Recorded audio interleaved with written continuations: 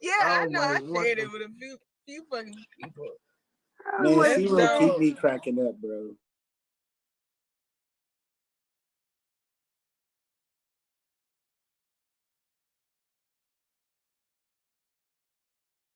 Man, that just started to go and I'm like, oh, And he was like he was, choking the fridge up too. oh Like it man. was like it And was in a the real comments, person. people in the comments like, this nigga lost the fight with the fridge. Like, how you lose a fight with a fridge? Wait, did That the shit was fridge wild. fall first or did he fall? Listen, I'm about to go look at this shit. Just find that shit. We don't know who swung Specifically, first. We just know the fridge won. Okay, we we just don't know who threw the first blow. the fridge got him. The fridge could have had an attitude, and he had to do what not he the had to fridge do. could have had it. Hey, you know how it's fridged up? That's fridged up, man. Instead of saying it's fucked up, it's Hey, fridged up. sometimes the fridge be acting like it's too cool. You know what I'm saying? That nigga wasn't cool having that fridge. That Wow, fridge we're really beat doing this. this. We're really Hey, that fridge was a cold nigga the way he knocked that nigga down, though. Y'all see we're that, right? really Hey, that fridge was Cold on as some ice. racist shit. He was on Uncle Rockets in the skies, man. He was that. wow. Not You the see, white the fridge fridge. was white. The fridge wasn't black. Oh, so the fridge could have been racist. Oh, all right. Y'all are so Hey, man, it's some racist refrigerators out there, bro. You just No. don't know y'all it. are that was such bad jokes. Oh god. Hey, man, it get cold Not outside the fridge had sometimes. to cool down, had to cool off. You know that's fridged up. I never seen a fridge move like that before in my life, though. Have you? No. Because there was nothing in it. There was nothing in that fridge. Even if it All was right, something. so let's talk about it. What is wrong with Chris Brown? Because something is just not right about him. When I see him nowadays, I'm just like, Hey, is that Chris? he beefing with There's Quavo something right wrong. now.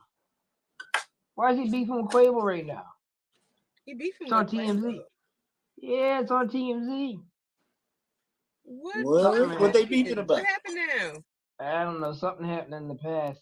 I'm looking, scrolling through, and it said, Karuchi? Remember they both used to mess no. with this It girl says named Karuchi. Quavo feud still alive. I didn't choose Paris's seating. Yeah. It's over a girl. It's really over Karuchi? I don't know. What do y'all think Karuchi be Chris- doing to these dudes to make them beef? She not even with neither one of them, and they still mad at each They other got a about it. video of oh, Chris is pissed. Let me see. You got to go look yourself. Oh man, put it to the camera. That ain't gonna Show the you news. Yeah, They gonna show show the the video. news. We're gonna put that video right below us. So What see is it? when we What it edit say? It said can't pick who you sit by. Fuck all that growth shit. Nigga not feeling thumb on my bag for little niggas. Try to You know, make Chris Brown's voice though. Make sound like Chris Brown when you say it. I can't do Chris Brown. No, I know you can do Chris, bro. You got it. You know he got I that. don't even know what that Yeah, man man, he sound got like. like that kind of Michael Jackson voice going on. Right? Yeah. I'm gonna let you niggas know. Pretty much. That's it. I'm not letting no niggas say what. Let me say something to. See, I can't do his voice. But that's his reaction. He'll get right mad. Like nigga, Chris say what? What? Who? You serious? I bet you. I His bet you facial Quavo was about to expressions. sing to him like, "Nigga, what you talking about?" You gonna really? It's a nigga. What you talking about? Chris with the blonde hair. I should Hey, who work on y'all his think voice. will win in a fight between them two? Who between who? Chris Brown and Quavo. Quavo. Chris Brown. Wait a minute, because Chris Brown from the hood. Chris Brown he know how to likes do to fight. backflips and shit. Y'all forgot. Chris Brown got more weight on him just in general. Chris Brown. People be thinking Chris Brown's scary. Chris Brown went up against Chuck Norris as a little face-off. That nigga looked like he was He went ranked. against Chuck Norris, bro. No, I mean not Chuck Norris. Sorry, Chuck Lindell. Oh, My Chuck bad. Lindell. Okay. Chuck Lindell's big as fuck, but he on the boy. juice. You know Chuck Norris got them high kicks, bro. You can get having them cowboy boots on. You know, when I first started hearing that fucking name Chuck Norris, I'm like, what the fuck is Chuck Norris? Then I watched the Extendables. I'm like, oh, that's Chuck Norris. Yeah. Regular white guy. Oh. with red hair, or you could say orange. He kind of remind me of Donald Trump. Yeah. That Okay, way. so please, we don't Hey, Hey, need so where what's the going fuck on with your Lawrence guys' Freeze president, got Donald this at? Trump, man? What's going on with him, man? Is I he don't gonna know. get fined? I don't know what's going on with the You Trumpster. guys might have to come to Firing him. Canada. He might be the president next year. No, Who there's knows? no way no, they cannot let that man. They can't. Even the Republicans, Well, nobody. maybe he give I us don't some more care money. who you We need some represent. more checks. You know, No, see, you're not for her. You're not for him at all. He's like, no, nah. Man, Trump was great to the people. He freed people. he's He crazy. he gave us a lot of money. He did He a lot of good things. He didn't give you guys shit. What the fuck you mean? He He didn't gave you give drama. y'all shit. What you mean? We get what we get from We're you guys. all in If this you guys go to together. fucking war, we go to war. You didn't know that? Did y'all get money for COVID when y'all went out there? Yeah. Yeah, see, they And gave we y'all got, for the my- money. we got that shit right back. I ain't did it. Free. Cause I ain't did it because y'all had to give it back. That's why it's like I said, y'all niggas gonna do it. You gonna give it back, not me. Yeah. And they still taxing people. Forgive me if I'm Hard. wrong. I ain't did my taxes yet. I got to do my taxes. ain't All right, did I my got a taxes in 2 question here. years. That What's the time, snipes type of hey, shit? if you got a call right now and Diddy offered for you to come work for him, Oh, and here we you got to go. be at his house. to Bro, talk as soon as about I hear it. the voice, as soon as I hear his voice, I'm hanging up. I'm recording it, then I'm posting it, I'm Oh, selling she's it to mad. the highest bidder, and then I'm still getting paid something. And Oh, that's smart. Oh, she's Hey, smart. but when he Oh, called smart. you, this how the call gonna go. Ring, ring. All right, one of y'all answer the phone. Ring. Answer the phone. Hey, what's going on? What's going on? See this? Take that, man. take that, take that, You take know what's that. going This on? Diddy. You know, I see your music doing well, man. I'm trying to get you on here. Okay. Let's go. All right.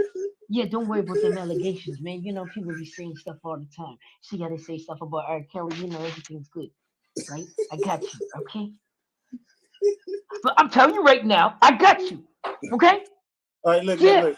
Answer the phone, see real. I'm gonna play like I'm Diddy, and you gotta be yourself. Ring, ring, ring. Yeah, what's up? What's going on? What's Take happening? that. What the hell you mean take that, bro? Take Who that. you call my phone taking that? Take that. Man, click. That's exactly what I did. I heard him play. Okay, now we Take gotta do that. C. Take that. See, did he call on your phone? Bling, I'm bling. gonna call you back, bro. first of all, I'm not Did he call answering us back? numbers I don't Oh, that know. motherfucker ain't So answer the it's So you phone. going want- straight to voicemail. So you ain't This gonna is Diddy answer crazy one bit? voicemail. Let me do it. Hey, I'm man, like that. did you hang I up in don't my answer. face? Take that. You put that booty. Put that booty in you. So what y'all got Again, coming I'm up? taking the C-Rod, voicemail you and dropped your selling it. video yet? You said what? Did C-Rod drop her video yet? For bad habits. Yeah. Wait, man, I never Bad heard you habits. rap. I was like, I never yeah, heard you bad rap. habits, bad She habits. was over there smoking that good shit, boy. She couldn't even I was remember like, the name of her song. She said, "For." She said, "I'm Yeah, a rapper." bad habits is You definitely forgot you was out a rapper on for a minute, YouTube. huh? What did you say? I said, "You forgot you was a rapper, your ass." So, Yeah, I got my video out on YouTube. The link is in the bio. Bad Habits featuring Hardy Prodigy. That's my first one. My baby. Definitely was excited about that. so I'm waiting on C-Real the Genius to drop his project. C-Real, I heard you and Lindrum got something cooking up in the oven. You send me a link? He humbled the fuck out of me. I ain't lying. You know, I was already humble, but you know, he's been watching me. He's been teaching me shit.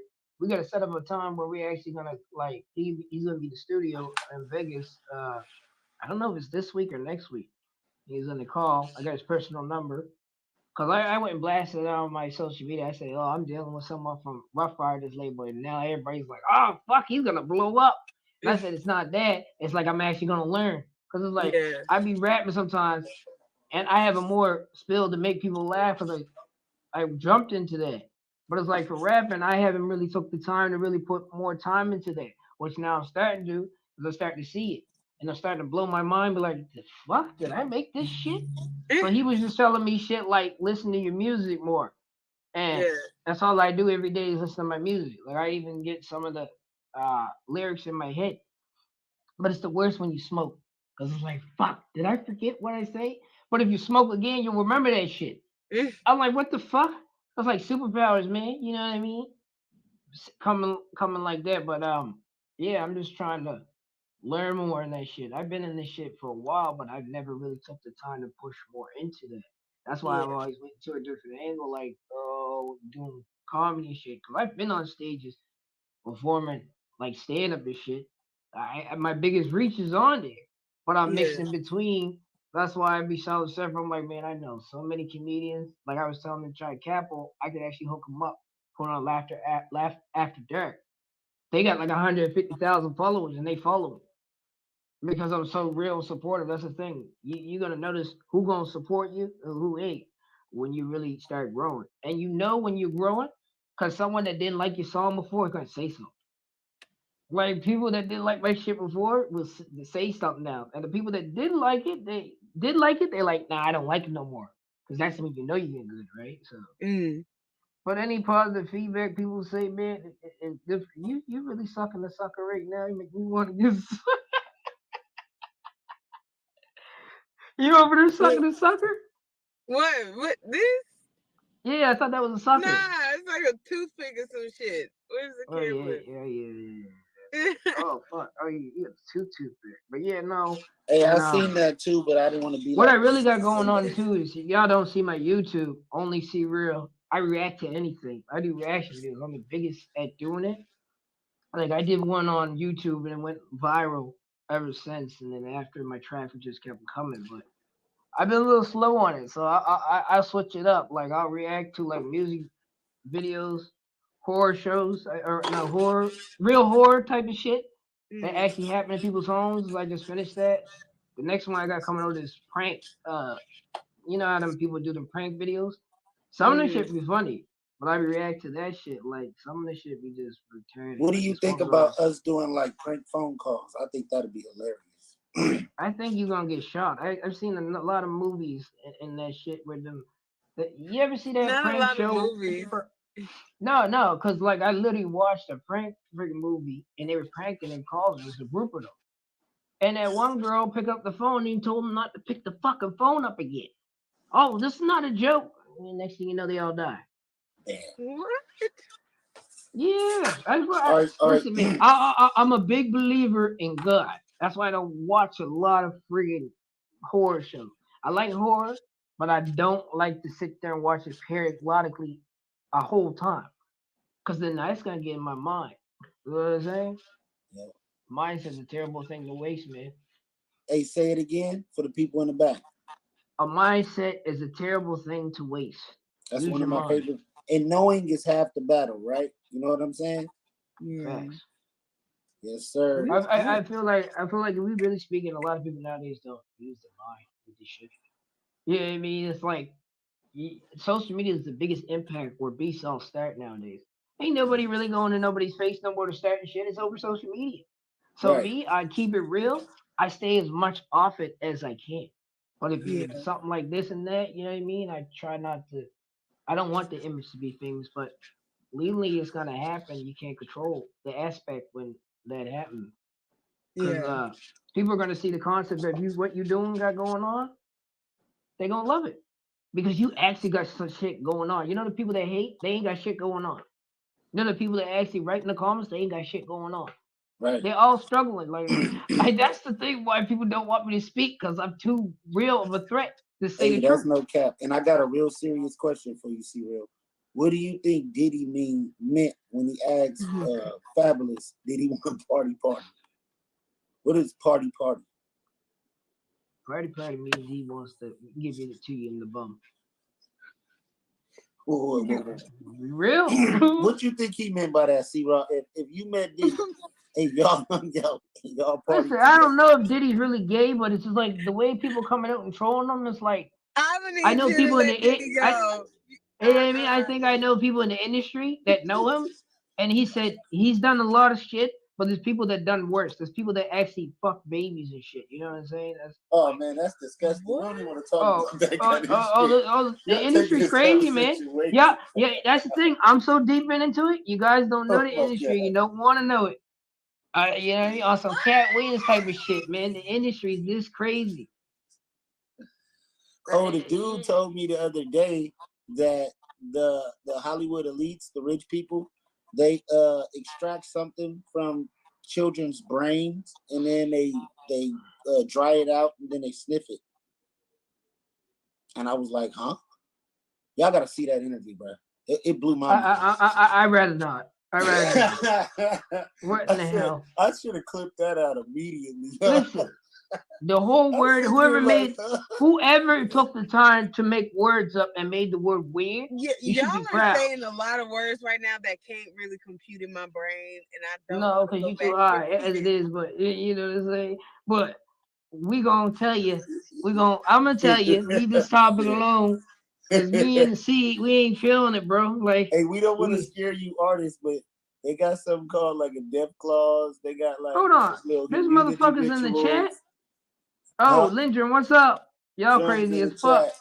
Unc in the chat. Shout out to Lindrum in the chat. Shout out to everybody watching right now. If you're watching the news, you can do us a big favor and like and Oh, there's subscribe and turn on that comments on here. notification bell. We got a couple people watching too. I gotta get high with her. I gotta get high with Roll her. up, bro. Bro, no, in person get high. Cause the girl high as fuck. And shout out to Icy JD for doing Yo, her first what type episode of with weed us. do you guys got in Texas? I need that shit. That would have me zoned out. You ever had Canada weed? Any of y'all? No, Canadian weed? not Okay, that I know of. we're gonna have to play a switch. Y'all gonna have to try Hey, some but make Canadian sure weed. y'all email me y'all music so I can send it to P. Diddy today, okay? I don't, no, I will never send you nothing to get. We are done with Diddy. We are done with Bro, Sir you Diddy. gotta let that motherfucker breathe. He's We're already done on the with P internet Diddy. trying We're to done survive. with Puff Daddy. We're done with what else has he been called? Quincy Jones, we can talk about. Email your music directly to me, and I'll make sure I give it to Diddy for you. And you definitely have to meet with them in person for you to listen to it. We talk about Quincy Jones Oh yeah, for okay, Jay-Z. Quincy. All right, I'm about to call y'all right now. Ring. Somebody answer the phone. Ring. Hold up. Hey, this is Quincy Jones. Bruh, what the fuck you calling me for? I was trying to see. Click. That's all I would have said. Like, what the hell you calling me for? I done heard that. What the hell going on with you? All right, let me I call don't want no C-Rock. problem. C-Rock, I'm about to call you. You got to answer the phone. She gonna record it. Ring. Ring. You are now going to voicemail. I told you I'm sending numbers I don't know to voicemail. No, this is what. Hey, sir, this is what you need. We definitely need more people. That I get to know C-Rock. C-Rock's funny as shit. She is hilarious, bro. No. Yo, I thought the other girl was like the female version of me. She was the female version of me. Like, what the fuck? She high right now? I ain't gonna say no more. Let's see if we can get Aloha on. I thought Aloha was gonna join us too. She is hilarious. She crazy though. We done with Diddy. We done with Diddy. Let me tell y'all a fun fact about Diddy. Listen, hey, listen, I'll be real. We be out right now, and it'd be me, you, and C-Rock and Aloha. And if Aloha seen the problem she got with it, she's like, oh yeah, I'm getting that bitch. I'm like, and we would be like, she would be the only one crazy to make shit pop off. I swear to God. I seen her interview, bro. She was like in her interview, she's like, oh yeah, I'm from there. Yeah, I don't remember what she said. And I beat bitches up. Like that was the final of the interview. I'm like, I gotta chop her interview up and put it out. Y'all gonna laugh your ass off, bro. No, because that was bad enough, bro. And I was just like, oh yeah, I don't got to worry about shit. She's, and you know what's so funny? When you got a female like that, ain't nobody ever gonna test her. You'll get that one female because people nowadays don't want to fight. People don't want problems with people nowadays. She reminded me of one of those girls off of Mortal Kombat. Fatality. No, you know who she remind me of? Lotto. She remind me of Lotto. She kind of I'm gonna like tell in the y'all way. who the real gangster is. Y'all think C-Rod just quiet and cool and goofy. C-Rod is a whole G, bro. Tell him, C-Rod. Hey, listen. Anybody anybody with dreads, it was a female and got a pretty smile, and looking at you like that, smiling, got deep darkness behind you. Real talk. Not a deep darkness, God. No, man, I'm telling you. They be seeing the most people that are funny and entertaining. Oh, they're cool to happy person. They're the ones that fuck you up in a quick minute. Hey, as long as you don't fuck with me, then we fine.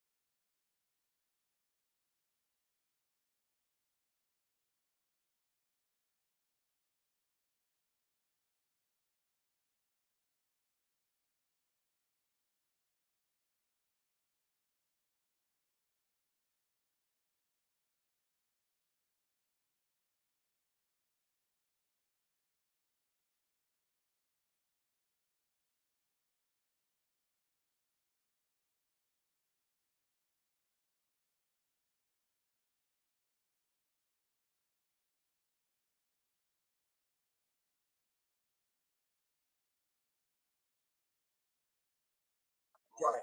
Them niggas coming down the street shooting, or my partner got killed in real life. Like I didn't want to glorify that. I was gonna rap about it anyway. But when they said, "What's up with the Mo murder? What's up with the Mo mayhem?" You know, that shit right there was like, damn, it's like the devil asking me to do something. My people dying for real. I do want this money, but when I didn't agree, they say he's woke. Get him out of here. Master P, he agreed with this shit. That's what we get behind. And I said, And it's all coming out now. I mean, you could read between the lines now because you can see who did what and who got this big and who put the money up behind them. So if you follow the money, it's all exposing itself. You know what I'm saying? yeah, we at the time of exposure. We at the time of the secret is out now. We at the time that, damn, they did trick us. Yeah. And now our children and our children's children, they want that same shit now too. They put it in us. We put it in our children. Our children put like I got homeboys that got 5 grandchildren already. I don't got one yet, but I got 7 children. I got 2 adults, but they ain't had no children yet. But I think, damn, my son finna be 30, and I had him when I was 20 or 20. Yeah, I was 20. No, I was 21. I was turning 21. Yep. So I was 21. So that means my son could easily be having a child that's 7, 8, or 9. But if he did, shit, that child will be listening to some pretty hard rap right now. These teenagers, Right. they like, they like shit. They like Lil Durk. You know what I mean? They like NBA YoungBoy. You know, they might only be 6, 7, 8, 9, 10, 11. That group like NBA YoungBoy. They like that. They loving him. He is the youngest of the mega stars. So I'm thankful though that I didn't do that. And I don't regret not making the millions through that process. I feel I'll go down in history.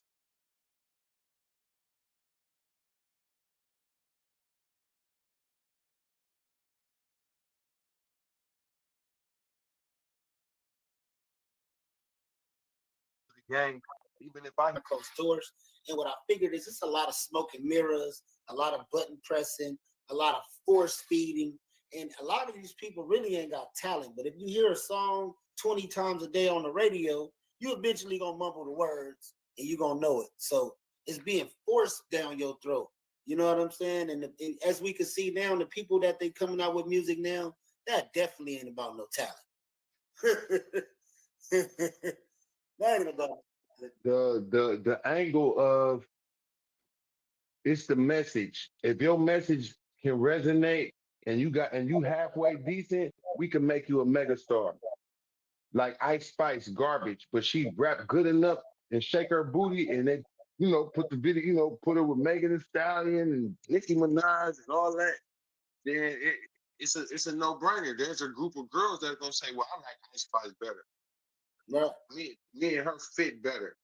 Oh no, I like Sexy Red better. Oh, okay, Sexy Red. She represents the way I feel. Okay, I still love Nicki Minaj. So you got the women because you can pick and choose what type of woman do you like, but it ain't none. I'm saying protect yourself, have a family, do good, cover your body up. Be respectful. Ain't none of that type of shit going on right now. It was crazy to me. I haven't heard it, and if it is there, they're not promoting it. You got to say, I'm shaking my ass. Yep. If you don't say that, you're not going on like number one, unless you got one of them feel good songs. You know what I mean? Like a feel good song, you might could burst through. But Right. they prefer that you say shake your ass because they need teen pregnancy and they need teen HIV, teen herpes,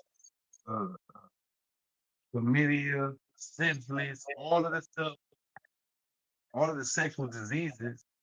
Then for those that's listen to the music and got a little joint, or maybe had a little drink, or maybe popped a pill or slipped some, now it's okay. You listening to that, you gonna want to do the shit they talking about. Next thing you know, your ass pregnant. Next thing you know, you got AIDS in high school. Or there you go. You have an abortion, now you used to having abortions. This shit ain't nothing to you, even though it's killing a life. But for your uncomfortableness, I can't be uncomfortable. I got a party. I can't be pregnant right now. So let me kill it. That's crazy. And a lot of ladies, they joke about it, but that's almost like that's like murder damn near on a smaller level, but the repercussions could damn near be the same thing. Like you see this baby and you let it get bigger inside of you. Okay, I keep it to 3, 4 months. I'm gonna get my ass thick, I'm gonna be looking cute. Bam, You take ain't the lying. baby out. That's Take crazy. the baby out. So it And all served a purpose. yep.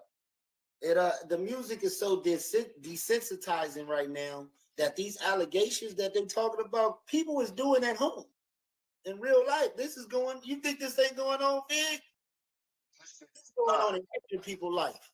No, that aspect of what they talking about is definitely going on. A lot of these girls is pregnant by a dude twice their age. Pregnant. You know what I mean? You got 15-year-olds pregnant by 30-year-olds because their body didn't grew so much where a nigga be like, shit, she big enough for me. And then, she thick. Okay, cool. She young and she fresh, you know? So nah, that shit is definitely happening. And I know um this story or what our brother going through, and I still call him my brother. I don't know if he guilty or not, man. I ain't made no post bashing that man. Hell nah. Shout out to Mr. Farkhan. He say, when you see a man fall, don't laugh. Learn from it. Because you might have some aspects of that same thing in your life. And all that laughing you doing, damn, now your ass falling. Now you getting the same thing that you was dishing out. When that shit come back, or maybe you got something in your closet. You been hanging out with a guy that looked like a girl or some shit like that. Now they gotta. I mean, it's a true reality. So I'm staying in my lane, learning from it. As you know, if you've been following my career, I was getting slandered heavy for a couple years in a row. JT scamming, he on crack, he's robbing people. I mean, they had the worst shit out on me, right? And I said, the minister Farrakhan taught us, if you stand on truth, it's like a palm tree. In tornadoes, palm trees last longer than oak trees or one of them other kind of trees because the palm tree can do this. Yep. When the wind blowing, it might go this way, blowing your ass off. So I felt like when you're standing on truth, it's similar, right? That don't mean you can't still get knocked off because all the accusations and smear campaigning actually toughened me up. So if it ever happens again, I've already been through it. And if I'm standing on truth, then you can't smear me. You can make up some shit that could look right and get a couple co-signers, and they could be, you could get on YouTube and say, man, JT robbed me with a shotgun a year ago. Right. If you say that enough times on YouTube, make enough videos, certainly there's going to be a group of people like, I knew that nigga was a robber, or I knew he. So all it takes is for somebody to say it enough times, even though that's defamation, Right. that's slander. But slander and defamation that's part of the shit. And for a nigga with a YouTube channel, he don't give a shit about spreading something. If I'm gonna do 100,000 views, how much is that in the paycheck? About 400, 500? Right. Something. It's something nice, you know. It's something you could be like, you know what? I got a good check coming at the end of this month. I did 50,000 on this one, 30,000. I did. Young Dolph Killers scene at Keisha house. Man, you getting a million views for that one. Big Hugh and Whack 100 almost have a fight at McDonald's. He said almost have. And they be having a picture or a video clip that just keep rotating while they doing all the talking. You can see this clip, but you never get to see it. They just tricked you and talked you into a scenario with a headline and a thumbnail. If your thumbnail hard, you might do 1 million views off a thumbnail. It don't even got to be that dope. It's your thumbnail was so raw. Cause I've seen some shit. I said, this got 95 million views. What the hell? You know, certain things that got them crazy views, but this thumbnail made me click it. Man, what the hell is this? Oh man, that ain't got me, man. This shit right here. I didn't, you get 3-4 minutes into it. You didn't got they got credit for the view now. Shit, they don't need you after about 3-4 minutes. Or how many is it 3-4 minutes or 10 minutes? I think it's for a view is about 10 seconds or something like that. 15 seconds. Nah. I'm talking about to get the real credit of the view. It's at least a couple minutes or something. Yeah. You got yeah. Where you get credit for the view. And they like, shit, I don't care I don't care if you're mad. If you leave this motherfucker on long enough, I'm gonna get paid off of this. So that's the danger of this new age where you could just spread shit on people whether it's true or not. And if that man throw that fucking lawsuit out, the judge throw the lawsuit out, if he did do criminal shit, then the people gonna come because if it's enough evidence, then they can say, okay, we gotta press charges. But a lawsuit ain't charging. A lawsuit, man, I want some money, nigga. This about some money. They want. They want them. You know, when he gave that money up the first time, I said, "Oh, you fucked up, Diddy. You should have never." Everybody running and everybody brain to go put something in. But he knew she knew something. He was like, for sure, she knows something. So let me hurry up, get her out the way. But one thing I can say, if a person ever had sex with him, right, and they wanted to be in a relationship, but he like, man, you know what this is? We just was doing that. Right. That was 10 years ago. You seeing what's happening now. Shit, I got some text messages. I got a picture sitting at his house. Shit, let me put my paperwork in and say he touched me. He held me against my will or anything like that is workable right now. That's crazy. With this Me Too shit and all this weird shit. It's workable. It's workable. It's workable. Like you can really put some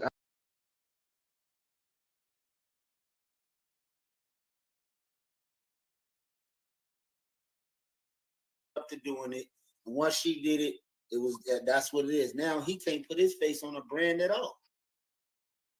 If I was him, I'd sell everything I own right now. Get rid of I'd sell it. I'd sell it. I'd sell it, and transfer the money over there to Bermuda Triangle or wherever them rich people. I don't know what country that is. One of them countries. If you put it in that bank over there, nobody can't touch it. They got some banks like that. Yeah, they do. I wire that money on out my account right now. I keep about, I keep $1 million or $2 million. If he had all these 500 million they was talking about, or was they lying? That's when it come out too. Was he really a billionaire or was he a proclaimed billionaire? Well, we seen Kanye West when they took the deal. He went from 1-something billion only to 400 million. I say, wait a minute. So you mean to tell me they holding the rest of the money? They let you claim billionaire status, but you don't actually get to hold the money? Oh no. I don't like that deal. That's why he didn't fuck. That's why he didn't care. He said, "I'm never gonna get that money anyway." Shit, he been whopping them doing other shit. He's so popular and famous. It's even Jewish people that's like that love Kanye West. Like, let me spend some money with Kanye so he can do this for me. I mean, shit, if he a genius, I mean, he might have said bad shit, but even white people still want to do business with him. He might have said some things that offended people. I ain't hear no lies.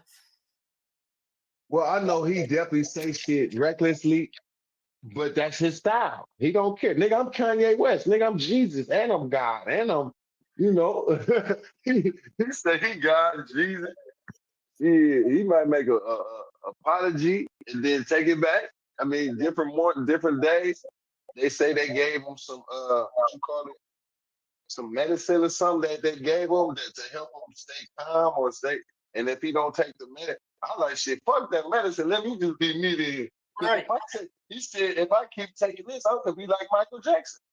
Right. He said, man, they was shooting me with some shit, man, and I wasn't thinking right, man. Fuck that. He went and married him a new white girl. He gonna try to make happy about it.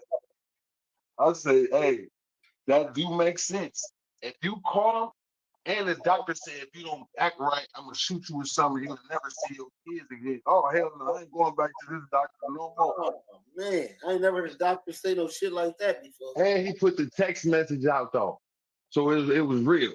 Right. The doctor should have been in jail. How you go? So you mean tell me you gonna give me a shot and I'm never gonna think right again? Man, I'm never coming back over there to your clinic, and I'm scared to even go to clinics now, or hospitals or whatever.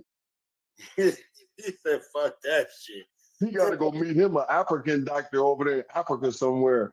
I'll take my chance with the Africans before, because if you go to the white doctors and they already mad at you, I mean, I'm not racist at all. I understand who they are. I learned the history of white people and black people.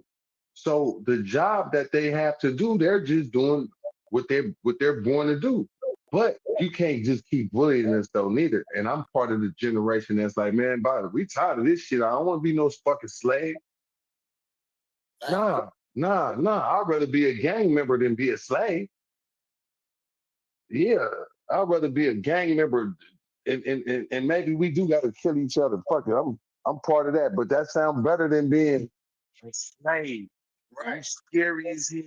Oh, yes, sir, man. All that type of thing. That type of Oh, please give me a job, or please this. Nah, I like the fact that God made this thing away with. It's hard to be independent, but if you're a praying man, if you feed the community, help the youth, do something of positivity to help your community, you can make it. Because you're not gonna make it if you don't give back. And that's one of the secrets that I can share with anybody who's watching. Right. Man, when I learned the secret from Minister Farrakhan, he said, when God bless you to make money, it's actually not just for you and your family. It's for you, your family first. But portion of that is to help those in need. And that's part of the job. Your people is suffering. So through giving back, you put yourself in a position where God could give you something when you need it. Right. I watched my boy Crip Mac run with that free Crip Mac, and he definitely really felt that way. Like every time I make some money, I'm finna go give back to these people that don't nobody care about. You know that gets you hated too. That gets you hated. It gets you hated. But on another note, Trapflix, that's part of my goal. When I went to Africa, I was able to build them water wells and get that food out. And I was like, damn, this money is a lot, but it's really not a lot. Because in America, we spend this kind of money just on the weekend, going out, party with your partners, getting high, hotel rooms, females, fine clothes.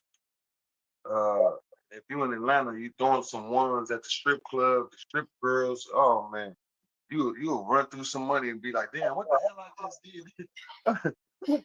Thursday night, I had 3,500 in my pocket. Monday morning, I'm down to like a 400, or like don't be at like a 200-300. You're gonna be mad. 3,500. Man, listen. I'm using that number because that's like a big ass number if you got it in your pocket. Right. If your bills paid and you got an extra 3,500, there's no way in hell I'm running through my money the way the past.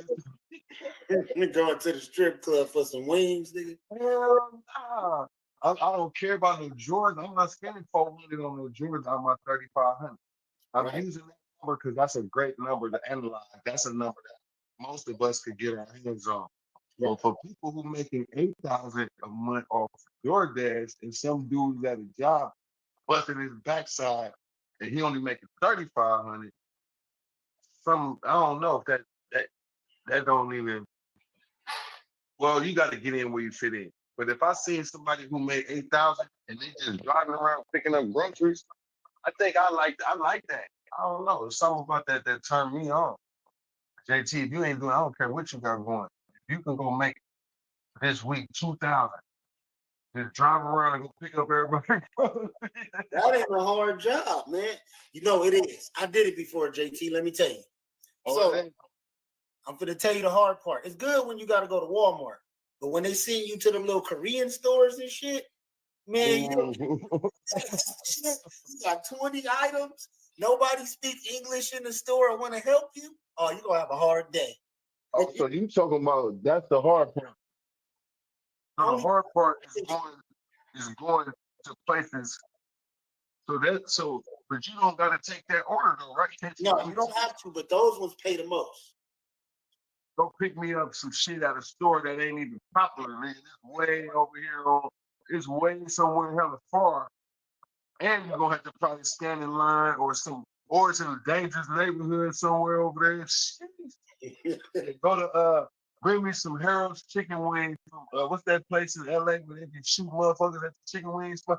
Oh man, it's plenty. All of Louisiana's. Louisiana chicken. Louisiana's, boy. I need to find one of them. I want some of that. Louisiana's got the best chicken, man. Is Harold's Louisiana chicken or is it Harold's? Harold's chicken. Harold's chicken is a different spot. So I think Harold's, and then you got the Louisiana. So both of them is in LA. I know they got one in Vegas. I don't know if they got one in LA. I never been to the one in LA, but for sure. Both of them is tremendously. That's how people get shot. Definitely. Right. But that's a place that I know I want some of that shit. I want some for myself. Right. But you know, my guy, but we're gonna definitely have to come back and do this again. I got a few calls to make, but I definitely want to get on here for you and get you this content that the people see that we working together. I'm proud of you and how you was able to load your channel up, making you like a real broadcast person. You do this shit on the regular, you stay posting. So I think between you and my man Lil Gangsta Earn, y'all two is the most active that I've seen since I started this. So I'm rooting for y'all, and I'm definitely looking forward to getting y'all more tied in some executive roles because as you know, Trapflix, I might be the founder, but a smart founder is going to hurry up and find a team and let y'all step out front, put y'all out front. You know what I mean? As faces, people that want to do the interview, talk to my man. He gonna get you on. You go on his shit, and then you gonna post that shit on Trapflix. So I think that's good. And I think one of the things you should do is make a compilation of some of your stuff, and then load it up on Trapflix, not through YouTube, but put a cover, so that way I can put that thing at the front. Okay. You know what I mean? I could put, how we got the movie cover, and it's the slide at the top. Yeah, then that way you can get some of that action. So I'll definitely recommend that. That's something you probably should do. I definitely appreciate the opportunity and the acknowledgement, man. And I'm ready to roll with you whenever you're ready to go. Hey, man, come on, let's do it, my G. Keep pushing. You got the number. I'll try to come on a couple times a week, at least 20, 30 minutes, say some words. We update our combo, our lingo, our information that we pass on to the others. And for those other people that's trying to get their channels, they could come through you and you'll be able to get them a sweet deal. So you got some sweet deals. Y'all hear it for yourselves. Sweet deal, baby. All right, y'all. Much love, man. Keep going and salute to the chat. Yes, sir. Yes, sir.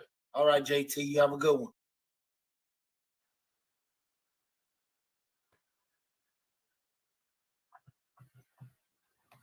Now my flow's getting the same. Started, I was hopping on like to be Currency beside all the time. I don't know ringtone why. on, So like so my nobody original can see the sound, 10 you probably hear some of my old songs. nobody. In jail, how you go? So you mean tell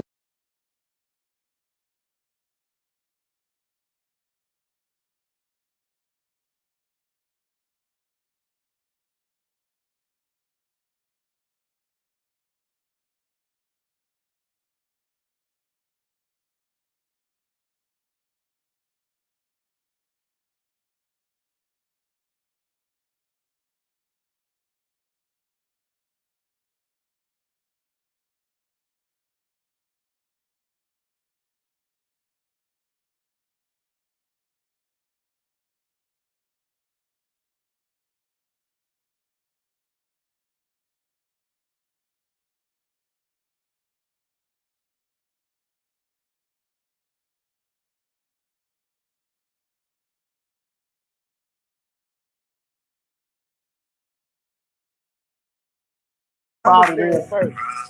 Pookie got one. And this, you are now tuned in to the news you can use. I am your host, Big Surf God. We got CJ the Beat God in here. We got one of the realest niggas out of Long Beach, Pookie effing Rude, man. He's an artist, show promoter, chef, A&R, king of marketing, if you ask me, king of artist development, entrepreneur, crip walking guru, if you want to learn, and many more things. Pro Negro, if you didn't know, and he gonna tell you a lot more about it. Pookie, let the people know what's going on with you. Hey, what's the deal, man? What's good with all the good people out there? Hope y'all smile and understand what it is. King Turner Pookie from Rude Vibrance. Good vibes, good spirits. You hear me? What's the deal, man? Yes, sir, man. It's yes, good, sir. Man. New year, new vibes. We got to turn it up. We got to jump it off on a good note, right? It's really not the New Year's to April 1st. Oh yeah, to April. Well, that's 1st. Another conversation. Oh, we're gonna talk about it. We're gonna talk about it. This the news you can use. So if you got some news that the people can use, I'm just saying, why you think it's called April Fool's Day? They've been fooling us. It's really not the New Year's till April 1st. Look it up. Oh, preach. Let them know. Wake them up. Pookie gonna wake them up, man. My people told me, I was like, no, I had to go look it up and do the research. I read up on it. I said, oh, why? You don't say. Somebody seeing through the fog. Hey, Pookie third eye is being open, man. Tell him, Pook, you ain't sleep. You been woke. That's that anointed eye. You know what I'm saying? The anointed eye.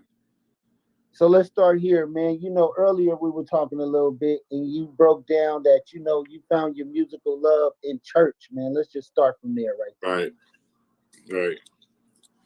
Yeah, church, man. Church is where I found a lot of my interests.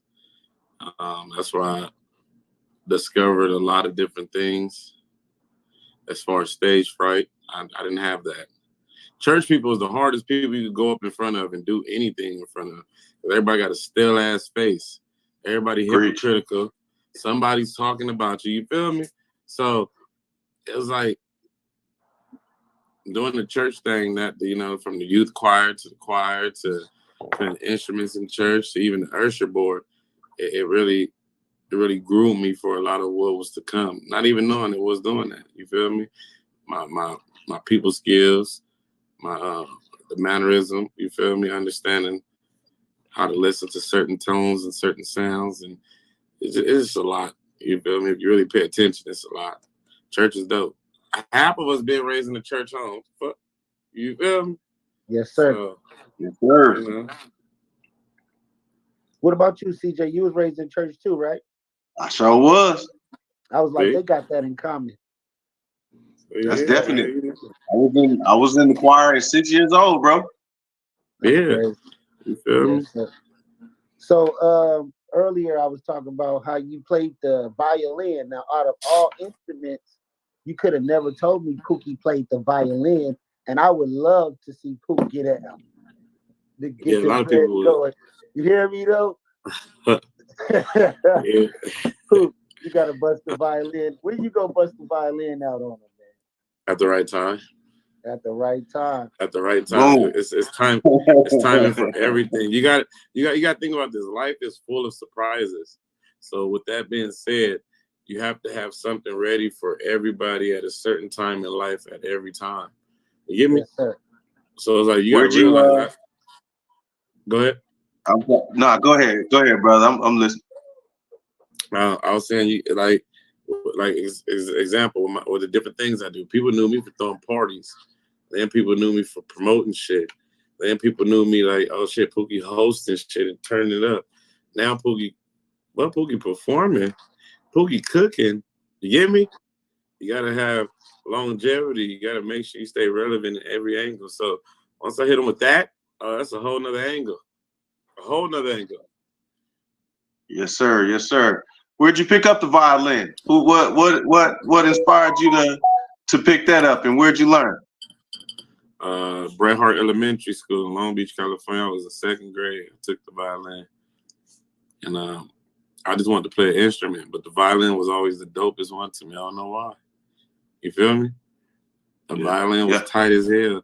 I learned how to play the drums and all that, but the violin was something different. So then, you know, once I learned it, I kept it going till about I got in like the 8th grade, 8th or 9th grade. And I stopped. Okay. You get me? Like once I Yeah. stopped going to church, I stopped playing it, type of thing. All right, so the music, man, you say you're not a rapper, but to me, you rap probably better than 85, 90% of the rappers that's out right now. So I need to know, you know, is it just something you have fun with doing every now and then popping out? Hell Or is yeah. it just like I only have fun doing it. Like, okay, like this. I'm not a chef. But I don't know. Man, that You wings, feel me? man. I want to jump Yeah. the wings, man. I put like this. The Lord has blessed us with so many talents. Who said you're supposed to be just stationed at one? Oh, just because I do something, I make money off of doing something, or get attention off doing it, does not mean I'm in that box of being that. We didn't know Tyrese was an actor. We just thought he was a singer. We didn't know Ice Cube was a movie writer or director. We just thought he was NWA. You feel me? So it's like, I'm an entrepreneur. You get me? Not having a degree or the certification does not necessarily hold you back from learning the skill. There you go. I take all my skills that I learned and I make jobs within my homies. That's where it becomes an entrepreneurship. Feel me? The homie got a license, he got a car. He don't do shit all day. You're gonna make $10 off each delivery you do for Pookie Plates.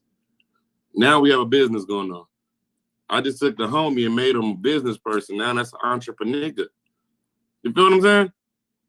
The homies that just waste time, they like to go out and spend money. While you out, take these scan cards. I pay $500. You going for how long? 2 days? Okay, take this out there for 2 days and pass this out to all the females you talk to and videotape it though. I'm gonna make you go viral and get more. Then they do it. I took a nigga that normally travels and he love bitches. So now you got a reason to talk to him and videotape that shit and I'm gonna make you go viral even more. You feel what I'm saying? Entrepreneurship. Marketing genius. He said, man, take what you love and make some money out of it. You might as well. Why not? Right? Why not, man?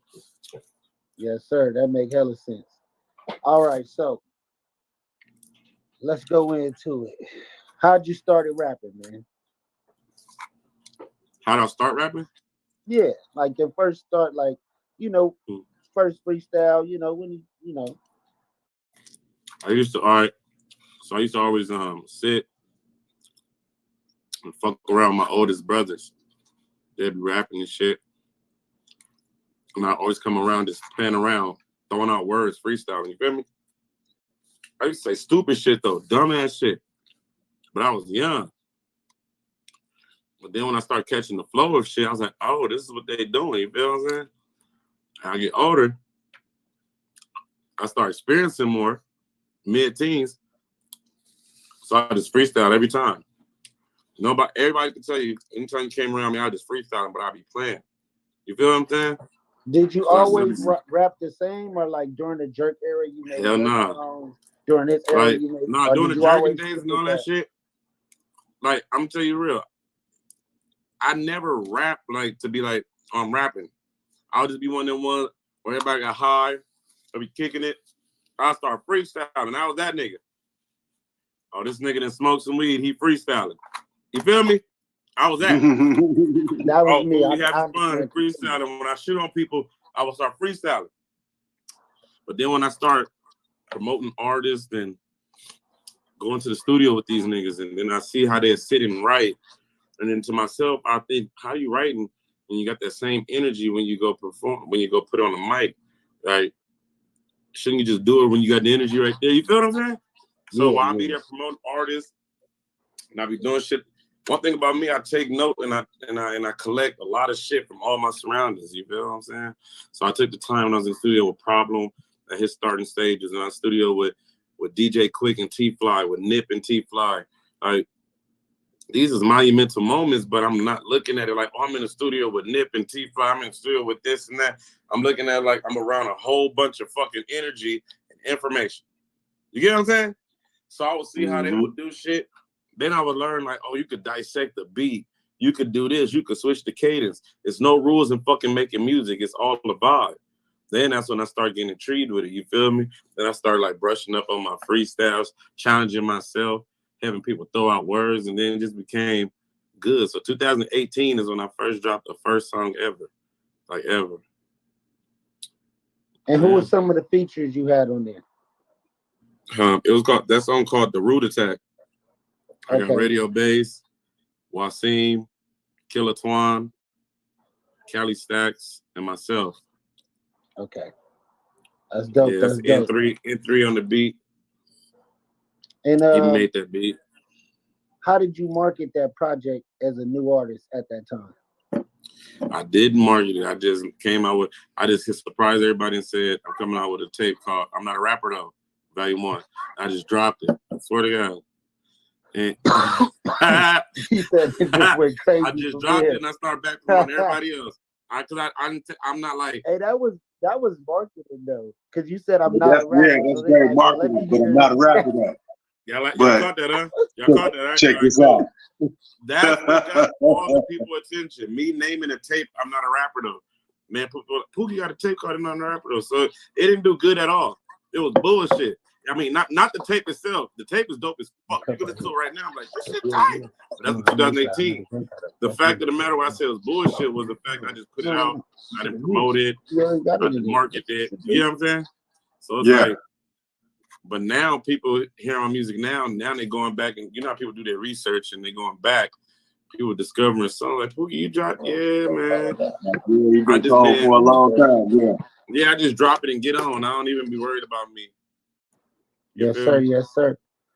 So you go from that to your next tape. Now, the next tape I heard myself, and it was ringing in the streets. That's like earlier. I'm like, man, Rule Summers? Yes. Talk about it, man. Let's speak on it. I put Rule Summers out. Come up with you feel me? What gained the energy? How'd you come up with the concept? Okay, Rule Summers. It was when I was trying to feel myself. I was like, damn, I'm really going in these studios and knocking these songs out. But I'm going in there with artists this time, and people, I'm seeing them right. All I do is hear the hook, and then I'm going to studio. I said, oh, fuck. All right, let's do Rule Summers, man. Let's drop another tape. But it got taken down because one of the songs on there didn't have a clearance. You feel me? And I think it was the Funk Volume with me and Chef. It didn't have a clearance, so it got taken down. So I think that was like kind of good but bad, because that tape was going crazy, right?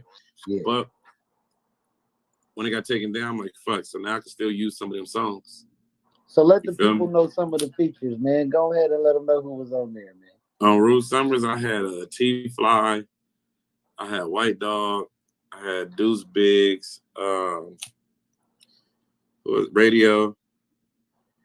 I had some cool shit on there, you feel me? Some people from the Bay. Some cool features, but for a new artist, that was good. Yeah, but I had some people from the Bay that's popping now.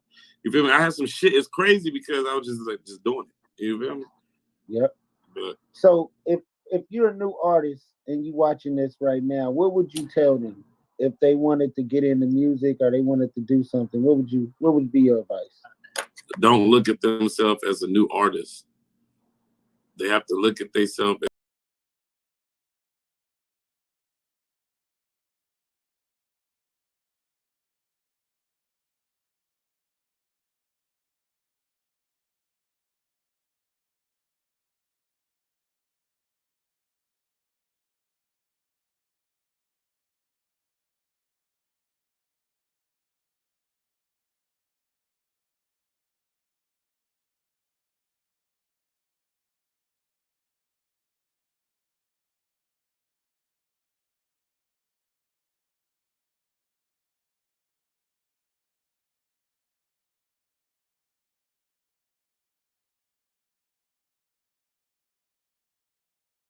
Always fucking be a new artist.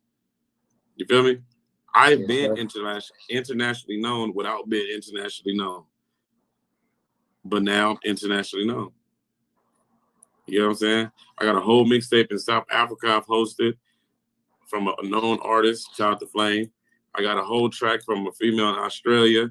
She just gave me the clearance so I can drop it, called West Coast. Shout out to First Lady. I got some shit, you feel me? So it's just you got to start changing your vocabulary. You know what I mean? Yes, sir. So that's the advice I give new artists. Come in here with the mentality of that you're already on. You just undiscovered talent. So that's your mission, to be discovered. You need to put yourself in front of everybody's eyes and ears so they can discover you. You know what I'm saying? Confirmations. I believe you should speak confirmations into your life in everyday life, period. You know what I'm saying? Speaking into existence. Feel it. Taste it. Go It's drive real. it. Go test drive it. Sir, words matter. Yes, It's words fucking matter. real, man. They don't call it spelling for no reason. You know what I'm saying? Right. You got a question, sir? Well, I was just thinking about, all right, so you've given the youth a message. All right, so, and you've got this platform.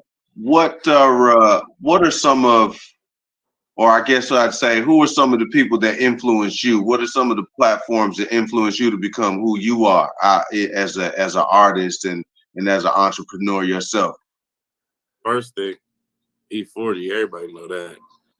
E40, that boy is that man. He's the entrepreneur of entrepreneurness. You hear me? Like, oh yeah, any dude who can make his words match his steps. Think about what the hell I'm saying. He made up his own wording to match everything he do. That's one. Not only that, everything he does is a hustle. Can you do me a favor? Get King water out the refrigerator and fill him up for me. He that nigga, he makes a hustle out of everything he do. That's where I got that. Don't put me in a box. I looked at E40 like he making lumpia, he making ice cream tub burritos, while still making tracks, making movies, appearing in his movies. Come on, bro, making cookbooks. What are y'all talking about? Now he's in the liquor line. What? Entrepreneur niggas are entrepreneur And niggas. still Right there. owning his own label. You hear what I'm saying? So right. It's like, I remember the first time I ever heard E40, bro. I was like 11 years old, 10 years old. The first time I ever heard him, and it was on a cassette player, and he was in like a gray, he was in a gray jean suit with a beanie, bro, sitting on the front porch. I never forget the tape, and I kept listening to it back to back. I got it in my auntie car. I was mad when I didn't hear it. You get what I'm saying? Yeah. And it's like when I got put up, I was young, but it's like I understood everything he was talking about in his songs. I didn't know E40 until I heard E40, then I realized E40 was a fucking beer. That's how much I was paying attention to cut at a young age. You hear me? I'm like, wow. You feel Body water. The one me? I heard about E40 first was the one where he was on the Rolex watch. You remember that one? Yeah. Oh God, he was on the Rolex watch. Yeah, him and Sugar T. You know what I'm talking about? Sugar T. Yeah, come on now, man. That was the first. That was the first. That's what I was about to call out. That's his sister, man. You feel me? That's his sister. You feel me? Then you got Big Meezy. You got Meezy, his brother. Then you got D, his brother. Then you got B Legit. That's his cousin. Come on, man. Like, it's like I'm part of the family, but they just don't know yet. You feel me? That's it. Hey, look, you got the new song with him, man. I put that on everything. I told Pookie to make that a seasoning, man. Nah, the remix about to go crazy. That's something that the song itself already. It's already, man. By yourself without the E40 feature. No disrespect to E40. We know that's big, and you. I know that's like a moment for you. That shit go crazy, and it go crazy without E40. So we know when you dropped this remix, because I heard a snippet. You dropped a snippet not like a minute ago, and I was like, "Oh shit!" It's gonna be on the bottom. That was pure walks of faith right there. Oh, that right there, that happened with pure walks of faith.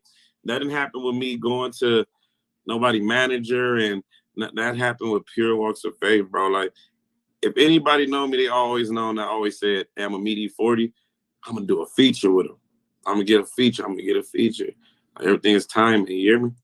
So it's like I manifested that so strong. When I went, this is the crazy part. When I went and recorded the song, put down everything, I was mad that day, bro. I recorded one of them days and put that on everything the same night. You hear me? I walked in there mad. I was hot. I walked in. L Fingers and Hash in there playing a beat. That's been one of them days. So what's this? I'm listening to it, I'm vibing out. And then Hash just I said, man, I was like, man, I'm not even feeling it today. I didn't even want to come record, but I like this beat. It's talking to me. I said, I feel like it's just one of them days, my nigga. The fuck? And Hash out of nowhere said, well, it's just one of them days. Go do it. And then when he said that, I started singing it. I said, it's just one of them days. I started doing like that. Then Hash came out of nowhere. Ba, ba, ba, ba, ba, ba, ba. Yeah, and that Jelly rolled there. Right, oh, I said, oh, hold on. Hey, we recorded that, right? That nigga El Finger said, you're not leaving. I said, what? After we recorded that, because I rushed through it.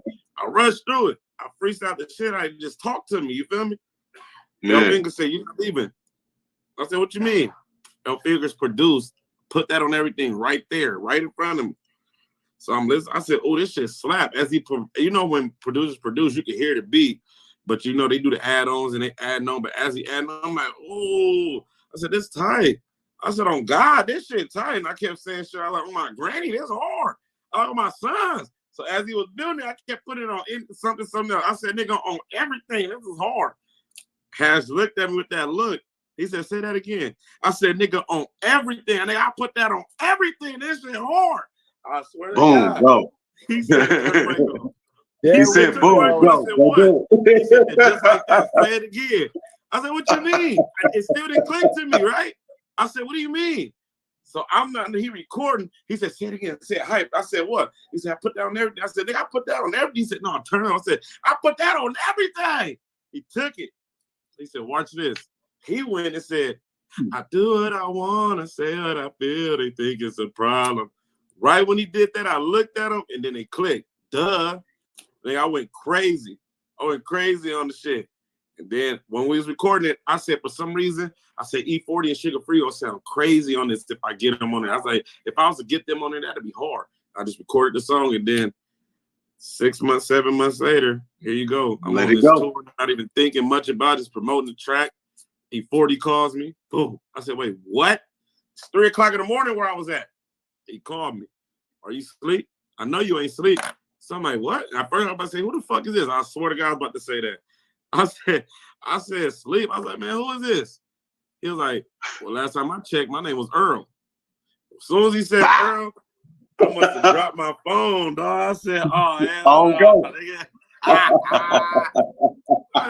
no. Hell no. That's how you work. So he was like, listen, man, I sent you that verse. I said, and I forgot I sent him the open verse. I said, what? I said, wait. He said, yeah. I checked it. Sure enough, it was there. Called him back. He said, you like it?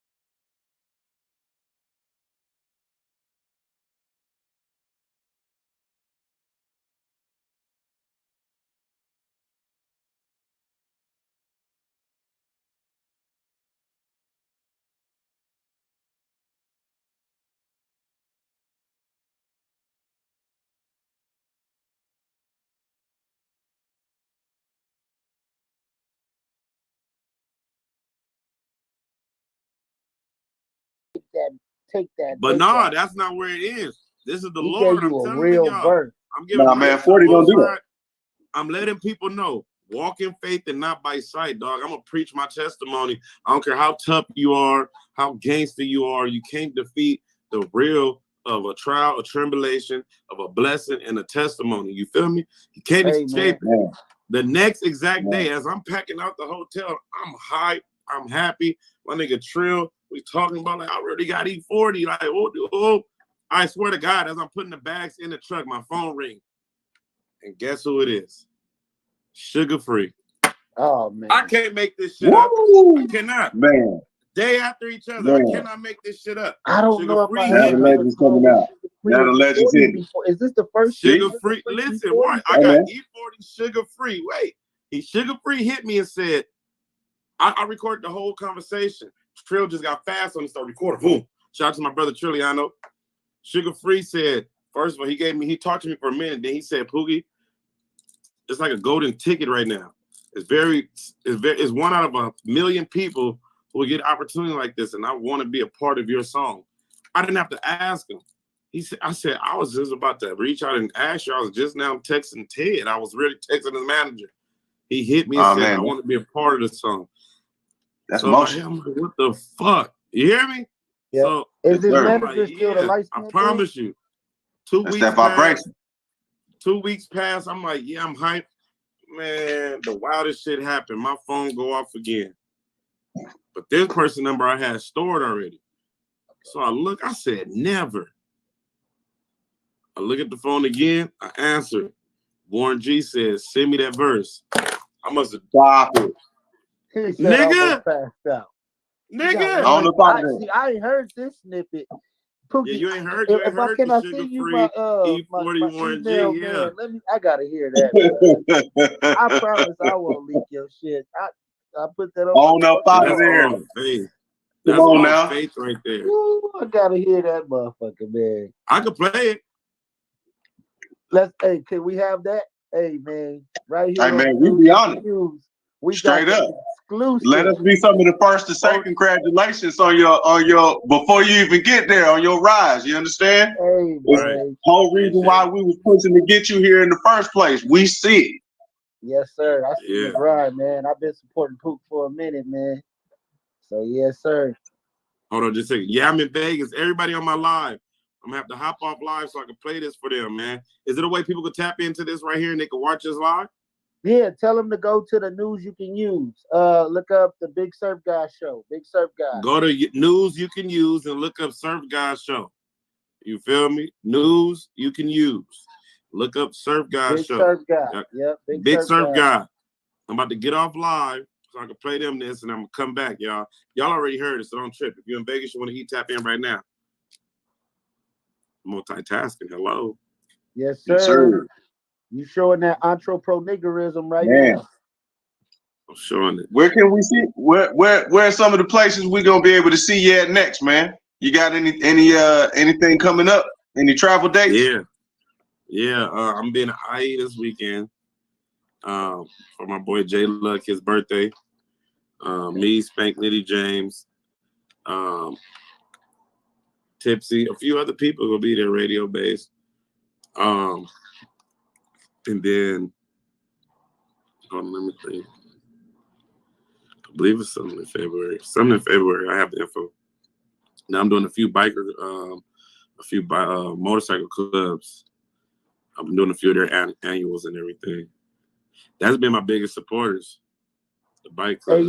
Hey, the motorcycle clubs, I don't know, my boy from the A, but in LA, the motorcycle clubs, the Brothers of the Sun, the Deuces, wherever you go, them be the spots. If you know the DJ, shout out to my cousin Sensei Bob, who been keeping my music alive for the last 10 years. Yeah, DJs is every it. night in the Deuces. If you go to the Deuces, then you know what I'm saying? All right, so here go exclusive. It's not the final one, because I'm gonna put. All right, so look, this is my promotional plan. I'm about to drop the Legends remix. It's gonna have Sugar Free, E40, Warren G. The version you about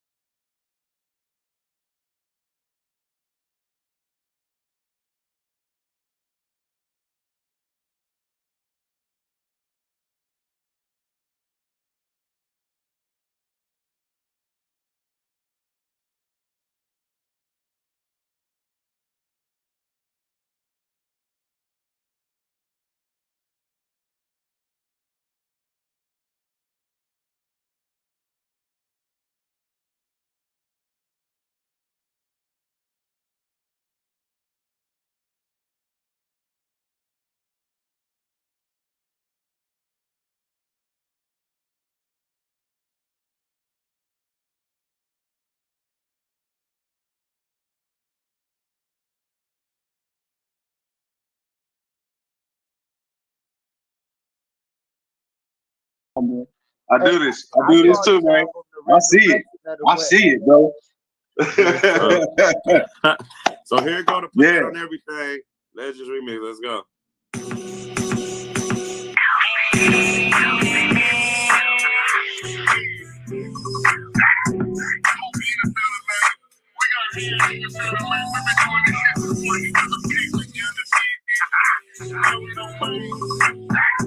Exclusive. Surf God exclusive.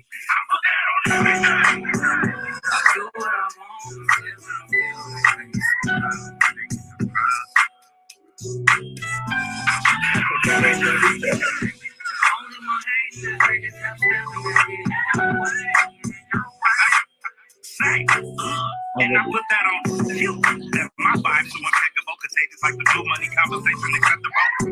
Now you rapping like a reputable. And you rapper nigga sound so skeptical. Jump the boogie, now the boogie bang. I ain't worried about you niggas, I do my own thing. She is in this game, I'm in my own lane. And I'm still getting paid to bring your name fame. They love it how I walk like this, I talk like this, you paid to talk this shit, let's get it lit. I really know you feeling this. Ooh, shit, bam. Exclusive. News you can use exclusive, man. Y'all want to hear Pookie it? effing motherfucking rude in the building. Y'all want to hear it? Motherfucking rude. Let me do this. Hold on. Boy. They wonder how E40 is about to get off too. Y'all ready? Yeah, let's go. Hold on. I'm gonna run it back. Let me do this so we can be all buddies. connected. It's one of them right here. Man, we need some of them sound effects, right?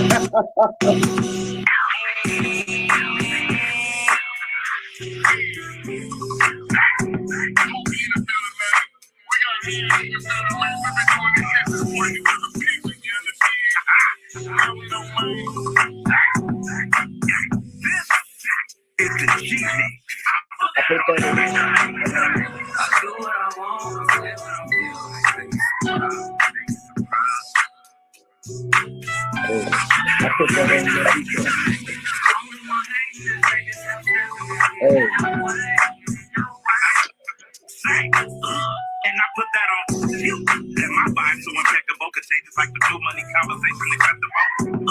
Now you rapping like a reputable. And you rapper niggas sound so skeptical. Jump the boogie, now the boogie bang. I ain't worried about you niggas, I do my own thing. Genius in this game, I'm in my own lane. And I'm still getting paid to bring your name fame. They love it how I walk like this, I talk like this, get paid just to talk this shit, let's get it lit. I really know you feeling this. Ooh, shit, bam.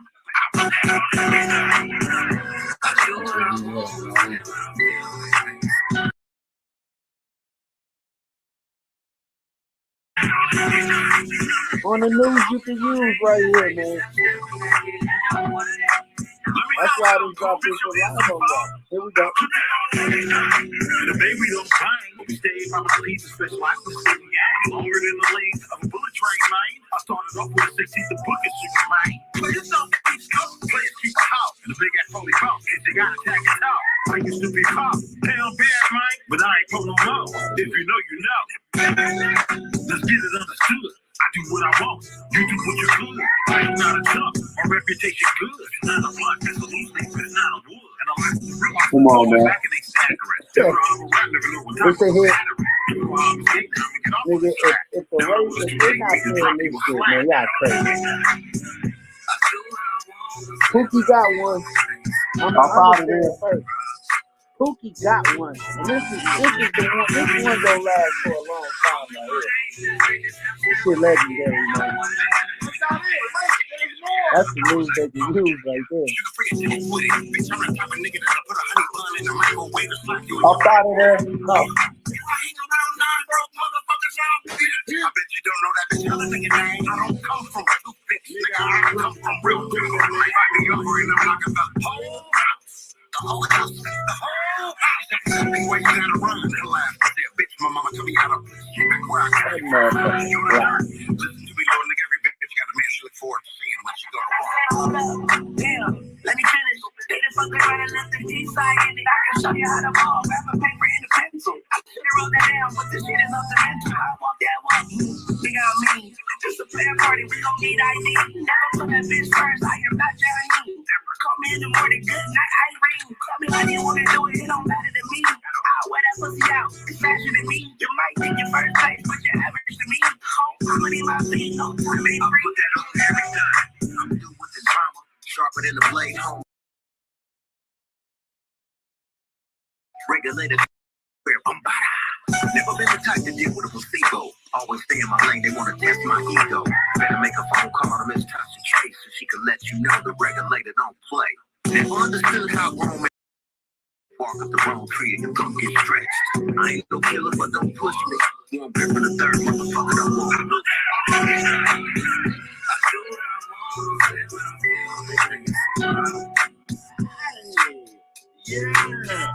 This one's out of here. This one's out of here, folks. This one's out of here, folks. Man. Explosive. Exclusive. And I put that on everything. Hey, y'all not ready, man. Pookie motherfucker. Now that's a motherfucking news. This is a motherfucking news from Pookie motherfucking room. Put some respect on your name, man. You know what I'm talking about? Here, I got some flowers right here. I can't give them to you through the phone, but here you go, brother. You Appreciate it, brother. That's what I'm talking about. And you know what I love about the whole song when I was listening to it? You know, a lot of people don't listen nowadays, but I actually listen. Pookie wasn't on there cussing and gangbanging and talking about how many niggas he killed. None of that shit in his music, I ain't never killed nobody, man. Come on, man. I ain't never killed nobody. Pookie, you going places, bro. I'm not gonna talk about shit. That's the thing about rapping, is too fabricated, man. I go through the struggle. I'm still going through the struggle as I come up. You feel me? Right. It's like music is it's not a few about billion people in the country. How many of us you think actually killed somebody? Man, I wouldn't care. I wouldn't fucking care. That's their life. That's their soul. That's not nothing I would You feel me? At the end of the day, it's like this with me. I focus so much on myself. I don't even care for anyone except for when it's a blessing that happens. And then I'm like, I intervene and I praise with them. I'm happy with them. Other than that, I don't give a fuck about people. Not to sound rude or fucked up. I don't even remember the homies' females' names. Some of the homies I've been knowing for years, they girl get mad. You don't know my name still? It's not my job to know your name. Right. I'm sorry. You feel me? Yeah. And my point was to say it's not gonna be the same. All right, but we not gonna move too fast. Your story ain't gonna be my story, ain't gonna be his story, ain't gonna be their story. Right. Yeah. No man's story is gonna be the same. I give that record a 10 out of 10, bro. For the West Coast, that right there, it's a vibe. It's so many That's up out of there. That is up out of there. I got some shit for y'all, man. Y'all just don't even know, man. I got my intro alone, nigga. My intro? Oh my God. That's not even.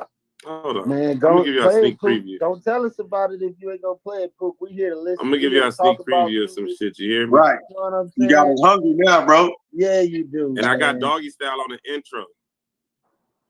I was gonna say earlier, you know how on the Doggy Style was there be this is W Balls. I see that you got that swag in there, like you really listen to you really was listening when you was younger, like a lot of us did, but you incorporated your shit.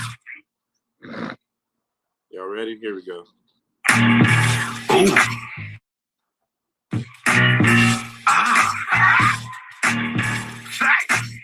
This is Rebirth of the West. I'll never ever pick the beat. The beat picks me. Hey, yo, Harris, what's the deal, dog? You said that fun? Well, let me speak to you as it speaks to me. Come on, vibe with me. You know that I am the king. Put the F and root. They be like, there go that dude. I'm cooking, I'm serving, I'm bringing wisdom to you. Me stepped in the booth. Let me tell you my truth. I got a story to tell, and it come with the proof. But nigga, you know, that's the cook and promote. Later on the same night, go and turn up a show. This ain't no miracle. No, I did this with my faith. This ain't no miracle. No, I did this with my faith. All I did was let the D.O.D. lead the dog in me. Now you see me eating verses on these West Coast beats. I first started promoting, now I'm cooking for souls. And now I'm coming to selling, I'm turning up shows. Who was that nigga? Who ever wrote that seat? Well, I'm that nigga that steady stopping giants that's in these streets. My fault, all fight for 'em. Let me get my run. Been telling you to fuck with me, now you stuck looking dumb. God damn, get the dog in right now. It's the rebirth of the West, turn this shit up now. It's the rebirth of the West, turn this shit up now. Let this bleed through your fingers, it's that real West sound. Say, this ain't no miracle. Hey, yeah. That's freedom.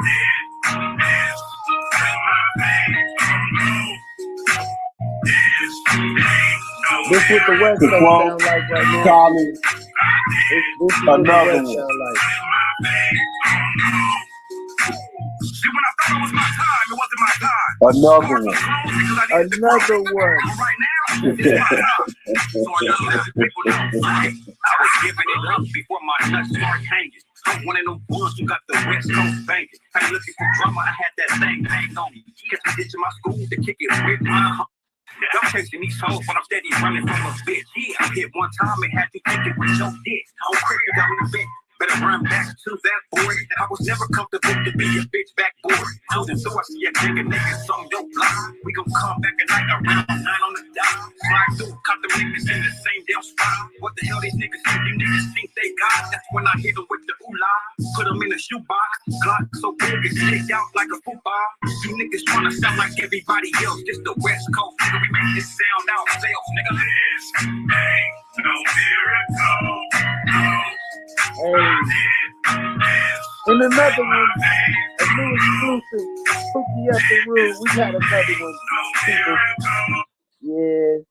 Hey, Pookie. Hey, man. Yes, sir. Yes, sir.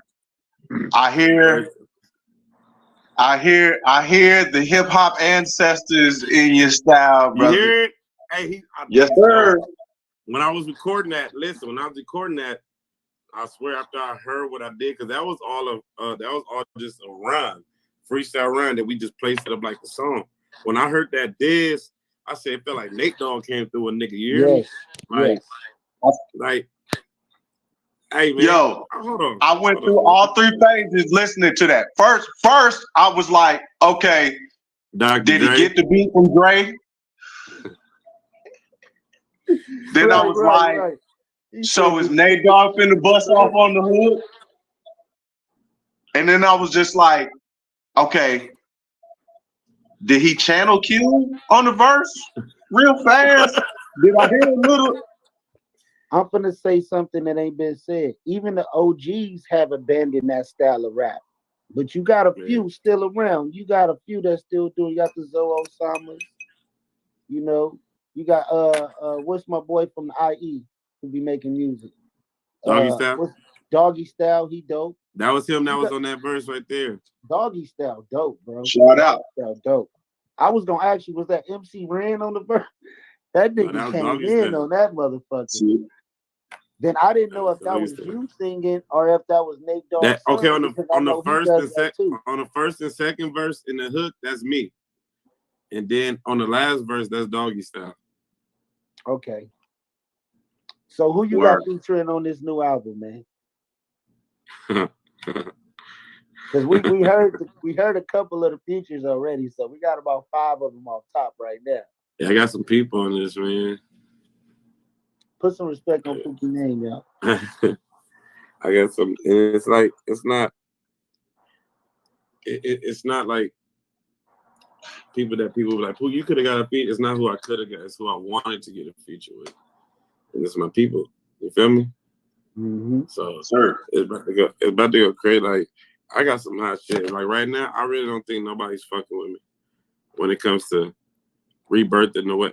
Listen to this.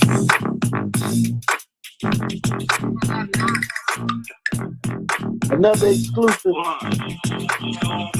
Never know. I ain't gotta change nothing. I'm doing whatever you move. I had to look down and see if I had started wearing Chuck Taylors all of a sudden, man.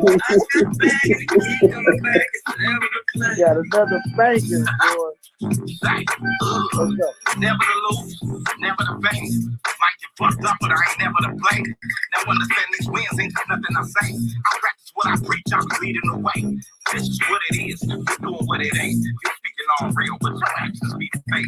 How you say you're pimping and you're all up in the way? Saving hoes type to walk around with a cape. You can why these niggas acting like they don't know? Same old fool ain't never gonna change. Stay up on my grind and I stay up in my lane. Focus on being top in the head of my game. They feeling my body cause it's a West Coast thing. Put this in your speakers, let that West Coast play. Go ahead and walk in, I'll show them that West Coast swing. Never lose. I ain't gotta change nothing, I'm doing it forever move. Never the fame, never the fame. I step back and keep coming back, it's never the play. It's like I'm recorded from the sound, but a cake with a spit round. I know you have to keep me like those yourself. How that shit said, I envy you, cuz. But you said that you wanted. I got dollars, but in my blood, cuz. This West Coast, nigga, yeah, the best coast. Got cooked by the Yankee Tunnel, fresh circle, insecure niggas. I'm respected with a beach coach. Can't trust that damn bitch with niggas that beach got money, could change. A bitch could change. You need to check me on my characters. So much that a nigga like a friend, nigga creating waves like a wave cat. Niggas in the box, the most of brands out the main bag. Red nigga don't need big five blue loads. Take the nigga serious with nail polish when they can talk. Never gonna lose. Get you fuck how you think. You play with the set. That's how you rappers get killed, nigga. I never lose. I ain't gotta change nothing. I'm doing it forever move. Yeah. Danger. Hey, you better stop Black. playing. I'm coming. Why you gotta hurt him like that? Why you do him so bad like that, Pookie? Y'all ain't heard nothing. Y'all ain't heard nothing, man. All right, look, I got a question. What you think about the LA rap scene right now? How you feel about it? Mm-hmm. No comment? Come on, man. I know you got you in it. You see it from the inside out. Like we both see it. I'm all right. I'm gonna say my opinion right now. I feel like a lot of the greats has passed away, and they were kind of making it interesting and fun to watch. And since then, I just been seeing a decline on the quality of music, the authenticity. It's no real artist that's out. It's a lot of people who want to be seen or known, who want to be in the spotlight.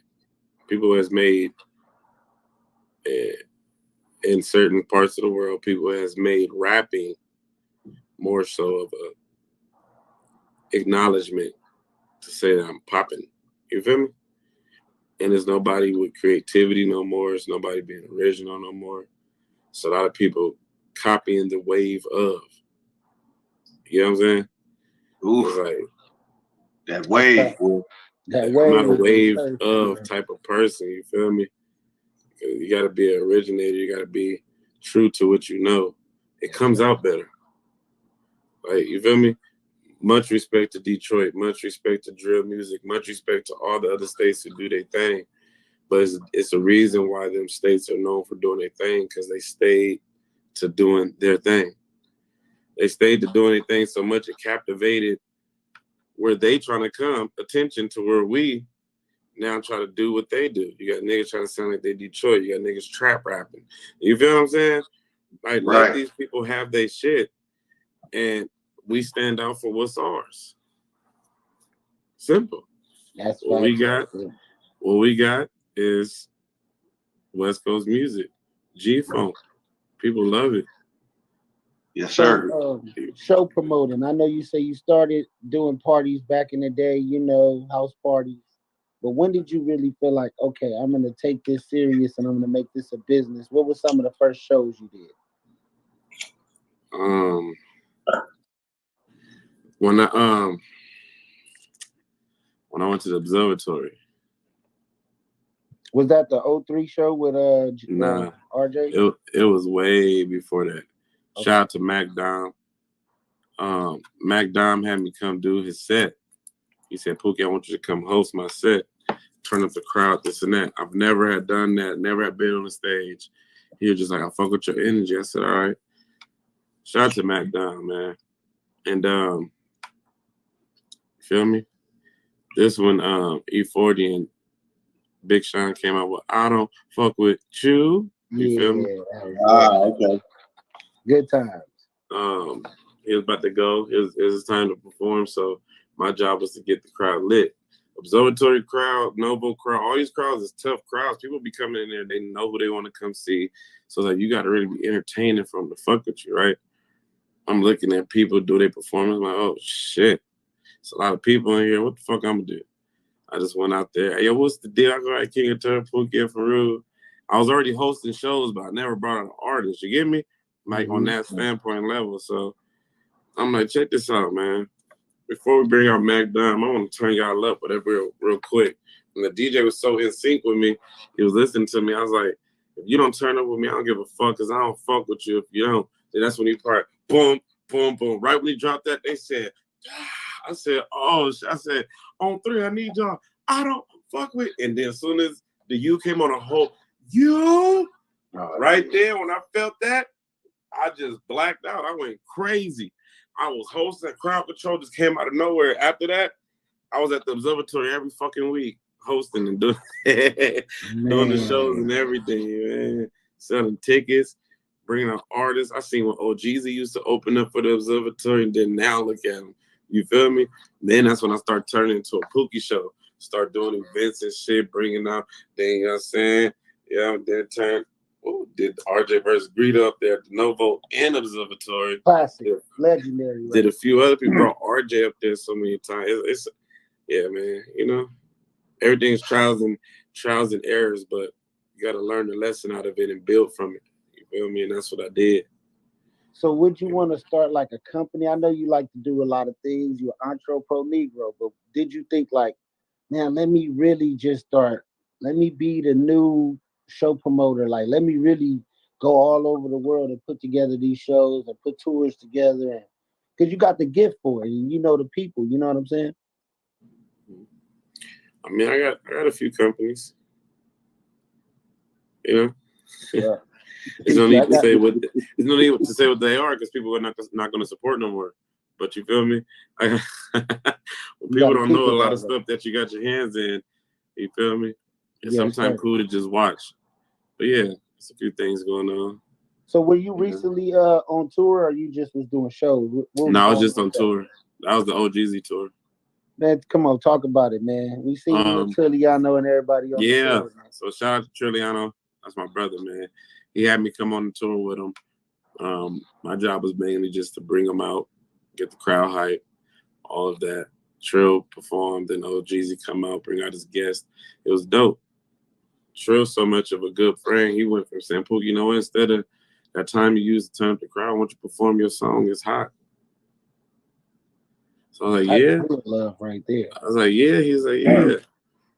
So, you know, I come out, get the crowd turned. I perform, put that on everything, do the first verse of the hook, cut it off, get the crowd hype, bring Trill out, turn his set up. You feel me? OGZ perform. OGZ end up having me come out because my favorite song is Perky. You feel me? You know what I'm saying? That's my shit, Perky. You feel me? I said, oh, I like that shit. Him and Kamaya, man, they got that. That's my nigga. I'm getting turned up thinking about it. You feel me? So when he performed it, then we went to San Francisco, he had Kamaya come out. He had me come out and perform with. I said, oh, I was out there dancing shit. So ended up doing that on the tour. So it was like, it was an experience. It was growth. It was elevation. It was also learning. You feel me? A lot of people ain't built for this life they think they built for. Right. You gotta think about it. I was on tour maintaining my normal responsibilities for 4 months without doing what I normally do to maintain them. You feel me? Yes. Then I'm on the road having to worry about that, making sure my stability is good, things eating, getting what we need, the necessities. It's like if you're not built for it, don't put yourself in the game. You feel me? You might tap out before first quarter. You said you might tap out. Hey man, starting these grassroots businesses, especially when you the boss and you the one financially backing everything, and you got a team, you're very responsible, man. You know. So the link up with Snoop Dogg, man. What was that one about? I haven't linked up with Snoop Dogg yet. I didn't see y'all with the Pookie plate. I think I seen some when he had that was Pookie. that was Blueface. Oh, okay, that's Blueface. All right. Yeah, I was I could have Blueface. swore I thought you. See, I'm speaking shit existed for you. It's I'm gonna like, happen then. You oh must have man, seen what? something I didn't see yet. It's gonna happen. Hey Yeah, man, yeah, it is. something in the works, man. There's something in the air out there. When you drop that song, I think he gonna tap in, man. He might want in on that remix. Hey man, I See got that a too? lot of lovely stuff for Snoop. Like I I got one of them days. I feel Snoop will go crazy on yeah, man. that remix. Yeah, Yes, sir. yes, sir. So earlier we were speaking on like the crump dancing days and just like the old jerking days and shit, and life back when we were younger. Uh, Go ahead and let the people just set the scene for people who watch it from other countries or other states. Set the scene for them on how we got down out here, what we were doing. That was a whole era, the whole dancing movement. You feel me? A lot of these rappers come off gangsta and they used to be dancers. You feel me? Draco used to jerk dance. That's a fact. He was one of the starters of Action Figures. You feel me? Shout out to Action Figure Gary. You feel me? But jerking was the era, man. It was one of the waves that when you came up with us in our era, you had to catch it. Yeah. Started with clowning, and crumping. You feel me? It was more so an escape. When you went to Tommy the Clown tryouts, they was way different from how they are now. You went to Tommy the Clown tryouts, the whole city knew. You Right. feel me? Everybody knew, so it's like, and people knew who was the good dancers from school, around the corner, up the block, who's a good dancer in this town. So when you got popular people coming out to try out and y'all trying to dance for the hottest dance group that's out, it's like, damn. You feel me? It was an accomplishment just to even get the attention. Then you got other clown groups being created and getting known. Just Clown, the Cartoon Clowns, House of Clowns, Platinum Clowns. You feel what I'm saying? And it was like, oh shit. Yeah, Now it they was lit. got type people from this side of the town. They got type from that side of the town. You know?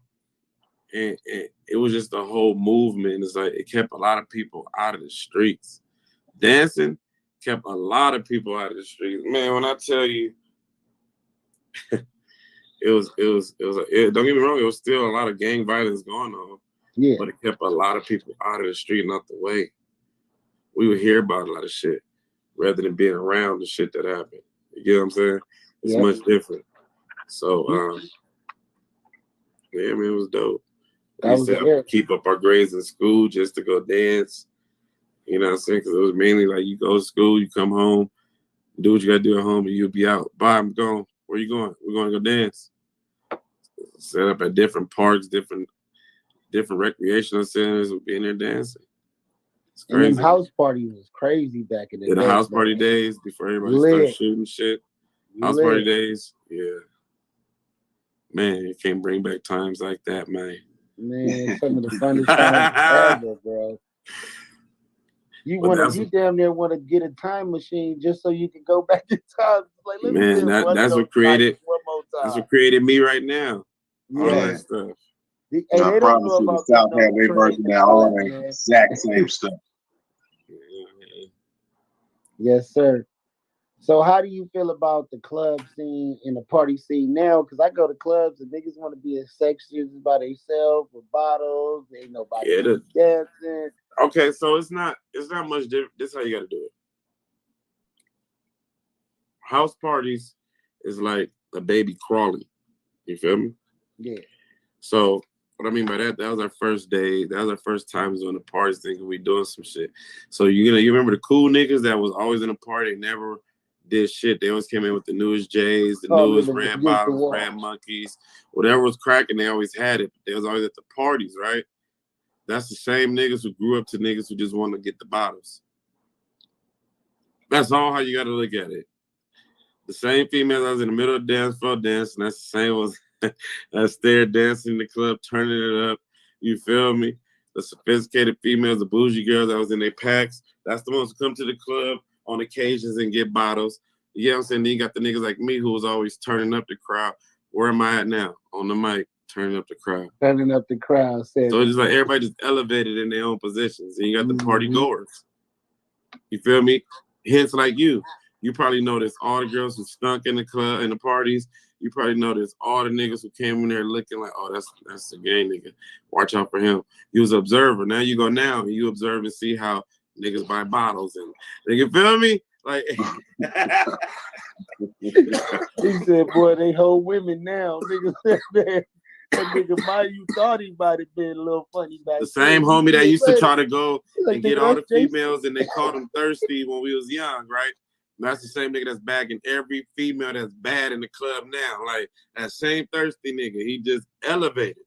It's all elevated. The same hoes that was hoes at the house party sucking dick behind the speaker. Oh, they don't think the same hoes that's drunk. And in everybody VIP section, when they got a famous person coming to the club, and everybody know that female at the club on, she walk in for free. You know what I'm saying? Ain't nothing changed. Elevation. Or she a stripper. Exactly. All right, so being an A&R, man, how do you judge? I'm like an A&R. I'm be honest. Your records that you just played slaps across the board slaps. And my boy, like I said, he from Atlanta. For him to say they out the air, then it's just always factual. But right. You A&R in different records. How do you approach that? Full vibes. Yeah, think about it. Music is not an opinion. We give our opinion, but music is not an opinion. It's a choice. You feel me? Your vibes gotta choose to fuck with it or not. Like me, I don't fuck with any dark music. I hate dark music. I'm barely getting into like the raw wave shit. You feel me? All that singing shit. All that like slow that. depressing stuff. Yeah, all that. I know call what it you whining. mean. I know what you mean. Good. It sounds good, but I call it whining. Like just if you're gonna talk, just rap it out, bro. It's worse. But if it works, it works. I'm not a hater Right. thing. I love all different types of creation of music, but like my choice of music, yeah, I don't vibe to it. I put on next before I play that. Right. He said, "Could you try me? Be my wife." You get what I'm saying to you now? I like you see how y'all both start dancing and we didn't put on a song. It's called vibes. All of our vibes chose to fuck with that. Mm-hmm. That's just you know high what I'm saying? energy, high spirited people want to So hear that's a proven fact that music is all vibes, and we give our opinions once again. Like I just gave my opinion on that, and there's millions of people who love the Rob Wave type of music. No disrespect to him, he's a phenomenal artist, but it's like I don't channel to that. I put on DPG before I go listen to Rob Wave on Spotify. You feel me? Yep. So I got a couple more questions, then we can wrap it up. But have you ever had your own artist yourself? Yeah. Okay, come on, tell us the story. What happened? You still got the artist? I was smart. I didn't know what to do with him when I got him, but I just made a contract and said he's under our management for 10 years. So who's the artist, man? Go shout your artist out. Dre Real. Okay. Yeah, Dre Real? He dope. He dope. He dope. Check him out, man. So have you ever managed any artists that we know? I mean, I did the jobs as a manager. Did I hold the title as a manager? No. Why you but feel the like job? you didn't? Yeah, go ahead. Yeah, speak on it, Pooh. It's a few people. A few. Quite a few. You want to name some of these people? No, it don't matter. He said it don't matter. All right, we're going to skip past that one. Respect. All right, top 5 rappers. Mine? Yeah. E40.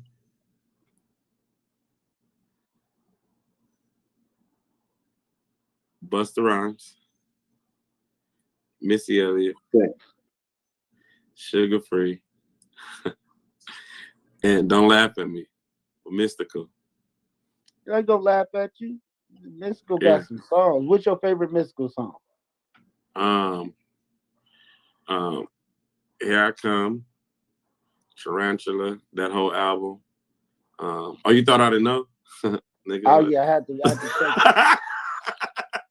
I like the one when he talk about the dude killing his sister. You know, his sister had got killed back in the day. Yeah. And he made that album that You know, Looking for Me. Mexico was in the army, bro. Yeah. You know, I know. So he I'm really down. was a soldier. Crazy. He really Man. was a soldier. Yeah. So that nigga was like, he was really militant, but it's like he had a brain on him as well. All right. This one you can answer if you don't. What do you think about like gatekeepers? Do you believe it's gatekeepers in the industry? No, I just believe everybody got their time. The only gatekeeper is a higher power. Everybody got their time. Can't no human being keep me from what's destined. You hear me? Right. There's a time for when certain shit is supposed to happen, but your destiny is your destiny. Can't nobody, just like nobody could keep anyone from dying. You can prolong their time. Yeah. You can't keep anyone from dying. So that's the same with your destiny. So gatekeepers now. People who sit there and pay favoritism now, yeah. But you can also come and interrupt that shit too. You said earn your own favoritism, huh? Yeah. Be a force they can't reckon with, you feel me? See, I'm all for people that like to step up to the challenge and rise to occasions. Sometimes I don't want to be the nigga who want to fuck with you. I want you to fuck with me. Just because it's more challenging. Get me? Yes, sir. Yeah, I get it. Yes, sir. Yeah. So, who do you think is some of the hottest female rappers out of the West Coast right now? You got, okay. It's a few, man. Why you asking me this? Because they be watching. Okay, You know. I'm half of my fan base. I'm gonna name the ones that I listen to. You got Nakia Gold, you got C Star, you got Michi Blue, you got Frenchie Baby, you got T Deezy, you got Ash Bash, you feel me? You got shit, hold on. No, don't do that, Poop. I just had a brain fart. He said, "Don't do that to me." I just had a brain fart. Hold on. I'm gonna edit this part up, you know, for sure. Yeah. So I wanna keep naming them. Okay, she do the gospel rap. Fuck. Oh, Nakia. Kia. Yeah. I'm trying to get an interview with her, bro. If you know her, man, come on, Poop. Tell her I want that. Then you got T Spokes. You feel me? From the IE. Shit, I can keep going, man. I keep going. It's a lot of female artists. You got Cali Red. You feel me? Oh shit! Why you do this? Because it's a lot of them. If I didn't name you, it's not on purpose. Because I wasn't expecting this. But I named a lot so far. Shout out to homegirl Compton Gutter, man. I don't know if she's still doing Compton Gutter, yeah. Okay. You got Compton Gutter. Then you got man, fuck, man. It's a lot. You got the IE got some female artists too, bro. Like, you feel me? You got Stevie. What happened to you feel me? I Love Hook? Remember Hook? She had the song 90. Is she still doing music? You like Hook? You don't remember the girl Hook? Like, no. I ain't gonna lie and say, yeah, no. She light skinned chick from the IE. She had a hot song. She had like the Sus Gerb type flow. She was dope. Nah, I don't know who that is. Yeah, she cut her hair and started doing some different shit. So you got, like I was saying in the IE, you got Stevie, like what Steviana. You feel me? She dope as fuck. It's a lot, man. Fuck. You put me on the spot. So what do you think for a new artist is the best way to promote their music to gain a buzz? You know, Full-heartedly. There's nothing past that. Why you want people to go listen and promote and check out something you probably don't even full-heartedly believe in? Oh, fuck. It's crazy, right? Right there. That's crazy, if you ain't willing to put all your eggs in that one basket, what's the point, huh?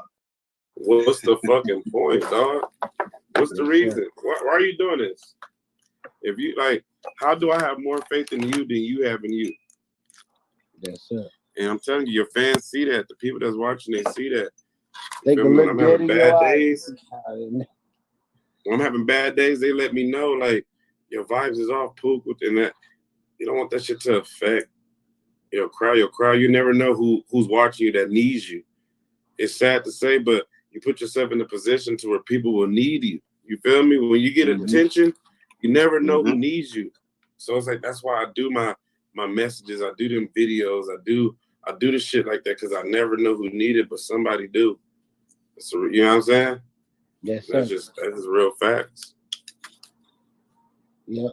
So you want to shout anything out? Shout your album out or anything? I just want to say shout out to everybody who's been sticking with me, who's been fucking with me, rocking with me. I know I'm not easy to fuck with. I'm an asshole. I'm an asshole by nature, and I'm real by truths. You feel me? And that's just what it is. But the people who tolerate me and stand strong, 10 toes down, I appreciate y'all. Shout out to the Lord. Shout out to my faith. You feel me? My fiance, I'm crazy. She still stick with me. It's tight. Shout out to her. You feel me? Shout out to my son. My son's my biggest fans. And it's dope. You feel me? So, shout out to them. Just shout out to everybody else. All of you. Shout out to y'all. Shout out to the news you can use, man. I appreciate you, Pook. Blessings, my brother. You're going to continue to do big things, but I'm going to wish you well to do more big things. I can't wait till that remix drop. We got the exclusive. I'm going to cut this up, edit real good. Me and Chris, we just right here like on a roller coaster this whole time. You've been killing it, man. The energy is great. I appreciate it. Whenever you want to come back on the news you can use, you're more than welcome. For sure. Whenever you want to. You just hit me up like, hey, man, what you doing today? Because I'm doing a lot of things over here. Tomorrow we got Chad Focus Arlington, so he finna give us a lot of sauce and game about how he got to where he at. I'm not sure if all y'all familiar with who he is, but bro really got the sauce. Oh, I want to ask you one last question. People buying bots, fake followers. What you think about that? Speak on it, Pook. Last one. Honestly, that's just a sign of self-gratification. That's how I feel. You got people out here who don't really care about reality. They care about what they visually see and how they feel at that precise time and moment. So you got people who wake up every day just to buy themselves new followers, and then they surprise themselves. Oh my God. I don't know. I can't speak about it. I don't do it. Like, if you look at my page, I got more posts than most people got followers. You feel me? So that lets you know I'm just consistent on what I do. I go around, make sure everybody know who I am. And that's all it's about. I don't know about the bots. I can't speak on the bots.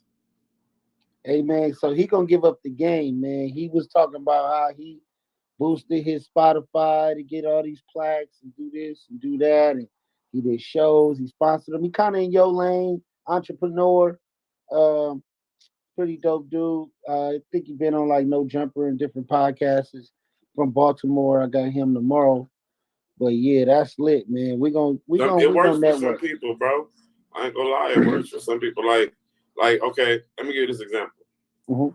Being yourself does not work for everybody. No.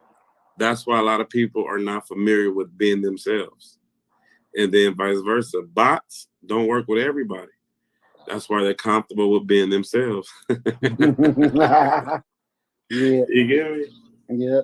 He was giving up that sauce. He said a lot of these people, you see a sold out show, but the whole time the promoter might have bought half tickets himself. Facts.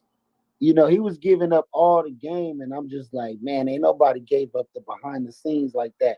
I know what goes on because I've been an artist before. It's a lot of bullshit behind it. It's a lot of smoke and mirrors. That's why when I look at a lot of stuff, I'll be like, that's fake. That's fake. Me and CJ, we call it all the time. Like, this is for promotion. That's oh, they're doing this again. Oh, yeah, there's gonna be a fight next week because this about to happen. But clickbait. For sure, be clickbait. Yes, sir.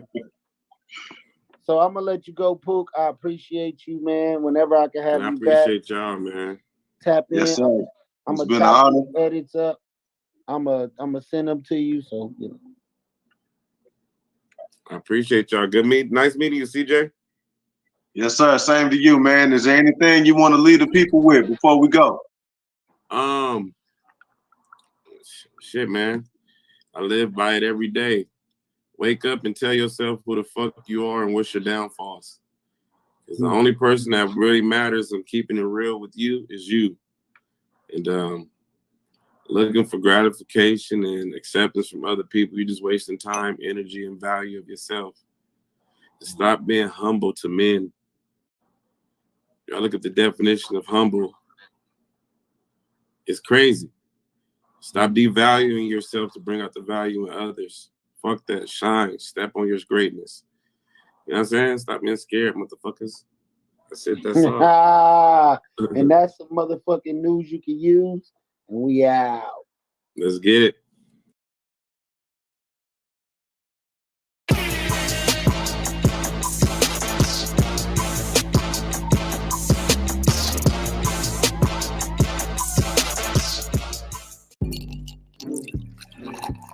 That's me, killer.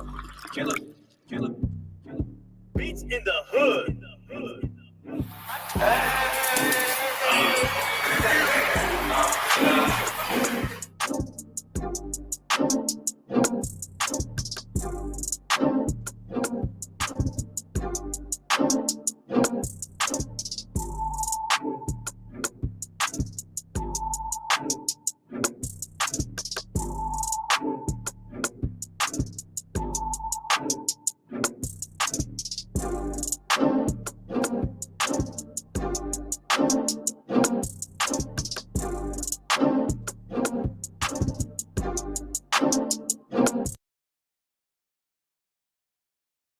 Out of there first. Pookie got one. And this is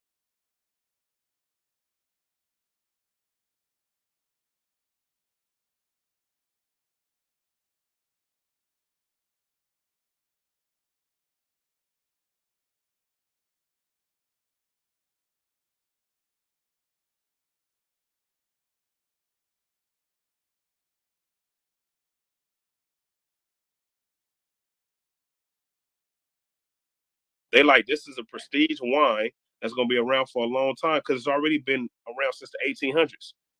So to make it, you just have to be consistent. It's that's not talent, bro. A lot of niggas is boo-boo.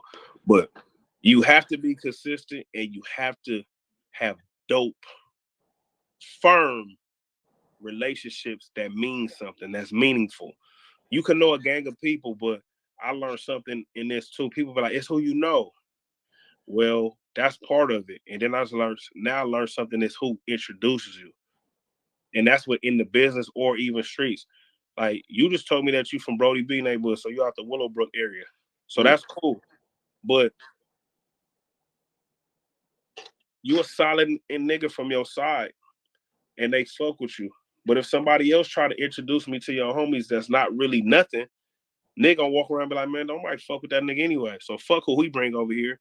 So that's the same thing in the music business. It's Right.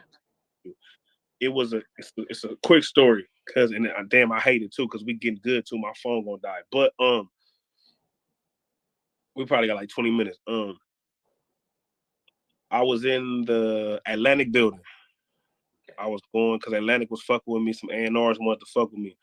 So Dallas Martin came out. My guy tried to introduce me. And it's no shade to him. Shout out to my nigga Finesse anyway, because shout out to Finesse, because he's a dope individual. That's my guy.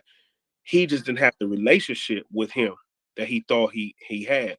So he introduced me. He got me to the building because somebody heard my music. So he come up here. They want to hear you. A&R want to hear you. I'm like, cool. So Finesse, shout out Finesse. So Finesse got me to the building. When Dallas Martin walk out, everybody know who Dallas Martin is.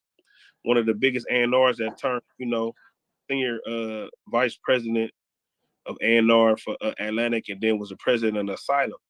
He walked out. My boy Finesse tried to introduce me. It was just like, yo, what's up? Same day, same night, I walk in to a nigga named Corp, one of the biggest producers that nobody probably not gonna know because he's not in the limelight. He's behind the scenes. He's done everything with Beyonce, all type of shit. His name Corp. But everybody respects him in that building. Corp introduced me same night, probably 2 hours later. The response was different. Totally different, huh? Like the nigga just didn't say what's up to me 2 hours ago in the front. Because he introduced me, it was different. So then it was like, okay, this kid may have some substance because why is he introducing me? So that just goes back to it all. It goes back to the question you said, was it talent? Is it popularity? I feel like it's your relationships and it's your consistency into your passion, into your drive. Stay at it, keep at it, and keep going. And I feel like I was all around, I was all over the place. Like, you don't ever want to be a jack of all trades. I mean, a master of none. So I knew that I could rap. I know I could do melodic shit. I know I can do gangster shit. I knew I could do party shit. And I was just all the way around. That's just being diverse. That's cool, being versatile. But you got to stick at something. And right now, I'm sticking with this because this has been giving me the most traction on a higher platform. Yes, the street shit got me to where I'm at, and people think like, don't go away from that. I said, no, I just got to elevate the street shit now. That's all. I just can't keep hitting you with the same, cousins, East Side. Y'all heard that for years. Right. You got to evolve somehow or some way. So me being consistent like this has been opening up doors, man. And like I tell niggas, like, I know you reached out to me, like I wasn't like shining you off. I feel like anybody that want to do any type of interview with me on any type of level of a platform, that because you never know, in a year from now, man, you can have one of the biggest platforms. We're gonna claim that for you. So yes, we're gonna claim that right now. I just feel like if I get one person that's a new fan away from this, the job was completed. Because that's somebody that didn't know who Eastside K-Boy was before today. So I tell everybody, don't take these opportunities for granted. Because one of my boys, Jay Brock, he got Clap It Up, and he made a post like he was feeling some type of way, and I said, I agree with you. Like, damn, niggas will be so quick to want to go to No Jumper and all those type of platforms and the big platforms, but y'all forget about us over here who really, really fuck with y'all and really is fan of y'all music and who y'all are.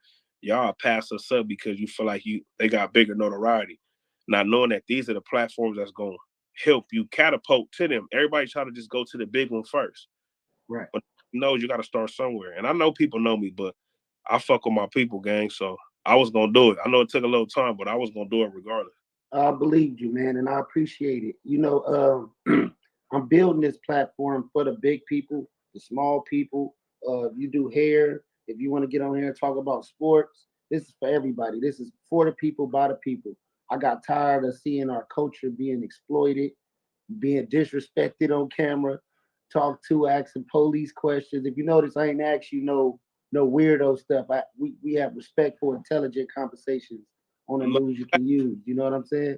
So we know what to ask and what not to ask. Like, come on, bro. We not finna do that. And look, you didn't tell me nothing was off limits. It's just sense. And I be seeing people, they doing stuff for clicks. We're not doing stuff for clicks over here. We being real, we being genuine, and we building relationships with people. on our way up. No, we gonna build you up, and then you gonna have a spot where people gotta come sit down. You know what I mean? Yes, sir. Yes, sir. You know what? I appreciate this, man. I'm gonna end it because I know your phone dying. But whenever you want to come back, whenever you finna drop your new project, whenever you got something going, if you got an up and coming artist who ain't really got no shine, ain't got nothing going, send them over here. Nah, yeah, like talk to my boy Envious, man. He was joining us and shit, but he dope, man. He been around the game for a long time too, man. He's a dope songwriter, producer, nigga's a DJ. You feel me? He started his whole coalition DJ called Team DJ. Them was actually my DJ, so when I perform, I use them. I've been knowing him for like 19 years, and he's actually dope. And we all been discouraged before about doing this music shit, but I'm happy that I played an integral part into helping him get back into this shit. And like he dope, like he on the record too. You hear him on Sex Talk, like that's him. He hard. Like all right, man. I gotta get him in. I gotta get him on, man. Yeah, nah, he dope, man. It's just like, just shout out to everybody that's fucking with me, from the Taylor Port Company, from Team DJ, my management pool and all that. Like it's all good. We coming 2024. You know what I mean? Yes, sir. 2024. Y'all go get that new album, man. That thing banging, man. Y'all go check that out. I had some big wigs that I did an interview earlier. I was like, man, y'all gotta go bump that K-Boy. They like R&BP, Teddy Riley era, I'm like, man, y'all gotta check that out. Nah, it's funny because I got like my last project, Gangsta Need Love, nigga RL from Next is a big fan. So it'd be funny to me because I'm like, cuz I don't even know how to sing like that. But hey, man, bro, he like content is hard. So yeah, I'm telling you, man, I talked to Eric Bellinger earlier on DM, like, man, it's cracking. Yes, sir, man. You bringing R&B back when real singers can't. You know what I'm saying? You doing it. We just doing it. We gonna call this motherfucker Rhythm and Gangster, man. It's RNG. Rhythm and Gangster, brother. Yes, sir. All right. This is the News You Can Use podcast. That is Eastside K-Boy. I am Big Surf God. Much love. Happy holidays to y'all. Go get his new album, support, and we out. For sure, Eastside.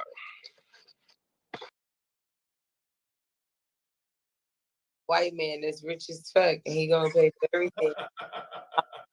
So, like, girl, you gonna meet so many of them as soon as you get on. You gonna meet all the rich niggas, but that's why I'm gonna be there to block some shit. You never know. You know, like, Surf God, you cock blocking. No, I'm blocking you from these beans. These motherfuckers different.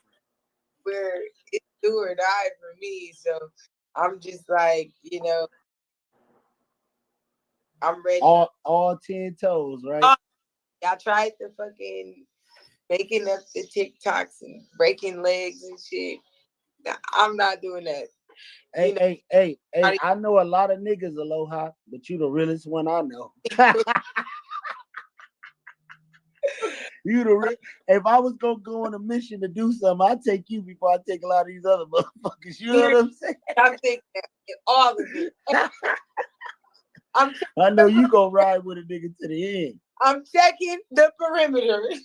That's crazy. But no, for real, I just feel like at the end of the day, I've tried it every way. I've tried to do the, the beat, the, taking people where use this beat. The shit is what it is, So I just, I'm taking it upon myself to just do what these other people did. Because, like, half these people remix somebody else's song. Majority of these people remix somebody else's song, and that got them on. So I'm like, okay, just keep remixing, and something's going to go viral, dropping videos, because putting my shit out there on these beats that I'm not getting paid for. Somebody else basically getting paid off my music. So, like, why keep releasing shit? So it's like, I'm just going to wait. And I'm going to keep on. Something's going to go viral. Something. I got a lot of shit. The videos in my phone will go viral, but I just don't. I'm about to chop this interview up so good. I'm about to make us go viral. We got some good shit in there. It might go viral on its own if the right people watch it. But yeah, I'm about to chop this interview into like 15 seconds, 1 minute clips. Then I'm going to drop it on my video page. And yeah, we're gonna do some numbers. Don't worry about it. We about to go viral. I do 65,000 views every 48 hours. You gotta go up. I go up. I got the analytics to prove it. I even posted it so niggas will know. I'm doing almost 100K every 2 days. You know what I'm saying? And that's some news you can use. That's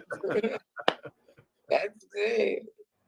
That's dope. We not playing with it. I swear, if you was doing the same thing, I'm gonna give you my sauce. I'm gonna give you my method. It's up to you to do it. But I feel like if you do it, you gonna do it. You're gonna do 1 million every week. Myself,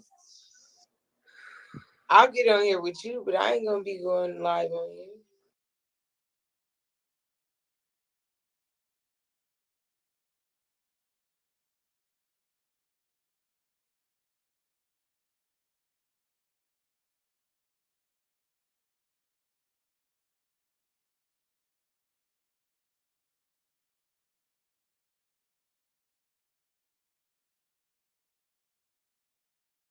Yes. Yeah. West Side. West Side. Nah. Hey, I fuck with that record. That record bangs. So I got another record to go with it. So we gonna go in. We gotta go in because yeah, let's go.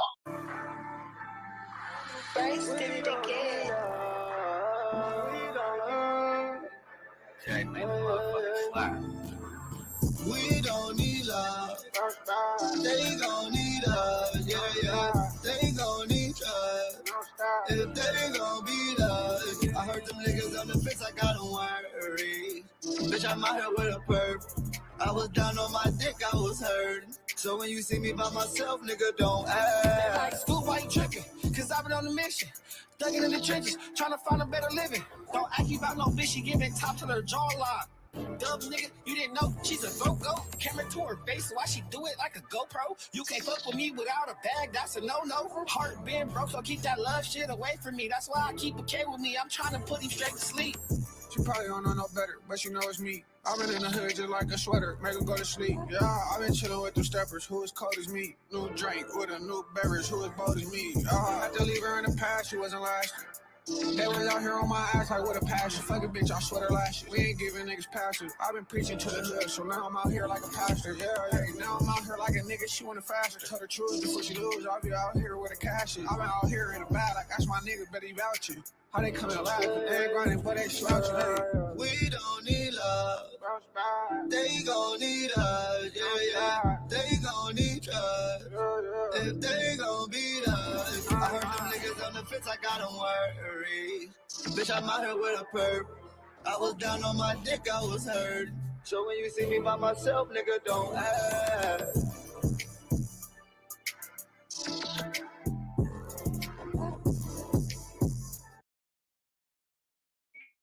That was the number 6 song on the countdown. We're getting down to the nitty gritty now. You know what I'm saying? That was the number 6 song. Shout out to my boy JBSNL. That was fly right there. Now we're gonna get into this Lil Penny. You fuck with that? Yeah. All right, Lil Penny. It gave me D baby vibes on some shit. That's what's up. All right, let's go, Lil Penny.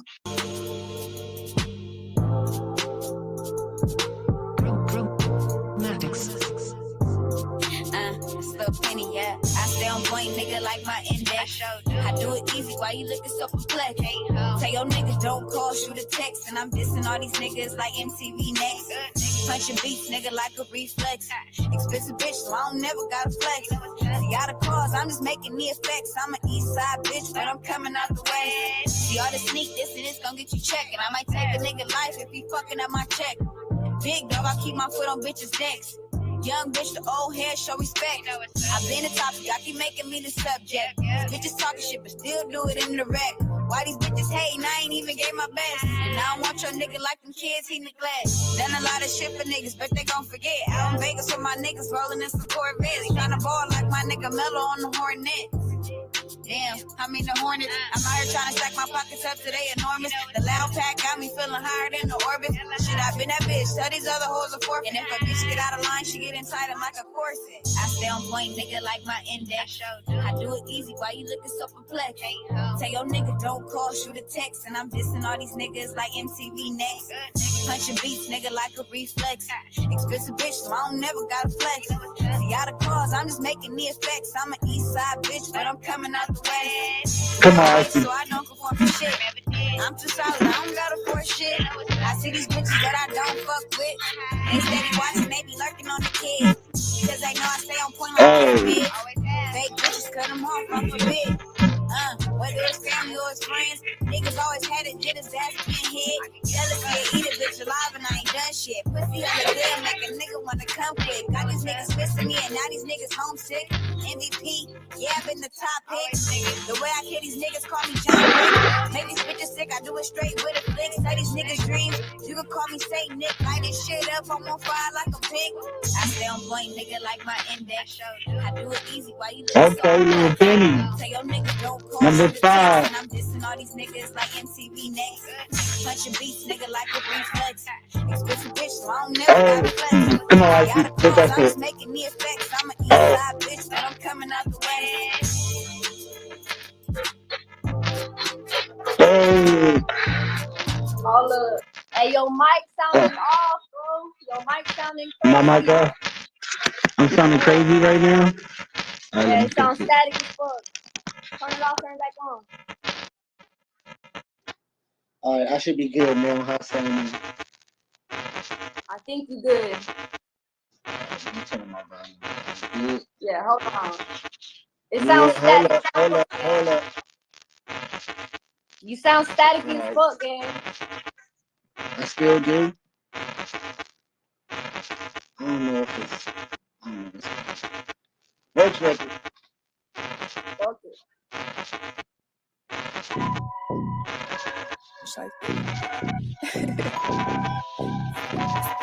Stop cheating on my I bust down, Cuban on my neck. Bitch, I'm disrespected. Don't fuck with how I'm stepping. I'm a shiesty ass bitch, hoodie on. Bitch, I'm reckless. Nigga go get active, ain't no movement in your section. I said ice out, bust down, Cuban on my neck. Bitch, don't disrespect it. Don't fuck with how I'm stepping. I'm a shiesty ass bitch, hoodie on. Bitch, I'm reckless.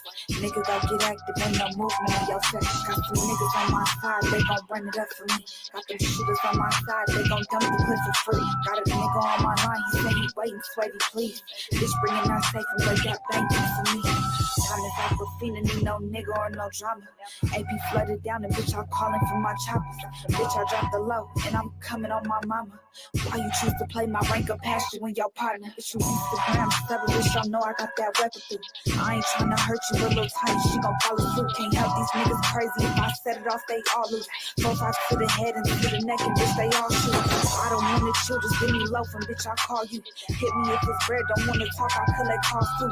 Do my chopper dance, if it get tricky, need to fall through. Toss the one I drew, just play it cool until I pop you. I said ice out, bust down, Cuban on my neck.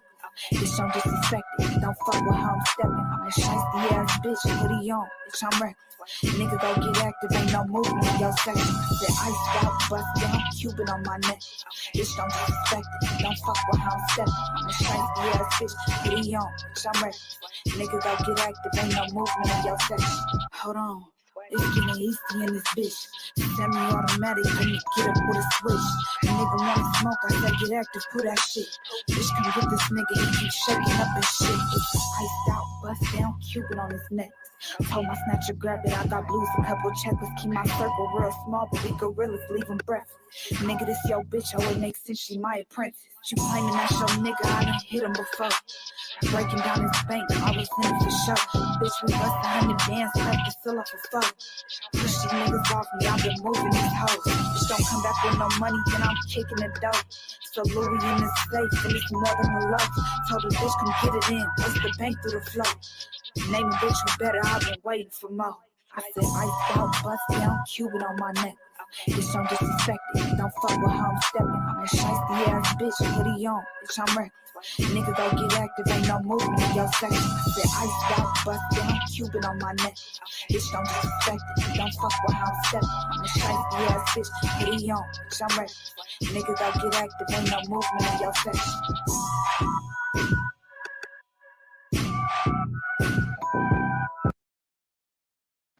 That was the number 4 song. Can you hear me good now? Hey, you sound staticky. As soon as you went mute, it sounded good, bro. Like I hear a little noise, like I don't know. It sounds weird. But overall, that song was good as fuck. That song was good as fuck. Don't really fuck with any Cali rappers like that, but you know what I'm saying. You still hit that hoe for sure. Sorry for the technical difficulties, y'all. I know y'all hear that shit.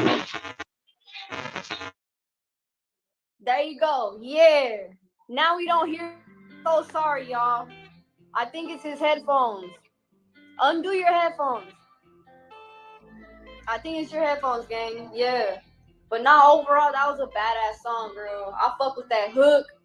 Yeah, I got this Cuban around my neck. Tight shit. You know what I'm saying? And I don't be fucking with no Cali rappers like that. I don't listen to Cali music, bro. But that shit definitely hit for sure. I was fucking with that. For sure. You definitely brought my type of energy to the table. Definitely keep pushing with that shit. A perfectionist, know that I'm practicing. My persona, she loving my fashion. On the first night she fucked The 4 song, Anonymous.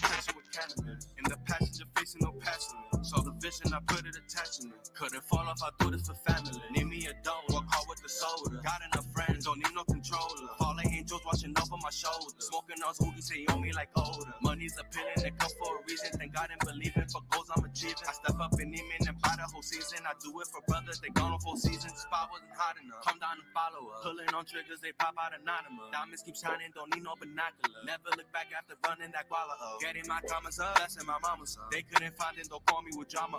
I was stuck in the cage while you had your fun. I've been working so hard, but it's not enough. Take off like a space, that tempo my station. You settled, I couldn't, there ain't correlation. Go back to my always ignore the temptation. There wasn't no witness to give information. Profounded by grace, she looks so amazed. We skipped it for days, combos entertaining. No feelings can break, no old explanation. Mama start the race, to money equate. Tunnel vision go far, came up new work all. Switch up like transform, kick less like of call. For my niggas I murder, disconnecting new serve. Taking notes to new learn, the hoe with a burn. We hold out to ransom, them blues got me saying. She called them, don't end in the bed, I'm a mess. In the hills, in the maze, see me now, then I bang. Couldn't think of a catch, on the boat, I'm the captain. Spot wasn't hot enough, come down and follow up. Pulling on triggers, they pop out anonymous. Diamonds keep shining, don't need no binocular. Never look back after running that guala up. Getting my comments up, blessing my mama's son. They couldn't find it, don't call me with drama. I was stuck in the cage while you had your fun. I've been working so hard, but it's not enough.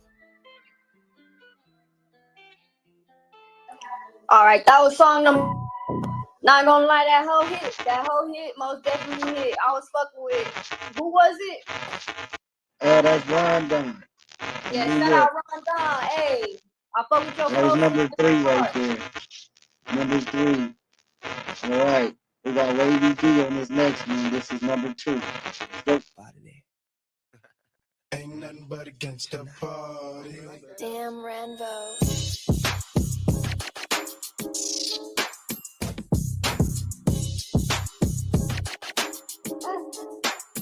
Hey, shit ain't perfect, try to paint a perfect picture. Hit the opera with precision. If you fucking with my digits, that's the double AVY. I'm him and you can't see why. Remember I was thugging in the baggy ass Levi's. It's against the party.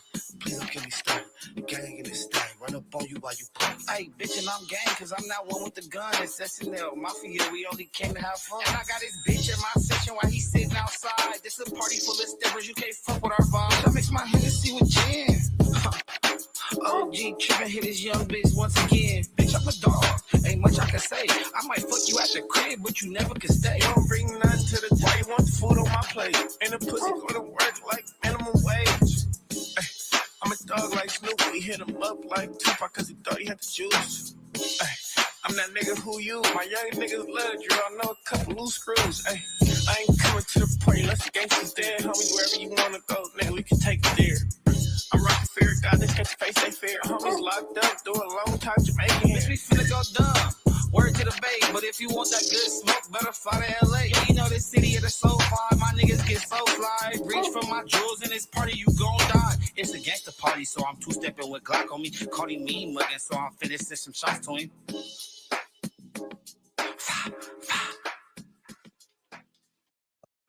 Okay, clean with it, smooth with it. Do you feel like that deserved number 2? Be honest. Was that the number 2 record to you? Man, the Out of little all the records you heard? yeah, that hoe was hard, nigga. That hoe was hard. So I think that was number 3. That was number 3. Number 2 is Tanaji. We just had her on. And then we got number 1. So let's go. Hey, take number 1.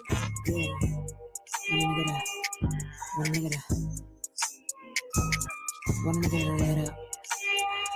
Yeah, want a nigga to let up. Just keeping my head tucked. Fast stacks want big bucks. Work hard for the shit, it ain't luck.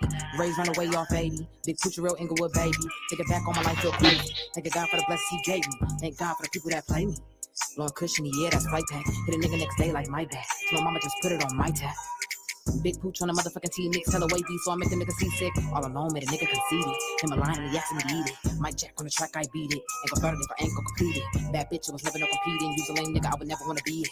Yeah, can't fuck with these niggas, I'm shady. Roll it up, fuck it down, get faded. Feeling love, fell out, I'm jaded. Real life, I was never for the fake shit. Real nigga, I was never on no snake shit. I'ma get it how I'm living, I'm playing. In the sun, I remember it was raining.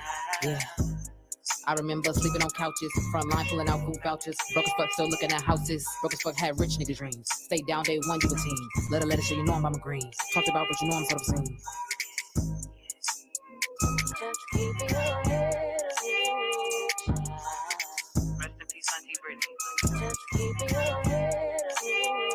Shout out to Really. Just keep your head up. Y'all know who you are.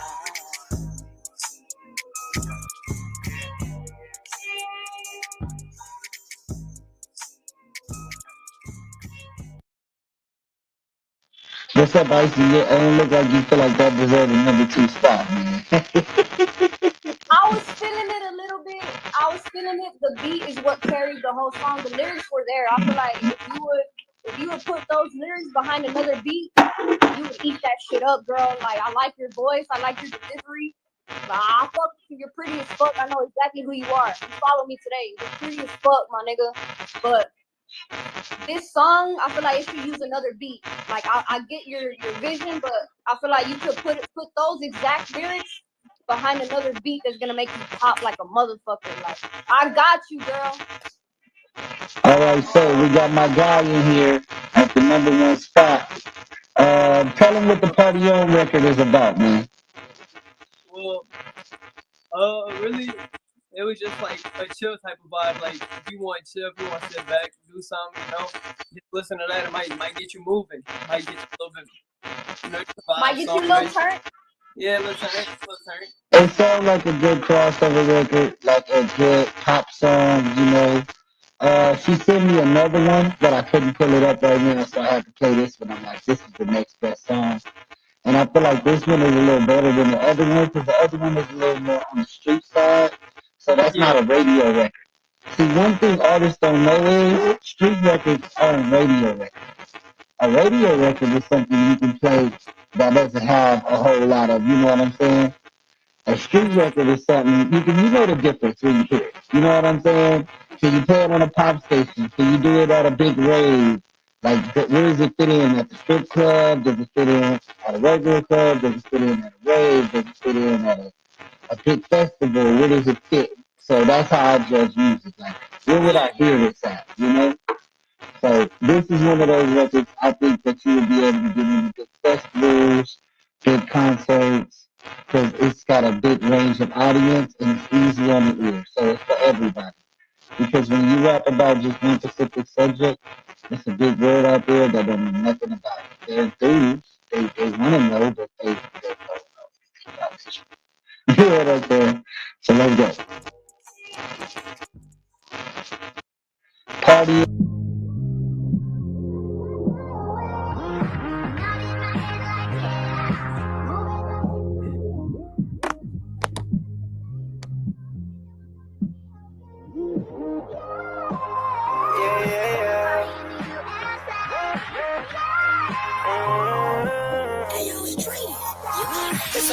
my block, I got him sliding in. He thought it was sweet, he wanna blow my killers, do him in. Better not call my line if your ass ain't talking Benjamin. I don't need nobody, ain't worried about no friends. And I'm like, oh Lord, I'm a rock star. She didn't wanna fuck me till she see me in the sport car. Put these diamonds on my chain just so they can know my name. That shit that turned me to a monster came from walking through the rain. It's a party on my block. Everybody pull up, let's take shots. We got thugs on the block, toting 8 Glocks. Yeah, it's a party on my block, yeah, it's a party on my block. You with some models and they throw just like they Cardi B. She said I'm ignorant, I told her green is all I see. My shit be bumping, I bet the whole block they gon' rock with me. I've been at the top and now they know they ain't no stopping me. But they won't copy me. I done take the lead, baby, and now they follow me. I know my voice is raspy, but I have your bitch trying to check like she an athlete. Had that hoe coming in first like it's a track meet.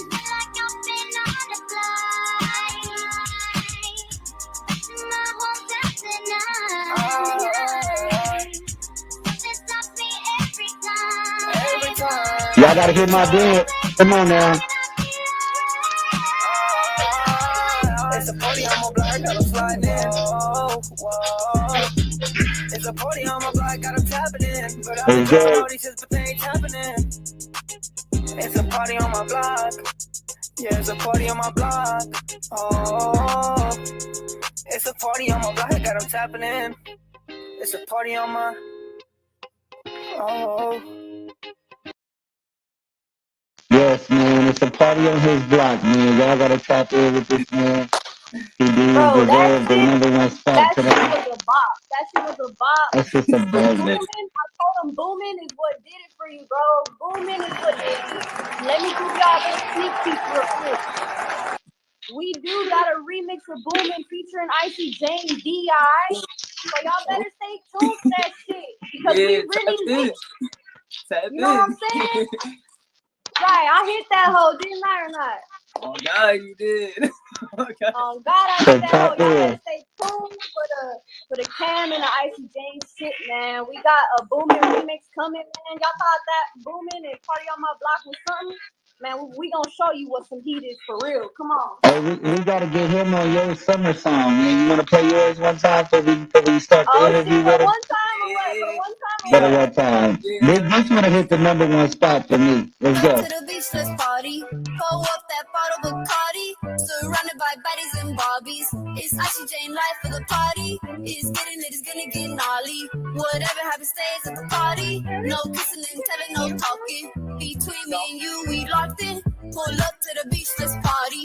Pull up that bottle of Bacardi. Surrounded by baddies and bobbies. It's Icy Jane life for the party. We getting lit, it's gonna get gnarly. Whatever happens stays at the party. No kissing and telling, no talking. Between me and you, we locked in. Little shorty, just live your life. Baby, there's no need to cry. Baby, we're here to have fun. Let's live life, cause we're still young and dumb. We some youngies trying to have some fun. Don't worry about the past, we're ahead tonight. Having a blast, you right by my side. Don't worry about a thing, baby, safe with me. Baby, just you don't overthink. Lay back, just relax. We chilling on the beach.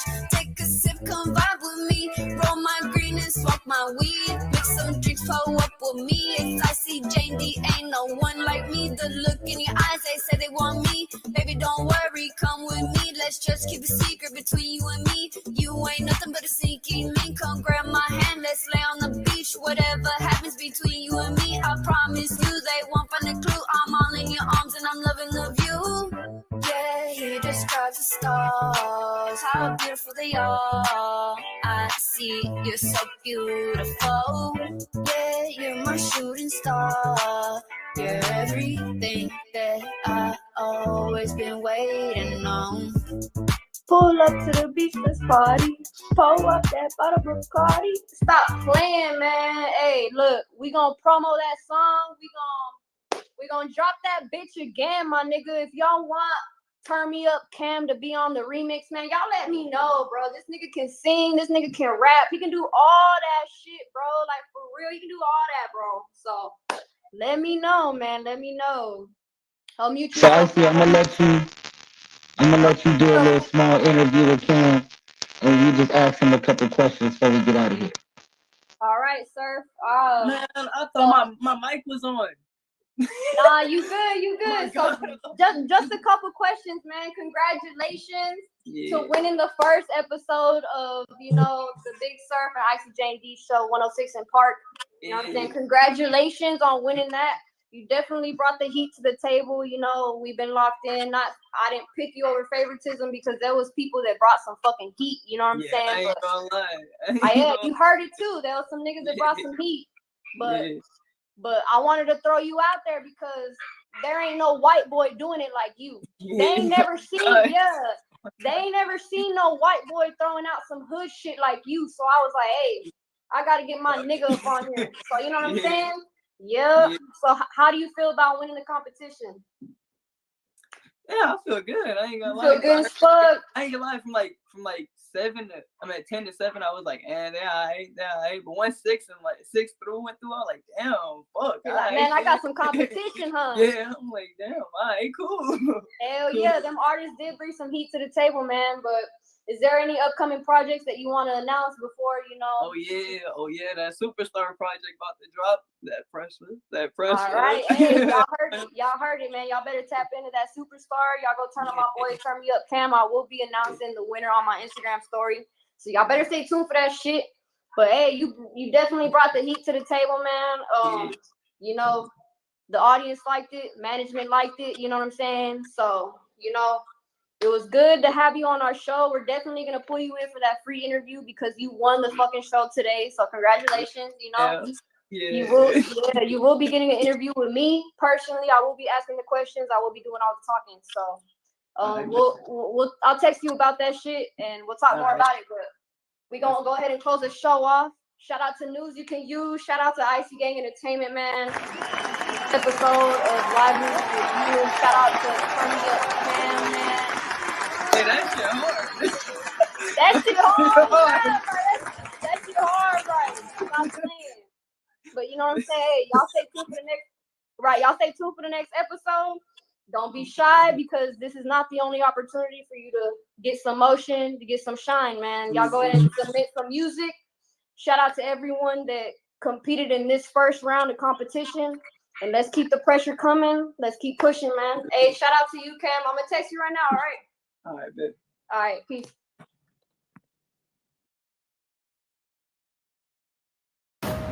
200 years.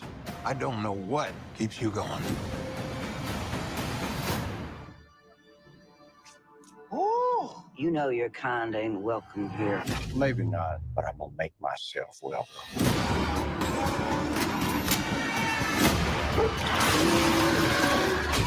Stand down now. That small drop in a very large bucket of drugs.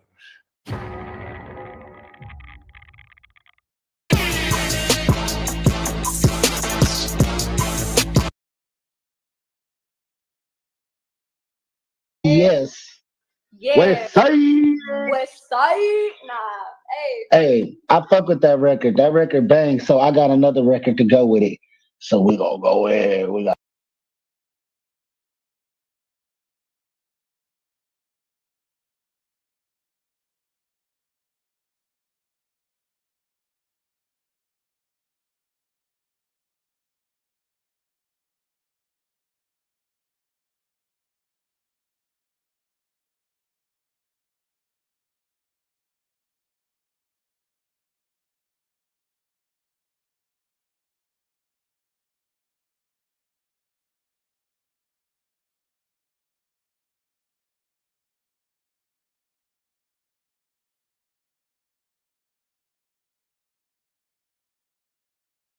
And shop. You feel what I'm saying? I want to see that it's real.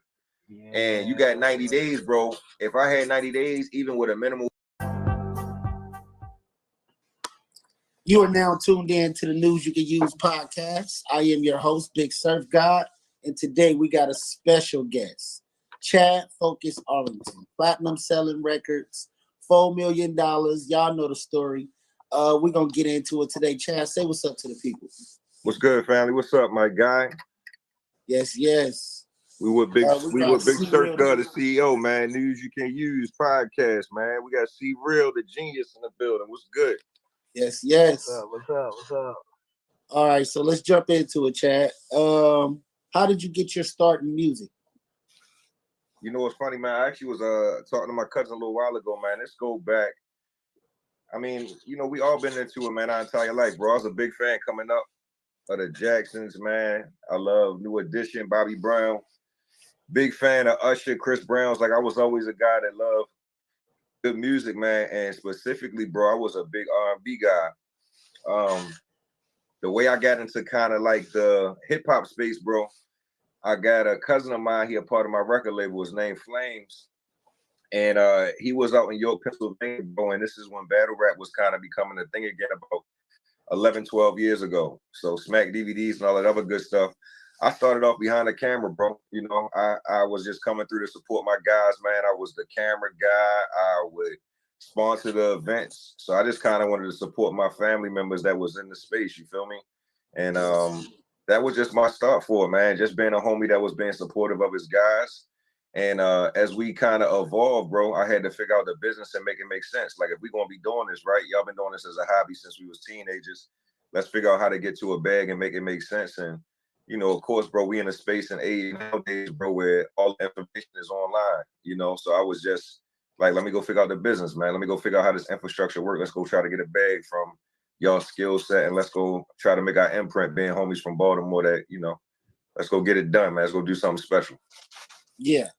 And, you know, back then you didn't know all the stuff that you know now. So what point did you start to learn that, man, it's something going on to make these artists go platinum? There's something going on for these ticket sales. Like, when did you figure out that it's smoke and mirrors going on in the music industry? Well, yo, you know what, bro?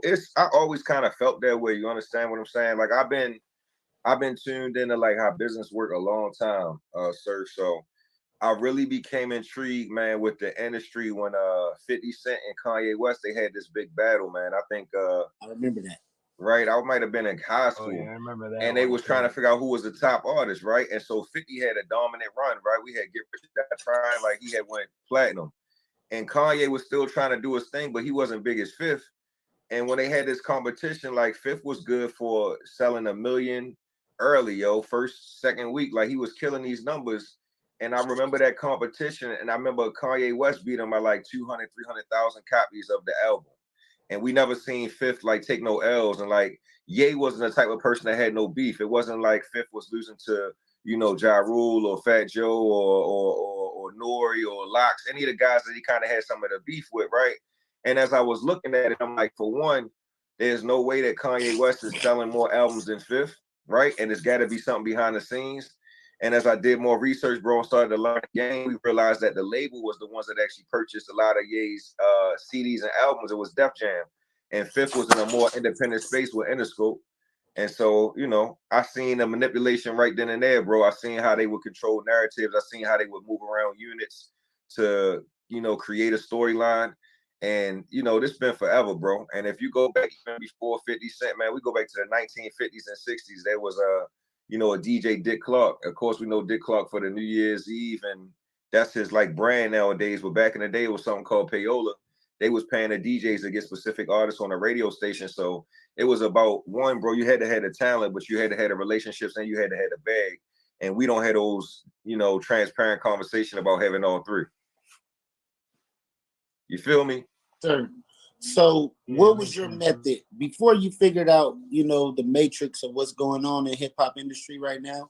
What was your method back then? Did you try and fail? Like, man, I'm putting out good music. I'm shooting visuals. I'm doing everything that they say you should do on YouTube. And was it not working for you? I just realized, bro, that everybody, like the quote unquote nobody ever know who they are. Right. So niggas just basically go and kind of tell you about what they heard and what they seen. And I'm like, I'm not a hearsay type of guy, Surf, yo. I'm a nigga that need to know what's going on. I need to go and know for myself. You feel me? I'm not what they would call a chatty patty or a gossip nigga. Like, you hear from me, I lived it, I did it.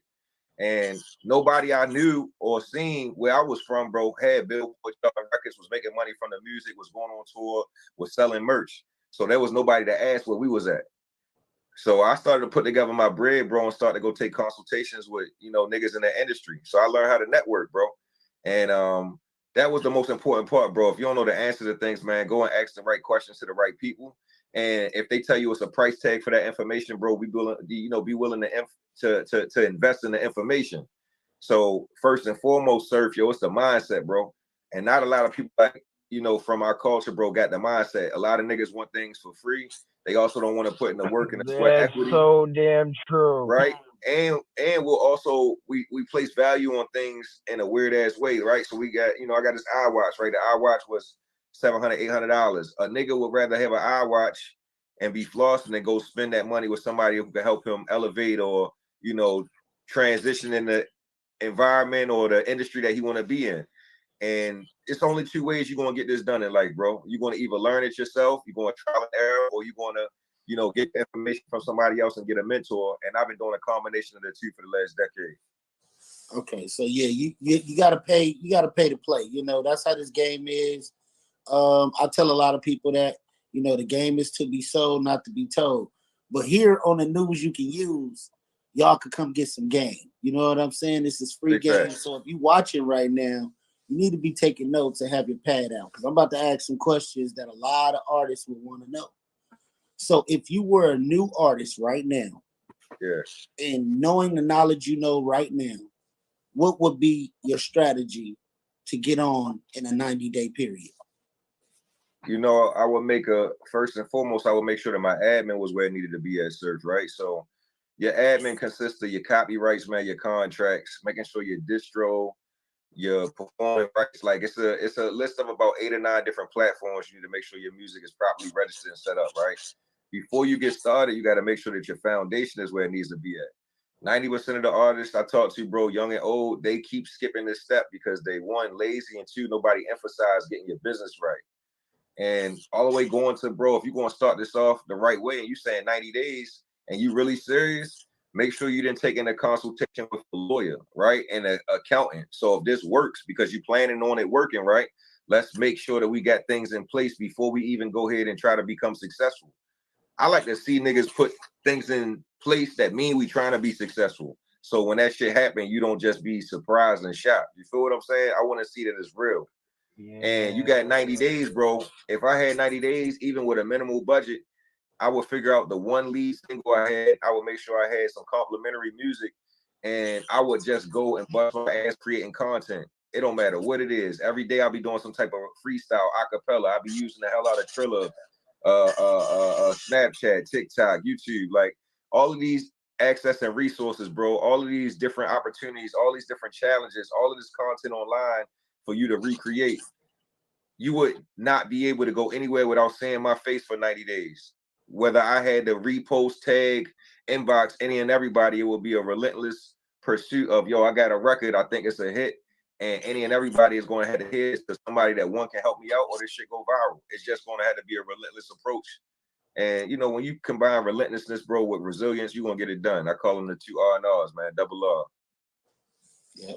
I hear this word a lot.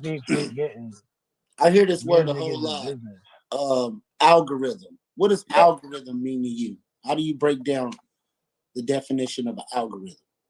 So an algorithm, bro, is basically a formula of what gets somebody what we call engagement or exposure, right? So if we're looking at like what Instagram means, Cat Williams is a perfect example, right? Cat just went viral, right?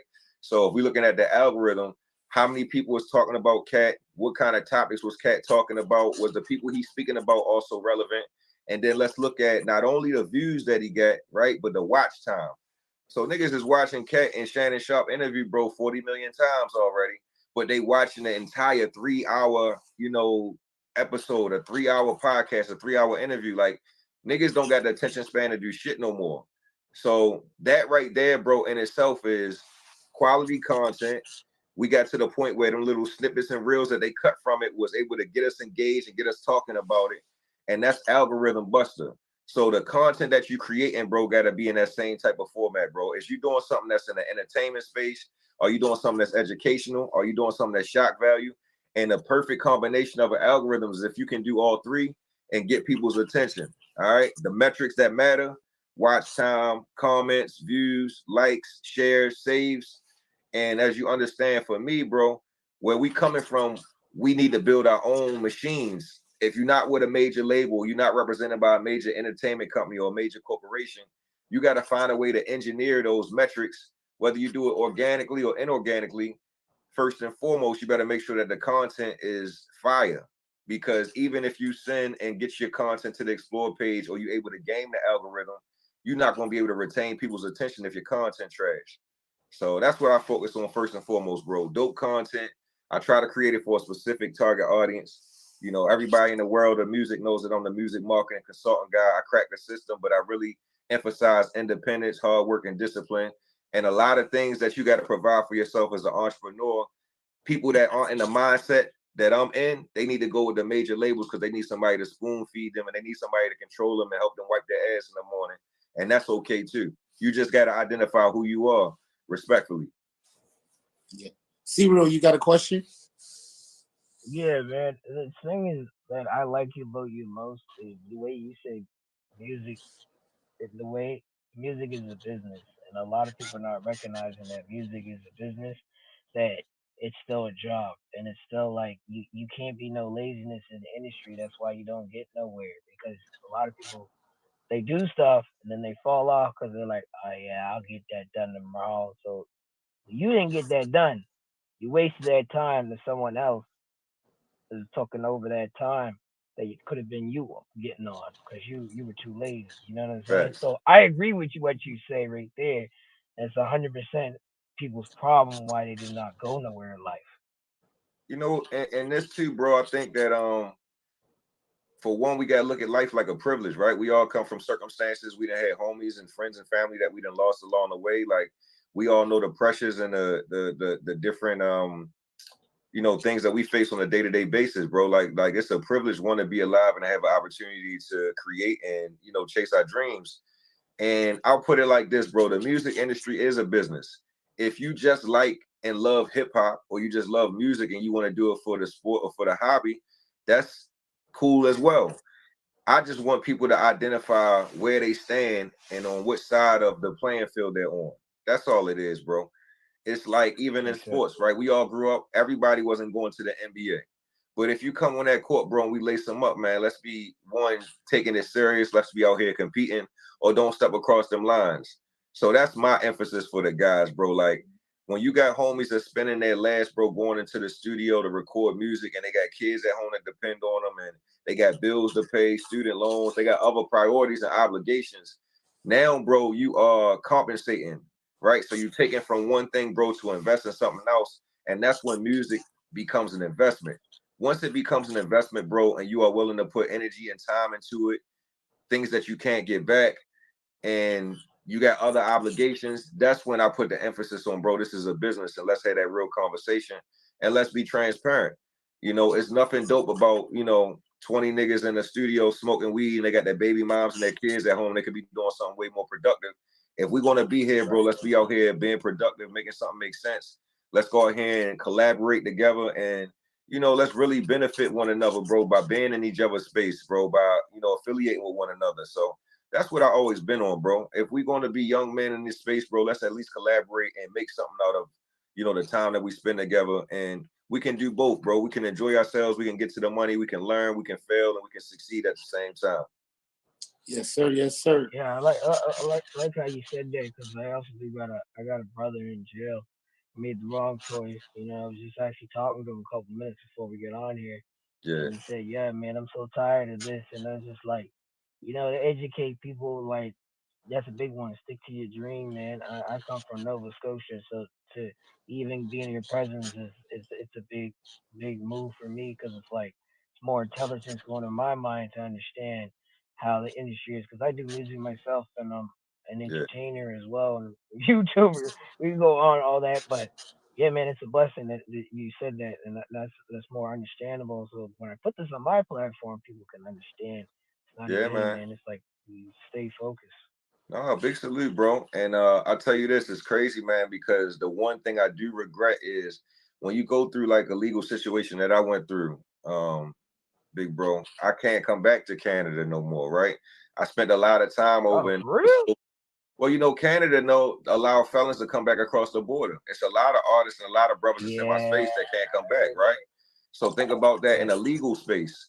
I can't come back to Nova Scotia, Toronto, Niagara Falls, where I used to like to take my family. I spent a lot of time out in Vancouver. I did my, one of my biggest shows at the Vancouver 420 Fest, E40 2018. Right, so I got a lot of money out there in Canada that I can't come there and connect with any longer because of what I'm dealing with. So I took advantage of the opportunities I had when I was able to be there, bro. And I didn't leave nothing, on the table, bro.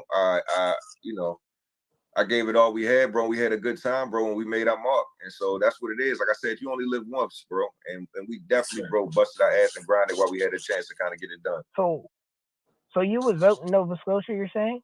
Yeah, bro. I've been all over, bro. What?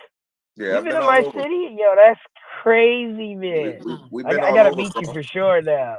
Yeah, man. I had an artist, man. A kid was actually from Vancouver. He was a part of our label, and also like Drake has OVO, so we got a couple kids from Baltimore that affiliate with Drake team, and what I was doing, bro, is that I was trying to go to different places like Canada. I was going over to Europe. I was going over to Colombia. I was going over to South America. Just trying to go everywhere. I was going in different places, bro, and working hard trying to go ahead and take my sound across the world. And I never stayed just where I was from. You understand what I'm saying? And I was willing to get up and go and make different moves. So with the bots, some people go on Instagram and buy followers and YouTube, but you could tell because the Instagram likes and comments don't add up to the amount of followers. But how does the bots work? Well, look, put it like this, bro. I think what's happening is that you guys are looking at the numbers and you trying to be like, all right, let me put together a correlation on what I feel should be accurate. I put it like this, Surf. I don't spend all day going on people's pages and commenting on anything.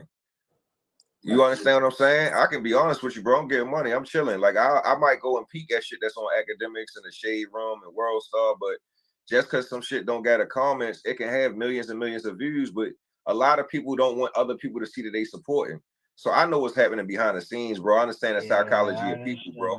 Right? So, and I know a lot of niggas is watching to see what you looking at too. I understand that space. Like niggas is like, yo, what's really going on?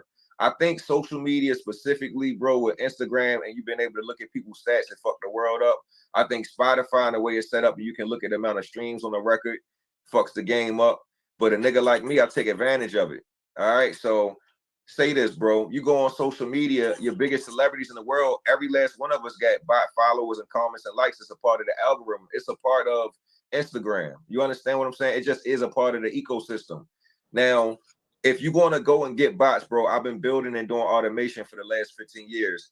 You can buy a certain amount of views, likes, comments, followers. You write that it should be a certain amount of engagement based off of the following that you have. So you should be strategically putting together those promotions and campaigns so it doesn't look obvious to what you're doing. But if you're a nigga like myself and you continuing to make money and you testing at all times, you don't give a fuck what nobody's saying. Not when you're getting paper. Right. You understand what I'm saying? And the niggas that's getting money don't sit and evaluate what other guys is doing when you're getting money because your time and your frequency, it don't go to that same space. So say Instagram, bro, for me, right? Before I was on Vice TV, and I've been giving up the game. I went on This Is 50 and I told the homies how to make money in streaming 7 years ago. This is when 6ix9ine was popping and he was doing automation and bots.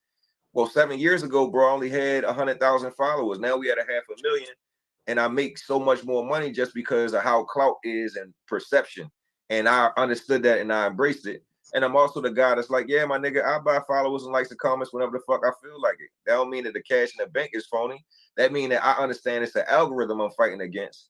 And also Instagram is playing an unfair game. If you got 1 million followers and they only want you to get between 1 and 10% engagement anyway, that means only 100,000 out of your 1 million followers will see your content anyway, sir. You understand what I'm saying? So now you looking at shit like, damn, that don't add up. My nigga, only 10% of the followers actually seen it anyway. And we know everybody a hater, so only 1% engaged. And less than that, 1% of that 1% commented and double click. You understand what I'm saying? It's a lot of shit going on in life, bro. People don't got time to be on Instagram making sure niggas look lit. But we gonna find out on them ticket sales. We're gonna find out when people drop them bank receipts. We're gonna find out on them taxes. So that's how I go and emphasize it. And like I told you, bro, If you strategically do it the right way, you can bust the algorithm. I got content that you guys probably done seen. I did the Brandman Network interview that's 100 million views over and over again. We got the Vice TV that's 100 million views. Yeah, yo, some of that shit is bots because it's necessary. But niggas know that we lit and we getting it for real at the same time. So you just gotta figure out the strategy and you gotta stay locked in. Yeah, because I was thinking about that myself. Algorithm. I was growing my YouTube channel organically, you know. We hitting little numbers. I've been in it like a month now. Maybe we had 500,000 views, maybe like 1,100 subscribers. But I'm like, you know, should I put some bots on there? Should I make it look bigger? Should I jump in that algorithm? So big interviews like this to get that 100 million views. What would you do if you were in my position and you had a new podcast, you got big interviews? How would you put it like this, right? I sacrificed early, Surf, and what I mean by that is that I come from corporate America too, right? So when the white folks say organic, they basically try to say, oh, a nigga don't got a budget. Just know how that's how white people evaluate us, right? Organic mean nigga just put together all the money in the production of some shit and didn't have no money to put together for the marketing of some shit. That's how they look at us, right? So if you got a YouTube channel and you don't know how to run Instagram, Facebook, YouTube, Google ads, then you got to go ahead and you got to hire that out. You got to go to Fiverr.com. You got to find somebody on Instagram that can take care of that for you. You got to start running ads, bro. You got to put some money behind your actual content so you can get it in front of the audience that will connect with it. You feel what I'm saying? Like, the content that you're doing is dope, but it don't mean nothing if nobody sees it. So I say, bro, invest in your production, invest into what you can as far as the marketing of your content. So when we not talking about the bots, which is, yeah, of course, you manipulating what's going on and it's not 100% legitimate. Well, then go get legitimate traction, legitimate eyeballs, go pay for the traffic and pay for the marketing of your content. And the bots is something that we'll talk about way down the road when you are able to make it look reasonable, right? So say your organic marketing advertising is 70% and you want to add the 30% of the bots because you got a nice little ratio that makes sense. Then we had that conversation. Influencer marketing, paying people to repost your content that got an audience. It's so many other ways it's done, right? And that's the space that I always been in as well, Surf, and it comes with the game. And the last thing I want to give you, bro, is, you know, you got your SEO, how you curate, when you post, what's going on, how you optimize your content. When you're trying to get these views, bro, the content and the presentation extremely important. What you invest into it is extremely important, and you got to know that. And if a nigga don't got a budget to do the marketing, you can do as many episodes as you want. You can do some of the greatest interviews ever. If there is no marketing, bro, to follow up behind the product, nobody going to ever see it and nobody ever going to care. And I can be honest about that. No matter how much content you put together, bro. None of these niggas that you see blowing up, bro, did it without no budget, bro. Not a Cameron, not a Gilly the Kid. They all big homies that done it right. And they also got bigger platforms and bigger bells and whistles behind the scenes that get the job done. And that's the conversation we should be having, bro. If you spent $1,000 to get this episode created, whether it was the lighting, the cameras, the crew, you should be spending $5,000 to market it, to get in front of all of the eyeballs, to be recouping your ad watch time and your revenue that comes from having a YouTube channel. If your YouTube channel not monetized, every view that you get don't count anyway. So you got to make sure you're getting your watch hours. You got to make sure that you're getting your subscribers. You got to make sure you got your uploads. So it's criteria that you got to meet, bro, to be able to actually do this and do this at a high level. Did you educate yourself on what that is? And did you put together a plan to actually make it make sense? Yes, sir. Yes, sir. Yeah, you just give us some crazy high priority knowledge, man. Yeah. That's what this is about, see, real. So I like how you said the boss, because I've been doing that for a minute, and then I'm really trying to like pay for the ads. So I understand that, you know what I mean? Niggas would be like, "Oh, you're fake for doing that," but I'm like, "Yo, you don't understand. Instagram makes this algorithm like this, and there's nothing we can do. Like I can't literally say, "Hey, yo, the whole world knows me." It takes motherfucking time. You'll be more successful when you stop caring what people say. Yeah, you can't care about anybody's opinion. The best opinion is your opinion. I never did, right? No, but I know how it is. I know that we subconsciously can also hear, right, the naysayers. You talking to a nigga that touched M's, right? And until your homies touch M's and actually live this, been this, done this, like, You talk to a nigga that just did 2 years in the feds, never told nobody, live a great life. Like I really seen it and lived it. That's the tough part, bro. A lot of our homies are niggas that just talk and run their mouth. And that's the truth. Facts. And I got to the space, Facts. bro, that when I try to tell the homies, like, yo, I love you, bro, but your opinion is baseless. It's like asking a nigga how to hit a baseball that play football. Like, that's how you got to look at your guys, bro. You understand what I'm saying? Have you ever got millions of dollars in the advertising and marketing community? Have you ever worked for a Fortune 500 company? Why the fuck am I even asking or give a fuck about what you think about something being fake or real? Because they ain't never did that shit. The whole internet is fake, my nigga. You understand what I'm saying? I got real niggas that don't even got an email address. You understand what I'm saying? I got niggas that never ever left off the porch, that never left their city.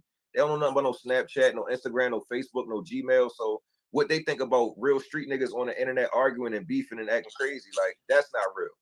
Nah, that's not real at all, man. Yeah, I be seeing that so much, and I just like, come on, bro. We like niggas, and we got the white folks looking at us like acting like really what they say we was, and it's like, come on, bro.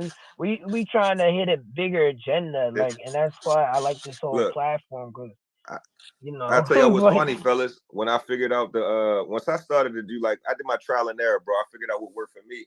So, you know, even bigger than being just Chad Focus, bro, we got our own music marketing agency. We got our own social media agency where bro, we strategize with brands and artists and influencers. Like, yo, we got so many different type of clients, bro. This shit is like game changer. And you'd be surprised how many people I got that we help them build an organic strategy, and then we help them put together a viral strategy where they can influence and include the bots.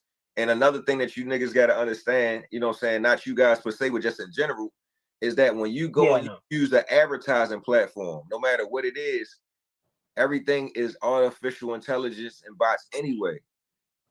We not physically serving the ad that we see, fellas, on any of these websites. When we go use Instagram, YouTube, Facebook ads, and you see the ad, that is an actual automation, a bot that is serving that ad for us. That's taking the creative and putting it in front of the target audience based off of certain metrics, demographics, and all types of things. So the most ignorant thing I hear from people every day is, my nigga, I don't fuck with the bots. Nigga, you use a bot every day. When you call that telephone and somebody don't pick up, when you speak to Siri, when you listen to an answer machine, when you go into a website and you're looking for motherfucking support. Like, I think that people just crazy. And so I'm on the right side of history, bro. That's why I created my automation companies and stuff, and I play the game on my own terms. So we gotta definitely stay tapped in, man. Like, for real. I'll let you go. Yes, sir. But you some real knowledge. So with the Spotify, how did that go down? Like, how did you end up, you know, getting locked up? How did you get your time? You know, for the people who don't know. So I was so I break it down like this. I started off, bro, working in corporate America, bro. I was with a company. You guys seen The Wolf of Wall Street? Yeah. All right, cool. So Jordan Belfort, I used to work. Heard of it, yeah. So Wolf of Wall Street is a movie about, you know, a young white dude that was in Wall Street. And that one, yeah, now I remember. Okay. All right, cool. And so y'all might remember that, but I actually worked with those type of guys. That was a kind of like life that we was a part of. All right. And the reason why that's like important, fellas, I thought I had to put a charge in for real. The reason why that's important is because I was in what you call the white collar world, you know, and in Wall Street, bro, they use a lot of automation systems. It's a lot of stuff that goes on. And I'll break it down like this. My job was to do what's called search engine optimization. I was working for, you know, a company that was originally a startup. I helped turn them into $1 billion company. They was called Agora Publishing. And they actually ended up, bro, selling a lot of like Ponzi scheme products. Basically, they embellish certain investments. You know, they got a lot of crazy shit behind the scenes that they're doing that is like based off of false advertising. And it's like the dark web type of you know, institution to be a part of. My job, Surf, was that I worked with these guys, man, and you know, we all had our own Amex accounts, and I had a lot of different marketing campaigns and systems that was set up in my own personal name, but was paid for through the company card that they gave me.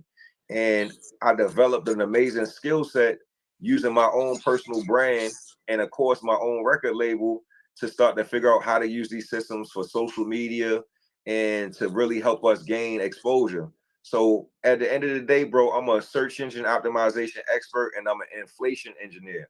I can make things look much more popular and bigger than they really are. And that works great, yo, for a lot of different businesses. In the Wall Street world, if you see a stock and it doesn't have enough traction or enough media attention around it, I can go and create it and make it feel like it's bigger than it is so other people want to invest. And then it's basically a fake it till you make it type of system in a digital space. All right. I was in my 20s, spent millions and millions of dollars, man, with this company, spent millions of dollars with the Amex card that they had, you know, issued to me. And it wasn't just things that had to do with business. When you go in the corporate world, bro, we got entertainment, we got travel, we got a lifestyle that we live, we got ways to fucking embezzle money, grift money, all types of shit. And we was all in that space. I just went and took it to a whole nother level because I learned how to monetize what I was doing for them and monetize what I was doing for myself at the same time. And at the end of the day, bro, I pulled off something that had never been done before. I put myself in a position to make $1 million, you know, with these guys on salary as an employee, getting commissions. But I became even more successful, bro, building up my own campaigns with my strategies that was eventually trial and error for me. It worked out for me. It worked out for them. And that's really how it happened, bro. They got caught up with an FTC case. They got investigated for some of the false systems and advertising that we were doing. They had one specific case, bro, where they had a bunch of millions of dollars that they had, you know, stole from a bunch of old folks that they had invested into a fake diabetes cure. They got hit with that FTC case, and then I got hit with my Fed case for, you know, embezzling money, conspiracy to commit wire fraud, and stealing from the company that was stealing from the clientele. So it was dope, bro, because I became a fall guy, right? I was a scapegoat. I was the young black dude that was, you know, in a hip hop world doing a bunch of crazy shit. And, you know, I ruffled a lot of feathers, bro. And, you know, you make the wrong people upset, you're going to sit your black ass down. So that time period I went through, bro, the indictment I went through, you know, it was a lot of learning lessons. I learned a lot, the right and wrong things to be doing with any type of corporate infrastructure.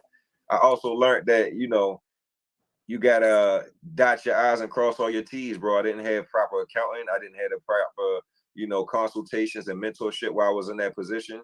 And I did things that I did in my 20s that I never do in my 30s. And that's what got my black ass, man, sent to prison because I put myself in that position. Right, wrong, or indifferent. Not it just being a black and white or a racist thing. Hell yeah, we know white people get away with shit that we don't get away with. Hell yeah, we go to jail and they get probation.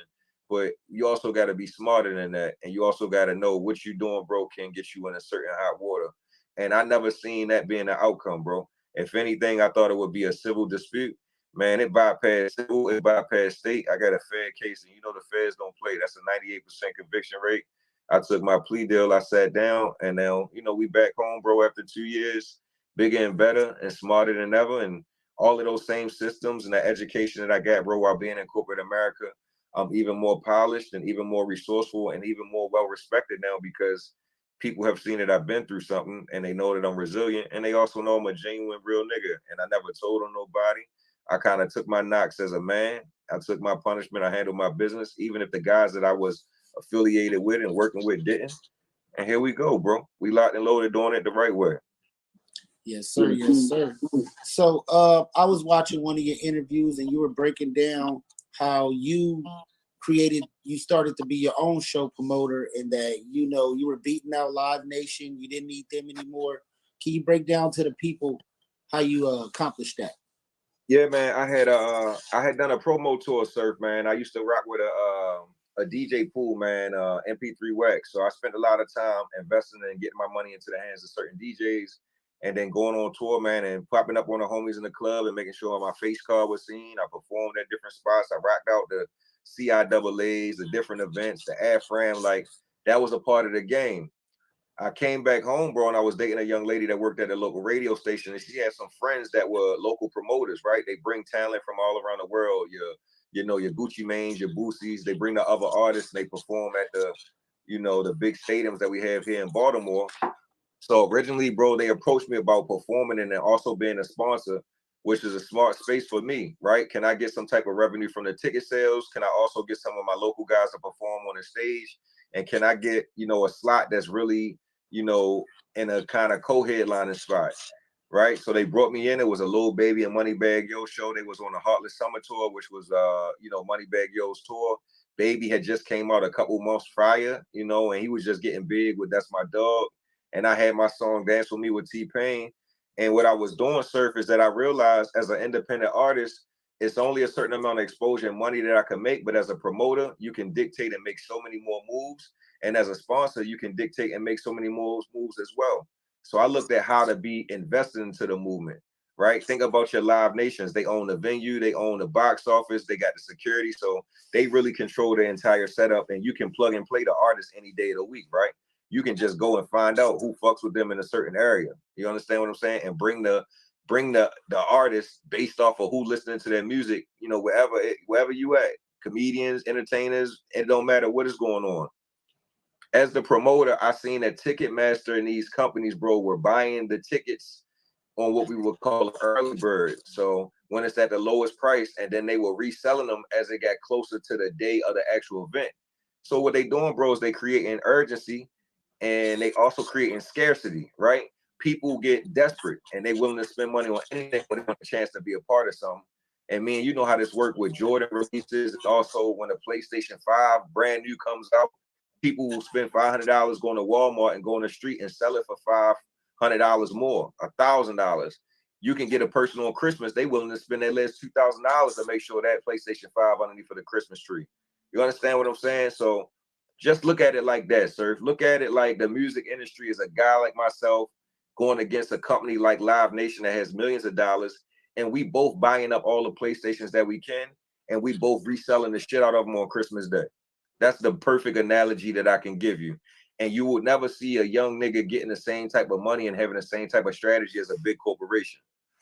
My first time, bro, buying and flipping tickets, man, was Beyonce and Jay-Z. They had a We Run the World tour. I ended up buying $100,000 worth of tickets, bro. I took my family and friends, bro, and let them all sit front row at Beyonce. It was about 50 of us, rented a big bus. Everybody had a good time. They sat and was treated like kings and queens. And the other $50,000 worth of tickets, bro, I sold them for double the price. So I was able to take my friends and family, bro, put them all front row, have them treated like kings and queens at Beyonce and Jay-Z concert. And I was able to sell the other 50 tickets for a higher profit than the other tickets that I used. So I made money. We went to the concert and I doubled up. Oh yeah, this shit gonna work. And then when I had my own show, a Lil Baby and Moneybagg Yo, I just implemented the entire system, bro. I ended up buying probably about 70 or 80% of all the tickets to the show that I was a part of. The max capacity was between 4,400 to 5,000. And the numbers that I showed everybody when I broke down the averages of what I resold and the money that we made back, it was close to $500,000 in net profit and gross profit and $250,000 net profit. And so it's a blessing to figure out systems like that and to execute it, not being a Live Nation, but being Chad Focus, the CEO of my own situation, not just the artist, bro, but also the executive, the strategist, the marketer, the promoter, the investor, and also the sponsor, bro. And we still went on the actual stage and we did our thing, man, for a couple songs, bro, and knocked out our set. Ain't nobody else moving like that or thinking like that, bro. That was genius, man. I applaud you for that one, man. So with the record with T-Pain, how did the process go with that? Were you guys in the studio together? Actually, you know how it go nowadays, Surf, man. A lot of times people don't get a chance to collaborate. You kind of sending files back and forth, right? Yeah. The way I got the CAA situation with T-Pain, 2018, bro, I was out there, man. It was Charlotte, North Carolina. I did a show with my guy DJ SNS, man. I pulled up with my boy DJ Trap. A couple of the homies was down there doing that thing. And my strategy, bro, was I used to be big on physical products. So I would always have physical CDs, pass them out, make sure niggas had them, right? And think about this. People still got cars and they still got CD players. So the Sprinter that I was in, I left my actual CD in there. Dance With Me was my top record at the time. The manager of the actual vehicle company was also friends with T-Pain's manager. He got that record to T-Pain's manager. He heard the record. He called and reached out. He was like, look, I got Tank, I got Tory Lanez, I got T-Pain. What you trying to do? I'm like, yo, let me get T-Pain. Let me know the price. We're going to send that over. Let's get this done ASAP. And that was the situation, bro. You got to cut that check, man, especially being an independent, unknown artist and working with a Grammy Award-winning established artist. He needed a chance to make some money. I needed a chance to put a quality record and also solidify it with a cosign. The record had already been Billboard charted and done its thing as it needed to be locally. I just thought it was a perfect setup to bring T-Pain and put him on a record. And we were supposed to go ahead and shoot a video, bro. He missed a video shoot. I had to deal with my legal issues, and so we're gonna try to, circle back around on that this summer when I get out probation and try to see if we can get it done for the people. Yes, sir. Yes, sir. Yes, sir. That's what's up. So that record's platinum, right? Yo, it's not platinum and it's not gold. It has millions and millions of streams. So I'll put it like this, Surf. Platinum is 75. Actually, gold is 75 million streams equivalent, and platinum is 150 million streams equivalent. Total, bro, I probably have 150 million streams across all of my records in my entire catalog. But there's no one specific record that I have that's gold or platinum. But I have my debut album is 5 times Billboard charted, and my Dance With Me single, yo, is 1 time Billboard charted on the dance music charts.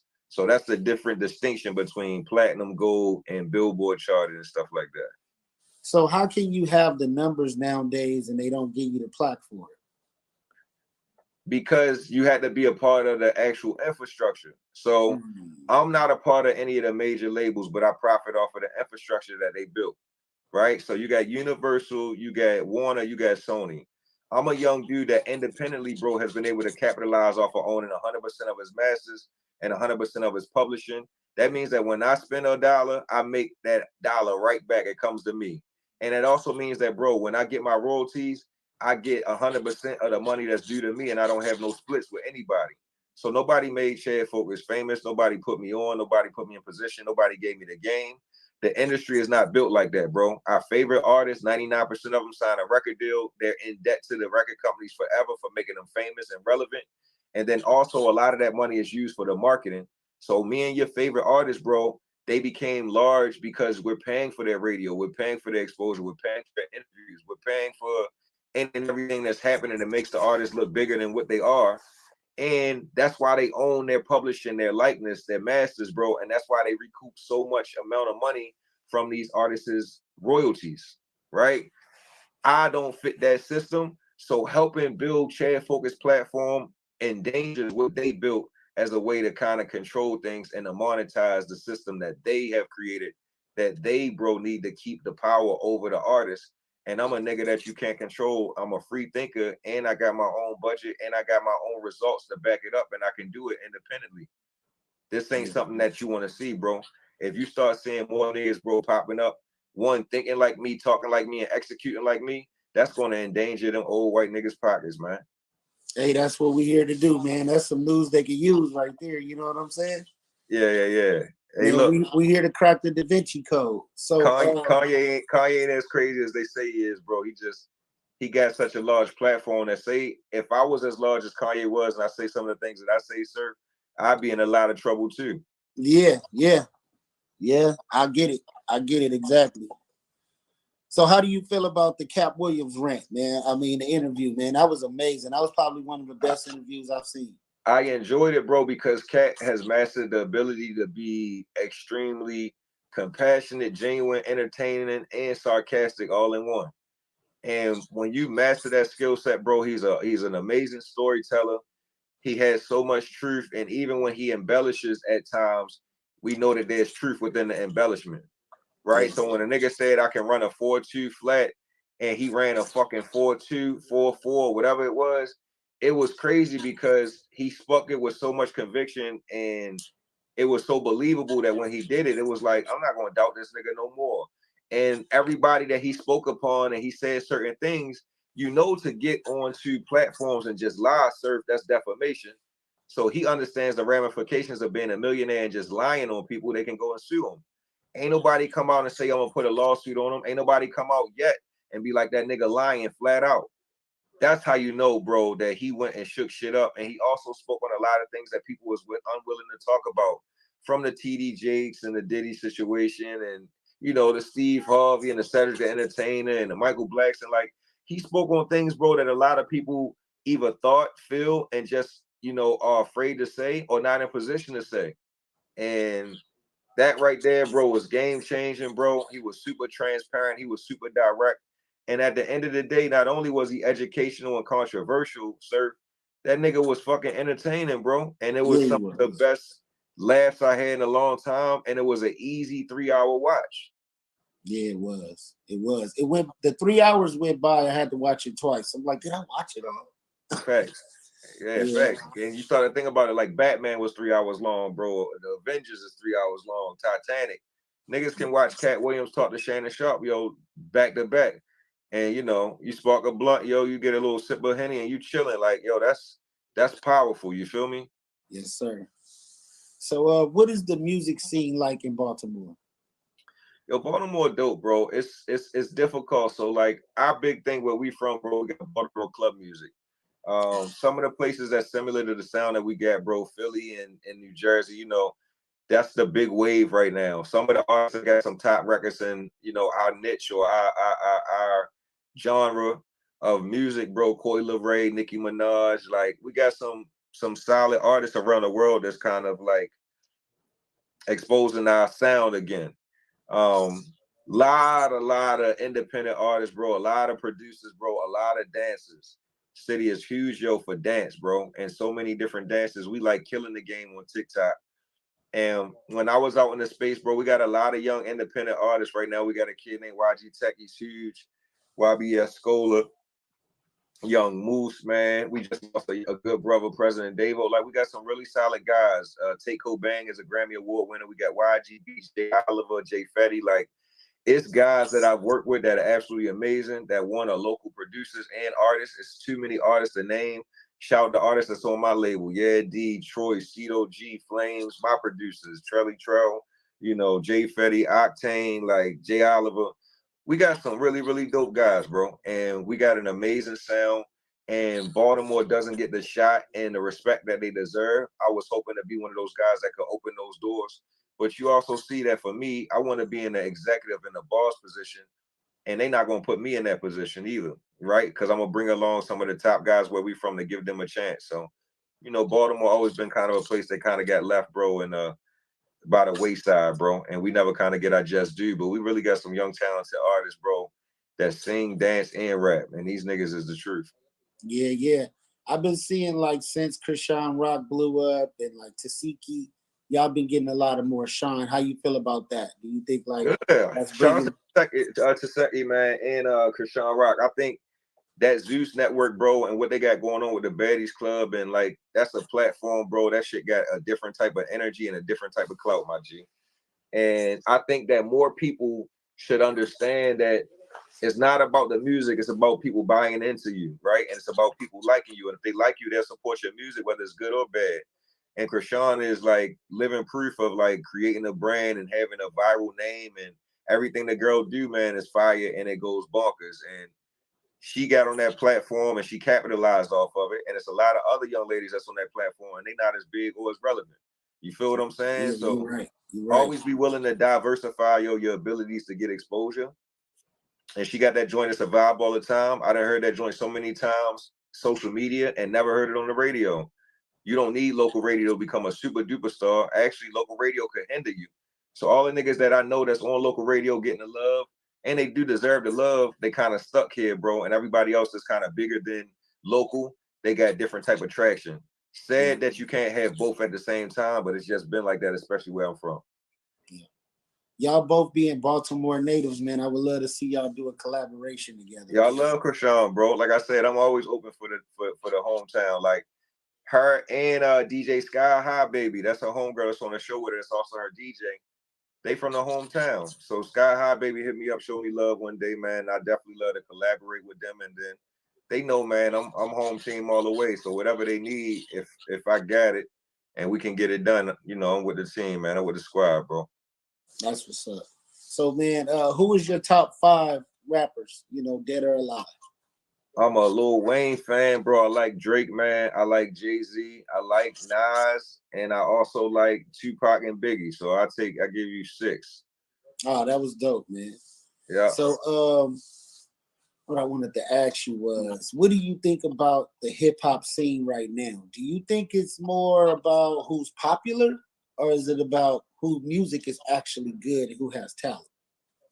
I'm be honest with you, bro. It's so much noise and it's also so much opportunity, everything wide open. And people can go find what their preference is. You understand what I'm saying? Like whatever kind of music you like, whatever kind of vibe you like you can go and find that. And that's how I base it. You get what I'm saying? For me, I always try to make sure that my music had a high quality production, a dope message, and a good mix and mastering. And let's get it out there to the people. It's subjective, bro. Some people it's like their head share for this record, and they be like, yo, this nigga fucking getting down. He all right. I fuck with it. Some niggas won't even give it a shot. At the end of the day, I think you should at least give people's music a shot. And nowadays, bro, I like any and everybody's music. I know that the programming is what puts it in front of us, right? So people hate on Sexy Red. I like Sexy Red shit for what she is and what she done, and I respect that she out here hustling, getting it in. If you want somebody else to be popping, go fucking spam the radio stations till they pop something else with a whole different type of message, or bring your ass on Spotify and go discover new talent. So I love everybody, bro. I love everybody's artwork, the gift. I understand the process of creating the music and uploading it. Like, yo, I don't take nothing for granted and take nothing from nobody. If you put together the effort to put out the music and you put in the time and the energy in it and you think it's all right, I'm right there with you. I think it's some fucking art and quality in anything that everybody puts out, even if that shit is whack to others, right? I'm gonna find something positive with what's going on. But shout out to my favorite artist. I like Coi Leray the most, bro. It's like little Vanilla Sky. She doing her thing, and I like her records and her growth and what she been doing for the last couple of years. Yeah, she's dope, man. I like her too. Yeah. So what do we got coming new from you, Chad? All right, so right now, Surf, man, we're going to launch the second edition, man, 2.0 Focus Music University. What I've been doing, Surf, since I came home, bro, is just like me and you on this call. I've been super blessed, man. I get on these calls on a day-to-day basis. I'm big in the consulting and the music marketing strategy, bro. I help artists build automation systems and stream systems, yo, so they can kind of capitalize off of the machines and the algorithms.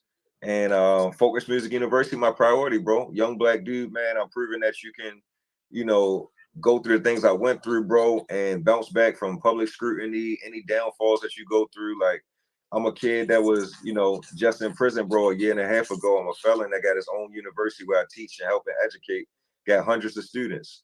So that's going to be my platform. That's my give back. Where can I build a community of people that I teach and show them the way and give them my expertise and have them value me, and I show them that I'm going to reciprocate the value. So that's where we at going forward, bro. And right now we acquiring catalog. Like, I teach people the music publishing game. I just helped acquire, you know, some of Willie's records from Day 26. We just got some TLC. We got some Katy Perry, Nicki Minaj. Like, this is the music publishing game that we in. This is the music marketing and education space. And as far as being the top guy in the game, I am that guy. So when niggas say that they him, as far as this space, this music marketing, this social media, this real nigga music space, and leader of the new school right now, Surf, I'm him right now, bro.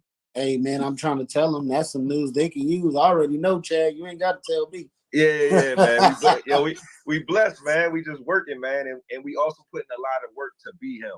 And that's what I want the homies to know.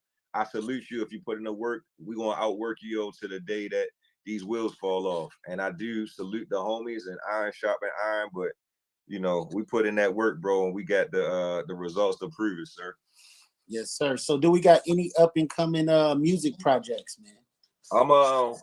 I haven't been in the studio, bro, to be honest, in the last 5 years. This is what I'm gonna do though, Surf, and I'm gonna explain it to you.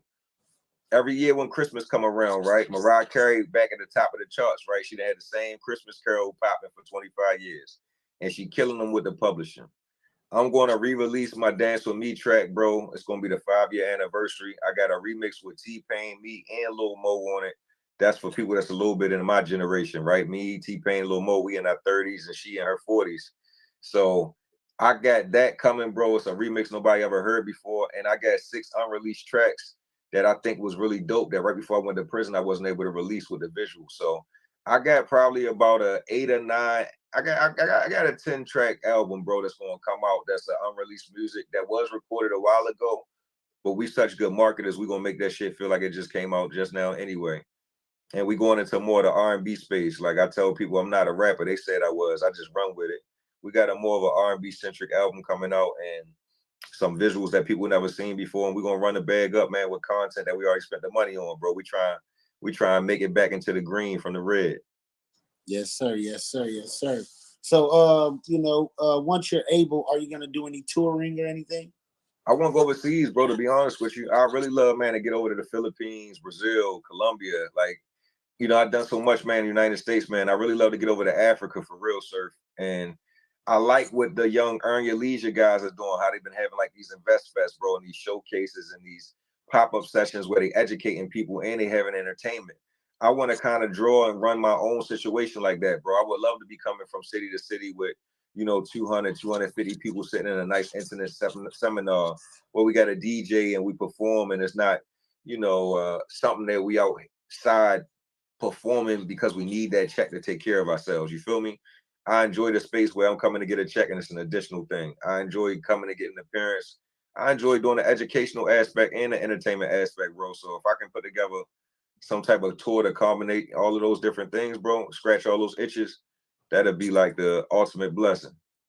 Yeah, man, I would love to see it, man. When you do, let me know. I would love to come see one of your shows for sure, bro. You already know what it is. And you out there in the Bay, right? You in Cali? Yeah, I'm in the Bay right now. Yep. So, like, shout out to my nigga Lil Russell, right? I talked to Lil Russell. He got his joint out there in Vallejo, I think. And that's gonna be the shit for me, bro. I'm gonna try to put something together where I come out to the Bay, man, and perform at Lil Russell's little situation. I like the venue he got in the backyard. I got the live band, so that would be like the ultimate independent link up. Me and him that chopped it up, and I know he get busy.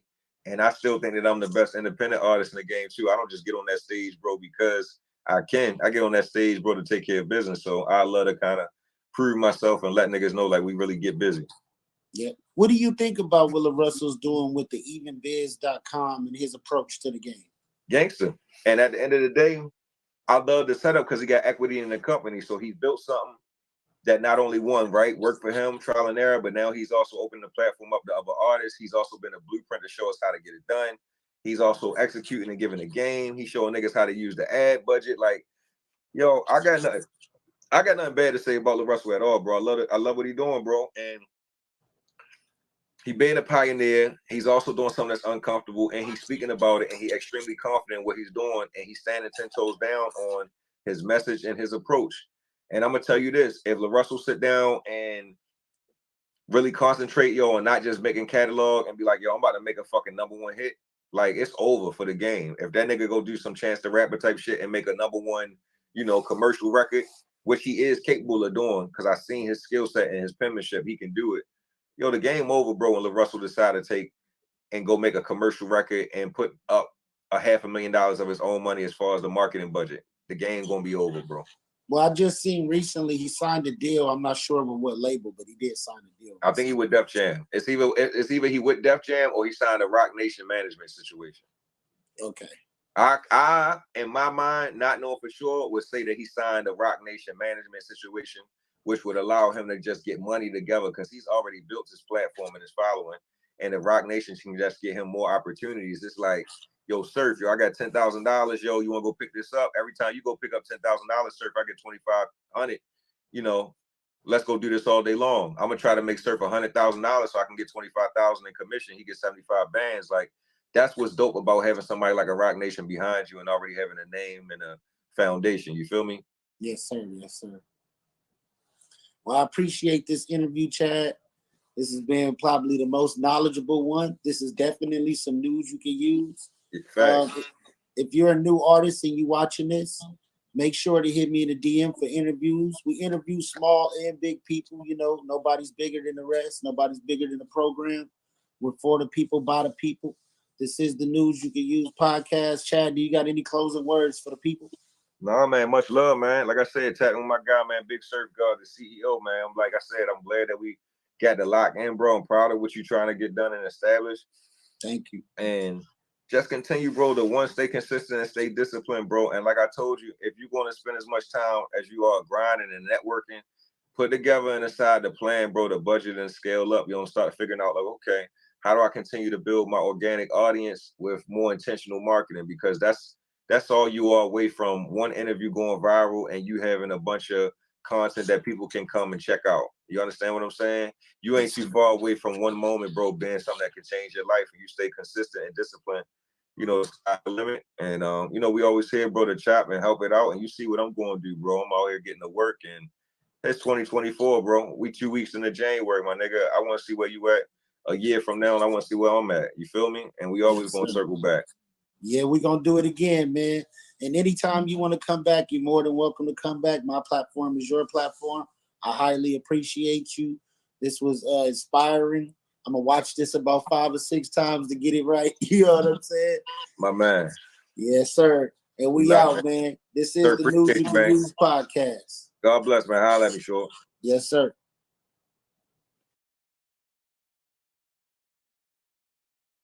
Tear into it. A new adventure. A new discovery.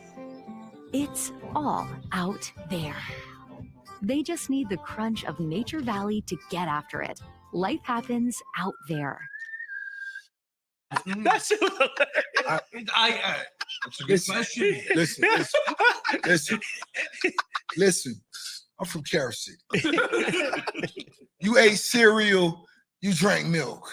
Whatever milk was available. Dairy milk. You was happy.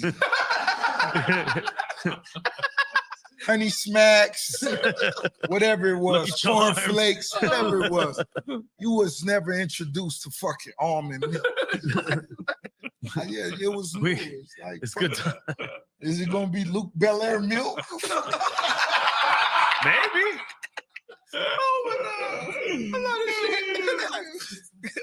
Yeah. Cool and Dre or the Runners? That was Cool and Dre. And when I say these names, listen. And when it's nobody that could come between me and Cool and Dre. Yeah, and Cool and Dre goes Yeah. back. They're my dogs. I remember when Dre had the expedition with 3 Daytons on it. Yeah. There was an R&B group at one point. It was. They had 3 Daytons on it. One of them motherfuckers went flat. My dog was flat. Hey, but guess what? We love my dog because he had D's.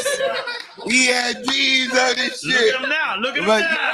Oh, no. Heavyweight. Yeah. And not only that, my dog seen my vision in Rose. Yes. He seen the vision in Khaled when Khaled was a DJ saying, I'm finna be an artist. Yeah. You know what I'm saying? So when people see that vision in you early, you know, you got to genuinely fuck with them. You know what I'm saying? So when I sat there when I sat there with Brett, this the idea I got. You know what I mean? And I remember it was particular artist shit that was coming out then that shit was flopping. Shit was failing. And I'm like, yo, this is what I see for this.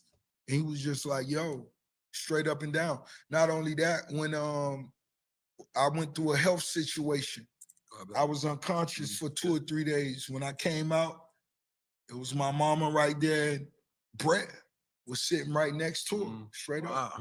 Guess what? When I was in a trial situation, when I was out on bond, I was going through a criminal situation. I ain't say, homie, come to my trial. File 100% free with TurboTax Free Edition. Roughly 37% of taxpayers qualify. Form 1040 and limited credits only. See how at TurboTax.com. That's me. I got trial tomorrow. Come there. I looked up, I looked back. Guess who was sitting in there every day for my trial? Brett Barish. So guess what I did today? Hey, do me a favor and give my dog, show my homie Brett this. So when I was in the hospital, that right there. Right there, Dre. I was in the hospital. I was unconscious for 2 days. When I came back on the 3rd day, wow. I came out. This was the first day I was out. I was with my homie Brett. You already know. Yeah. I love it. We actually was at That's why. we actually was at Circle House Studios. I woke up out of a coma on my 3rd day. And when I left, I said, I woke up out of the coma. I said, there's so much unfinished business I got. I want to do it now. I popped half of that shit off me in the hospital. And I told everybody that I wanted to see, which was very few, meet me at Circle House Studios. Shout out BB. That was Brett. That was Sam Sneak. That was all my homies Gunplay. That was us. We sitting right by.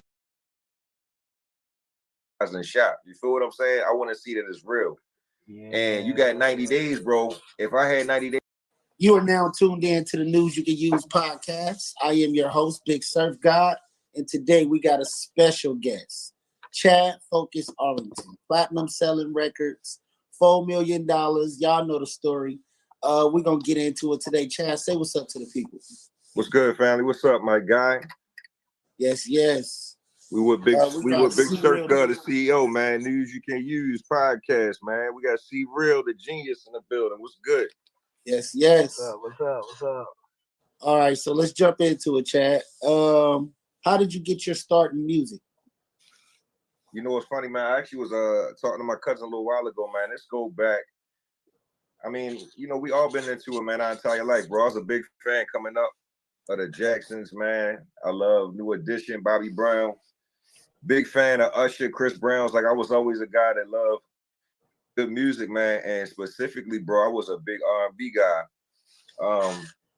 The way I got into kind of like the hip hop space, bro, I got a cousin of mine, he a part of my record label, his name Flames. And he was out in York, Pennsylvania, bro. And this is when battle rap was kind of becoming a thing again about 11, 12 years ago. So Smack DVDs and all that other good stuff.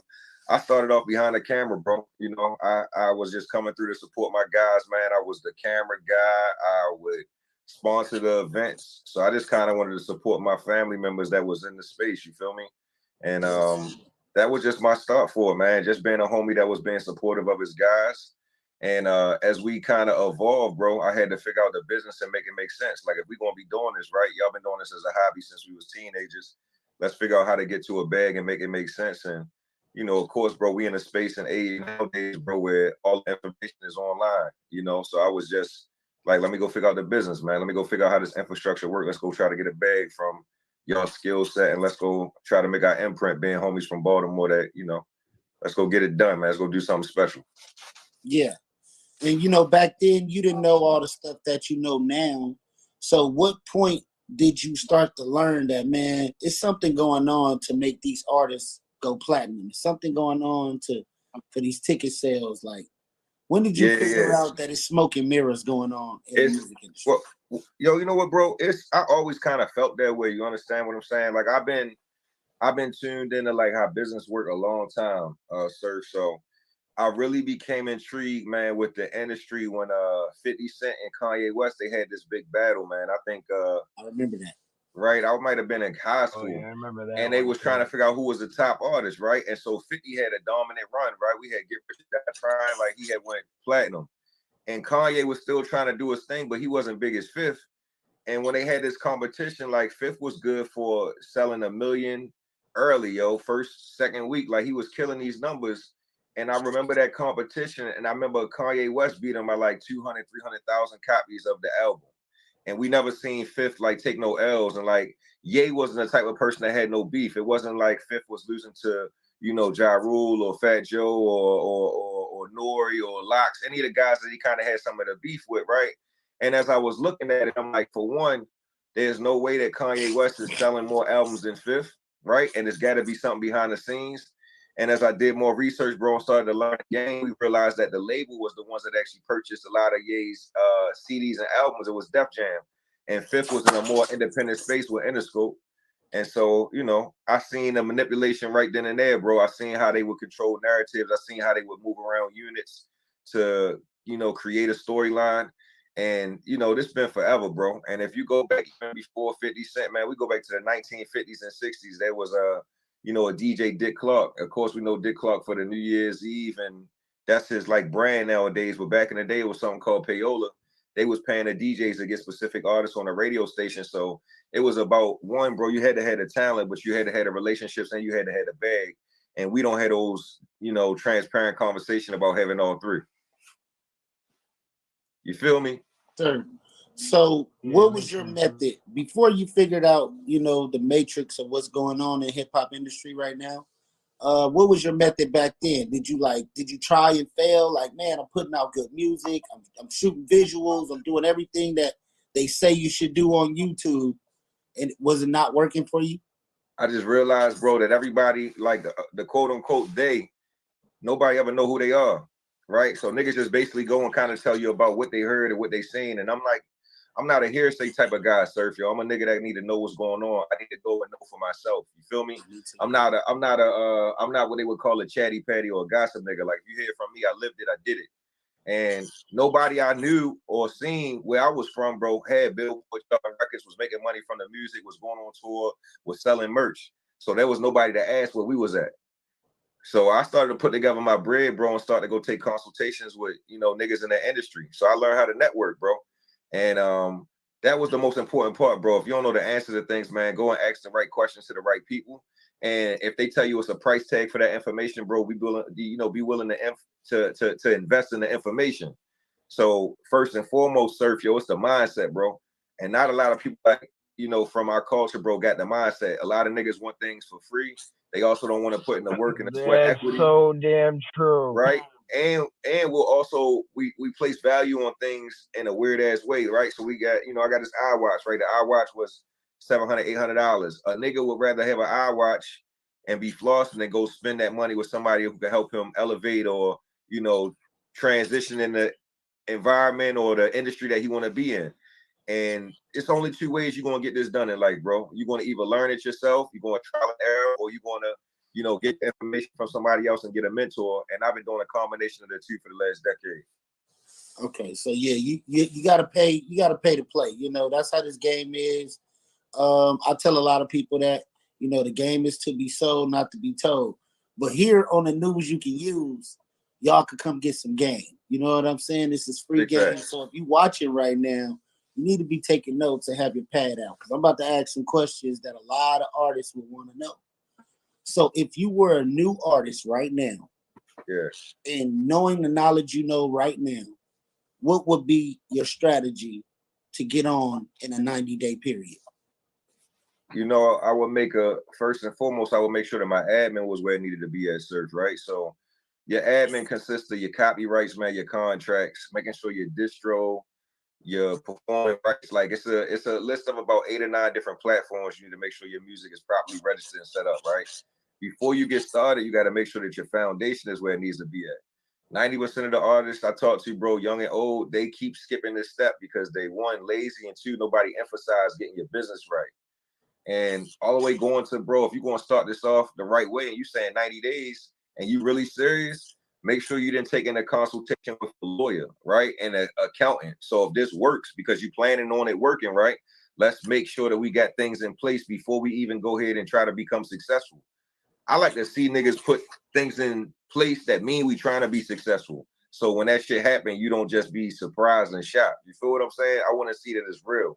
Yeah. And you got 90 days, bro. If I had 90 days, even with a minimal budget, I would figure out the one lead single I had. I would make sure I had some complimentary music, and I would just go and bust my ass creating content. It don't matter what it is. Every day I'll be doing some type of freestyle, acapella. I'll be using the hell out of Triller, Snapchat, TikTok, YouTube, like all of these access and resources, bro. All of these different opportunities, all these different challenges, all of this content online for you to recreate. You would not be able to go anywhere without seeing my face for 90 days. Whether I had to repost, tag, inbox any and everybody, it would be a relentless pursuit of, yo, I got a record, I think it's a hit, and any and everybody is going to have to hear it to somebody that one can help me out, or this shit go viral. It's just going to have to be a relentless approach. And, you know, when you combine relentlessness, bro, with resilience, you're going to get it done. I call them the 2 R&Rs, man, double R. Yep. I hear this word a lot. I hear this word a whole lot. Algorithm. What does algorithm mean to you? How do you break down the definition of an algorithm? So an algorithm, bro, is basically a formula of what gets somebody what we call engagement or exposure, right? So if we're looking at like what Instagram means, Cat Williams is a perfect example, right? Cat just went viral, right? So if we're looking at the algorithm, how many people was talking about Cat? What kind of topics was Cat talking about? Was the people he's speaking about also relevant? And then let's look at not only the views that he got, right, but the watch time. So niggas is watching Cat and Shannon Sharpe interview, bro, 40 million times already, but they watching the entire 3-hour, you know, episode, a 3-hour podcast, a 3-hour interview. Like, niggas don't got the attention span to do shit no more. So that right there, bro, in itself is quality content, we got to the point where them little snippets and reels that they cut from it was able to get us engaged and get us talking about it. And that's algorithm buster. So the content that you creating, bro, gotta be in that same type of format, bro. Is you doing something that's in the entertainment space? Are you doing something that's educational? Are you doing something that's shock value? And the perfect combination of an algorithm is if you can do all three and get people's attention. All right. The metrics that matter: watch time, comments, views, likes, shares, saves. And as you understand, for me, bro, where we coming from, we need to build our own machines. If you're not with a major label, you're not represented by a major entertainment company or a major corporation, you got to find a way to engineer those metrics, whether you do it organically or inorganically. First and foremost, you better make sure that the content is fire, because even if you send and get your content to the Explore page or you're able to game the algorithm, you're not going to be able to retain people's attention if your content trash. So that's what I focus on first and foremost, bro. Dope content. I try to create it for a specific target audience. You know, everybody in the world of music knows that I'm the music marketing consultant guy. I crack the system, but I really emphasize independence, hard work, and discipline. And a lot of things that you got to provide for yourself as an entrepreneur.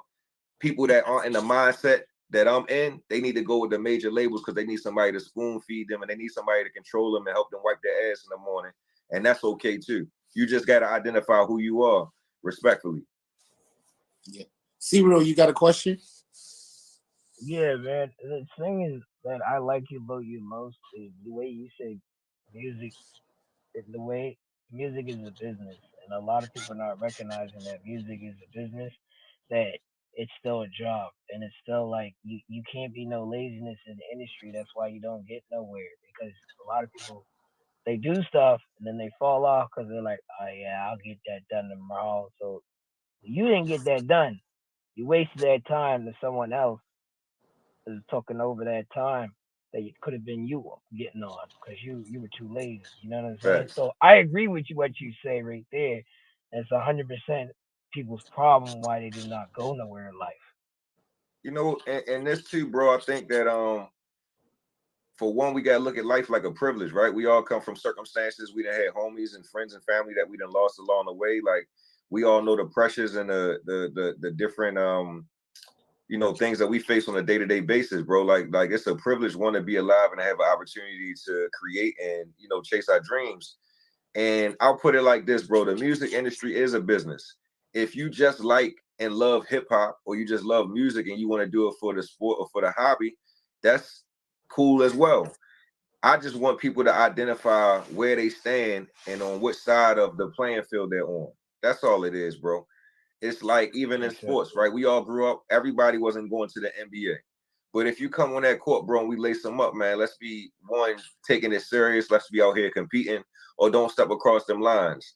So that's my emphasis for the guys, bro. Like when you got homies that spending their last, bro, going into the studio to record music, and they got kids at home that depend on them, and they got bills to pay, student loans, they got other priorities and obligations. Now, bro, you are compensating, right? So you're taking from one thing, bro, to invest in something else. And that's when music becomes an investment. Once it becomes an investment, bro, and you are willing to put energy and time into it, things that you can't get back, and you got other obligations, that's when I put the emphasis on, bro, this is a business, and let's have that real conversation, and let's be transparent. You know, it's nothing dope about, you know, 20 niggas in the studio smoking weed, and they got their baby moms and their kids at home. They could be doing something way more productive. If we're going to be here, bro, let's be out here being productive, making something make sense. Let's go ahead and collaborate together, and, you know, let's really benefit one another, bro, by being in each other's space, bro, by, you know, affiliating with one another. So that's what I always been on, bro. If we're going to be young men in this space, bro, let's at least collaborate and make something out of, you know, the time that we spend together. And we can do both, bro. We can enjoy ourselves. We can get to the money. We can learn. We can fail, and we can succeed at the same time. Yes, sir. Yes, sir. Yeah, I like how you said that, because I also I got a brother in jail. He made the wrong choice. You know, I was just actually talking to him a couple minutes before we get on here. Yeah. And he said, yeah, man, I'm so tired of this. And I was just like, you know, to educate people, like, that's a big one. Stick to your dream, man. I come from Nova Scotia, so to even be in your presence is it's a big move for me, because it's like it's more intelligence going in my mind to understand how the industry is, because I do music myself, and I'm an entertainer as well, and YouTuber. We can go on all that, but yeah, man, it's a blessing that you said that, and that's more understandable. So when I put this on my platform, people can understand. It's not a Yeah, game, man. man. It's like you stay focused. No, big salute, bro. And I'll tell you this, it's crazy, man, because the one thing I do regret is when you go through like a legal situation that I went through, big bro, I can't come back to Canada no more, right? I spent a lot of time over in For real? well, Canada allow felons to come back across the border. It's a lot of artists and a lot of brothers that's in my space that can't come back, right? So think about that in a legal space. I can't come back to Nova Scotia, Toronto, Niagara Falls, where I used to like to take my family. I spent a lot of time out in Vancouver. I did my, one of my biggest shows at the Vancouver 420 E40 2018. Right, so I got a lot of money out there in Canada that I can't come there and connect with any longer because of what I'm dealing with. So I took advantage of the opportunities I had when I was able to be there, bro. And I didn't leave nothing, on the table, bro. I gave it all we had, bro. We had a good time, bro, and we made our mark. And so that's what it is. Like I said, you only live once, bro. And we definitely, bro, busted our ass and grinded while we had a chance to kind of get it done. So you was out in Nova Scotia, you're saying? Yeah, bro. I've been all over, bro. What? Yeah, You've been in my city? Yo, that's crazy, man. We've been I all gotta over, meet you bro. for sure now. Yeah, man. I had an artist, man. A kid was actually from Vancouver. He was a part of our label, and also like Drake has OVO, so we got a couple kids from Baltimore that affiliate with Drake team, and what I was doing, bro, is that I was trying to go to different places like Canada. I was going over to Europe. I was going over to Colombia. I was going over to South America. Just trying to go everywhere. I was going in different places, bro, and working hard trying to go ahead and take my sound across the world. And I never stayed just where I was from. You understand what I'm saying? And I was willing to get up and go and make different moves. So with the bots, some people go on Instagram and buy followers and YouTube, but you could tell because the Instagram likes and comments don't add up to the amount of followers. But how does the bots work? Well, look, put it like this, bro. I think what's happening is that you guys are looking at the numbers and you trying to be like, all right, let me put together a correlation on what I feel should be accurate. I put it like this, Surf. I don't spend all day going on people's pages and commenting on anything. You understand what I'm saying? I can be honest with you, bro. I'm getting money. I'm chilling. Like I might go and peek at shit that's on Academics and the Shade Room and World Star, but just because some shit don't get the comments, it can have millions and millions of views, but a lot of people don't want other people to see that they supporting. So I know what's happening behind the scenes, bro. I understand the psychology of people, bro. Right? So, and I know a lot of niggas is watching to see what you looking at too. I understand that space. Like niggas is like, yo, what's really going on? I think social media specifically, bro, with Instagram and you've been able to look at people's stats and fuck the world up. I think Spotify and the way it's set up, you can look at the amount of streams on the record, fucks the game up. But a nigga like me, I take advantage of it. All right. So say this, bro. You go on social media, your biggest celebrities in the world, every last one of us got bot followers and comments and likes. It's a part of the algorithm. It's a part of Instagram. You understand what I'm saying? It just is a part of the ecosystem. Now, if you're going to go and get bots, bro, I've been building and doing automation for the last 15 years. You can buy a certain amount of views, likes, comments, followers. You write that it should be a certain amount of engagement based off of the following that you have. So you should be strategically putting together those promotions and campaigns so it doesn't look obvious to what you're doing. But if you're a nigga like myself and you continuing to make money and you test it at all times, you don't give a fuck what nobody's saying. Not when you're getting paper. Right. You understand what I'm saying? And the niggas that's getting money don't sit and evaluate what other guys is doing when you're getting money because your time and your frequency, it don't go to that same space. So say Instagram, bro, for me, right? Before I was on Vice TV, and I've been giving up the game. I went on This Is 50 and I told the homies how to make money in streaming 7 years ago. This is when 6ix9ine was popping and he was doing automation and bots. Well, 7 years ago, bro, I only had 100,000 followers. Now we had 500,000. And I make so much more money just because of how clout is and perception. And I understood that and I embraced it. And I'm also the guy that's like, yeah, my nigga, I buy followers and likes and comments whenever the fuck I feel like it. That don't mean that the cash in the bank is phony. That means that I understand it's the algorithm I'm fighting against. And also, Instagram is playing an unfair game.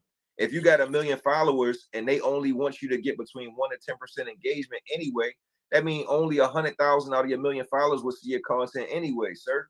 You understand what I'm saying? So now you looking at shit like, damn, that don't add up. My nigga, only 10% of the followers actually seen it anyway, and we know everybody a hater, so only 1% engaged, and less than that 1% of that 1% commented and double click. You understand what I'm saying? It's a lot of shit going on in life, bro. People don't got time to be on Instagram making sure niggas look lit. But we gonna find out on them ticket sales. We're gonna find out when people drop them bank receipts. We're gonna find out on them taxes. So that's how I go and emphasize it. And like I told you, bro, if you strategically do it the right way, you can bust the algorithm.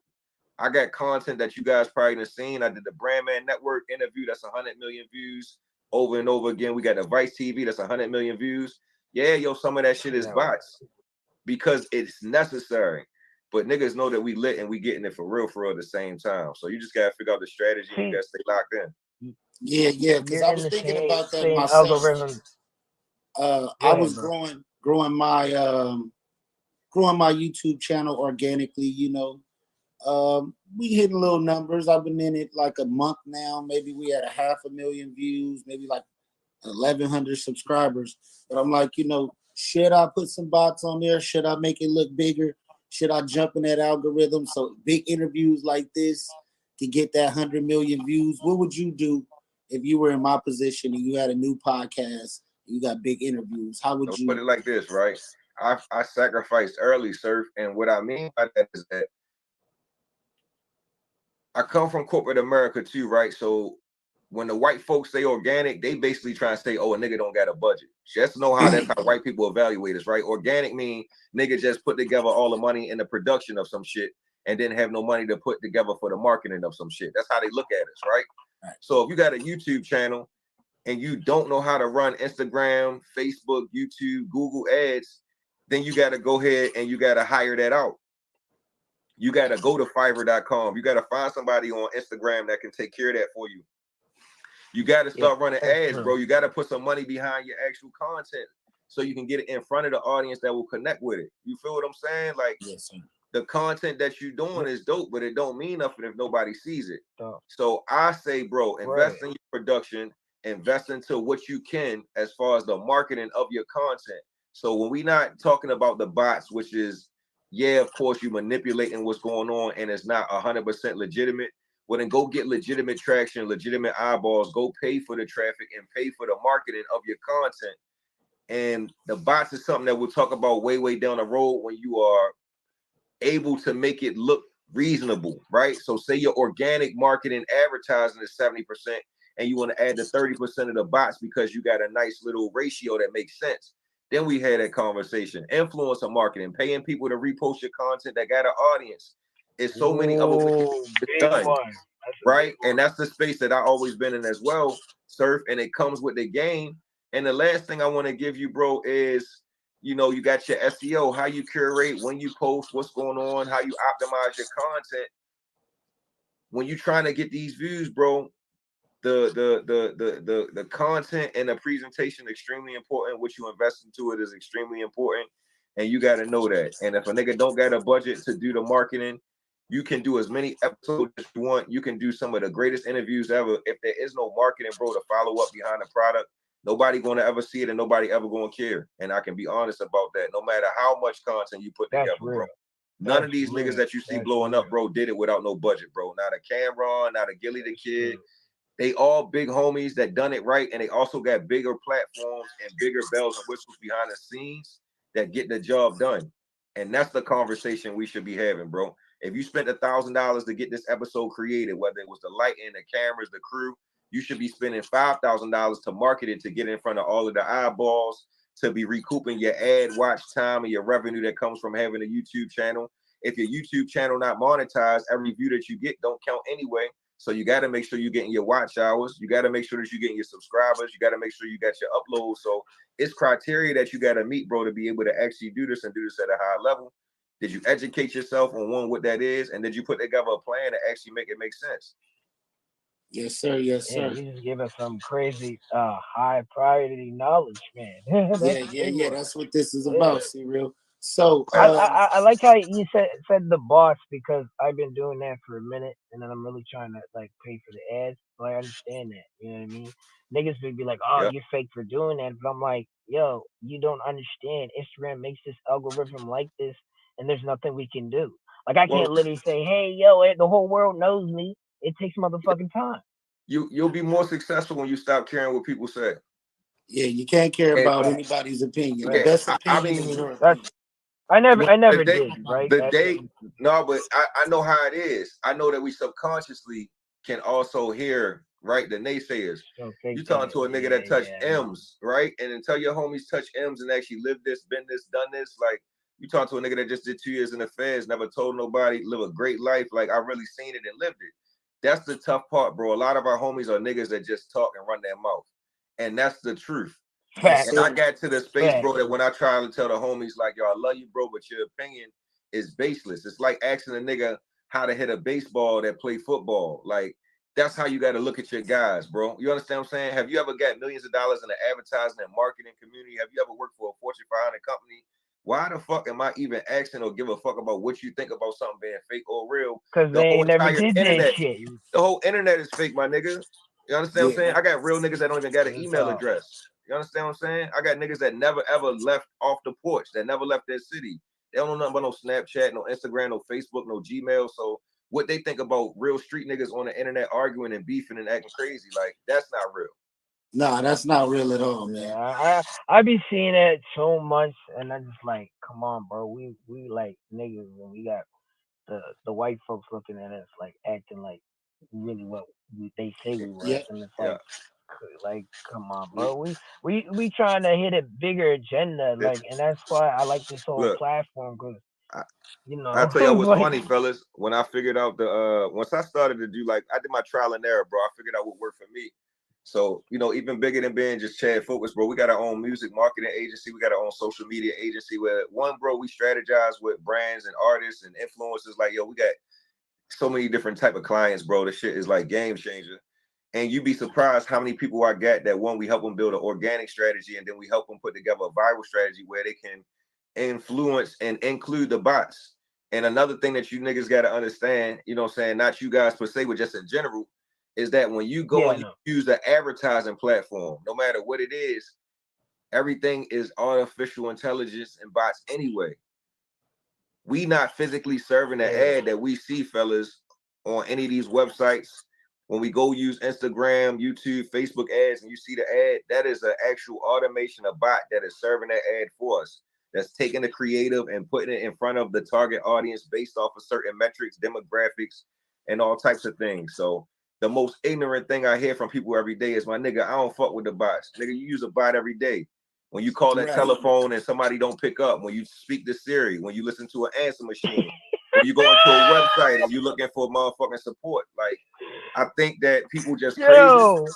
And so I'm on the right side of history, bro. That's why I created my automation companies and stuff, and I play the game on my own terms.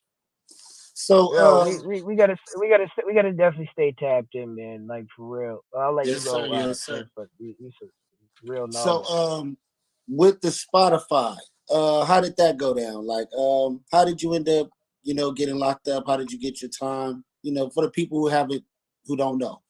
So I was so I break it down like this. I started off, bro, working in corporate America, bro. I was with a company. You guys seen The Wolf of Wall Street? Yeah. All right, cool. So Jordan Belfort, I used to work. Heard of it, yeah. So Wolf of Wall Street is a movie about, you know, a young white dude that was in Wall Street. And oh, that one, yeah, now I remember. Okay. All right, cool. And so y'all might remember that, but I actually worked with those type of guys. That was a kind of like life that we was a part of. All right. And the reason why that's like important, fellas, I thought I had to put a charge in for real. The reason why that's important is because I was in what you call the white collar world, you know, and in Wall Street, bro, they use a lot of automation systems. It's a lot of stuff that goes on. And I'll break it down like this. My job was to do what's called search engine optimization. I was working for, you know, a company that was originally a startup. I helped turn them into $1 billion company. They was called Agora Publishing. And they actually ended up, bro, selling a lot of like Ponzi scheme products. basically they embellish certain investments. You know, they got a lot of crazy shit behind the scenes that they're doing that is like based off of false advertising, and it's like the dark web type of institution to be a part of. My job, Surf, was that I worked with these guys, man, and we all had our own Amex accounts, and I had a lot of different marketing campaigns and systems that were set up in my own personal name, but was paid for through the company card that they gave me. And I developed an amazing skill set using my own personal brand and, of course, my own record label to start to figure out how to use these systems for social media and to really help us gain exposure. So at the end of the day, bro, I'm a search engine optimization expert and I'm an inflation engineer. I can make things look much more popular and bigger than they really are. And that works great, for a lot of different businesses. In the Wall Street world, if you see a stock and it doesn't have enough traction or enough media attention around it, I can go and create it and make it feel like it's bigger than it is so other people want to invest. And then it's basically a fake it till you make it type of system in a digital space. All right. I was in my 20s, spent millions and millions of dollars, man, with this company, spent millions of dollars with the Amex card that they had, issued to me. And it wasn't just things that had to do with business. When you go in the corporate world, bro, we got entertainment, we got travel, we got a lifestyle that we live, we got ways to fucking embezzle money, grift money, all types of shit. And we was all in that space. I just went and took it to a whole nother level because I learned how to monetize what I was doing for them and monetize what I was doing for myself at the same time.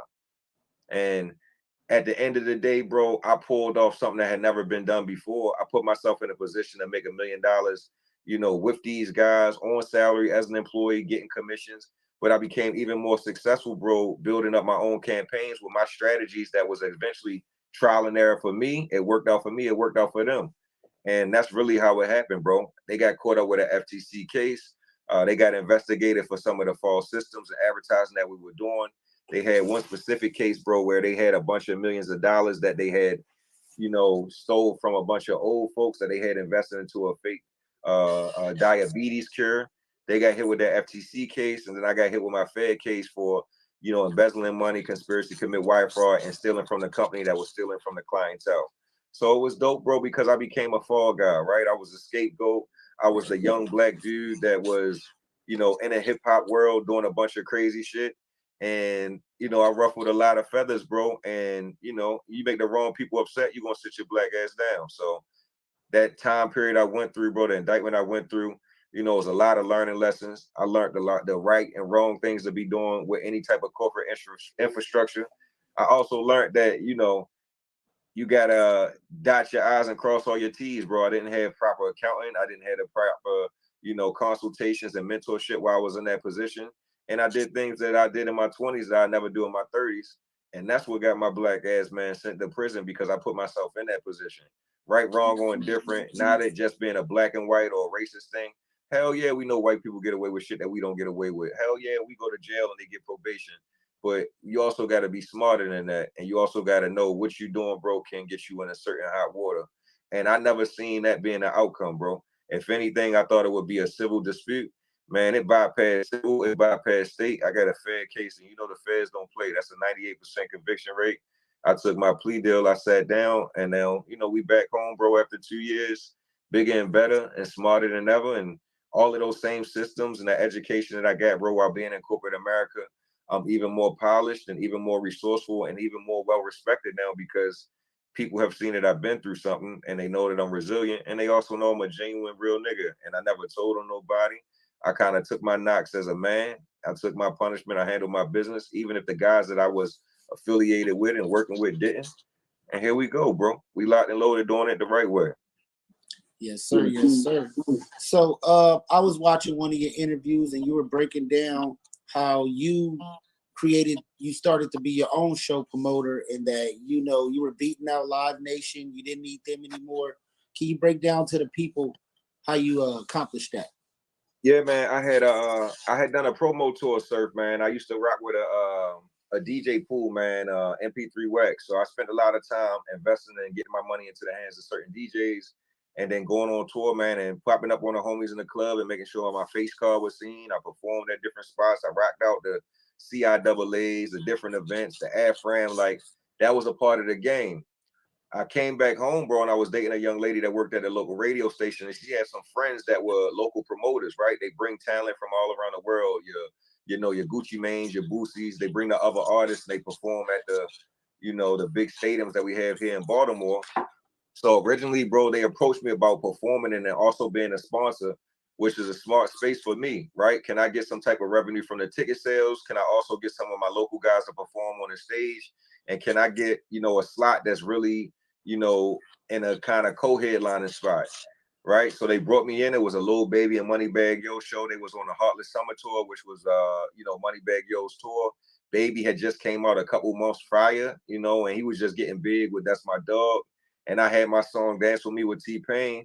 And what I was doing, Surf, is that I realized as an independent artist, it's only a certain amount of exposure and money that I can make. But as a promoter, you can dictate and make so many more moves. And as a sponsor, you can dictate and make so many more moves as well. So I looked at how to be invested into the movement, right? Think about your Live Nations. They own the venue, they own the box office, they got the security. So they really control the entire setup, and you can plug and play the artist any day of the week, right? You can just go and find out who fucks with them in a certain area. You understand what I'm saying? And bring the artist based off of who listening to their music, wherever you at. Comedians, entertainers, it don't matter what is going on. As the promoter, I seen that Ticketmaster and these companies, bro, were buying the tickets on what we would call early bird. So when it's at the lowest price, and then they were reselling them as it got closer to the day of the actual event. So what they doing, bro, is they creating urgency, and they also creating scarcity, right? People get desperate and they willing to spend money on anything when they want a chance to be a part of something. And man, you know how this work with Jordan releases. Also, when a PlayStation 5 brand new comes out, people will spend $500 going to Walmart and go on the street and sell it for $500 more, $1,000. You can get a person on Christmas, they willing to spend their last $2,000 to make sure that PlayStation 5 underneath for the Christmas tree. You understand what I'm saying? So just look at it like that, Surf. Look at it like the music industry is a guy like myself going against a company like Live Nation that has millions of dollars, and we both buying up all the PlayStations that we can, and we both reselling the shit out of them on Christmas Day. That's the perfect analogy that I can give you. And you will never see a young nigga getting the same type of money and having the same type of strategy as a big corporation. My first time, bro, buying and flipping tickets, man, was Beyonce and Jay-Z. They had a We Run the World tour. I ended up buying $100,000 worth of tickets, bro. I took my family and friends, bro, and let them all sit front row at Beyonce. It was about 50 of us, rented a big bus. Everybody had a good time. They sat and was treated like kings and queens. And the other $50,000 worth of tickets, bro, I sold them for double the price. So I was able to take my friends and family, bro, put them all front row, have them treated like kings and queens at Beyonce and Jay-Z concert. And I was able to sell the other 50 tickets for a higher profit than the other tickets that I used. So I made money. We went to the concert and I doubled up. Oh yeah, this shit gonna work.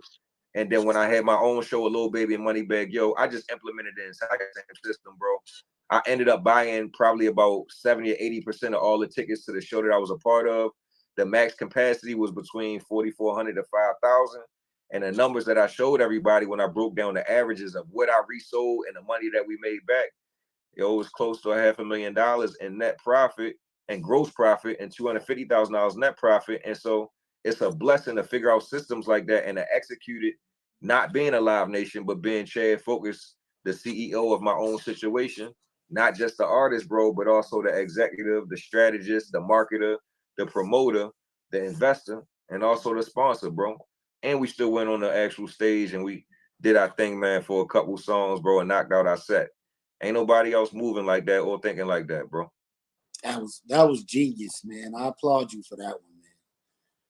So with the record with T-Pain, how did the process go with that? Were you guys in the studio together? Actually, you know how I go nowadays, Surf, man. A lot of times people don't get a chance to collaborate. You kind of sending files back and forth, right? Yeah. The way I got the CIAA situation with T-Pain, 2018, bro, I was out there, man. It was Charlotte, North Carolina. I did a show with my guy DJ SNS, man. I pulled up with my boy DJ Trap. A couple of the homies was down there doing that thing. And my strategy, bro, was I used to be big on physical products. So I would always have physical CDs, pass them out, make sure niggas had them, right? And think about this. People still got cars and they still got CD players. So The Sprinter that I was in, I left my actual CD in there. Dance With Me was my top record at the time. The manager of the actual vehicle company was also friends with T-Pain's manager. He got that record to T-Pain's manager. He heard the record. He called and reached out. He was like, look, I got Tank, I got Tory Lanez, I got T-Pain. What you trying to do? I'm like, yo, let me get T-Pain. Let me know the price. We're going to send that over. Let's get this done ASAP. And that was the situation, bro. You got to cut that check, man, especially being an independent, unknown artist and working with a Grammy Award winning established artist. He needed a chance to make some money. I needed a chance to put a quality record and also solidify it with a cosign. The record had already been Billboard charted and done its thing as it needed to be locally. I just thought it was a perfect setup to bring T-Pain and put him on the record. And we were supposed to go ahead and shoot a video, bro. He missed a video shoot. I had to deal with my legal issues. And so we're going to try to, you know, circle back around on that this summer when I get out probation and try to see if we can get it done for the people. Yes, sir. Yes, sir. Yes, sir. That's what's up. So that record's platinum, right? Yo, it's not platinum and it's not gold. It has millions and millions of streams. So I'll put it like this, Surf. Platinum is 75. Actually, gold is 75 million streams equivalent. And platinum is 150 million streams equivalent. Total, bro, I probably have 150 million streams across all of my records in my entire catalog. But there's no one specific record that I have that's gold or platinum. But I have my my debut album is 5 times Billboard charted, and my Dance With Me single, yo, is 1 time Billboard charted on the dance music charts. So that's the different distinction between platinum, gold, and Billboard charted and stuff like that. So how can you have the numbers nowadays and they don't give you the plaque for it? Because you had to be a part of the actual infrastructure. So I'm not a part of any of the major labels, but I profit off of the infrastructure that they built, right? So you got Universal, you got Warner, you got Sony. I'm a young dude that independently, bro, has been able to capitalize off of owning 100% of his masters and 100% of his publishing. That means that when I spend a dollar, I make that dollar right back. It comes to me. And it also means that, bro, when I get my royalties, I get 100% of the money that's due to me, and I don't have no splits with anybody. So nobody made Chad Focus famous. Nobody put me on. Nobody put me in position. Nobody gave me the game. The industry is not built like that, bro. Our favorite artists, 99% of them sign a record deal. They're in debt to the record companies forever for making them famous and relevant. And then also a lot of that money is used for the marketing. So me and your favorite artists, bro, they became large because we're paying for their radio. We're paying for their exposure. We're paying for their interviews. We're paying for and everything that's happening that makes the artists look bigger than what they are. And that's why they own their publishing, their likeness, their masters, bro. And that's why they recoup so much amount of money from these artists' royalties, right? I don't fit that system. So helping build Chad Focus platform endangers what they built as a way to kind of control things and to monetize the system that they have created, that they, bro, need to keep the power over the artists. And I'm a nigga that you can't control. I'm a free thinker, and I got my own budget, and I got my own results to back it up, and I can do it independently. This ain't something that you want to see, bro. If you start seeing more niggas, bro, popping up, one thinking like me, talking like me, and executing like me, that's going to endanger them old white niggas' pockets, man. Hey, that's what we here to do, man. That's some news they can use right there. You know what I'm saying? Yeah. Hey, man, look, we here to crack the Da Vinci Code. So Kanye ain't as crazy as they say he is, bro. He got such a large platform that say if I was as large as Kanye was and I say some of the things that I say, sir, I'd be in a lot of trouble too. Yeah. I get it exactly. So how do you feel about the Cap Williams rant, man? I mean, the interview, man, that was amazing. That was probably one of the best interviews I've seen. I enjoyed it, bro, because Cat has mastered the ability to be extremely compassionate, genuine, entertaining, and sarcastic all in one. And when you master that skill set, bro, he's an amazing storyteller. He has so much truth, and even when he embellishes at times, we know that there's truth within the embellishment, right? So when a nigga said I can run a 4.2 flat, and he ran a fucking 4.2, 4.4, whatever it was crazy because he spoke it with so much conviction, and it was so believable that when he did it, it was like, I'm not going to doubt this nigga no more. And everybody that he spoke upon and he said certain things, you know, to get onto platforms and just lie, Surf, that's defamation. So he understands the ramifications of being a millionaire and just lying on people. They can go and sue him. Ain't nobody come out and say, I'm gonna put a lawsuit on him. Ain't nobody come out yet and be like, that nigga lying flat out. That's how you know, bro, that he went and shook shit up. And he also spoke on a lot of things that people was unwilling to talk about, from the TD Jakes and the Diddy situation, and, you know, the Steve Harvey and the Cedric the Entertainer and the Michael Blackson. Like, he spoke on things, bro, that a lot of people either thought, feel, and just, you know, are afraid to say or not in position to say. And that right there, bro, was game changing, bro. He was super transparent. He was super direct. And at the end of the day, not only was he educational and controversial, sir, that nigga was fucking entertaining, bro. And it was some of the best laughs I had in a long time. And it was an easy 3-hour watch. Yeah, it was. It was. It went. The 3 hours went by. I had to watch it twice. I'm like, did I watch it all? Facts. Yeah, facts. And you started thinking about it, like Batman was 3 hours long, bro. The Avengers is 3 hours long. Titanic. Niggas can watch Cat Williams talk to Shannon Sharp, yo, back to back. And, you know, you spark a blunt, yo, you get a little sip of Henny and you chilling. Like, yo, that's powerful. You feel me? Yes, sir. So what is the music scene like in Baltimore? Yo, Baltimore dope, bro. It's difficult. So, like, our big thing where we from, bro, we got Baltimore club music. Some of the places that's similar to the sound that we got, bro, Philly and New Jersey, you know, that's the big wave right now. Some of the artists that got some top records in, you know, our niche or our genre of music, bro. Coi Leray, Nicki Minaj, like, we got some solid artists around the world that's kind of like exposing our sound again. Lot of independent artists, bro. A lot of producers, bro. A lot of dancers. City is huge, yo, for dance, bro. And so many different dances. We like killing the game on TikTok. And when I was out in the space, bro, we got a lot of young independent artists right now. We got a kid named YG Tech. He's huge. YBS Scholar.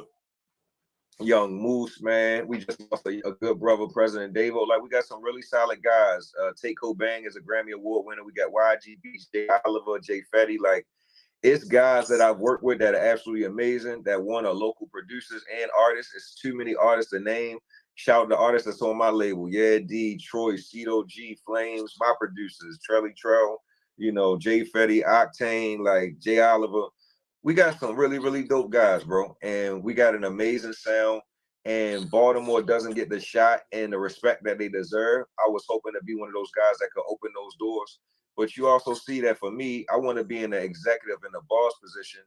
And they're not going to put me in that position either, right? Because I'm going to bring along some of the top guys where we from to give them a chance. So, you know, Baltimore always been kind of a place that kind of got left, bro, and by the wayside, bro. And we never kind of get our just due. But we really got some young, talented artists, bro, that sing, dance, and rap. And these niggas is the truth. Yeah. I've been seeing, like, since Krishan Rock blew up and, like, Tasiki, y'all been getting a lot of more shine. How you feel about that? Do you think, like, that's bringing... Taseki, man, and Krishan Rock. I think that Zeus Network, bro, and what they got going on with the Baddies Club, and, like, that's a platform, bro. That shit got a different type of energy and a different type of clout, my G. And I think that more people should understand that it's not about the music, it's about people buying into you, right? And it's about people liking you. And if they like you, they'll support your music, whether it's good or bad. And Krishan is like living proof of like creating a brand and having a viral name, and everything the girl do, man, is fire and it goes bonkers. And she got on that platform and she capitalized off of it. And it's a lot of other young ladies that's on that platform and they're not as big or as relevant. You feel what I'm saying? Yeah, so you're right. Always be willing to diversify your abilities to get exposure. And she got that joint. It's a vibe all the time. I done heard that joint so many times, social media, and never heard it on the radio.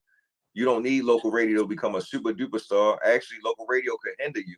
So all the niggas that I know that's on local radio getting the love, and they do deserve the love, they kind of stuck here, bro. And everybody else is kind of bigger than local. They got different type of traction. Sad that you can't have both at the same time, but it's just been like that, especially where I'm from. Y'all both being Baltimore natives, man. I would love to see y'all do a collaboration together. Y'all love Krishan, bro. Like I said, I'm always open for the hometown. Like her and DJ Sky High Baby. That's her homegirl that's on the show with her. It's also her DJ. They from the hometown. So Sky High Baby hit me up, show me love one day, man. I definitely love to collaborate with them. And then they know, man, I'm home team all the way. So whatever they need, if I got it and we can get it done, you know, I'm with the team, man. I'm with the squad, bro. That's what's up. So, man, who is your top 5 rappers, you know, dead or alive? I'm a Lil Wayne fan, bro. I like Drake, man. I like Jay-Z. I like Nas. And I also like Tupac and Biggie. So I give you 6. Oh, that was dope, man. Yeah. So, what I wanted to ask you was, what do you think about the hip hop scene right now? Do you think it's more about who's popular, or is it about whose music is actually good and who has talent? I'm be honest with you, bro. It's so much noise, and it's also so much opportunity. Everything wide open, and people can go find what their preference is. You understand what I'm saying? Like whatever kind of music you like, whatever kind of vibe you like you can go and find that. And that's how I base it. You get what I'm saying? For me, I always try to make sure that my music had a high quality production, a dope message, and a good mix and mastering. And let's get it out there to the people. It's subjective, bro. Some people, it's like their head chair for this record, and they be like, yo, this nigga fucking getting down. He all right. I fuck with it. Some niggas won't even give it a shot. At the end of the day, I think you should at least give people's music a shot. And nowadays, bro, I like any and everybody's music. I know that the programming is what puts it in front of us, right? So people hate on Sexy Red. I like Sexy Red shit for what she is and what she done, and I respect that she out here hustling and getting it in. If you want somebody else to be popping, go fucking spam the radio stations till they pop something else with a whole different type of message, or bring your ass on Spotify and go discover new talent. So I love everybody, bro. I love everybody's artwork, the gift. I understand the process of creating the music and uploading it. Like, yo, I don't take nothing for granted and take nothing from nobody. If you put together the effort to put out the music and you put in the time and the energy in it and you think it's all right, I'm right there with you. I think it's some fucking art and quality in anything that everybody puts out, even if that shit is whack to others, right? I'm gonna find something positive with what's going on. But shout out to my favorite artist. I like Coi Leray the most, bro. It's like little Vanilla Sky. She doing her thing, and I like her records and her growth and what she been doing for the last couple of years. Yeah, she's dope, man. I like her too. Yeah. So, what do we got coming new from you, Chad? All right, so right now, Surf, man, we're going to launch the second edition, man, 2.0 Focus Music University. What I've been doing, Surf, since I came home, bro, is just like me and you on this call. I've been super blessed, man. I get on these calls on a day-to-day basis. I'm big in the consulting and the music marketing strategy, bro. I help artists build automation systems and stream systems, yo, so they can kind of capitalize off of the machines and the algorithms. And Focus Music University, my priority, bro. Young black dude, man. I'm proving that you can, you know, go through the things I went through, bro, and bounce back from public scrutiny, any downfalls that you go through. Like, I'm a kid that was, you know, just in prison, bro, a year and a half ago. I'm a felon that got his own university where I teach and help and educate, got hundreds of students. So that's going to be my platform. That's my give back. Where can I build a community of people that I teach and show them the way and give them my expertise and have them value me, and I show them that I'm going to reciprocate the value. So that's where we at going forward, bro. And right now we acquiring catalog. Like I teach people the music publishing game. I just helped acquire, you know, some of Willie's records from Day 26. We just got some TLC. We got some Katy Perry, Nicki Minaj. Like this is the music publishing game that we in. This is the music marketing and education space. And as far as being the top guy in the game, I am that guy. So when niggas say that they him, as far as this space is music marketing, it's social media, this real nigga music space, and leader of the new school right now, Surf, I'm him right now, bro. Hey, man, I'm trying to tell them that's some news they can use. I already know, Chad. You ain't got to tell me. Yeah, man. We blessed, man. We just working, man. And we also putting a lot of work to be him. And that's what I want the homies to know. I salute you if you put in the work. We're going to outwork you to the day that these wheels fall off. And I do salute the homies, and iron sharpen iron. But, you know, we put in that work, bro, and we got the results to prove it, sir. Yes, sir. So do we got any up and coming music projects, man? I haven't been in the studio, bro, to be honest, in the last 5 years. This is what I'm gonna do though, Surf, and I'm gonna explain it to you. Every year when Christmas come around, right? Mariah Carey back at the top of the charts, right? She had the same Christmas carol popping for 25 years, and she killing them with the publishing. I'm going to re-release my Dance With Me track, bro. It's going to be the 5-year anniversary. I got a remix with T-Pain, me, and Lil Mo on it. that's for people that's a little bit in my generation, right? Me, T-Pain, Lil Mo, we in our 30s and she in her 40s. So I got that coming, bro. It's a remix nobody ever heard before. And I got 6 unreleased tracks that I think was really dope that right before I went to prison, I wasn't able to release with the visual. So I got probably about a 8 or 9. I got a 10-track album, bro, that's gonna come out. That's the unreleased music that was recorded a while ago. But we such good marketers, we're gonna make that shit feel like it just came out just now anyway. And we going into more of the R&B space. Like I tell people, I'm not a rapper. They said I was. I just run with it. We got a more of an R&B centric album coming out and some visuals that people never seen before. And we're gonna run the bag up, man, with content that we already spent the money on, bro. We try and make it back into the green from the red. Yes, sir. Yes, sir. Yes, sir. So, once you're able, are you gonna do any touring or anything? I want to go overseas, bro. To be honest with you, I really love, man, to get over to the Philippines, Brazil, Colombia. Like, I've done so much, man, in the United States, man. I really love to get over to Africa for real, surf. And I like what the young Earn Your Leisure guys are doing, how they've been having like these Invest Fest, bro, and these showcases and these pop-up sessions where they educating people and they having entertainment. I want to kind of draw and run my own situation like that, bro. I would love to be coming from city to city with, 200, 250 people sitting in a nice intimate seminar where we got a DJ and we perform and it's not, something that we outside performing because we need that check to take care of ourselves. You feel me? I enjoy the space where I'm coming to get a check and it's an additional thing. I enjoy coming to get an appearance. I enjoy doing the educational aspect and the entertainment aspect, bro. So if I can put together some type of tour to combine all of those different things, bro, scratch all those itches, that'd be like the ultimate blessing. Yeah, man, I would love to see it, man. When you do, let me know. I would love to come see one of your shows for sure, bro. You already know what it is. And you out there in the Bay, right? You in Cali? Yeah, I'm in the Bay right now. Yep. So like shout out to my nigga Lil Russell, right? I talked to Lil Russell. He got his joint out there in Vallejo, I think. And that's gonna be the shit for me, bro. I'm gonna try to put something together where I come out to the Bay, man, and perform at Lil Russell's little situation. I like the venue he got in the backyard. I got the live band, so that would be like the ultimate independent link up. Me and him that chopped it up, and I know he get busy. And I still think that I'm the best independent artist in the game too. I don't just get on that stage, bro, because I can. I get on that stage, bro, to take care of business. So I love to kind of prove myself and let niggas know like we really get busy. Yeah. What do you think about what Lil Russell's doing with the Even Big?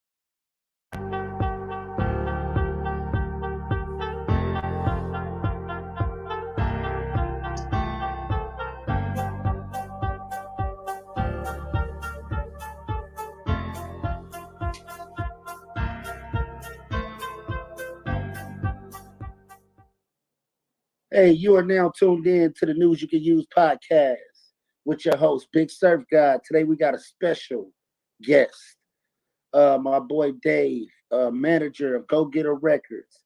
He managed an artist, Majay, who's going real viral and popular right now. He's managed artists in the past before. Give a shout out to Dave. Introduce yourself to the people. Yeah, it's your boy Dave Will, Go Getter Entertainment, LLC. And we right here on the podcast with my boy, Big Surf. We finna do it. Yes, sir. Yes, sir. Yes, sir, man. How you feeling today? I'm good, man. It's Christmas. I can't complain. Yes, sir. Merry Christmas. Merry Christmas. Yeah, same to you, brother. Yes, sir. So let's get right into it, Dave. Let tell the people something about yourself, about your upbringing, where you come from. Was born and raised Compton, California, born at the Martin Luther King Hospital. Had a bit of a rough upbringing, but it molded me to who I am today. And here we are. I'm here. A lot of people ain't make it.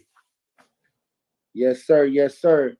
And speaking on that, you know, a lot of people not making it. You know, we know each other personally, but you know, that happening in our community and us being, you know, smart. You know, not the average kids. You know, we were driving cars and having money at a young age.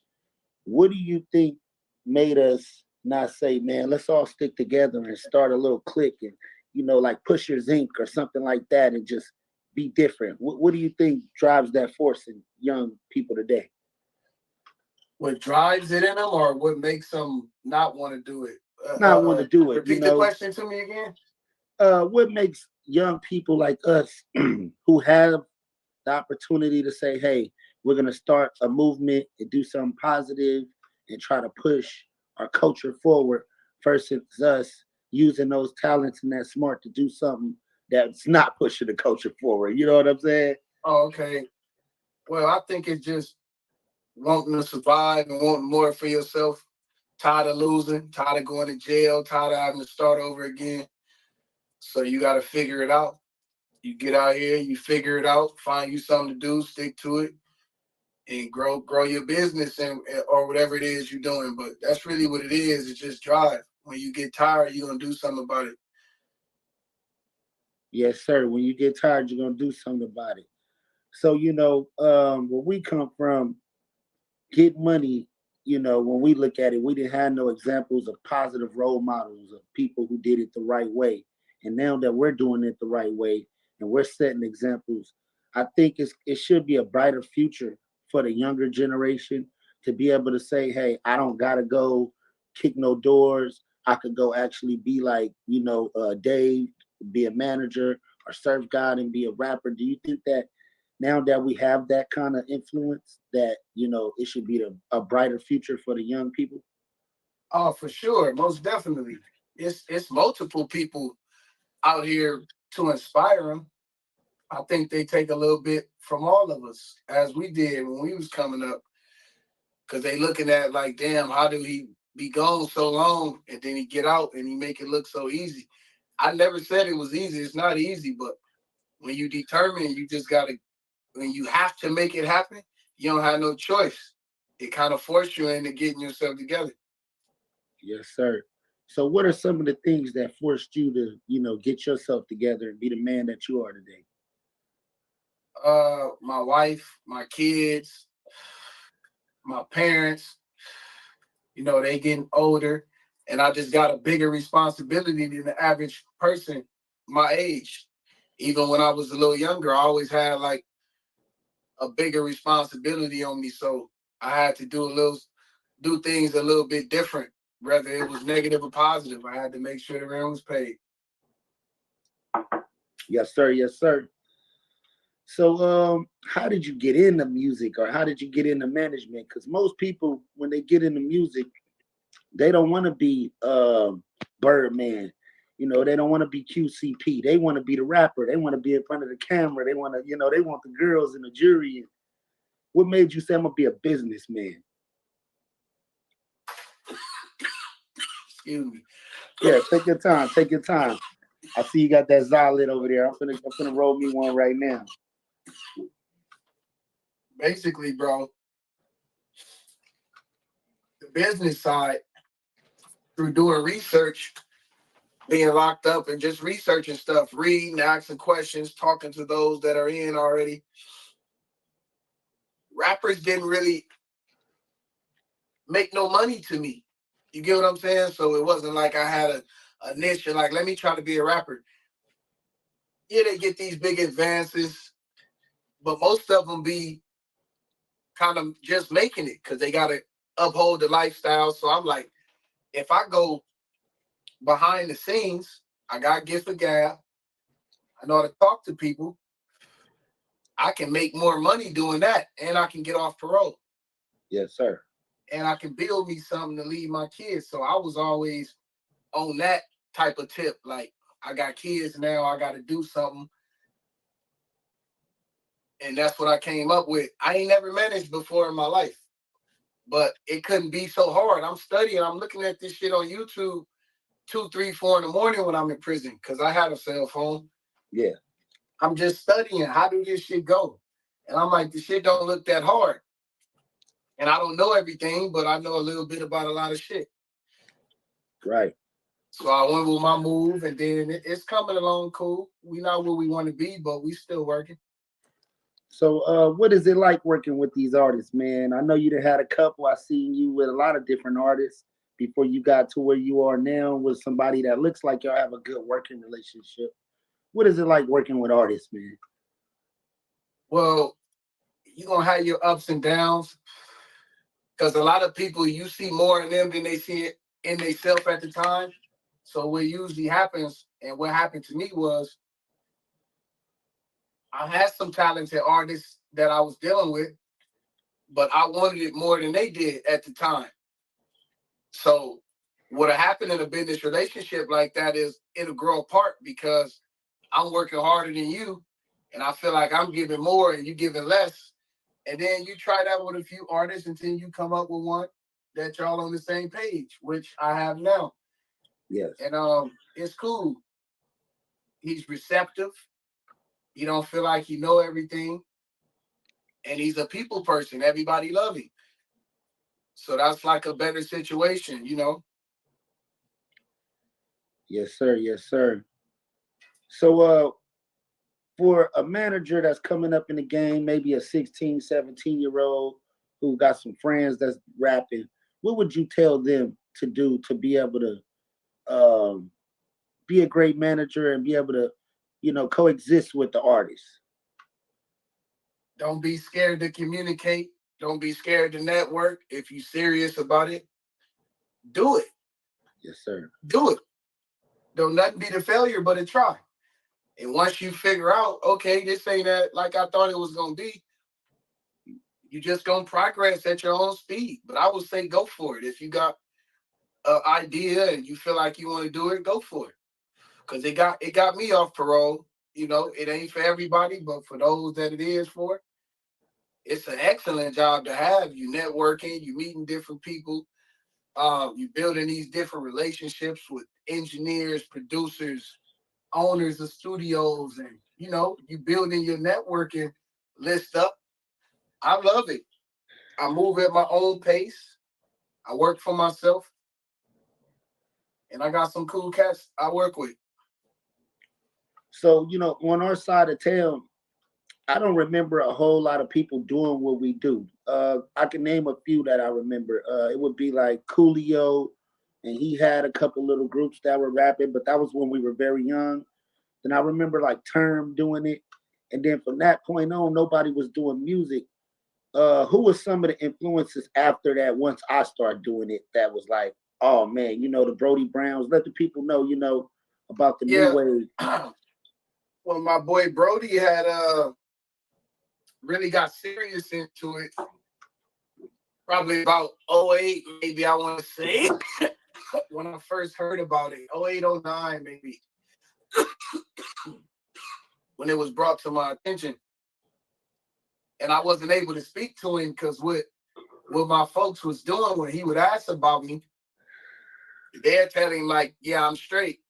Instead of saying, hey, he got a number, here's his line, blase, blase. So I ain't tripping. Fast forward, I talked to him and he let me know that. And we just been talking after that. But to see what bro accomplished, it just put like a battery in my back. I couldn't believe it, bro. I'm going to keep it real with you. I couldn't believe it.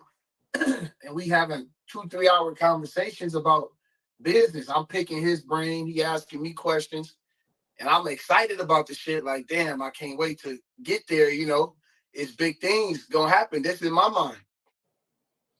So I'm like, I gotta come correct. I gotta make myself an asset, not a liability. So how can I make myself an asset?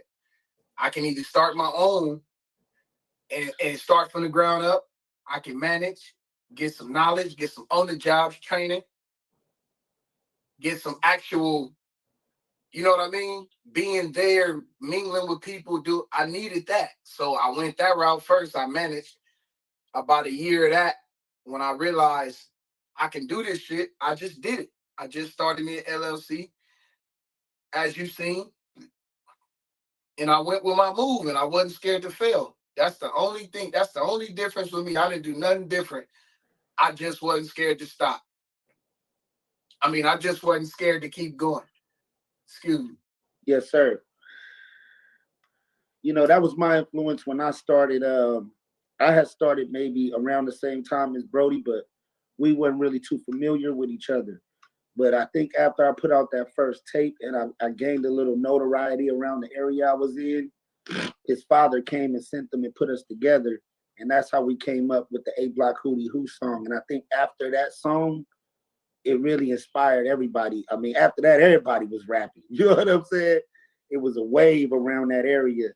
After that happened, it just opened the floodgates. People felt like, you know, I could do this. You know what I'm saying? I'm watching him do it. I'm watching him do shows. I'm watching him blow up. I know I could do this. You know what I'm saying? And For sure. Yes, sir. Speak on that. Elaborate on that. You know, from your standpoint of you being in prison and hearing about it was. I used to talk to the fellas, but it was like utterly shocking when I found out certain people was rapping that I've never heard spit 2 bars. Right. Ever. So I'm like, damn, okay, that's what they own. So now I'm brainstorming. How can I add to the situation? Boom. I'm going to start me a label. I'm going to start signing motherfuckers, you know, my folks, and put some chip behind them, and we're going to see where it goes. I don't know where it's going to go, bro. I ain't never managed before. But if I see something in you and I believe in you, and I put my chip behind you, that should tell you something. Multiple people I put the chip behind. I mean, I was managing for Brody and his artists, but after that, it was kind of all on me. After that situation got put to a halt temporarily, it was all on me with different artists I was working with. I got to go gather up the money, come with the idea, come with the solution, make the videos happen, contact the engineers, the producers, buy beats, set up publishing, you know, et cetera, et cetera. You know what's going on. Yes, sir. Yes, I had sir. to do all of that by myself. So I kind of like self-taught myself through just going to do it and not being afraid to ask questions. Hey, I got an LLC. I'm doing this, doing that. I'm trying to figure out how to properly set up my publishing. I'm trying to figure out how to properly set up this BMI, properly set up the distro, you know, DistroKid, et cetera, et cetera. So once I seen all of that, I just applied the knowledge, bro. I asked for the knowledge. I got it. I applied it. That's it. And how susceptible were people to you in the industry outside of your neighborhood that you knew through your friends, like the other big managers in the city, and the games, the this, the that. It's a lot of people, the Roddy Riches, the One Take J's. How many of those people were you able to connect with and get love from in this industry? Is it love or is it politics? I would say a few of them I've been able to communicate with most of them, but as far as getting something going, and I'm gonna be honest with you, if I may, the only person that really gave me any type of love as far as really trying to put me in position or fucking with me on some, first of all, it was Brody. He was the first one. Gave me an opportunity fresh out of prison, managed some artists for him.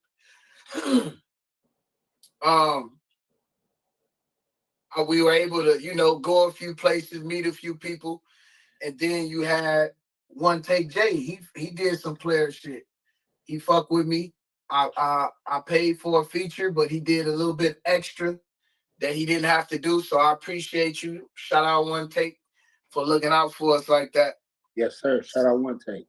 And for the most part, really nobody else. They talk the talk. A lot of hurry up and waits and a lot of broken promises. But you know me, I come from the soil, so it's only so much you can tell me. If I see that you pump faking a few a little bit more than you should, yeah, I just know to get out your way, and it ain't no love lost. It's cool. I'm fine taking the stairs. That's cool. I'm okay with that.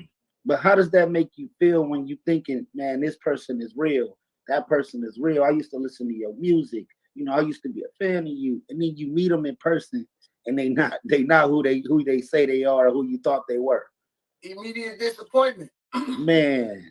But I'm a chameleon. So even if I'm disappointed in you, I'm gonna have it here. I ain't gonna kill the opportunity and shake the moment up. I'm gonna just have it right here. Like, okay, that's who bro is. All right, bet. So now I know how to deal with you. Because a lot of people, you'll scare them off with the aggression. So you can't take that approach. You got to always remain business minded and take a business approach, but still keep your morals intact. Right. You feel me? So I was able to do that. And a few lost opportunities, but you know, that's just how I go, bro. That's how life goes. So over the years, I've seen you work with some talented artists that I was like, man, that's gonna work. Man, that's gonna work. Man, that's gonna work. And what I realized, it's not about talent, it's actually a popularity contest in this game. Do you feel the same way I do? No, I got different opinions on it, but I respect yours. So what do you think it takes to break an artist nowadays? Do you think you got to have a whole lot of capital to fake it till you make it? Or can you organically grow something like a La Russell who's doing shows in his backyard, who's not wearing a big chain, got Crocs on, you know, one day he got a haircut, one day he don't, because people bought into him, not the persona that people fake with. Well, for one, yes, you can, but you have to really be extremely dedicated to what you're doing, and you have to have a team of people that's on the same type of time that you are on, right? If not, it won't work. And secondly, the second question, ask me the second question again, because the first one was longer. I broke it down to two questions. Basically, I was saying, like, I see a lot of artists take money and fake a persona and be able to blow up, but it take, you know, 200,000 to blow them up, or, you know, 50,000. Then I see people like a La Russell who build a ground soil, you know. No, I got that part. Let me answer it so I don't forget. Okay. You don't need, yes, you need capital, but if you are talented and you outwork, you can get through like that. But no doubt about it, make no mistake, you need capital, and you need to put the capital in the right places. So if you starting and then you got some capital, but you have an artist that's kind of not as consistent as you were wanting to be, that's not going to work. You got to have an artist that's really kind of bugging you. Hey, I'm trying to get in the studio. Hey, if they not on you like that, and really every day trying to do something, you're gonna know the difference, bro. You get what I'm saying? You can't want to be something, but you don't want to work at it every day. So I pay attention to that. So I went through trial and error with that. But it just taught me how to approach different artists. And then my people skills come into play, because I'm a good judge of character. I can be around you for a day and I can pretty much know, not even a day, I'm saying just watching your movements, watching what you're doing. You saying you're an artist. In my mind, you should be doing artist things. If you're not doing those things, then I know this is not just because I'm here. This is you. This is what you do when I'm not here. When I'm here, I'm going to know when you're serious, to make a long story short. Yes, sir.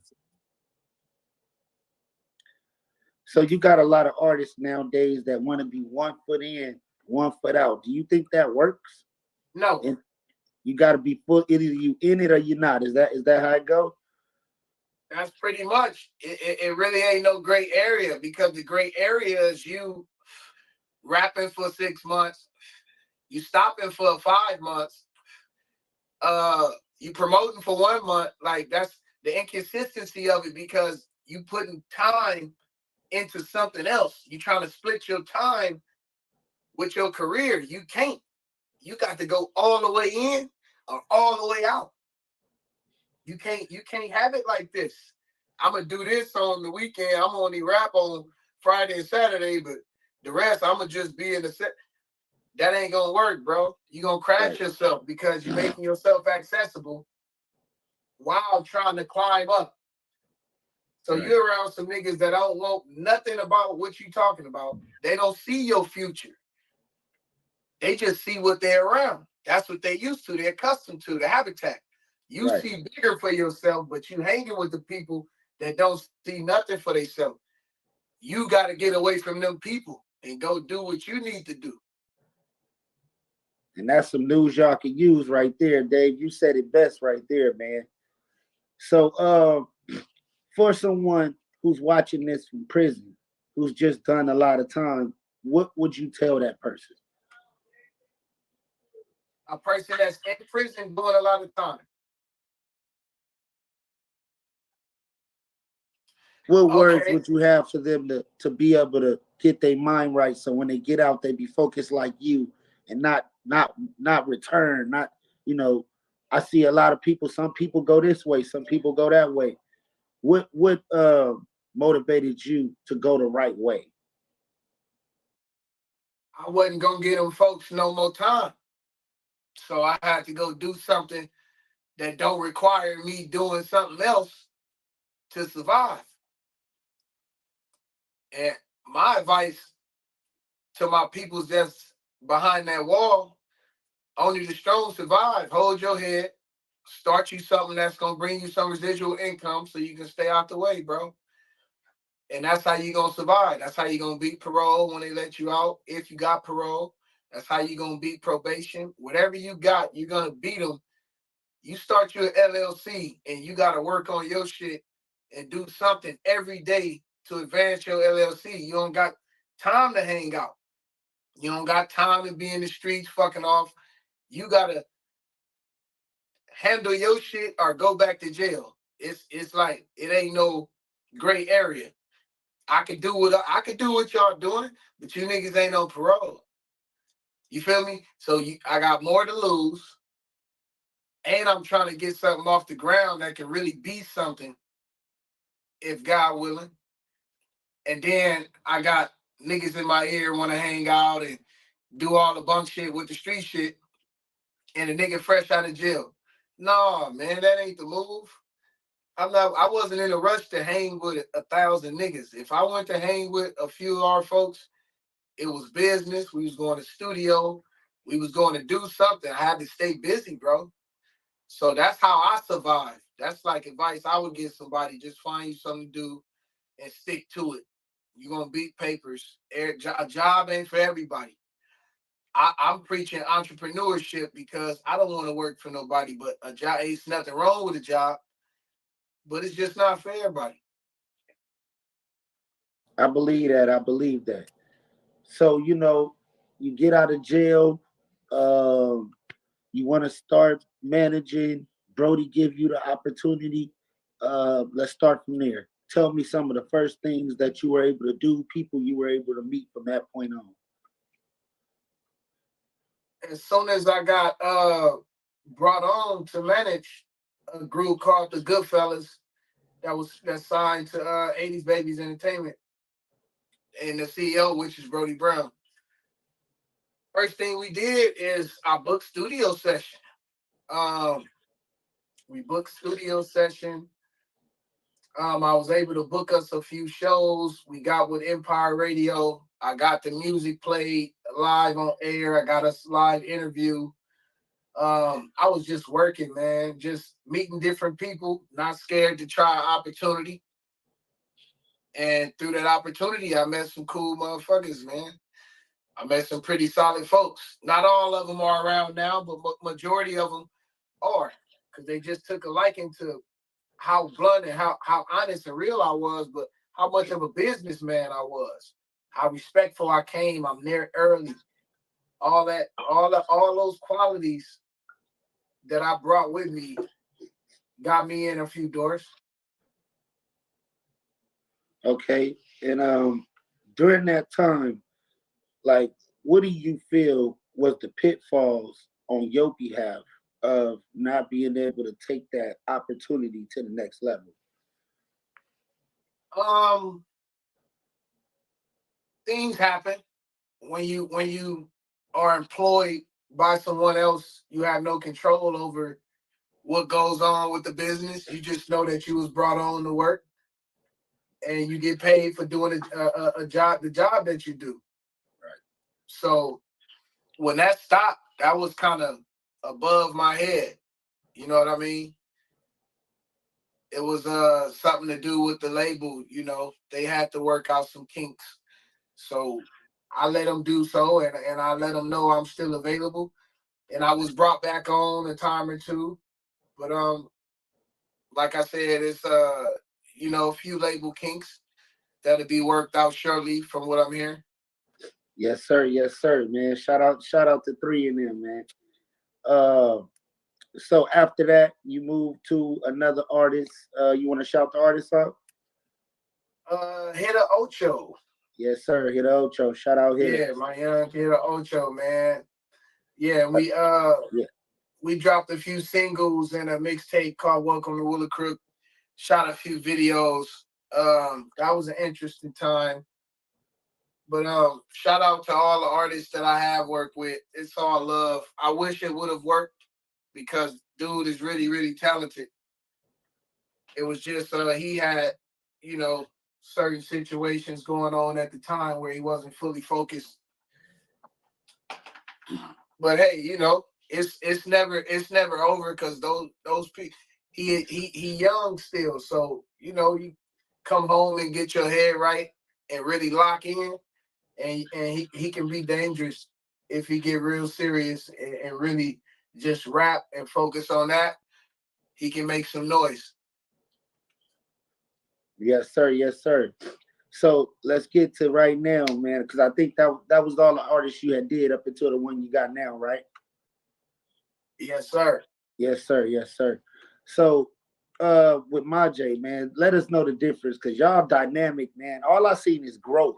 I haven't seen y'all stay stagnant. Just when just when it looked like it's not moving, you do something else. And you know, let me know about that.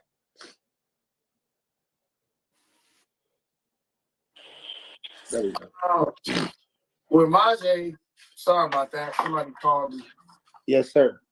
Majay is easy to work with because Maj is like a free spirit. Like Maj is very receptive, and then he has full creative control, right? Yes, sir. Meaning, whatever he comes up with, I just help him advance that idea. You know what I mean? So he's just easy to work with because he knows how. He's not a one-trick pony. He know how to do all type of shit, all types of shit. And then he's funny, just naturally funny. The music is good, effortless when he does it. Just trying to get him to really lock in and, you know, let's put the right features together, get you with the right people so we can maximize everything that we putting out, you know, try to put out the best quality on a high level. So that's where we at now. But just his the back and forth mental sparring about ideas, coming up with shit, sharing ideas, all that's great. I love all that. And I get that from him. And that helps the situation versus having the load on your shoulder when you got somebody that can kind of hold it down until you get everything situated, and then y'all jump right back on track, and you know what I mean?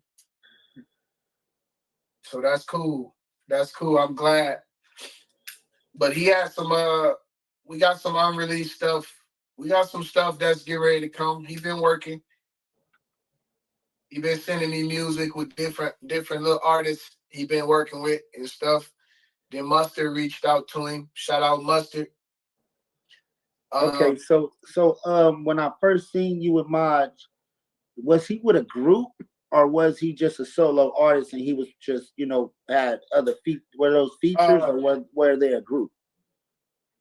No, they wasn't a group. Majay was always a solo artist, but those was his boys. Okay. So they just got on a song. They did a song in the studio, and all of them had a verse. So I shot the video. I got the video shot, and we did it. We shot it on Rodeo and the Jewelry Store and a few other locations, and it came out good. But the thing with that is, like I said, you got 4 or 5 young artists at one time. I'm not their manager, but when y'all come in to work with Majay, I'm kind of the expertise around okay, y'all want to do what? Okay, no, let's go to this studio. That's better. This will sound better. I'm kind of orchestrating what y'all want to do. But I kind of wish that would have worked as well. But egos play a part. Really, when you really don't understand what an ego is, but you got one. Yeah. You got to be receptive to listening, bro. And if we in a business space, be receptive, bro. I'm not big me, little you and you. I'm just saying I have a perception of how this shit supposed to go from being around Brody in the studio and watching and paying attention, playing sponge. So I'm just trying to sprinkle this on them, like, look, we should do this like that. They just had different ideas. Like at first they didn't care about getting the music mixed and mastered, which that's important, right? So I kind of introduced that and kind of pushed that. No, let's get it mixed and mastered. They like recording younger people, not saying them specifically, younger people just record some shit and just drop it. Don't care about it sound high, is it recorded low? You gotta care about that. I've done that. I made that mistake plenty of times, man. And I remember spanking your ear like, man, you gotta stop doing that. Get it. Hey guys. Hey, Dave managed me for a little while, but we didn't even get a chance to get the ball rolling. But I'm gonna say one thing though. If me and Dave would have been able to get that shit and formulate something, we'd be on a whole nother level right now. You know what I'm saying? Because it was in Sacramento, bro. It was kind of difficult at the time.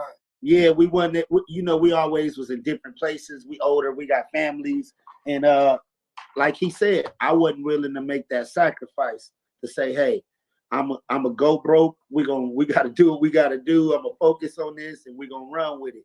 And that's really what it takes. And I think we had a little momentum, and we could have took it to the next level. We'd have shot a video or two. That was gonna tell the truth right there. But we right here still, Dave. I would have rather us had a consistent 6-month run of just really setting up, really putting the right moves in place for you, that structure for you. Other people try to project what worked for them onto other people, but sometimes it don't always go like that. No. That marketing rollout might have worked for him, but then you turn around, get the same money up and do it, and then the numbers don't look the same. So I learned all of that through trial and tribulation of just going through motions with different artists. So I'm kind of like self-taught with that shit, though, to be honest. You know what happens though, Dave, with artists I see like me that's really influential is that people will take bits and pieces of your sauce, even your music. I've heard my lyrics by big artists like, man, I knew you niggas would be, I know you've been stealing my sauce. I know you've been riding my wave. We made that Mackin' and Stackin'. I've heard versions of that. We made Back on My Bullshit. I heard SZA go redo the whole shit, say exactly what I said. I seen La Russell come out with 10s, 20s, 50s, 100s, and I had blue strips, but it was nothing I could do about it because I never gave nobody the opportunity like you to make sure the copyright was right, to make sure it is. So when they did, we could have been cashing in a couple million right now. But that was my mistakes by jumping the gun, dropping music, and just putting it out there. What do you think? How do you deal with an artist like that? I know how it can work, bro. I know how it can work. First of all, the communication can't be broken. Yes. Meaning, if you come to me with an idea, if I don't think that idea is your best option, I'm going to come with a counter idea, right? But you have to be receptive enough to hear me out. Let's go over why I think it'll work step by step.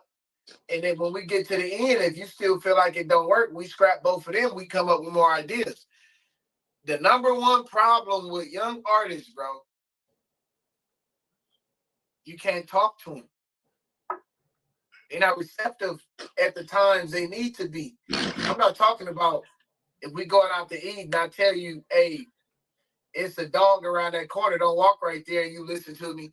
No, nigga, I'm talking about some real career shit. Like, I'm listening to how these niggas talking, what they want out of artists, and I'm just soaking up game. So I'm springing, hey, listen, let's do this, let's do that. What you think about this? You ever tried this? I'm bringing it to them.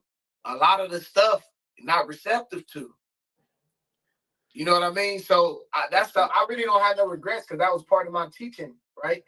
Yeah. But that's the number one thing. If an artist will hear your plan out, because you for his best interest, we supposed to be working together. I'm working for you, but I'm working with you. And and outside looking in, I'm saying, listen, I think you should do this, do that. It'll be a bigger. And you like, nah, I want to do this. And I know that we're going to have a smaller turnout with your idea.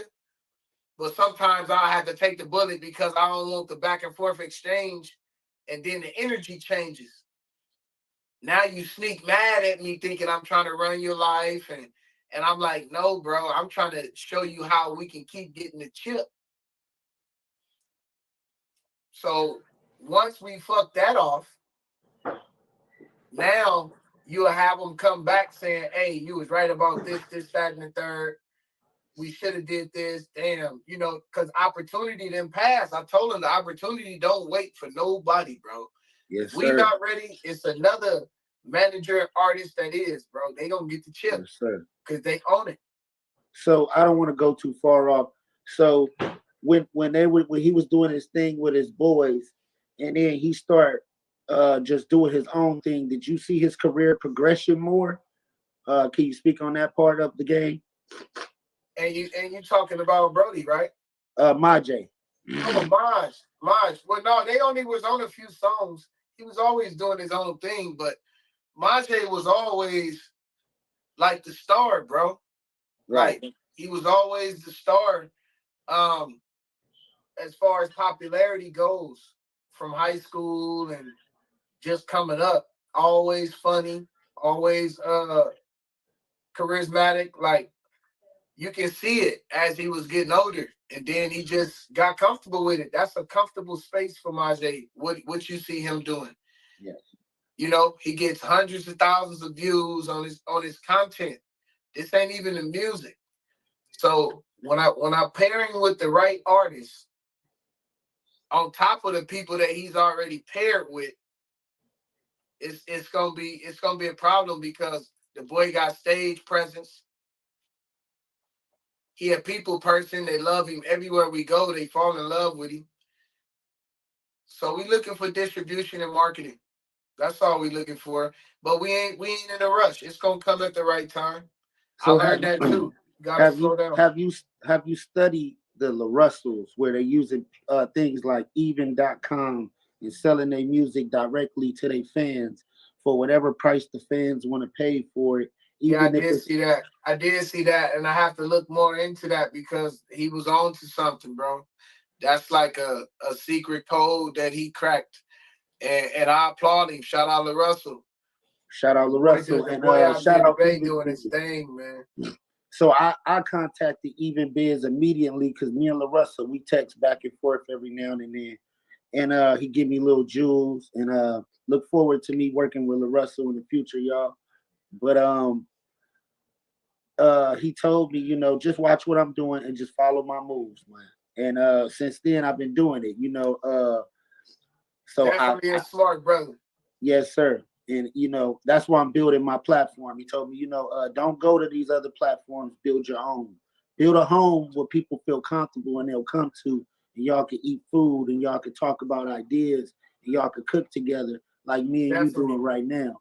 Boy he got a cold marketing scheme, bro. I love it. I watch him. I get inspired every time because him being so young and had that mindset to put that team together like that, moms, pops, everybody doing something, bro.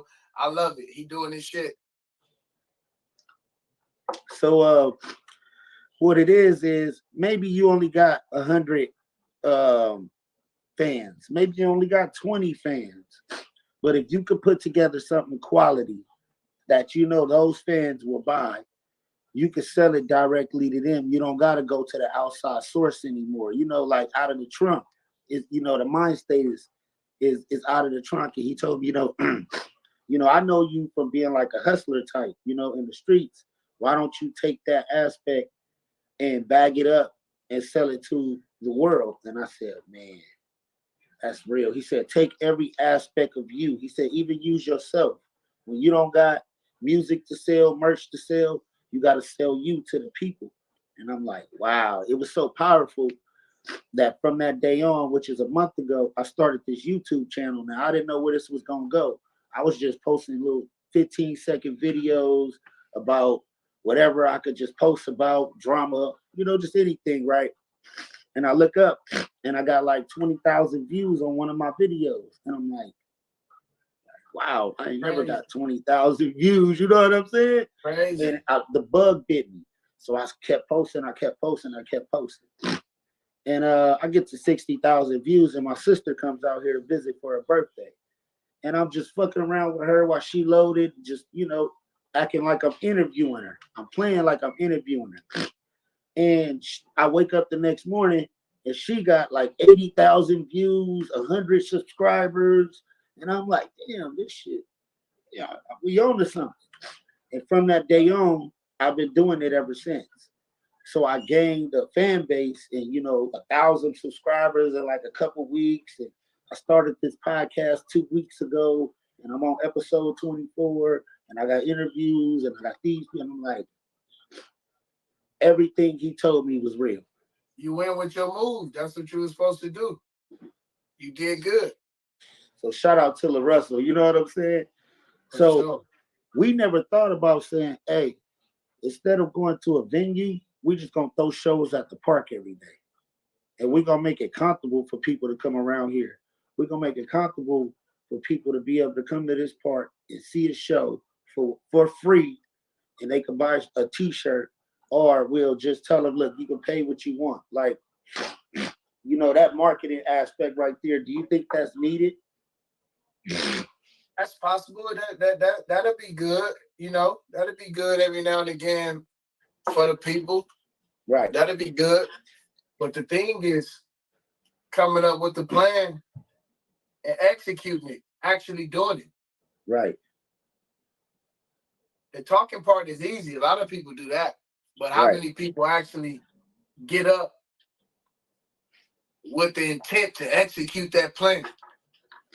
That's the thing. Right. That's the thing, brother love. You got to execute your plan. You come up with these miraculous ideas. You believe in them. Go with your move. Yes, sir. So, networking in this industry, I'll be networking with people from different areas, and, and it's politics and this and that. And sometimes I'll be like, I don't know what the homies gonna think when I do a song with Crit Mac, or I don't know what they gonna think when I do an interview with Eastside K-Boy. Or what do you gotta say from that aspect? How do you feel about that? I feel that you as a man should do whatever you want to do. You a businessman, right? You're an entertainer. Yes, sir. So Yes, that come with it. Networking come with that. Anybody that don't want to support your dream or what you trying to do, you got to just separate yourself, bro, and find people to chill with that do support you. It's as simple as that. It ain't really that deep no more. It's like, I fuck with you or I don't. You know what I'm saying? If y'all ain't with that, cool. And sometimes it ain't even no love lost, bro. It's just that y'all over there doing that. I'm into this.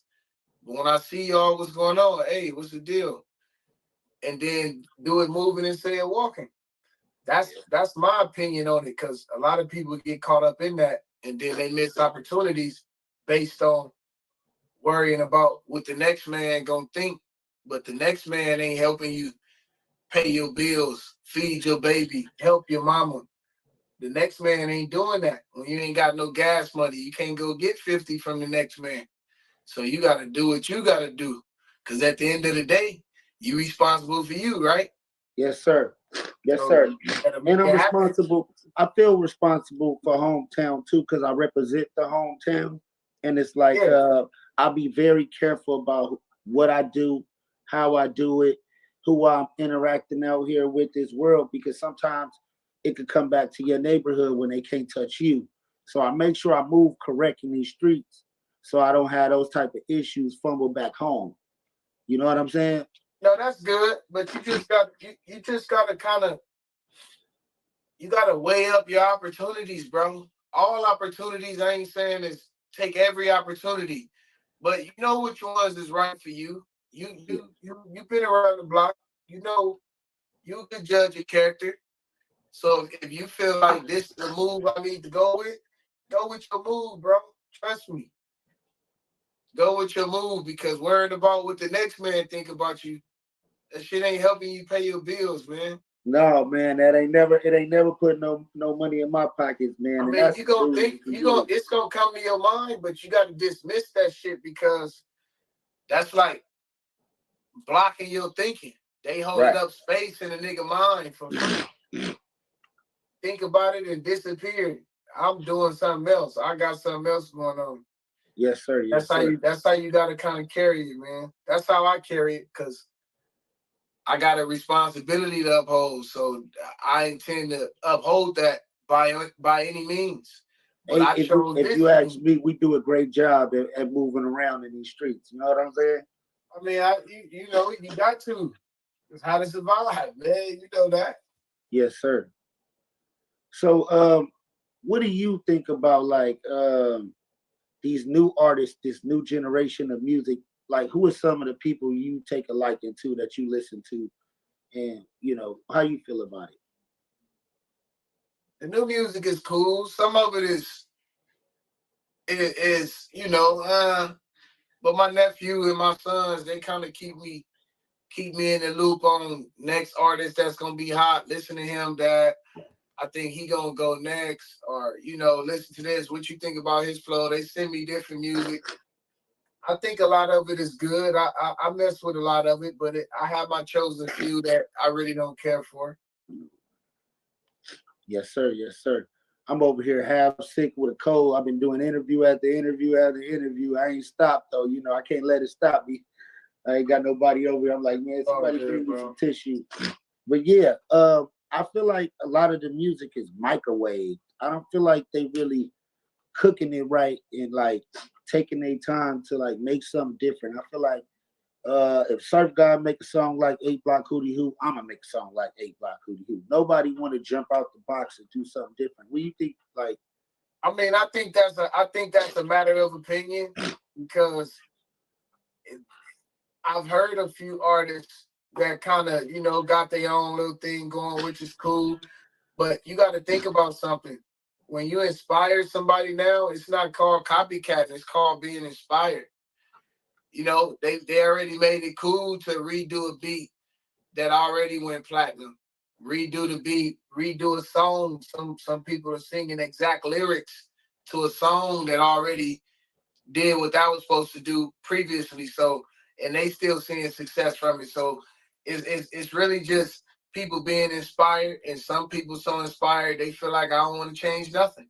I want to sing it like this, or he might want to take this cadence from this person and mix his own style in. I feel like you got to let the youngins just have full creative control. Let them do them and just support, because you never know what's gonna go. You get what I'm saying? You just never know, bro. The stuff that we think not gonna go, gone. The stuff that we be like going in on, promoting, kind of, you know, hovering a little bit, and then going. You know how you had those spikes. You got spikes, and it'll slow up. Then you got another little spike, but you got some that's boom. It's just a matter of like letting the people choose, from my opinion, bro. Because at the end of the day, we not the consumers. Yeah, we critique the music, but at the end of the day, no matter how much I critique it, if you're a consumer, you have to consume the music. You're paying for the music, so you want to pay for what you like at the end of the day. But it's gonna be somebody that likes it, and once you catch that market and grab them, it's over with. And that be the fight for a lot of people trying to grab a market. So you do have some fans, so you can sell directly to. You gotta have somebody to sell to. You get what I'm saying? So a lot of people want to build that fan base organically and then go with their other moves because strategically it just makes sense. You can't roll out everything right now. It ain't ready. You know what I mean? You're baking a cake. So when the timing is right, you got your subscribers, you got your fan base, you can drop anything in a pot. They're already waiting. You know what I mean? That's exactly what I'm doing. I'm happy you see that, Dave. But you know, on the news you can use. I don't judge people about how many subscribers or followers they got. I feel like that's what's messing up the game. So I'm not gonna be a gatekeeper, but I am gonna stand guard and make sure, you know, nothing bad gets in because I wanna promote something good. I wanna make sure if I'm talking to an artist that when they leave here, they're gonna promote something good to the world. They're not out here trying to terrorize the block with their music. And I'm on demon time because I'm not supporting demon time. I'm on God's time. What do you think? You know, do these kids even know that it's a spiritual war going on outside? I doubt it. But you got some that are awakened on a spiritual note. You got some that do know, you know, they know a little something. They got some good people in their ear teaching them the right stuff. But at the end of the day, man, it comes down to being receptive. At the end of the day, you have to be receptive to information to apply it. If I can't talk to you and give you some information that'll save your life, how you gonna live? Right. You got to be willing to listen. Yeah. That's the main problem. A lot of people don't want to listen. They feel like you can't tell them nothing, even knowing they talking to a person that didn't been through some stuff, still here to talk about it. You know what I'm saying? But you got those that do listen. So not even to sound harsh, you got to just help the ones that won't help. And the lost ones, you got to just pray for them and give it to God because you waste the energy. That's like pouring money into this wall. Right. It ain't gonna, you know what I mean? You gonna keep going back to square one if you do that. So you got to help those that want the help. Give the knowledge to those that want the knowledge, and they are out here. Yep. And you just take them and work with them and mold them and see how they blossom.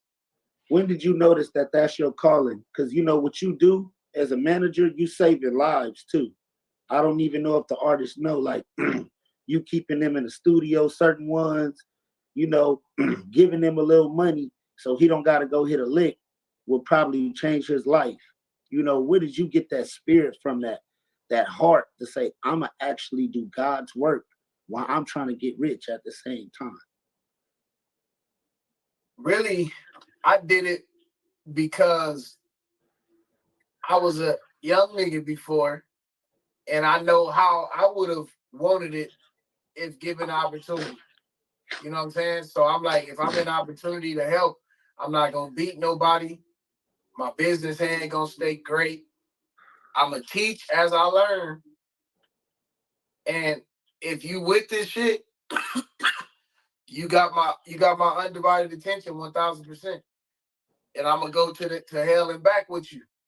But I don't want to be sprinting down this road and look back and you jogging.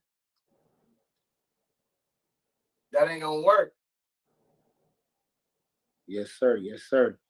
So when we were growing up, you know, we would see the OG homies having things and doing things, and we were inspired. You know what I'm saying? But I don't really remember them saying, "Here go some money, little homie, stay out the street." They told us to go to school, but they just say, "Man, I'm gonna buy you this little $1,500 bucket. you get it painted and get you some rims.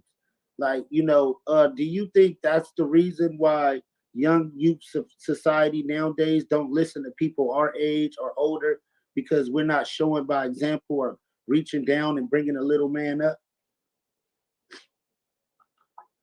My take on that, because at the end of the day, nobody owes us nothing, right? But you're right, we didn't have But it we're like supposed that. to be part of Some men- something. My thoughts of what we were doing was we together, but from day one, I realized at the park we ain't together because I'm fighting him. He talking about me. He don't like me. It wasn't no real togetherness. It would be groups and separation from the jump. Every neighborhood has that, bro. Like if I was to gauge our upbringing based on a lot of other people upbringing, I would choose mine every time because the nigga learned a lot. The basic stuff went down, bro. We just grew up how we were supposed to grow up. That's what God had in the book for us. And we went through it and got through it. That's why we right here talking. So I don't regret none of it. But I do know that we got solid older homies that will step in and really, help if it get to a level where it's like, okay, this is serious. This, that, the third. Yeah, I wish we could have had it earlier. Yeah, I wish opportunities would have been available earlier. Niggas probably wouldn't have went to prison. Yeah, but that was all in the book, bro. That was already in the book. That's how it happened. I'm gonna say it right here on the news you can use. If they give me the ball, I'm gonna put something in place to change that for the youth, because it's not like these just my little homies. These my son's kids. I mean, these is my homies' kids. These they kids now. It's not, these my kids. It's our kids now. So it's like it hit home different, with the Fred situation. It hit home different when you lose your homie's kid. It ain't the homie no more. It's the homie's kid. And when that started happening, I said, whoa, we got to stop this. I got to do something. I can't be leading them down the wrong path. I can't be sitting around and showing them, oh, Dante just sitting around doing, you know what I'm saying? I got to do something, or I got to stay out of the way, because if I'm not helping, then I'm in the way. You know what I'm saying? And no, I agree. But everybody do things differently, bro. Everybody help in a different way. Everybody contribute in a different way. This just my way. You know what I mean? This just the way I'm more comfortable with contributing. And if you happen to have talent and I take a liking to you, I'm willing to invest some money into helping your career blossom. And that's such a blessing. And that's just the way business go, bro. You know what I mean? But like I said, you have to help those that want the help, though. A lot of people want to be rich, but they don't want to do the work. They want to be famous, but you don't want to do what you got to do to be famous. Right. I'm talking about keeping your morality intact, doing, you know what I mean? Doing the stuff your mama told you, keeping all that intact. Why you trying to get to this space that you're trying to get to? That's difficult. A lot of people fall short, bro. A lot of people compromise their integrity to get 4 or 5 steps ahead. I'm not doing none of that. That's why I have not been given a huge bag of money by a corporation to work with my artists. It's because my morality is intact.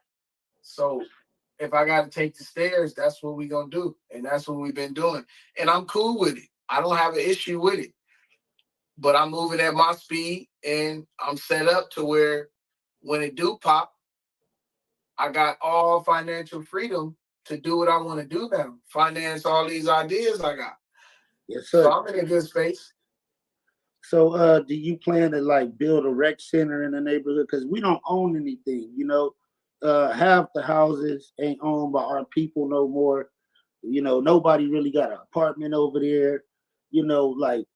We need somewhere where we could call a headquarters, or that's a place of business, a t-shirt shop, a this, you don't got to stand around and be there every day, but somewhere where we could say, man, I gave back and I did something. Yeah, I think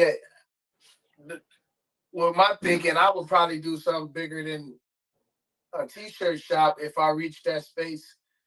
You know, knowing me, I would probably purchase as much as I can purchase, whatever's available at the time. God bless me with the bag. So, yeah, that's definitely something that I'll be willing to do if given opportunity. But gotta keep working, man. Gotta keep working. I ain't quite there yet. Yes, sir. You go get there, man. That's why we speaking it into existence right now. We manifesting. We cooking it up. We throwing it out to the universe, and the people gonna choose us. You know, somebody told me, you know, it ain't about what you say about yourself. It actually is about what people think about you. Because when you die, everybody whispering. Everybody gonna want to go on that stage and say, "You When hear you me?" die, everybody whispering. Everybody whispering, man. Hey, you know what I'm saying? They go, man, look, Hey, he was who out here told you moving. that, bro? You hear me? Who told you that? Man, an OG hit me with that one. He said, man, I That's seen it. funny. He said, I seen it. He said, I seen it from my old eye.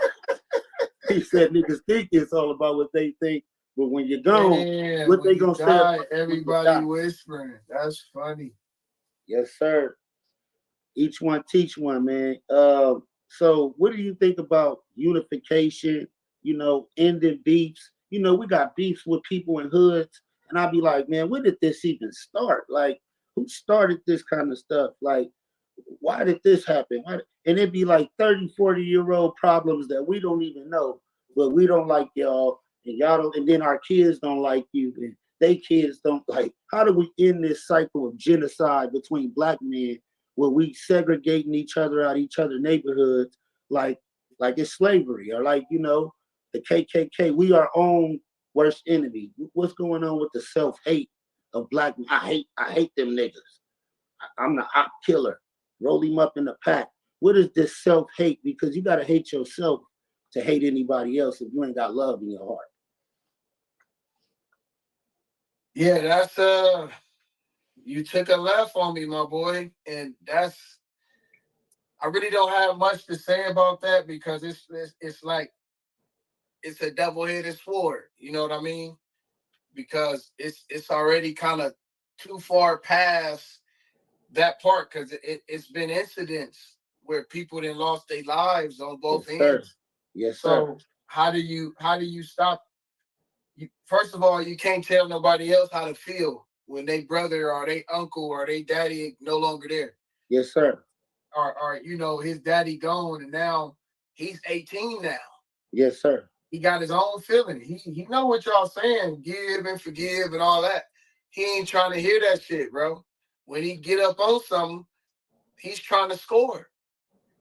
So I don't think it's already too big to bottle back up, bro, in my opinion.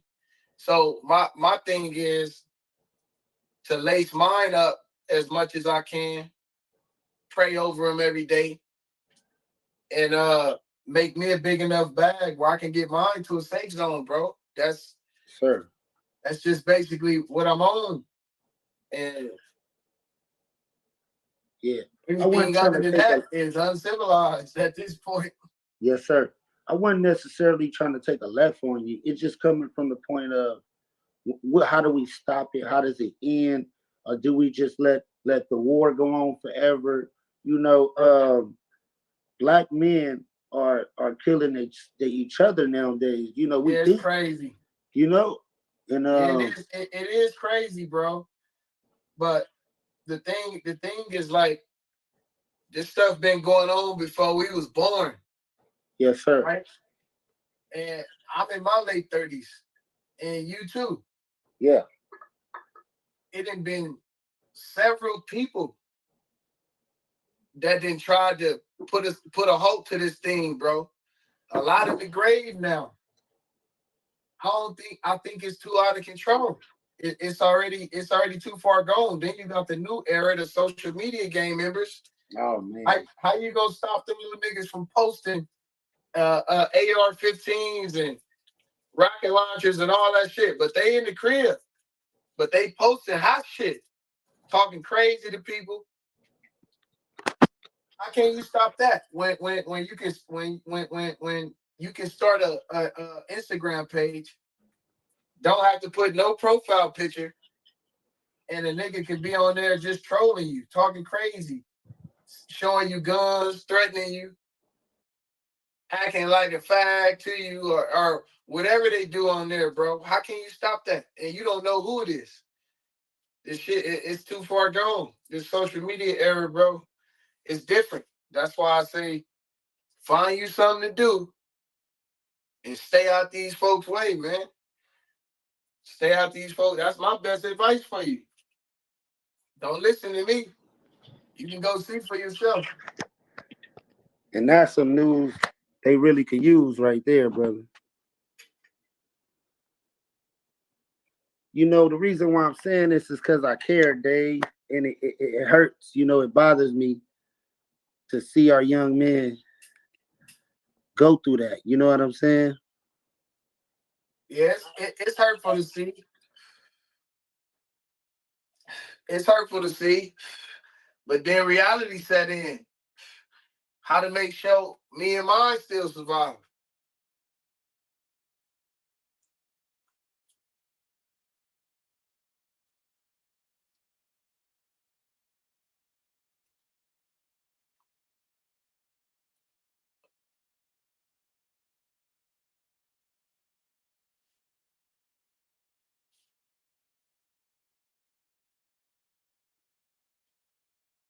I can't hear you.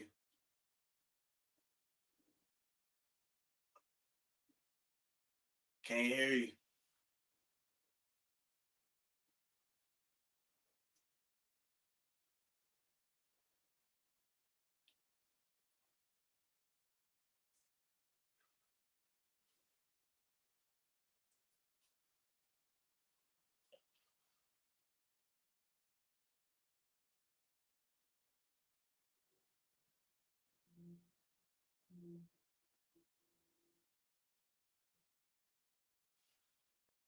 I can't hear you.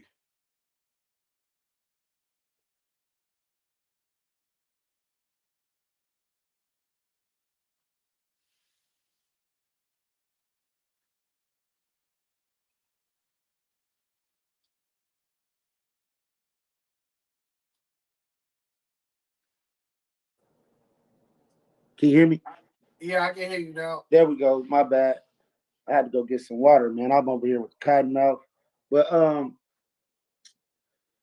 you know, it's serious that you know that black men like me and you, our age, and the youth, that we had these type of conversations, and people are able to see it and learn from it and get some rapport. Because if we don't do it, it'll never happen. And I see a lot of people connecting that I never thought I'd see connect, and it made it click in my mind. You know, it's gonna happen one day. You know, I might be the one to be able to voice it and put it out there, and maybe somebody could get out there and do it and make it happen. Because I'm seeing people convert and really realize that it's really genocide going on, and it was systematically put in on us, and everything that it stood for in the beginning, it doesn't stand for now. Now it's all about an op pack, and I just spent the block. It's no sense in it anymore, and I can't help people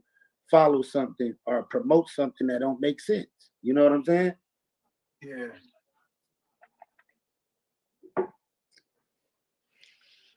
So in the future, like I see you doing music with One Take Jay with your new artist. You know, my Jay blowing up with his little dance. And you know what I love about my Jay? He's bringing that feeling that we had when we used to be partying, going to house parties, dancing, enjoying life, doing stuff. You know, not out here promoting. I don't see him promoting no, you know, no negativity. And I love that for him. I think that's what's gonna be his niche in this game. You know what I'm saying? Right. Yes, sir. So let the people know anything new you got going on, and we could, you know, get ready to wrap it up. We do have a few things in the making right now. I don't want to speak too much about it, but we got some new music that's gonna be dropping. Getting everything together now. couple videos, some comedy content, just a few different things, few different people we working with. So just look for the new year. Just look for us to be dropping some shit. We got some shit coming, man. I'm excited about it. Yes, sir, man. I'm excited for you, man. You gotta let me know off camera, man. Let me go on and help you manifest that to the world. I love to see it, man. You know, it's inspiring, man, to see you do what you do. I just thought about a couple questions I wanted to ask. I'm gonna get them out. So I seen you and Lando moving together, and I was like, look at the homies, and I'm like, there it go again. It looked like it's about to happen. They doing big things, and Lando's growing. Can you tell me a little bit about that situation and what y'all were doing at the time, or if y'all still working? Actually, we were just really just cooling out.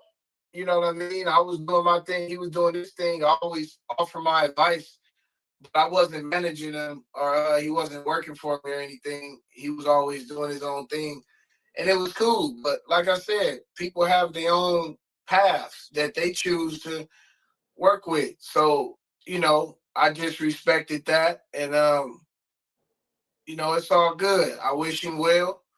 Hopefully everything is going well, and my number's still the same whenever people need my help. If you was ever a real partner to me, I'm quite sure I'll take your phone call and we can discuss moving forward. You know what I mean? But for the most part, though, bro, sharp little cat. He can get it done. I believe he gonna get it done. Yes, sir. Yes, sir. So this is the News You Can Use podcast, man. I'm here with an extraordinaire, you know, entrepreneur, go-getter management. And, you know, y'all tune in to what he's doing. Y'all keep watching. He already on his way. He already on his path.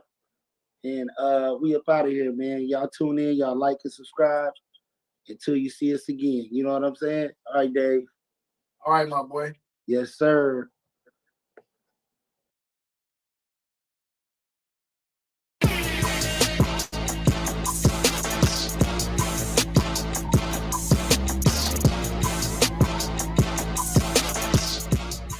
Big Snoop Dizzle compound. You see the school bus, man. Come on, man. We outside, man. Oh, there you go. There you go. Boom.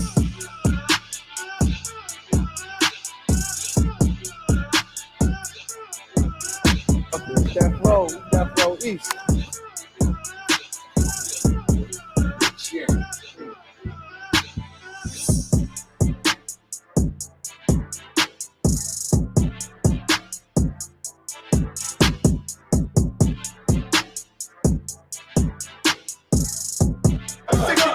You Harlem niggas. Stop the 60, my nigga.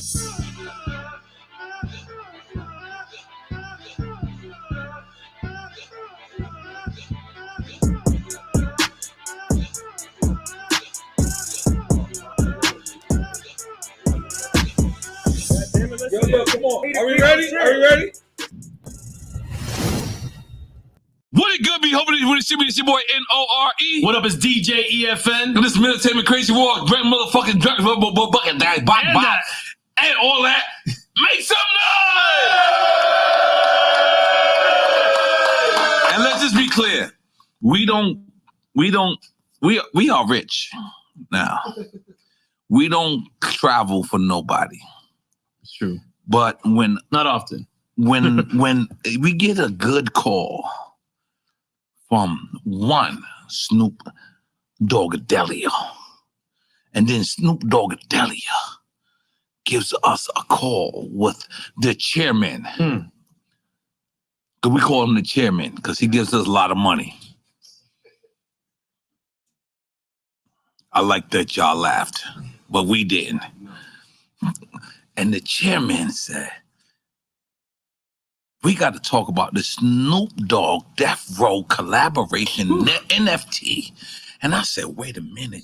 Holy moly, guacamole, you got to calm down, Mr. Sean Combs. He said, no, I'm going to get him on the phone. And then Snoop got on the phone, and this is crazy. So in case y'all don't know who the fuck we talking about, let's make some noise for the one, the only, Snoop motherfucking Dogg. Drink Champs alumni again. Drink Champs alumni. He came early on Drink artist that Champs. ever make us go to him. Oh yeah, we went to the hotel in like West Palm. I just want y'all to get a break and a vacation. You know, Florida to California, it's the same shit. Florida to California, but Palm Snoop Dogg, Springs, same game. Snoop. I ain't gonna lie. I looked at the compound. We really respect what you're doing. Yeah. Hold on, Uncle. Cámate. The compound. Here's what's crazy about it. Crip like a motherfucker in an Inglewood neighborhood. Blood like a motherfucker. How is we corroborating this? Well, the simple fact is that I've outgrown the banging element. I'm more of a businessman, and when you learn to be a businessman, you learn how to incorporate everybody. So I got a lot of my blood cousins. That's real shit. Yeah, so I got a lot of my blood cousins that's a part of the operation as well. So we don't keep it, fully cripping on the business. We keep it fully business on the business. So anybody that's eligible, that's, able to attain a position, no matter what neighborhood you come from or what set you represent, we represent money, businessmen, and we try to make money to make a difference. That's fire. Now let's just go straight to it. Snoop. Game was on our show, and Game said that Jay-Z did not want him on Super Bowl. Where are you standing with that? I don't know. That's information that I don't have. Remember, I was a guest of Dr. Dre, so I wasn't privy to the information on who was, who wasn't. All I know is that they gave me issues with me performing. Oh, so I would imagine, there is some truth to it, but I don't know. I'm not. But did you see what Game said? I seen it entirely, and that's his opinion. He got his view. That's my little homie. That's my nephew. We all a family. We all up under the Dre tree. So whenever there's a misunderstanding, You all up under the what? The Dre tree. No doubt. There's no doubt. So. I don't know why I'm under the Dre tree too. You are. And that's a beautiful thing to be up under the tree. So sometimes we quarrel, we have misunderstandings. And it's up to us as a family to get our understanding amongst us. So a lot of times when we air out, it's probably because we haven't been able to communicate with our family. So we let them know that we want to get in touch with you. And that's the way that we air it out. Because there was two things. I didn't see Scott Storch and I didn't see Game. And that's the two things that I would be like, you know what? This would be great. Let me tell you what you didn't see that you ain't saying nothing about. You didn't hear G-Thing. You didn't hear shit from Death Row. What about that era? That didn't mean nothing? Right. That meant something. Okay then, so what about that? So you got to look at Dr. Dre's mind state. Whatever he was on, he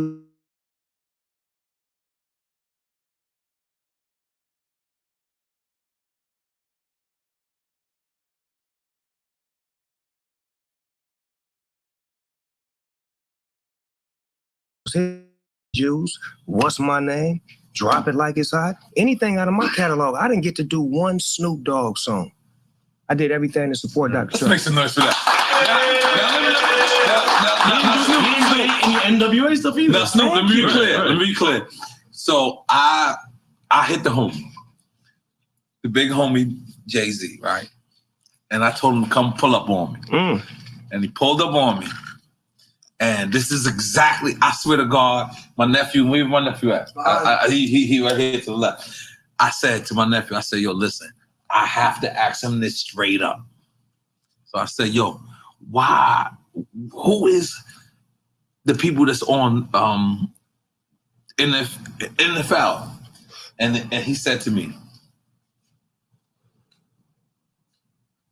and I'm sorry for anybody who don't understand. And he said, the white guy called for 50 Cent. So I said, who's the white guy? I'm big in this Jimmy Iovine. And he said, no, Eminem called directly for 50.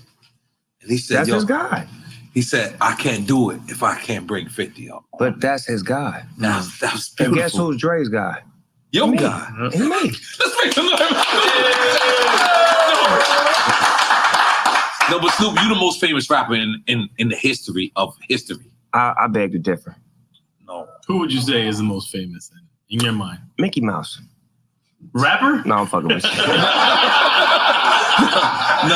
No, Snoop, you the most famous. But by the way, let me just be clear. Thank you. Let me just be clear, Snoop. 1,000,000%, we expected you to be there. We didn't expect Mary. Mm-hmm. We didn't expect Kendrick. Mm-hmm. We expected Dre and Snoop.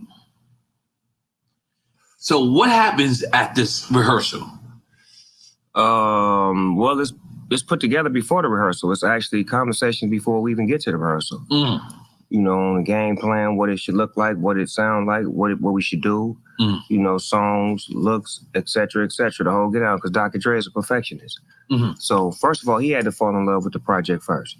And once he falls in love with it, then he's got to figure out how he can creatively fuck everybody up like they never been fucked up before. You know, because niggas been wanting to battle him in the verses and do all this type of shit. But he like, niggas can't battle I need to Dr. show Dre you niggas verses. that y'all can't fuck with me. Yes. And there's only one way to show you niggas, the Super Bowl, the biggest stage in the world. Give me a moment. I mean, but what people don't understand is he didn't do nothing from the Ruthless catalog, the Death Row catalog, nothing from Snoop Dogg's catalog. He only had 12 minutes. Yeah, it's short. See, but what people going into all this, nigga, look at what could you do in 12 fucking minutes where you gonna satisfy everybody? He did a crazy ass mixtape. I'm saying, but where are you gonna satisfy everybody in 12 minutes you're when not. your catalog is fucking 3 years long? That's true. You gonna miss a beat. You gonna miss. Where was Ice Cube? Fuck. So hello. Who? That's the ace in the Did I hole. get too loud? I No, get too you loud? didn't, because that's the ace in the hole. Fuck, where was Ice Cube? Right. Where was NWA? But at the same time, I'm sorry, Snoop, you gotta be hype. Well, we have to respect Dre's mind state. Now, when the NFL call us individually to do a show, then we can do what we want to do after we put in the work that Dre put in to be on the level to get that position. So we can't, knock it. We got to say, you know what, we applaud it because maybe that'll open the door for me or someone else who continues the journey that Dre put down in hip hop for 30 fucking years, 3 decades of fucking hit records.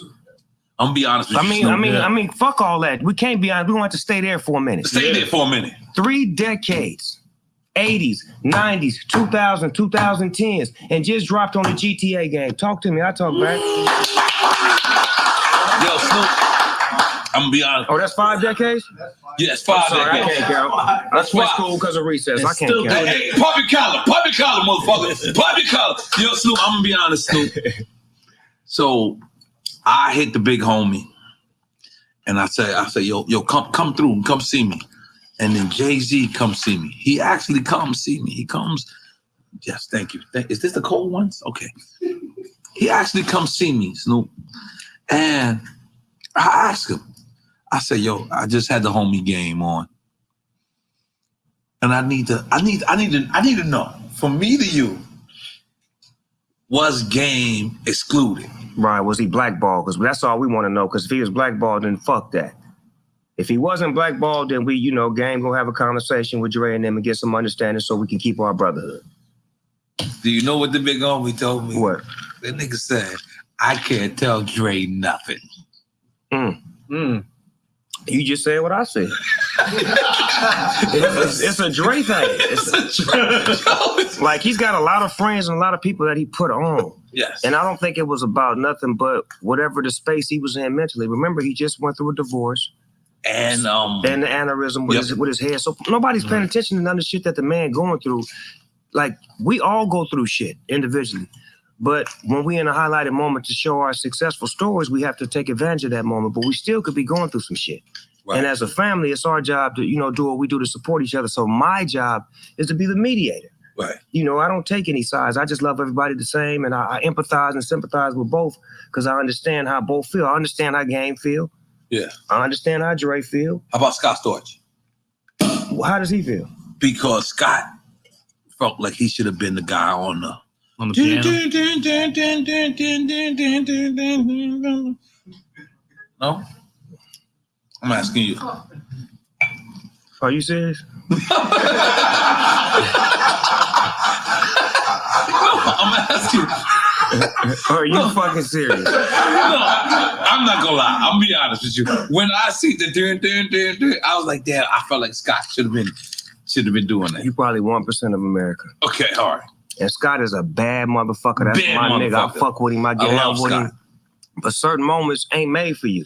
Yes. And that ain't with no disrespect. That's with all due respect. Right. If Dre felt like I want to showcase Scott on the piano, then I'll do that. But I don't think that was a disrespectful move with him to say, I don't want Scott. And I think it was just so much going down where he didn't pay attention to detail as far as, should I have the piano player? Should I have the nigga that played the horns? Should I have the nigga that was pop locking in the video? Should I have, the things that you remind you of what it is? Or should I do something different to let you know what it is now? Because it's still my sound. Regardless of who played to it and who did whatever they did, this is my record that we did together. Yes. So as an accomplishment of what we done together, celebrate the fact that those are your keys being played at the Super Bowl. It don't have to be your fingers. Everybody know that came from you. So that's your celebration right there.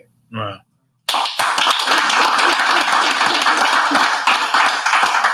Snoop, I'm gonna be honest with you. When I posted the picture with you and Puffy,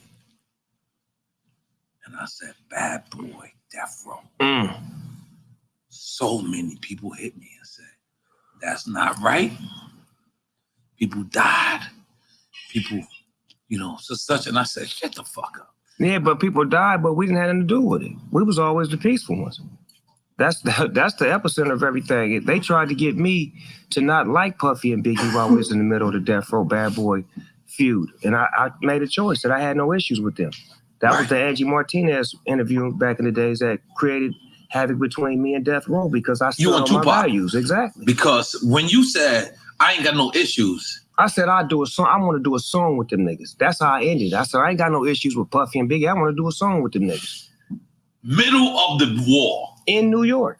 In New York. On Hot 97. Why the fuck did you say that? Because that's how I felt. What the fuck? I'm supposed to fake shit. Like, here's the situation, man. At that time, they was on our ass. Right. Let's keep it 1,000 wild. Yeah. Some niggas don't like competition. I take it on. I love when a nigga better than me. Because you gonna make me better. Do you think me and Jay-Z and Nas and all these niggas was based off of us not having creative competition? That's what it's always about. But it ain't about hate. It's about, that nigga just dropped a bomb-ass album. Who did? Jigga did. Hold on, let me load up. What producers he used? Pharrell call that nigga. Timbaland call that nigga. Just Blaze call them niggas.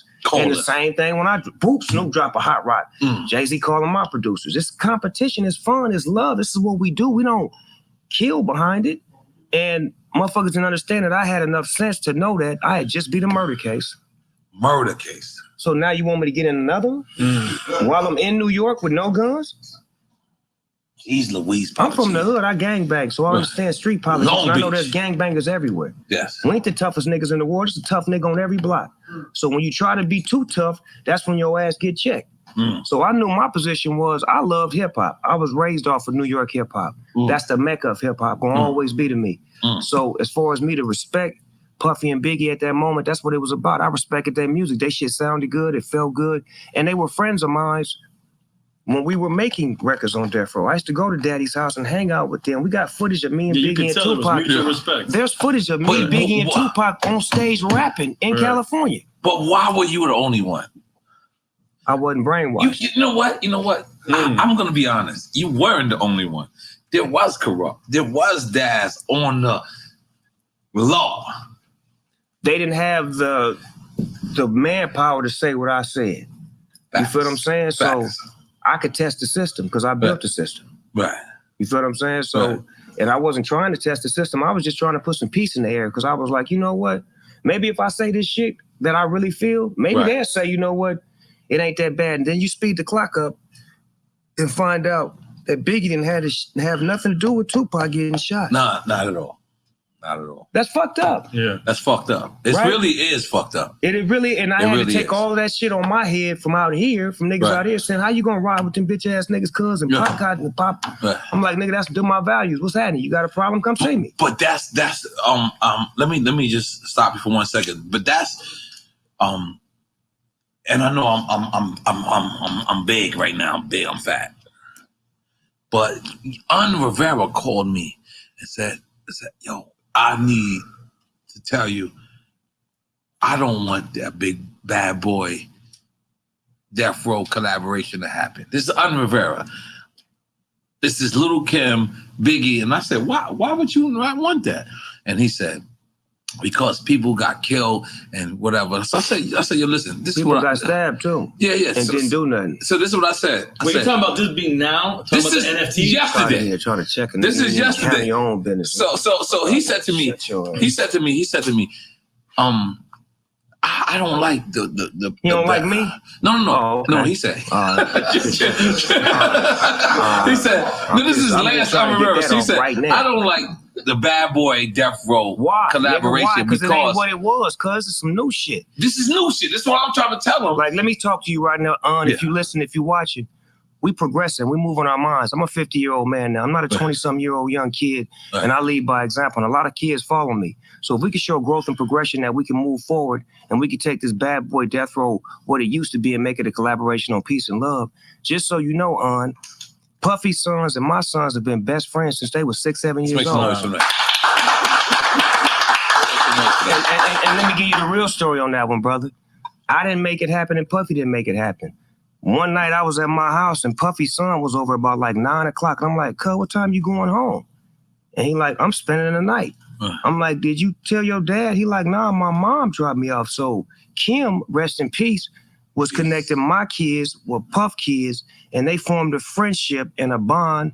When Justin went to UCLA, my son went to UCLA. When Christian was rapping, my son was rapping. When he was modeling, they was flying over the world together. So they forged a friendship and a brotherhood that me and Puff always had. So if we got the opportunity to take these two brands and show people what it can be as opposed to what it used to be, that's what the fuck we gonna do. Damn, that was hard. But what's crazy is on your new album, you did that skit. Back on Death Row. No, the dancing, all dancing in your videos, like that's where like you really went on record, like this is what it is now. Because that's who I am. Right. I'm Suge and Puffy. Right. You know what I'm saying? I'm all in the videos, rapping, dancing, NFT. You know what I'm saying? That shit's crazy. Cause that's what it is. I don't have no problem with it. You know what I'm saying? Right. And I love it. This is who I am, and I get a chance to give other motherfuckers a chance to shine. Cause I'm so bright. When I put the light on somebody else, then they get a chance to show their talent and run wild. I'm not gonna lie to you. Puff Daddy called me on three-way. And he said, "Listen, you gotta go see Snoop." And I said, "Of course I go see Snoop." But then he three-wayed me with you in. And he said, "We got an NFT, Puff, Bad Boy, Death Row." And I posted that. I posted a picture of me, you, and Diddy. And I said, "Bad Boy, Death Row NFT." Or I said something like that. And I can't lie to you, Snoop. So many people was like, "What the fuck are you talking about? Bad Boy?" Well, you know your Death show Row? is controversial, so you gotta understand there's gonna be a lot of drunk motherfuckers talking a bunch of bullshit. And that's just what it is. And I appreciate it because I get drunk from time to time too. But the optics is that they gotta understand that it's about growth and development, right? Like I keep saying, like when you get to be the age that we at and you get to become as successful as we are, you have to start doing some things that matter for the future. Right. Because if we keep the narrative out there that East Coast and West Coast don't fuck with each other, that's a motherfucking lie. Where you from? I'm from the East Coast. Where I'm from? West Coast. I love the fuck out of you. I love the fuck out of you too. Okay, then so what's that? Damn it. What's happening? So if we keep the narrative. remember the CNN? Yes. Because we drop New York. Yes. And what y'all drop? LA. Okay then. It's fucked up. So if we keep that narrative, it's like when I think Capone and Noriega, I'm like, man, fuck them niggas. You know what I'm saying? But there's the evolution right here. But that's why you have to allow it. And these motherfuckers that's speaking don't even know it's already happening. Right. They just so trained to be brainwashed by the hip hop system that niggas supposed to be at each other. Shut the fuck up. Yes. And stop being brainwashed. I love Puff. I love his kids. Now, nigga, what's happening? Now, nigga, what's happening? I own Death Row, so I do what the fuck I want to do. Let's stay right there. Hello. I'm not gonna lie, Snoop. I didn't have your number at this time. I got your number now. But I know you wanted to call me when I'm born. I wanted to call you when I found out. They said Snoop owns Death Row. Now, let's just be clear, because I want to be clear for the fans, not for me. Your lawyer calls you with this opportunity. How do you say that you can buy Death Row? I was working for Def Jam. President. Creative executive consultant. So took Jay-Z job. Let's make some noise for that.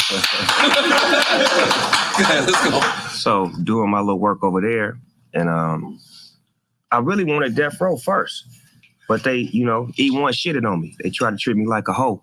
Wanted me to come work for them. When you talking about E1, we talking about E1, the record label. What's the nigga name? Alan Grumblatt. Alan Grumblatt. Yeah, that bitch ass nigga.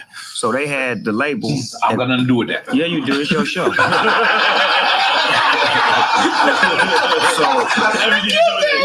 So for about a year and a half, 2 years, I was just trying to get my master's. All I wanted was doggy style. So Snoop, let me be clear. I'm gonna give you the whole rundown if you let me. Yeah. All right. So you are asking for your own I'm not master? asking for That's what he nothing. originally thought of doing. I originally was trying to say, E1, how can we work a deal to where Because I can- E1 is working with the Big Blood. E1 bought it. They bought it. They bought the catalog. They Oh, I bought the didn't know whole. that. They bought everything. Oh, They bought it from another company in Canada, right? Exactly. They bought, And then Hasbro bought E1. Hasbro, the toy company. Right. Right. So now I'm dealing with Hasbro and E1. That's And Hasbro supposed to be clean and they don't do negative shit. And I'm like, what the fuck is going on? So I'm talking to E1. They give me the runaround. So I'm like, look, check it out. Why don't y'all let me come work for y'all so I can get my master's? I can blow y'all shit up, make this shit go. Give me the Death Row catalog and let me get my master's. Okay, Snoop, come work for us for 12 years. You get your master's back in 15. You get $250,000 and you just put them high heels back on and be the best hoe you ever been. Snoop, you went too fast. No, I'm telling you the truth. They told you like that. Slip them whole shoes over there. Put the pimp shoes back on. Wait a minute, you going too fast. You took the whole shoes off. You said no. I don't wear those no more. You don't wear those no more. I don't wear those no more. Okay. Put on the pimp shoes. Went and had a discussion with Lucien Grange. Mr. Grange, I can come work for you, make your label better. How? You rich, you balling, you don't need this shit. You Snoop Dogg. I can help you. I got people over here that need help, and I just love Def Jam. I fucking wanted to be on Def Jam as a kid. Give me a job. Give me the job. Come over there, change a few things, make shit happen, get it popping and bopping. Then I hear, oh, they sold E1 and Death Row to some trillionaires. Oh, they did? So I got some people that know the trillionaires. That's like, let me get you on the phone with them. Yeah, what's that? And we got Death Row. We don't know what the fuck to do with it. I do. How much it cost? Boop, boop. How much my masters cost? God damn. Oh, fuck. Hold on. Give me a minute. We got more calls. Because your master's is crazy. I'm like, give me a minute, man. God damn. Shit. So I maneuver. Whoa. Let me just get Death Row. I don't even want the masters right now. Because it's all scheme. It's chess, it ain't checkers. Get Death Row. They announced Snoop Dogg got Death Row, but this what niggas say. Always got something negative to say. He ain't got the masters. He don't own me. He don't. Cool. I don't. Hey, let me holler at y'all. How much for that? I want all of them, not just mine. All of them. But I want them all. Oh, there's one more piece missing. What about the publishing? I need all of that too. Now what? Snoop, stop, Snoop. That's some mafia shit right there. Now what? Then the next play, now watch this play. Snatch everything Death Row off traditional. iTunes, Apple, All the Spotify, DSPs, batapa. Fuck out of here. Freeze. I'm about to sound Death Row. Freeze. Now watch this. We gotta hear this one. So take the Death Row catalog to Gala Games, the company that I fuck with in the metaverse. That's where it lives at in the metaverse. Then build the Death Row app so we can be like Netflix, Amazon, Hulu. And we have an app where all of our content lives and all of our music. And now instead of Apple and Spotify and all these motherfuckers pimping, it's a new motherfucking pimp on the block. Yes, Snoop, that was actually in my very first question is, did you go and take all the shit? But you did. I got it all because first thing I want to do is I want to get paid all of the people that didn't get paid. So Nate Dogg family get paid. Nate Dogg, Rage, RBX, Daz, Corrupt.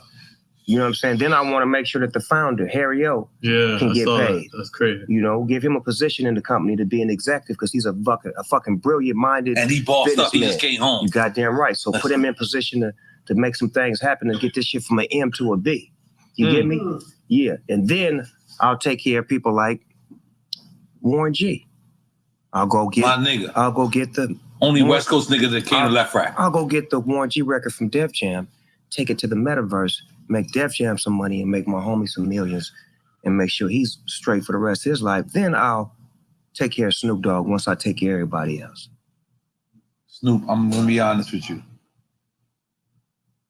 Probably made the best. What is it called? Investment? No. When you say something, statement in my life. I'm sitting there watching you at the Hollywood Hall of Fame. And then the nigga said, I gotta thank myself. I said, holy moly guacamole. I need to thank myself a lot too. What made you thank yourself? My nigga, I didn't have nothing written down. You got Dr. Dre there. My Dre was there, my mama was there, my best friend Warren G was there. Nigga, Kareem Abdul-Jabbar was there. Nigga, do y'all understand what that mean to me? It's the greatest nigga to ever hold a basketball and he there for me, man. Quincy Jones was there. I was doing hook shot. Nigga, Quincy Jones was there. Quincy. Like, these is like niggas that I'm a little kid, like I could never know these people. And now these niggas is my friends showing up for me. Where my drink? Dropping conversation for me. So when I'm up there spitting my shit, I don't even know what the fuck I'm talking about. But I look at my mama and I'm like, I need to thank me. Mama did what she had to do though. Let's be clear. Mama did her part, but I'm looking at my mama like she did her part. Now all of the rest is on me. Like when you have a kid, you cut them loose and it's all on them. Right. It's what you taught them and then it's on them from there. Mm-hmm. And I feel like to get to where I got, I had to put in all that hard work, that dedication, the struggle, the losses, everything that I went through. I had to be strong enough to fight through it and get back up and go do it again and take them L's and don't get paid, lose friends, lose relationships, lose money. You know what I'm saying? Damn near lose my life, my freedom. And to regroup myself to say, I'm respected enough to where everybody respects me and loves me for who I am. I ain't changed one step of the way. I stayed me the whole way. And people love me for being me. So let me thank me for being me. So the next person that comes out to do them, they can understand they can do that the whole ride. 1, 2, 3.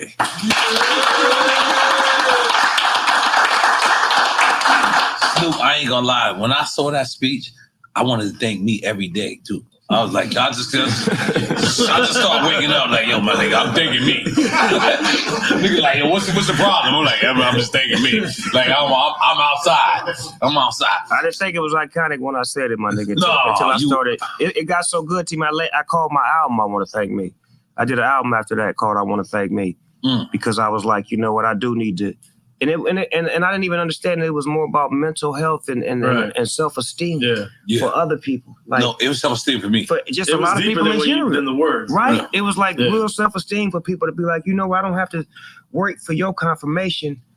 I'm doing good by me. Internally. Exactly. And I'm going to be all right. Because a lot of people go around waiting to see what he going to think, what she going to think. And, man, if they don't like me, I don't know if, man, fuck that. I like me. I like the fuck out of me. So let me ask you.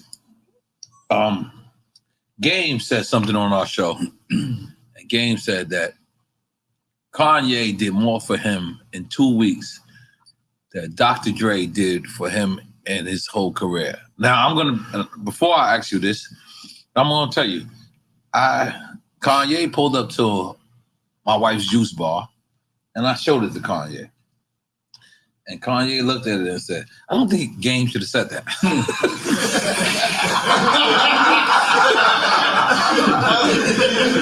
1,000,000% the truth. Game knows. Listen, Kanye knows this. Listen, 1,000,000%. I love all sides. Right, all parties involved. All parties involved. But I need to hear Snoop Dogg's. I mean, I don't know. That's his personal experience. So Right. that's a personal, situation where he feels that that's what happened. Like maybe Kanye walked him in the metaverse and showed him the $1 billion scheme on how to get to the billions. A little bit. It could have been something to that effect that he could have showed him something. Because Dre not really good at showing you nothing. He basically good at bringing your talents to the light.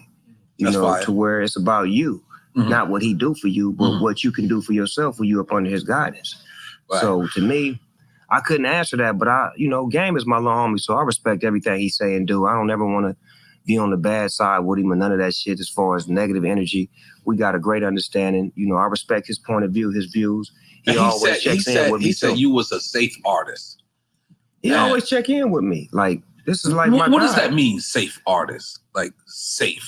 Like, I mean, God bless me for me saying this. And I'm going to be out front with this. You had a murder case. There's no way you could be a safe artist. Right. I guess probably because of what I've created. Okay. After that. Yes. You know what I'm saying? The iconic status. Yeah, I got football leagues. I do Yes. things with special needs Right. kids. I do things with the parents, the gang violence, like the things that I've done to create a whole new narrative on who I am. I guess that would make him feel like I was safe. But I'm still a nigga, so. No, you a nigga. You ain't gonna never be safe. Nigga, if you you're a ain't. nigga. Hey, you go to your compound. Hey, when I'm driving, the police get behind me, nigga, my heart beat fast like the rest of them. That motherfucker be going. Then they be like, hey, what's up, Snoop Dogg? Oh, nothing. It's just certain shit that won't go. It's just part of being a nigga, right? Right, this is part of it. Take behind us, don't look back. Let's be clear. We in Inglewood right now. Yeah. Inglewood, from what I've known from back in the days, Inglewood was a super blood neighborhood. Yeah, definitely. But we're not coming over here with gang violence. We're coming over here with business. I coach for the Inglewood Chargers. I bring business to Inglewood. I hire people from Inglewood. I associate with Bloods and Crips. I associate with human beings. I'm about change. I got kids on my team that I coach. Their fathers have been active gang members for over 30 years, and they see me engaging with their kids, teaching their kids, educating their kids, giving their kids hope. Gang violence is not a part of what we bring to the table. We bring peace to gang violence. So by me being a Crip in a blood neighborhood, bringing, business and opportunities, it shows that you can outgrow the gang mentality of being active. I'm not active with gangbanging. I'm active in my neighborhood as far as creating. So I feel like I'm a part of Inglewood, and I'm from Inglewood because I do things to better the community. I live here. I love helping out, and I love being a part of it. So nobody has an issue with Snoop Dogg because he's not a gangbanger.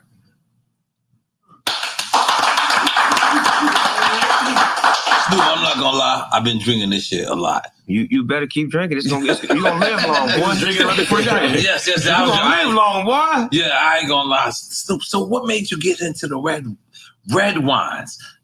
Because you could have got into blue wines. Come on, man. You could have made up blue wines. You're taking it too far now. Listen, no, I ain't gonna lie. I would have bought it. Taking it all too far.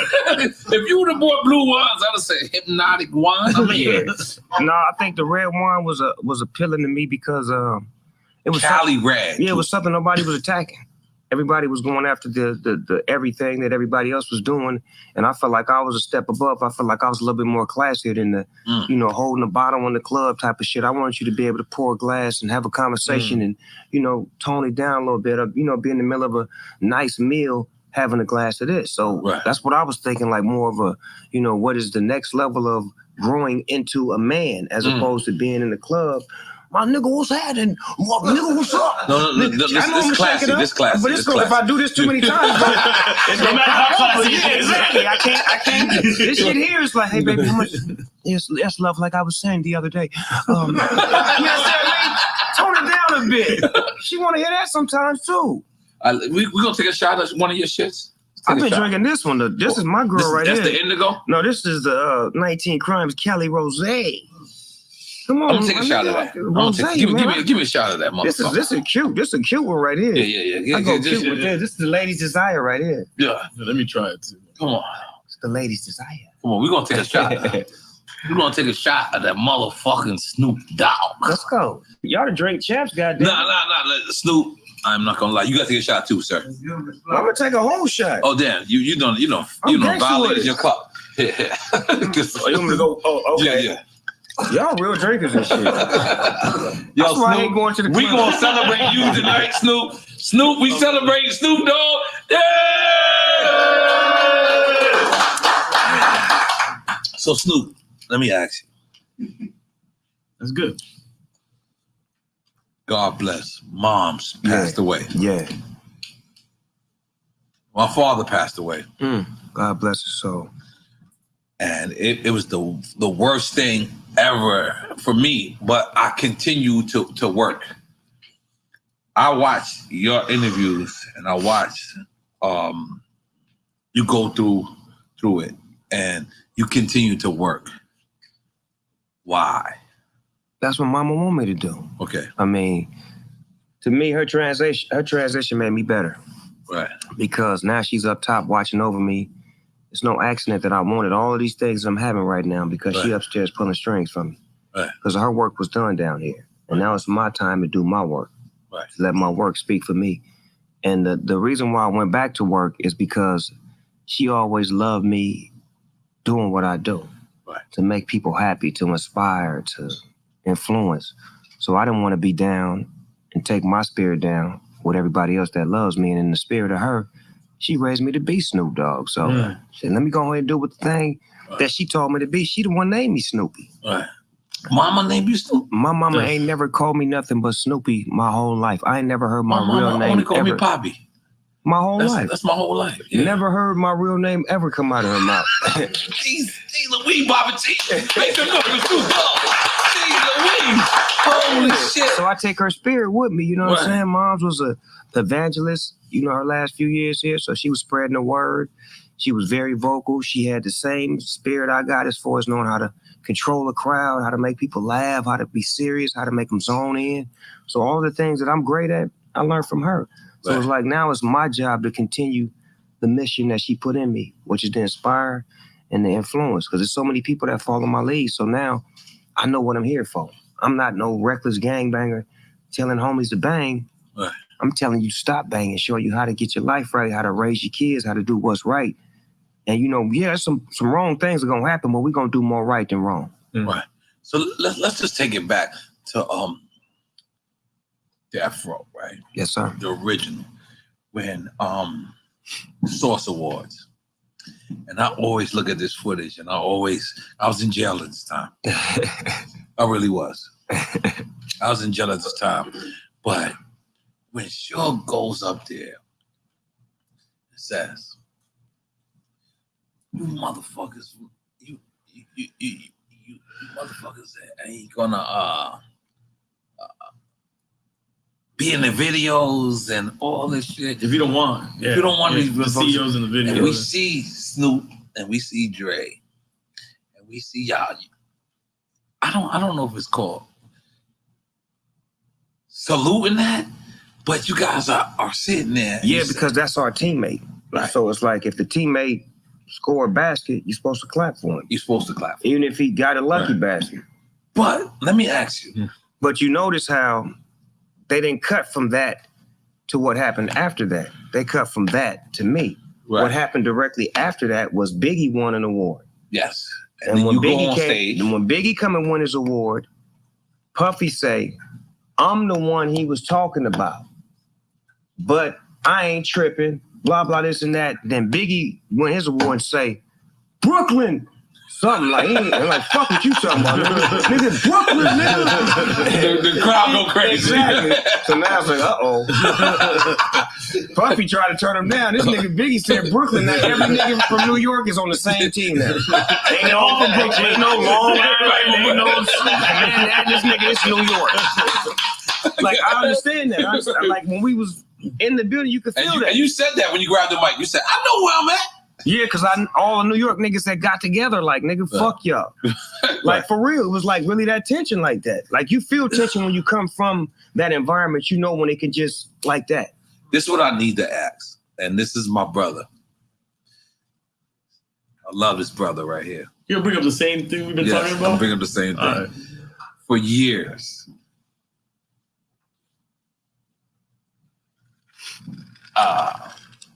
down south, West Coast, every other region has said to us, and this is my brother, and I'm from Miami, so that's the perspective I'm coming he's from. on their side, by the way. And he said, "You New York niggas never gave us love." That's a fact. And I was telling you, and it was mostly industry-wise, more than anything else. That's a fact. We have to fight hard to get ours. Right.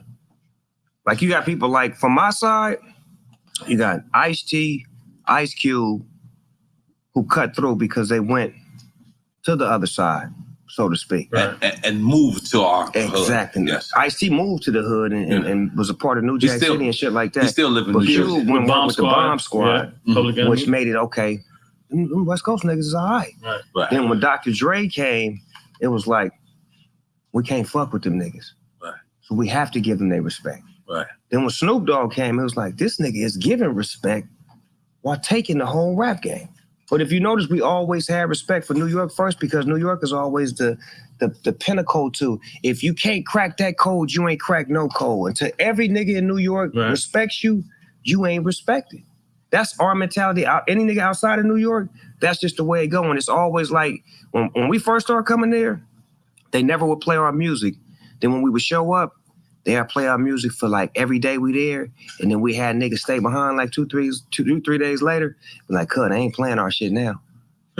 Snoop, I'll be honest, and I'm gonna look at you in your face. I apologize on the behalf of my own now you accept coast. it? You accept it now? No, I do accept it. Because when I met with Jay, and Jay said, they didn't play my shit. They didn't play Biggie shit. He lied. No. In other regions? No. This is 3 days ago. I'm gonna tell you what it is. It's never the ones up top. The niggas in the streets always fuck with us, just like the niggas in the streets always fuck with y'all. But we don't dictate what goes down. So I could have said, let me talk to all the real street niggas from New York. How much West Coast shit y'all listen to? 80% of them would have been like, nigga, we listen to all kind of West Coast shit. Yes, this is true. Is it brought to the highlight? No, because we trying to promote our people. Just like out here. Right. We accept New York niggas rap faster than we accepted West Coast rap in the 80s. And now they accept South rap faster than they accept West Coast rap out here. Because whatever dictates, that's what dictates. But in the streets, it's a different dictation. Because street niggas always told me, nigga, you raised me. You know how many New York niggas told me that I raised them? Because you because a they New mama. York nigga. Not because of them, because of their mama. I'm sorry, we claimed you, Snoop. Right, but I'm saying, like, for example, A$AP Rocky, Bobby Shmurda, them two niggas specifically. Crips. But they telling me, nigga, you raised me through my mama playing your music when I was a little kid. So if your mama was playing it and she from New York, that means Snoop Dogg is loved by New York. And that's the part we got to look past. We can't. You got to recognize that, Snoop. Come on, let's make some noise for that. I get it. Hold on, Snoop. Yo, I ain't gonna lie, Snoop. But you know what? You are one of them niggas that New York love, and you accept it. You probably one of the only niggas. I'm probably the only nigga that done been to the Queens projects, been to Harlem, that been to the Bronx, that been to fucking Brooklyn, where the Crips is at. I done been to every motherfucking hood in New York where they say don't go. Where they say don't go. No. Javarga Square, perform there. The Tunnel, perform there. Don't go there. You can't. I'm there. They got razors in their mouth. So what? They gonna rock to this shit. They gonna rock to this shit, nigga. Ask Funk Flex, nigga. He was there on my birthday. I brought Dr. Dre to the Tunnel, nigga. Who could do that? Look it up. Pull the footage up, nigga. Dr. Dre and Snoop Dogg's birthday party at the Tunnel, nigga. In New York. Mouth full of razors, nigga. 100 niggas from New York saying, we your security. How? Yes, you are. Nah, Snoop. I ain't gonna lie to you, Snoop. We love you in New York. Nigga, I love y'all, nigga. Nah, You just don't understand. If I could have been any other nigga than me, I'd have loved to have been a New York rap nigga in the 80s because y'all was fucking it up. I'm talking about from Rakim to Big Daddy K, MC Shan, KRS-One, LL Cool J. Nigga, it was everything came out of that motherfucker was flawless. But let me give you your prospect from Warren G to Eazy-E to Ice Cube to motherfucking Ice. T. You know, that's what it was. Let me just tell you something. I'm gonna be honest with you. When I heard Straight Outta Compton, I thought that was Rikers Island. For real? I thought it was a jail. because I was like, Straight Outta Compton, straight out of motherfucking thing. I was like, holy shit, they jail is crazy. I don't want to get locked up in there. Like, I was like, I got Snoop laughing. Listen, because, you know, at that time, we had Rikers Island. So I'm like, Compton is like, I don't want to go to jail in Compton.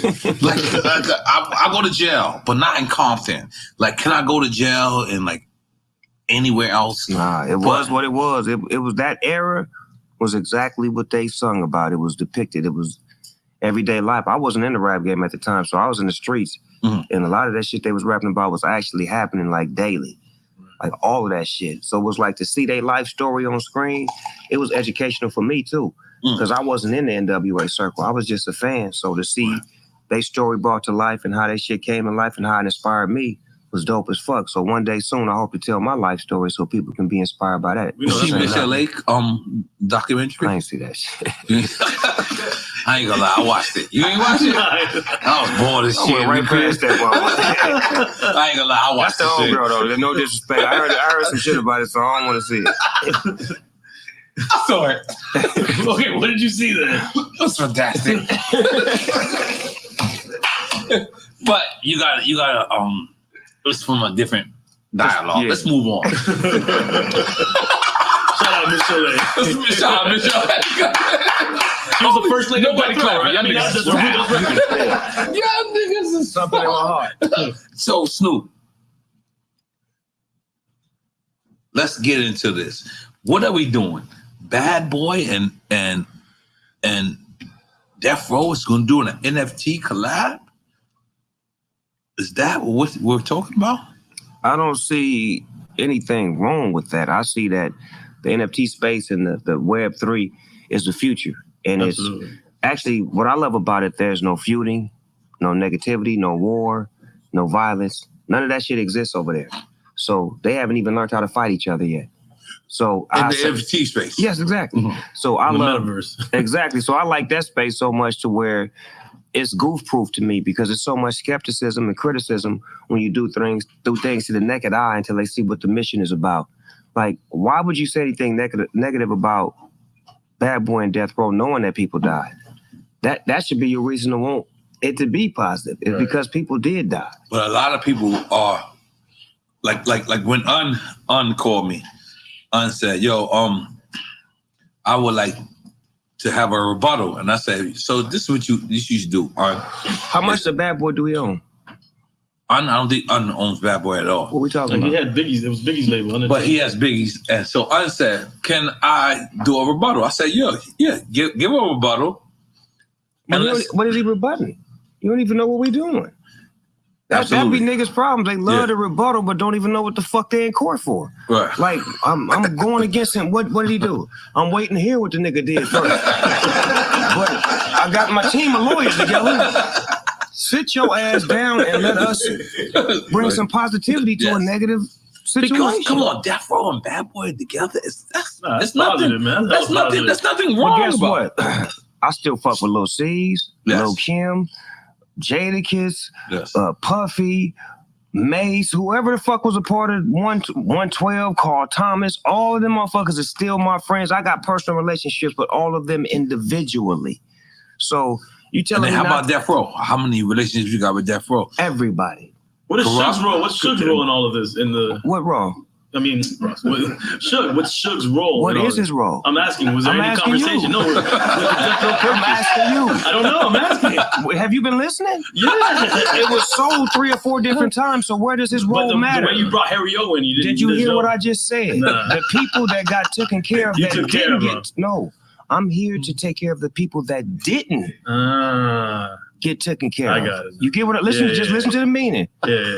He got taken care of. Right. That's how they was able to move it, shift it, sell it, do this and that.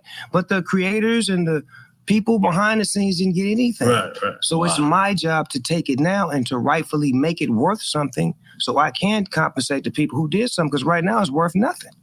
So no one stands the game but the people who actually owned it, that was sitting on it until everybody died, Right. so they can turn it into an estate. But since some of these people are alive, I'm going to create a value for it to where now they can receive some revenues first, because I control it now. When it was in the past, we had to wait to get paid because the label gets paid first and the CEO. But guess who that is now? So I'm going to make sure it's properly handed down the right way to where, You're gonna right some wrong. Not true. Because it's not about me. Right. Because if it was about me, I'd have moved to a whole nother country and been like, nigga, fuck y'all. I'm out. Yeah, exactly. But it's not about me. It's about the position that I got to give. I'm a giver. That's what I'm a natural giver. All I wanted was my masters. Remember the initial conversation? All I wanted was my doggy style masters. But seeing that if I just did that, then that would be selfish. Right. Because then I was going to be straight and I was going to take care of me. And it was a group effort. It was a group effort that went into making Snoop Dogg who he is. Right. And if I got the power to position myself to make sure that everybody is compensated right, then that's what the fuck I'm gonna do. That's what I'm supposed to do. That's real. Admirable, yeah. So let me ask you. Doggy Style, The Chronic. We trying to get all that? I got all that. Got it all. What are you talking That's about? what he says. Did you That's listen? what we talk. We all. Y'all need to stop drinking, man. No. I need to reiterate that. I You gave got you the whole everything. schematics. I told you how You start with the brand. I and then wanted you to got get the my catalog. masters first. It was too high just for my one master. Right. So I ended up getting the label, the IP, with no masters. Right. Then when I announced that I had the IP, niggas was talking so much, it forced me to go get everything. Well, I went and got the masters and the publishing because I was like, I don't need no discussion. I need to be able to make moves so I can provide for my people. Because if I leave this out there, when it's time for me to sell it, I got to check with him, and he may not want to make sure they get paid. But if I got it all, then I'm the one that controls when it makes money, who gets paid. So we talking Dog Pound. Everything. DPG. Everything. RBX. Lady of Rage. You hear me? Keep going. I'm gonna keep Warren G. And Keep these going. are people that haven't been compensated, like, fully. You know what Warren G did for Def Jam? I love it. Oh, yeah. Warren G, the only Saved- nigga that saved came to Def left Jam. rack. He saved him. He came to left And he rack. was never compensated for that. That's great. Never came. He was never He compensated. from the West Coast. If you don't get out of here. Come on, let me throw my W up. So let's just be honest. At that time, Def Jam was a East Coast centered label, right? That's true. We was But fucking a y'all West over. Coast artist saved them. You would think that on the save or the comeback, it'd be like, since we then ended up getting Jay-Z, DMX, Murder Inc., blah, blah, Rihanna, Kanye, da-da, Justin Bieber, da-da, Warren G. He go 10, my nigga, for giving us nothing. But it's okay. Blue You know Sheriff in what? town. We gonna regulate. I'm gonna regulate.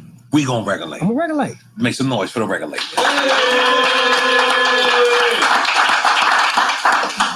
All right, let's get into your wines and spirits, because you ain't really drink none of that shit. No, just a little bit, you know. What I is get that? money off of it. Okay. I let y'all get drunk while I get money. Pour me some of that. Pour me some. Gotta show you the trick, man. You Pour me can't some of get that. drunk on it. Don't Snoop, get pour me high on some. your own supply. You go just overdoing it. Pour me some of that. Come on. I'm I outside. couldn't sell crack with you niggas. You niggas would be getting high off most of the product. Let me try another one, dog. We trying to sell this key, nigga. Snoop, I'm gonna be honest, Snoop. We love you, we honor you, we cherish you, but we want to also give you your flowers in your face, real time. Come on, Yeah, we Boris. didn't do this the first time you came around, but this time we want to make Yeah, sure we didn't do this the first time. we honor you properly. But we want to honor you properly. We want to give you your flowers, motherfucker, in your face.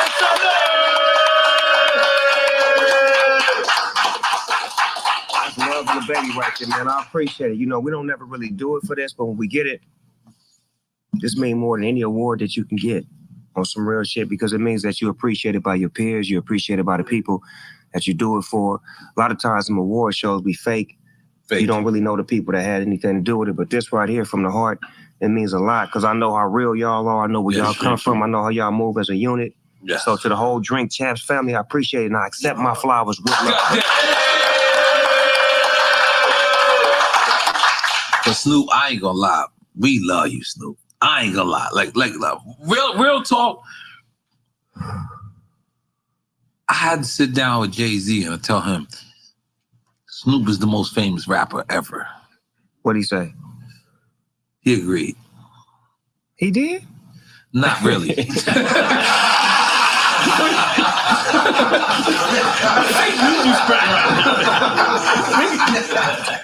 No, but Snoop. Did you really say that to him? And then Did you say that he to just him? he didn't acknowledge it. He just moved on. But listen. You was about to say what he said. You crazy. There's no nigga in the world. You made up a whole damn story, man. Listen, I did. I made up a whole shit. I'm sorry. I kept it real, though. I kept it real. Let's be clear. Snoop, you can't go nowhere in the world and the nigga not recognize you. Can you go to a bagel shop that's owned by a Jewish guy named Diego? It's one spot that I used to be able to go to, and then my cover got blown. I used to go in there all the time. It was an Asian grocery store. They had the best meat in town. That shit was bomb. Their meat was just amazing, the fish and everything. So I'm in the back one day with the butcher. It's like the third time I done went up in there. That nigga come out the back this time. He got cameras and all kinds of shit. I knew you would.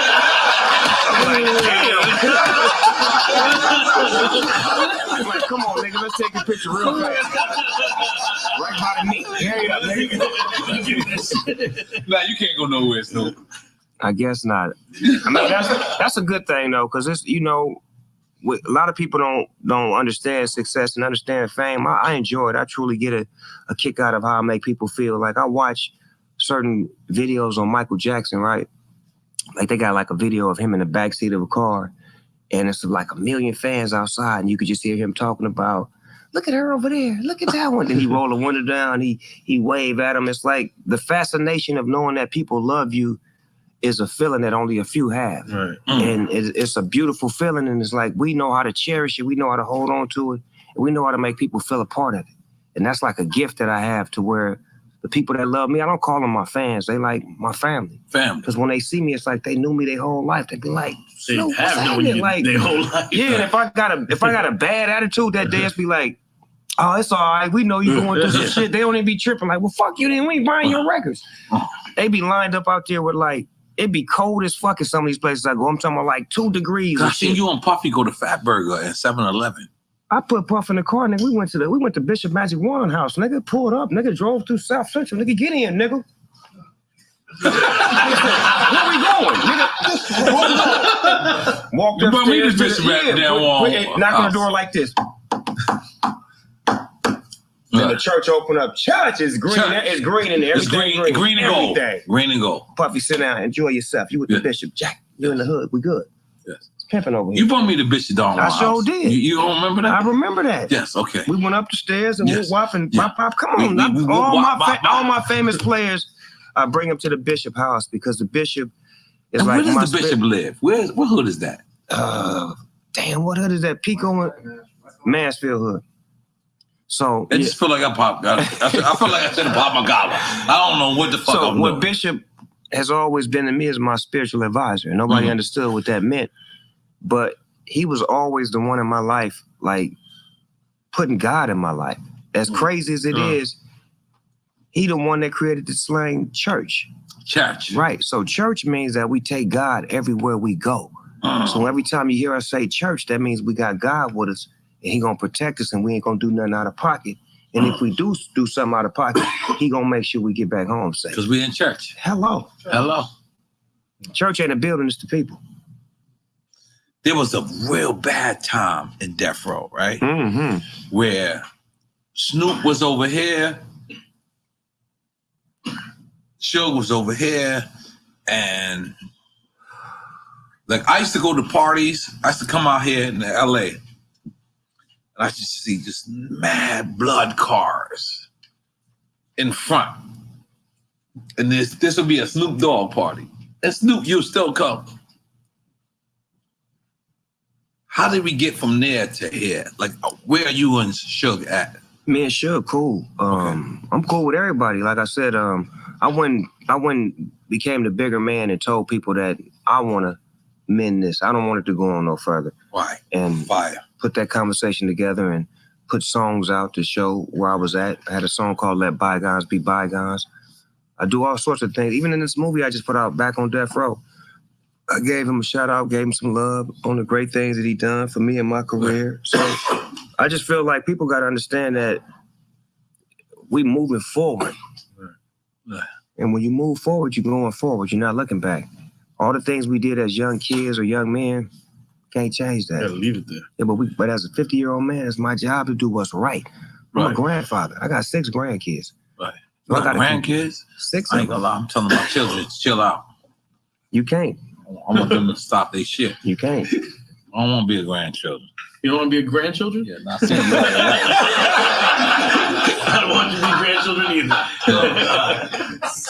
Niggas finger popping shit. Y'all gotta relax. No, that's fun though. Hey, no, real shit. When I was young, hip hop had a life expectancy of about 4 years, if that. You get out 4 years and that was your run. You did that. Then I watched LL Cool J do like 12, right? And I'm like, okay, it can be done. Somebody can run. So I said, when I get in, I'm gonna rewrite this shit. I'm trying to do 22. Nah, I'm on 30 right now. Talk to me. Talk to me. Talk to me next. Talk to me next. Snoop, I'm gonna be honest, Snoop. There's no one more famous than Snoop Dogg. You're probably the most famous rapper there is. And I stand on this. More than just rapper. No, nigga grandmother know who Snoop Dogg is. Like, you could go, look, the camera guys, look. And he said, yep, my grandmother. You go to the grandmother and be like, you know who Snoop is? Like, yeah, I'm fucking with Snoop today. Grandma be like, all right, cool. Grandma, I'm supposed to babysit grandma. Right. But grandma said, I'm going to fuck with Snoop today. Grandma like, all right, cool. Wow.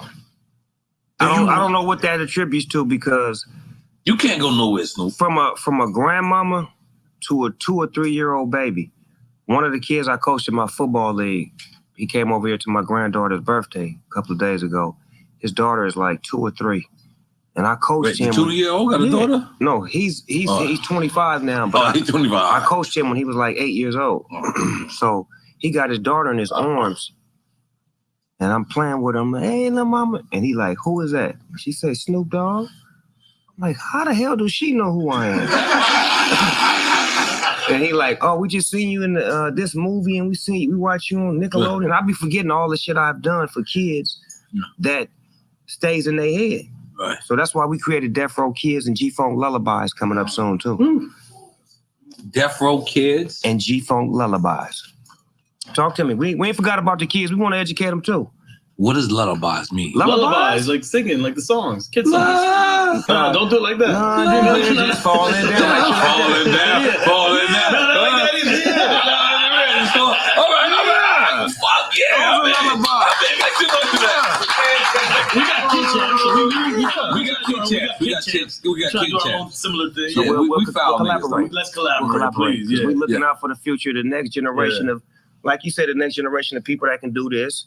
Just like we're looking for the next generation of kids that can rap and become businessmen and not just be the ones in front of the camera, but be the ones who directed and run the whole show. Because we tired of being the step and fetch it. Always got to be dancing and showing.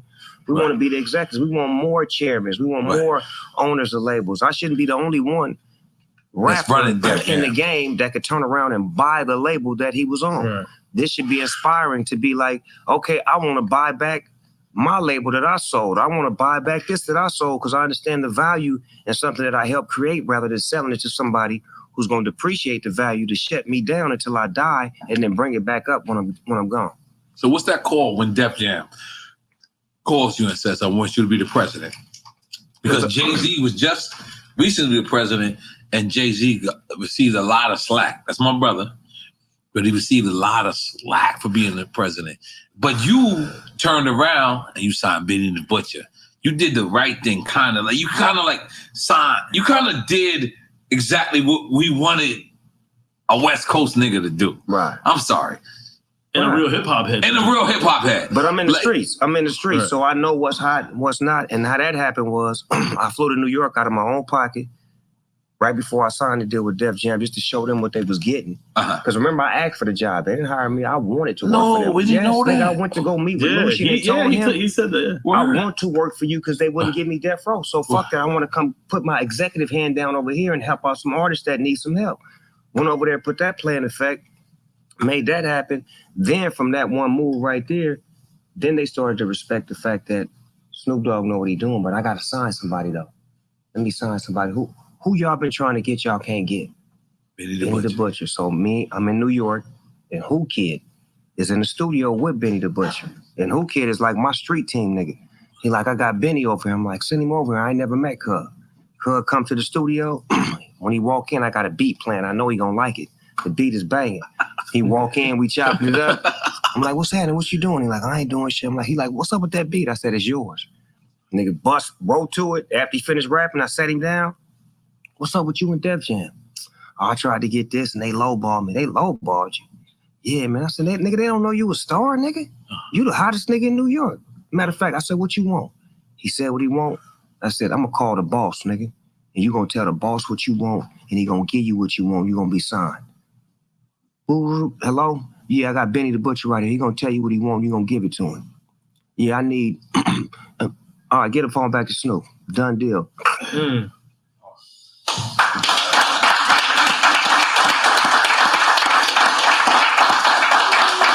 You saying West Coast niggas is putting us on? You can't spell the West without the ES. Hey, nigga, I'm in. Holy moly guacamole. Straight up. No, but I felt good about that move because I like to see young people like that get what they supposed to get and maintain control and not be holed out. Because a lot of niggas would have had to take a different approach where they'd give you a whole lot of money to lock you up for a long time and then sit you down and they don't put your records out how you want. He's in a privileged position. So when you bring him on, you could talk to him and get the other half of the story. We got him Tuesday. Get the other half of the story. And here, you know what I'm saying? He'll tell you if I'm lying or if I'm telling the motherfucking truth. No, Snoop. No, one thing about Snoop is we know. Good, let's fill yourself up. Can I fill you some Ace of Spades? I'll mix it up. Yeah, mix it up. Because I feel you, I work for Ace of Spades. I'm just reading you just got another check. Let me say this. You just got another zero on the zero. You have more people yesterday's price and not today.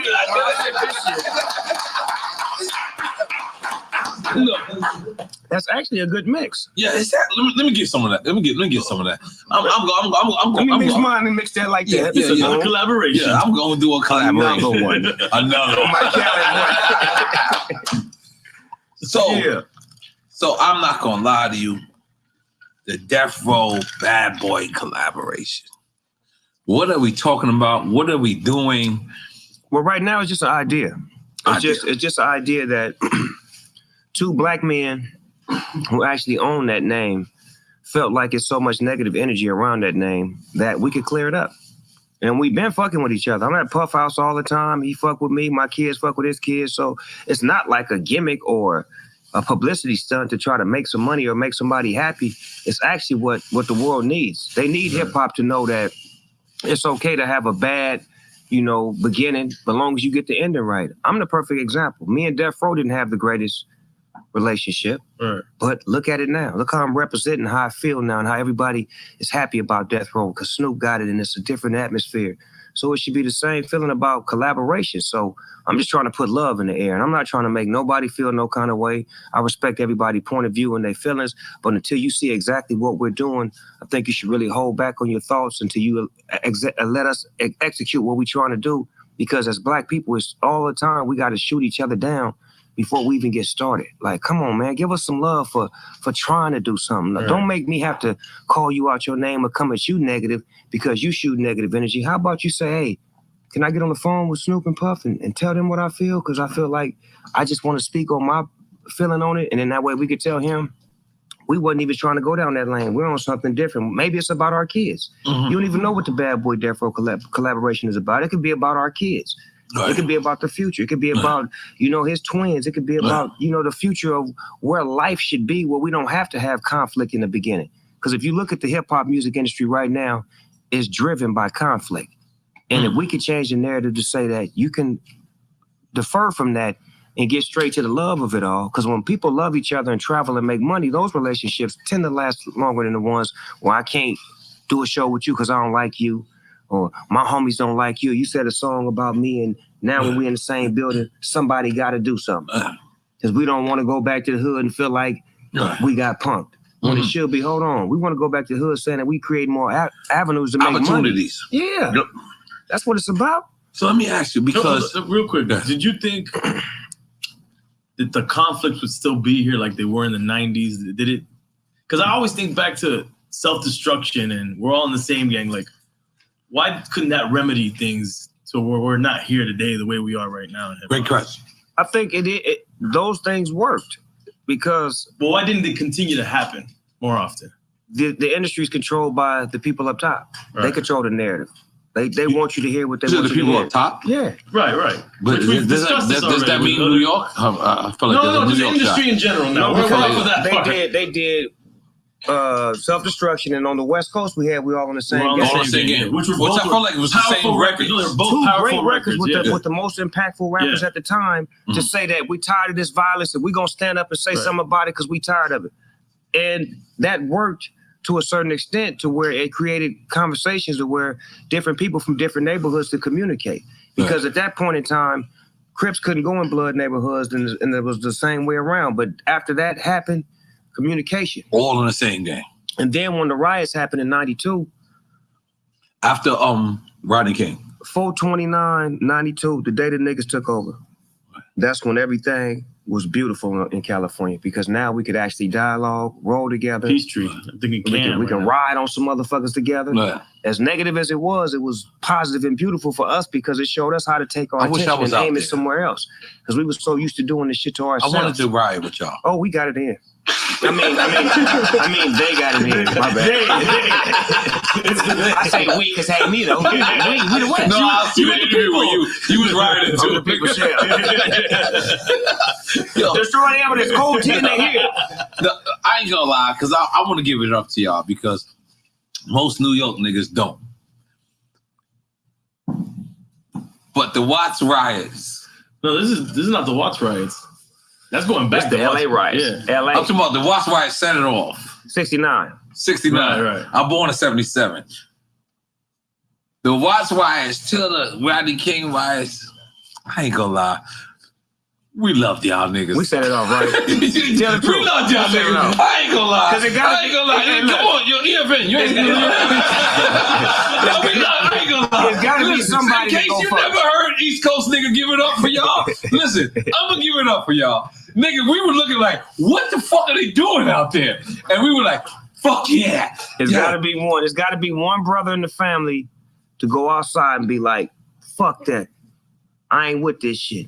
And then it makes the other brothers around in the house be like, then it's because let me tell you what happened out here on the West. Just tell us. Everybody didn't just jump at it like that. I was at home in Long Beach watching on the news after the verdict went down, and it popped off in LA first. So when it was and you the next county. You like the next county. No, I'm gonna give you the whole dynamics. It pops off in LA. We at home watching on TV. So the homie's like, fuck that, cuz. We need to get in the mix. So we jumped in the car and we driving to LA. But all while we driving to LA, ain't nothing happening in Long Beach, nothing happening in Carson, Compton, Linwood. As soon as we get to Inglewood in LA, it's fires, this shit popping like, damn, this shit going down. So nigga getting it in, right? Stealing TVs. Yeah, we loading the cars up and all kind of shit. Nigga getting everything, radios, batteries, everything. So now we're like, we got to go back to the house. So now when we driving back, the shit popping in every city that we pass by. Right. In the beginning. Oh, the way- that wasn't all popping them before. motherfuckers is popping. I go into the Pep Boys, nigga, my hairstylist in there stealing motor oil. I'm like, what's going on? We like getting all kind of shit. We get to the car, get back to the hood, and that shit is all over the whole world now. But we watched how that shit spread from LA back to my city in Long Beach. Right. So the LA niggas kicked it off first. Right. They the ones who, you understand me, that struck the flame, and then everybody else started like jumping in after they kicked it off. All right. Let's be clear. Let's be clear. South Central Los Angeles. This is Los Angeles. OJ did not do it. Huh?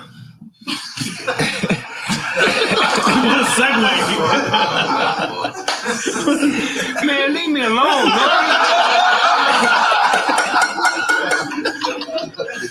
Bill Cosby guilty, but OJ did not do it.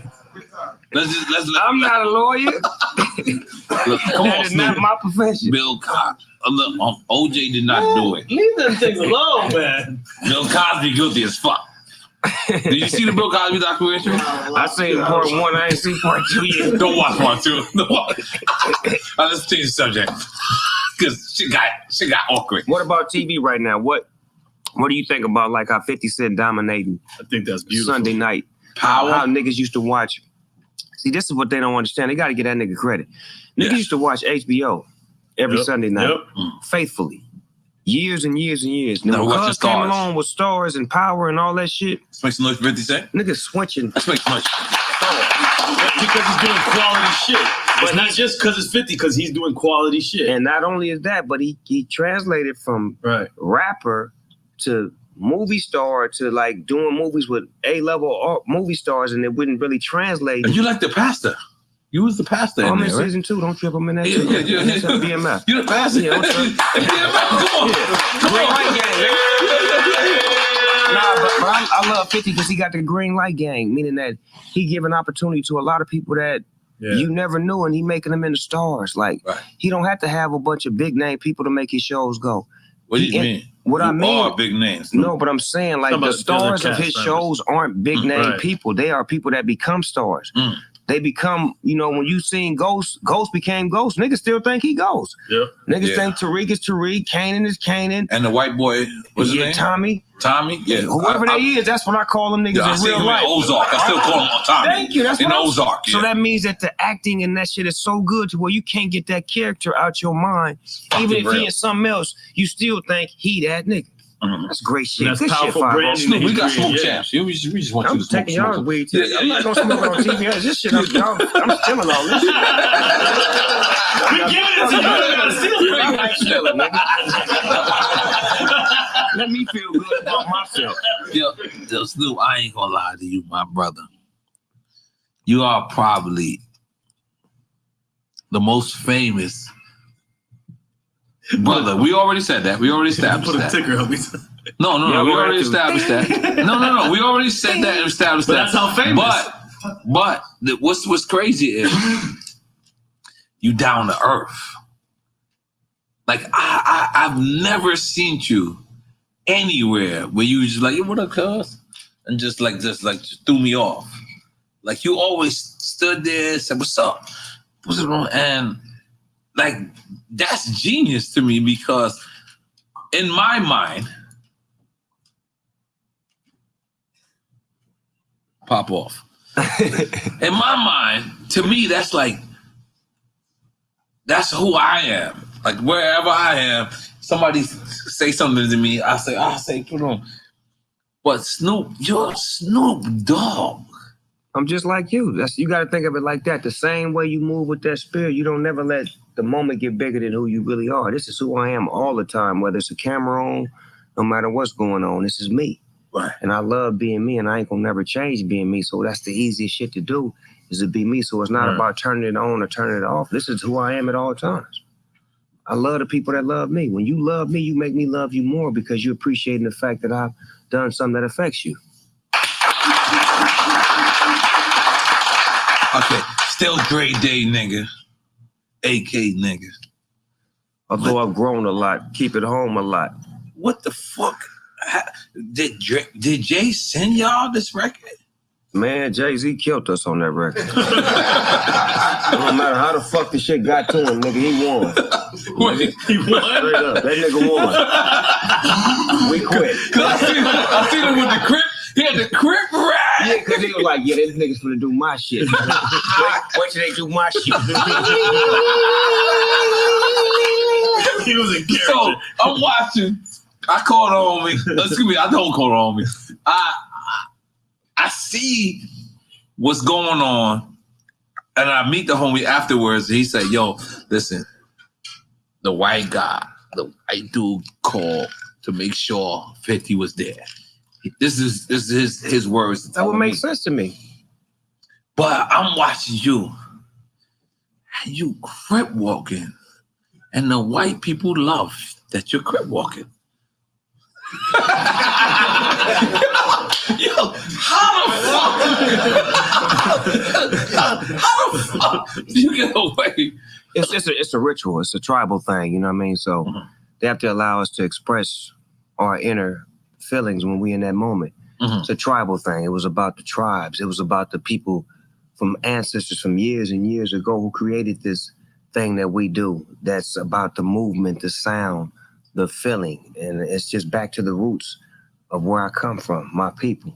You know, I'm just a representation of my ancestors. I'm a spirit that was here before. Now it's finally being recognized. What? That's what I think I am. I think I'm one of them gods from back in the days. No, you are one of those guys. That's finally being recognized, and now he can profess his mission while he's here.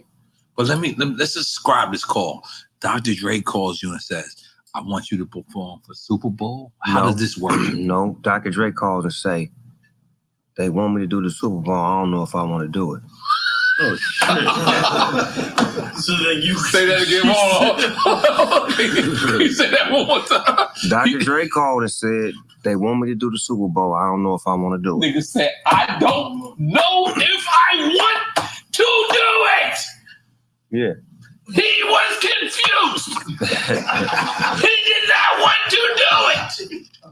I don't think it was. Nigga, I want to do it anytime they call me. Anytime they call me.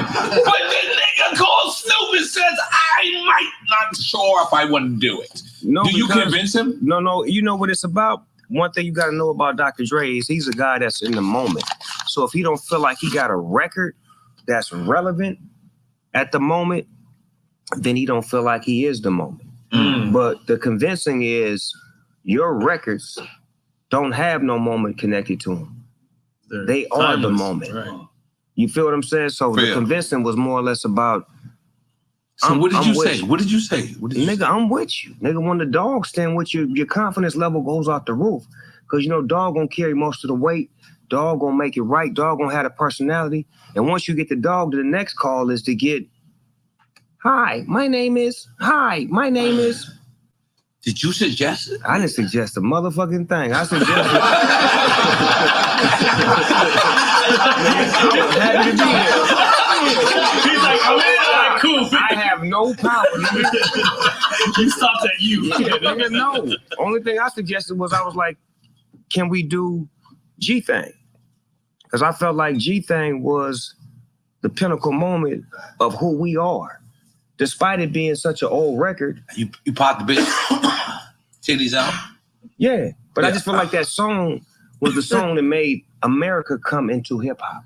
And titties. You get what I'm saying? And titties. Yeah, definitely gotta have them titties in there. You gotta have the titties in there. NFTs, nice fucking NFTs. Those are NFTs before NFTs. So continue. So Dre calls you. I didn't know how this conversation happened. Dre calls you and says, "We doing the Super Bowl in LA." Well, does he say cuz? That's the crazy part. He don't talk like He don't that. say cuz? No. In LA is in my mind, Dr. Drake said cuz. No, he don't talk like that. No way.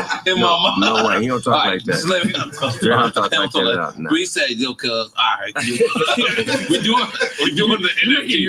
We're doing the... No, once he said that we was doing it, it went from we doing the Super Bowl to now we have to do a commercial to blow their fucking mind. Pepsi. Because we want them to know what they're going to get. So now Dre had to wrap his mind around, because this was one of the time when they was like, Puffy won the verses, and He like, man, I can't think about that. This shit right here is what I'm thinking about. Let me come up with a commercial real quick so niggas can stop talking about me in the verses. Cause I want to fuck them up on a commercial real quick. Right. So by the time I get to the Super Bowl stage, there won't even be no conversation. So the commercial, F. Gary Gray come through, put the cold treatment down, the whole shit is flying. Big up F. Gary Gray. On paper, the shit look dope as fuck. Then the nigga shoot it and it look better in real life. Then we drop it. Bah! The whole game is stuck. Oh, wow. Oh, wow. So now he on next. What the stage gonna look like? What songs we gonna do?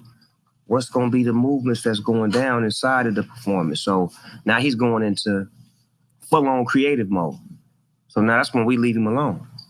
We let him go, you know, be the scientist that he is. And then when he come back, he gonna roll out what he roll out. And you need to be on point, on time, ready to go, ready to rehearse, ready to have your shit on deck and be flawless. He demands that. You know what I'm saying? He don't say it, but he demands that. And that's just what everybody that was called in brings to the table. And when I got called in, I didn't look around and say who was there, who wasn't there. I was just happy I was there and went to work for him. How much rehearsing does it take for those 12 minutes? Because it seems like it would probably be intensive. About a month. Cool month. Wow.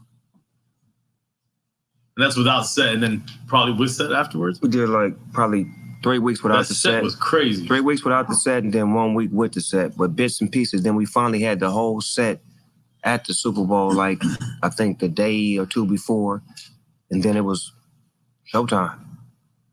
And this is in the middle of a game, so it's like the way shit move fast as fuck. Niggas at home don't even be seeing how fast this shit go. Like, nigga, when them niggas say halftime, poop, nigga, come play. Niggas moving shit out there like, nigga, hurry up. That nigga over there stuck. I need to get that for a song, cuz. We'll send you the sample. Do the Nori. Do the Nori. Motherfucker, do the Nori. This nigga couldn't get a word out. The only record I got with you is a Spanish record, and I never released it. Which one? I got La Cucaracha. You got a Spanish record with me and you? You need to put that shit out now. Let me put it out in the metaverse and watch how much money we make. Let's put it in the metaverse. All right. So Snoop, this is what we're gonna do. This is quick. Do not go to the bathroom. Nigga, kill me. Yo, no. That MC Shan, when you went to the bathroom with during MC Shan. I didn't go to the bathroom, man. No. MC Shan was a little crazy. Let me hear the story again and again. How all got started. Way back all then. right. So look, Snoop, this is what we're gonna do. I'm gonna give you two choices. If you pick both, you take a shot. Okay. If you don't pick no one, you take a shot. Okay. So but if you fucked up anyway, you just might well just say a nigga gonna have to take a shot anyway. You said you ain't said shit around the shot. If you get it right, you take a shot. If you get it wrong, you take a shot. If you can't come up with an answer, you take a shot. If you pause for 10 seconds, pretty much. So fuck it, I'm taking a shot. We're taking a shot with you. Let's go drink shit. But I'm gonna be honest. I'm gonna be honest, cuz. Talk to me. We did you dirty. Oh wow. Come on. I like that. Cube or Scarface? Ice Cube. Damn, he killed that. Went quick. I didn't think that. I didn't think Quick Time was down, but That's a hard one. Ice Cube is my OG. Scarface is my peer. All right. Just so you understand that. Illmatic or Ready to Die? Wait a minute. You talking about Biggie Smalls Ready to Die? Yeah. Oh, Illmatic. Nas Illmatic. Take a shot, cuz. Hold on. Take a shot, cuz. I love it when they call me Big Pop. Was that on there? Yeah. Yes. Yeah. And Warning. Juicy, Biggie. And Do you want me to remind you of someone? When I fucked with, she getting dick by the New York Knicks. That one? Yeah, that's the second album. So is it? That's the second album. Sure? That's the second album. Because that motherfucking record was body going. You gotta relax. Told You're the going whole too fast. story You're on going too that fast. one. Unbelievable's on there. Come on, just take a shot, Snoop. Come on. I'm gonna go with Biggie. But what I got? All right, cool. No. Only politically correct answers are shots. Okay. All right. Corrupt or Method Man? Fuck. Damn. Take a shot. Give us some Ciroc. I'm gonna take a shot on that one because I don't want to pick. Both of them is my niggas, man. Can we get Ciroc? Them both my niggas, man. I can't do that. And this is Ciroc Blue. I can't do I don't know why. I can't do that to my niggas. Anytime I'm around, like when I'm around Big U, I'll be like you know they got a song together, right? Corrupt and Method Man on I think it's on Tupac album. Jesus. I got my mind made up. Yeah, talk to him. Talk to him. But guess who was on that album first? On that song first? Tell him, cuz. Nas. What? Wait a minute. Yep. Stop, Snoop. What are you doing, Snoop? I'm telling you the truth. Nas Tell came us over the to Dad's truth. house and got on the song first. Then Redman and Method Man got on that song. Then Tupac got out the pen and Daz gave it to Tupac and took Cuz verse off and left Method Man and Redman on it. Yeah, you heard it first, nigga. And if you get at Daz, he may have the files. I'm calling Daz right now. I gotta take it for Method Man and Corrupt because I We can't drinking pick with you. neither nor, cuz. Solid. Neither nor. And look, this is that blue dot. It's that blue dot. God damn it, Puffy. Damn. Yeah. Hey, Finn, you got the next one. I do? I don't know. I don't got the list, but I got one. AMG or Compton's Most Wanted? CMW. Okay. CMW, I went to school with them. I battled them in the 8th grade, both of them in the bathroom. Okay. Aiden Shield. Big L or Biggie? Big L didn't have enough. He didn't have enough material. Okay. But I'm gonna go with Biggie. Okay. DJ Quick or Daz? Dad's my little cousin, but I gotta go with DJ Quick. I know Dad's gonna be mad at me, but so what? So what, nigga? Come over here and make me a beat, nigga, and convince me. Convince me, nigga. I love that. Okay. Tupac or Nipsey? Wow. Just take a shot. Snoop. You ain't got to think about it. I am gonna think about it. I'm gonna take another shot. Yeah, when you come back. Mix it up, nigga. Mix it up. We on tonight, Cool. nigga. Salud. Nigga, hurry up with these questions. ODB or Bismarcky? Fuck, they both crazy and they both was my fucking friends. Take another shot. I got records with both of them niggas, man. Both of them. Take another shot. Nah. I'm going with the Diabolical. Bismarcky. Okay. Hey. All right. Dr. Dre or Puff Daddy? Dr. Dre. I know this Puffy show, y'all gonna cut the shit out, but I don't care. It's not Puffy show. I know.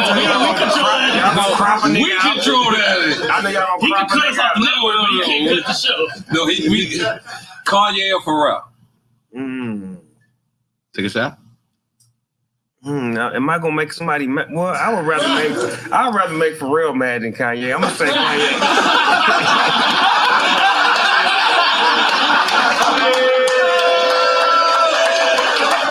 He's right.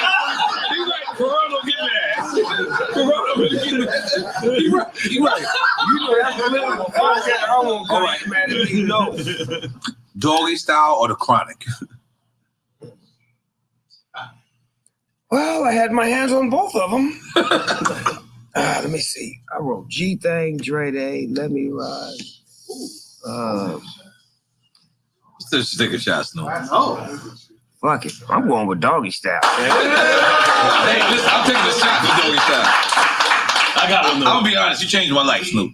I'm gonna be honest. I know me and you were friends, and I never really told you this, but nigga, when that album dropped, I was like, I thought I could quit walk, but I could not. Hey, we the 30th anniversary of The Chronic this year, and next year be the 30th anniversary of Doggy Style. Jesus, salute. That's respect right there, man. I got Love one. and respect. Ready? No, I got one. You got it? Strata Compton or Death Certificate? God damn it. I'm going Death Certificate.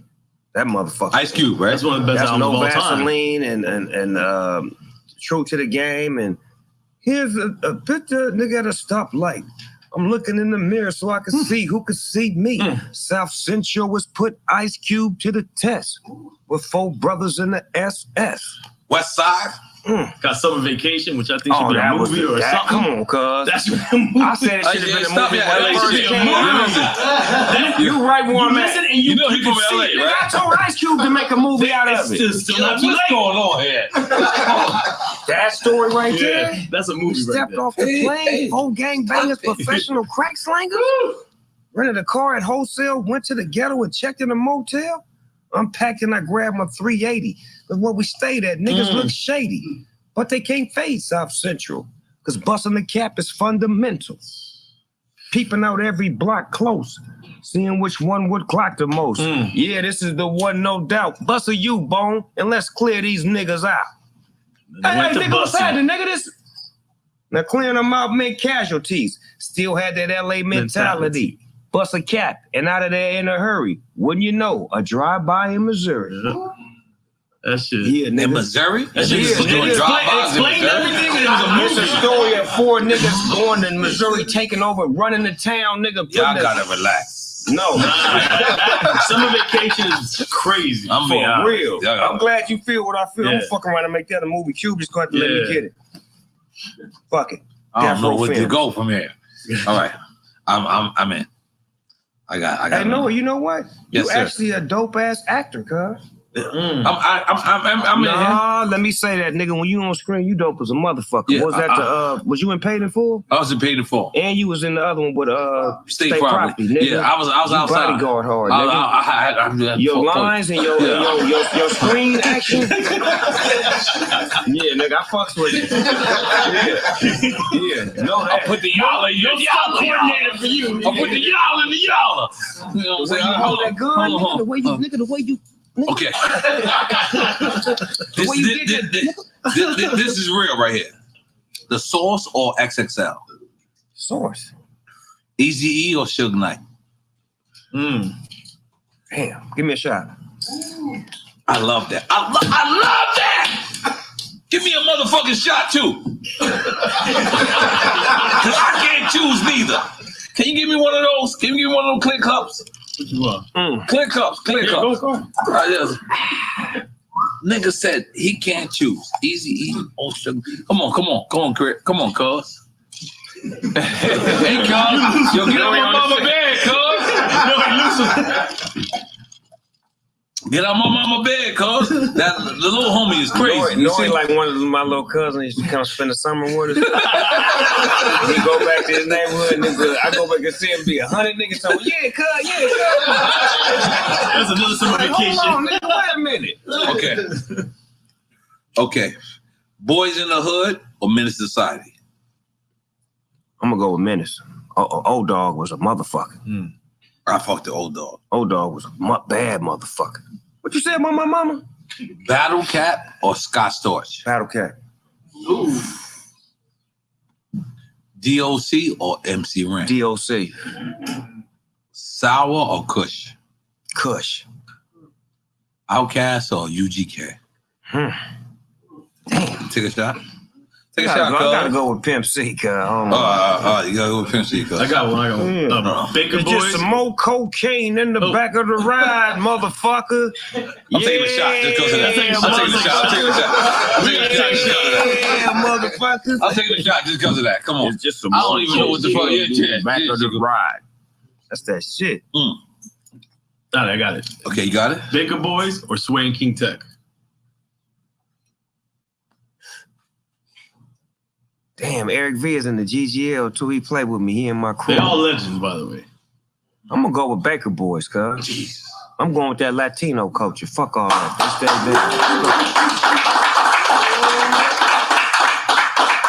Are you going? No, go ahead. Cypress Hills or the Locks?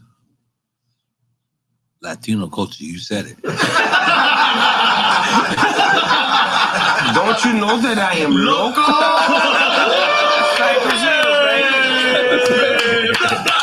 Cypress Hills? You going Yes, Cypress sir. Hills? Insane in the membrane. Insane in the membrane. No, I wouldn't have went with that, though. That was a weird matchup, though. It was, right? He drunk as fuck, just throwing shit out there. They said hockey and hamburgers. You know I don't make this fucking. You know I don't make this fucking. You reading them, so we gotta blame you. I'm reading it, but I gotta blame you. You said I've been thought of this shit late last night. On the By the way. You I'm supposed to eat these flowers? Nah, they last forever. You don't have to. They golden flowers.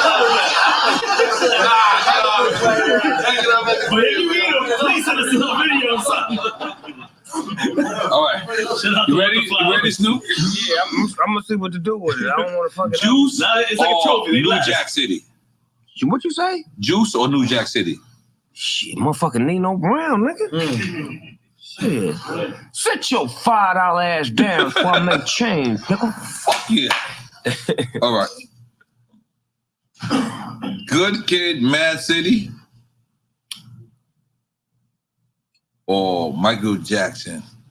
What the fuck? What the fuck? Come on, man. Come on, man. Come on. Come on. This nigga is off the script right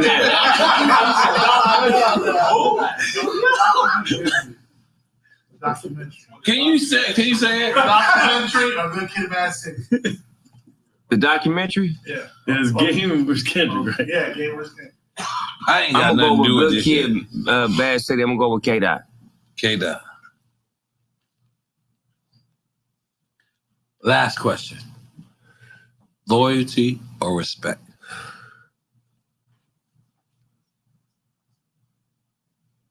Love. That's the answer. That is the answer. Listen, we've been doing this for 6 years, and we've been telling people there's not there's not a wrong or right for love and respect. Right. Love and respect is it's just loyalty. It's just like it's just. So what you just said, we really appreciate that. Love. That's what it's about. It's just love. That's just That's what the it ultimate is. goal, man. Because you could say loyalty, you could say respect, but how loyal is somebody gonna be, and how much respect they gonna give you if they don't love you? Right. They both have loopholes. Yeah, but if you put love in it, and all that shit come with it. Mm. God damn, make some noise for Snoop. So now let's get to it. What is actually Death Row and Bad Boy actually doing? Let's get to it. Well, actually, we don't have no plan just yet. What happened was the great things that I'm doing over in the metaverse, and then the thing with me acquiring Death Row made my good friend Puffy call me and say that he would love to do a collaboration for the simple fact that I have control of it, and it's in a peaceful position now. And he's always had Bad Boy in a peaceful position. So this is just a conversation that we had. It's not thought out yet, but I feel like when we do sit down and really chop it up and come up with a real game plan, we'll take everybody's thoughts into consideration. The people that feel like, it shouldn't be out because of certain lives were lost. And that's some of the things that we're doing it for, because we don't want any more lives to be lost. We don't want any more people to feel like they have to feel a kind of way when they hear those two names. They should feel, the way that they feel when they hear the music that come from those two names. When you think of Bad Boy music and Death Row music, it makes you feel good. So if you got two people from Bad Boy and two people from Death Row that can really make shit work, why not let the four come together and make it happen? And if you got two of them that can make it work, then it's gonna happen, because we tried this before and it didn't work. And now you got Puffy and Snoop. Can you tell us when you tried it before? Well, when Pac, Biggie, Suge, and Puffy was alive, I believe that they tried to have a conversation and it never went nowhere. That's crazy. It was people that was trying to make it disappear before it went that far. You got to know that. Wow. You know About them coming together? Yeah, about at least having a conversation to get some understanding. And it never went anywhere. So now there's just two people in the equation. Me and Puff, and there's nobody to stop us from doing it. That's fine. Right? That's fine. And you know what? Ring champs. Y'all heard it first. We gonna be here to support that motherfucker. To make sure that, what is it, Bad Row? No. It's not even, I won't even say it's anything. I think it's more about the spirit of changing the narrative of what you thought it was. I want it to be about the music and the way you feel when you hear the music that comes from these two brands. If I play Bad Boy music right now and Death Row music right now, y'all gonna feel some kind of way. That is fire. And this is in the metaverse or NFTs or what exactly you're still working those details? It'll be on that side of the world.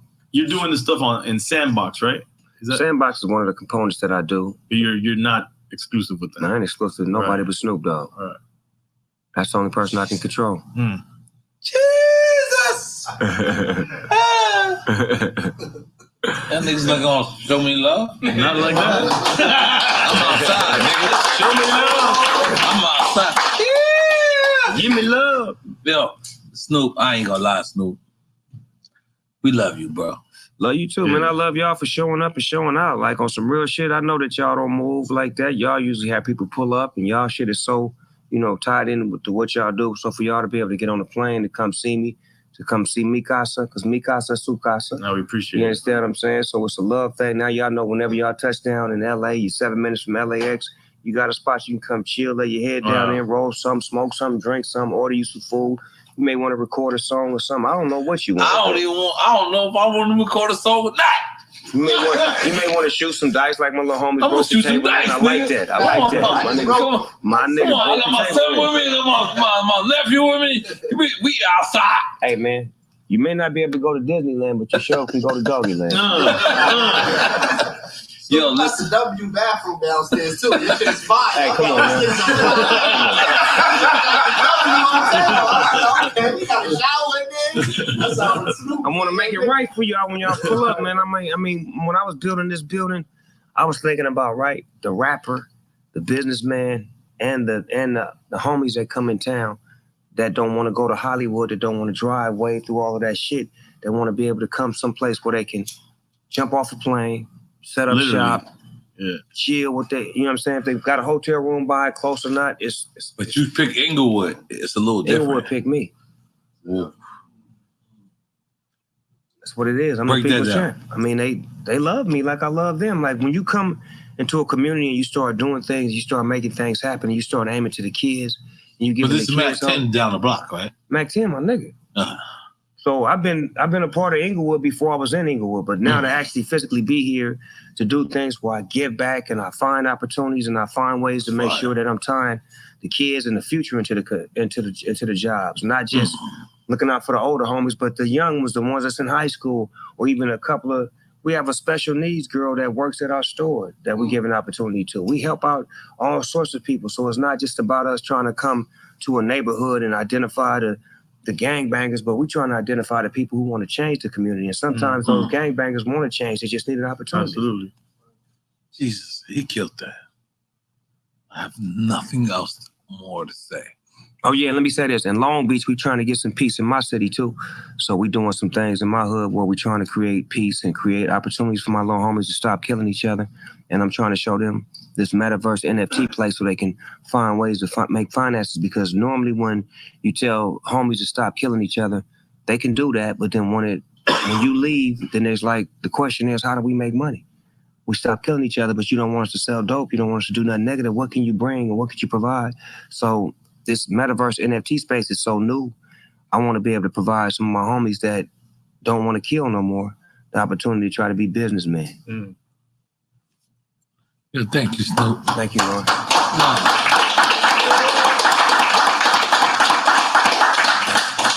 Thank you, Snoop. Thank you, brother. Appreciate y'all. Drink champs in the motherfucking house. Yeah, we got you. Death Row in the motherfucking hell. Let's end it. With this. How the fuck are you controlling Death Row? Tell everyone. How? Yeah. Well, first thing I did was snatched all the music off of those platforms traditionally known to people, because those platforms don't pay. And those platforms get millions and millions and millions of streams, and nobody gets paid other than the record labels. So what I wanted to do was snatch my music off, create a platform, which is something sort of similar to Amazon, Netflix, Hulu. It'll be a Death Row app. And then the music, in the meantime, will live in the metaverse. I'm sorry to stop you. But you're saying that you stopped people from... Took it out of the streaming services. Go to Spotify right now and look up Death Row Music. See how much you can find. We don't believe play. You, sir. We don't play. It's called power. It's called control. It's like if you don't. So you're saying you took all? I did it on purpose. Because when it comes back up, you own everything. Everything. You control it. And now when they finally decide to put some respect on them streams, because nobody in here can tell you what a stream adds up to. Right. It's a fraction of a penny. It's a third of a penny. So you get 100 million streams and you don't make $1 million. Right. So what the fuck is that? But you want me to keep giving you my music, but somebody making the money, it ain't me. And I can't afford to keep doing that. And I want to create an avenue to where I can show people how to not always have to go through the slave trade, but create our own trade where we engaging with our own fans that's buying our music, that's, making money off of the music and then making us money off of the music, by it being traded and sold. And now what I'm doing next is I'm putting together a how to get into the metaverse. Only gonna get it out there to about like 200,000 people, sell it for like $10. So anybody that wants to get in, that wants to learn, it's only gonna be exclusive to 200,000 people for $10. We let you come get an information hotline on how to get in and how to register and how to get your shit in there. And we'll give you a token on the way in. So that way when you get in, you won't get in with nothing in your bank account. That's big.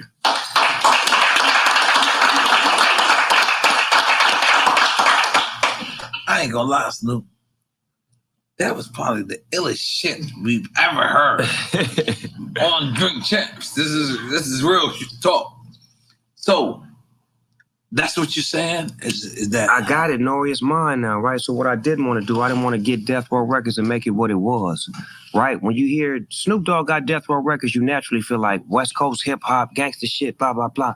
You don't think about executive moves. You don't think about $100 million business. You don't think about, exactly. You don't think about futuristic thinking and train of thought to where now we making this brand what it's supposed to be. For many years, I watched myself brand other people's shit. Nigga, I helped brand Instagram. I'm the first celebrity on Instagram, and they brag about that shit. They be not on Soulja Boy? No, nigga, Snoop Dogg. Yeah. So they do symposiums where they have their conversations about how their company became $1 billion company. So the CEO will have a little headpiece on it. When we first started Instagram, our company was a small company, and then there's this one celebrity that got on our page and started blowing it up, and then we became $100 billion company. That that celebrity is? It's Snoop Dogg. And everybody in the crowd clapping and shit. And I'm just they should have gave you equity. Fuck talking about it. They didn't, and that's what made me see that. Okay, even what I do for Corona, you know what I'm saying? When you see me in those commercials for Corona, and best go. Right. This is a real nigga doing commercials for Corona. Right. So it's like if I can brand this everyday shit, you don't think I can brand some shit that I helped build? Mm-hmm. For real. This is more believable than that shit. I don't even drink that shit.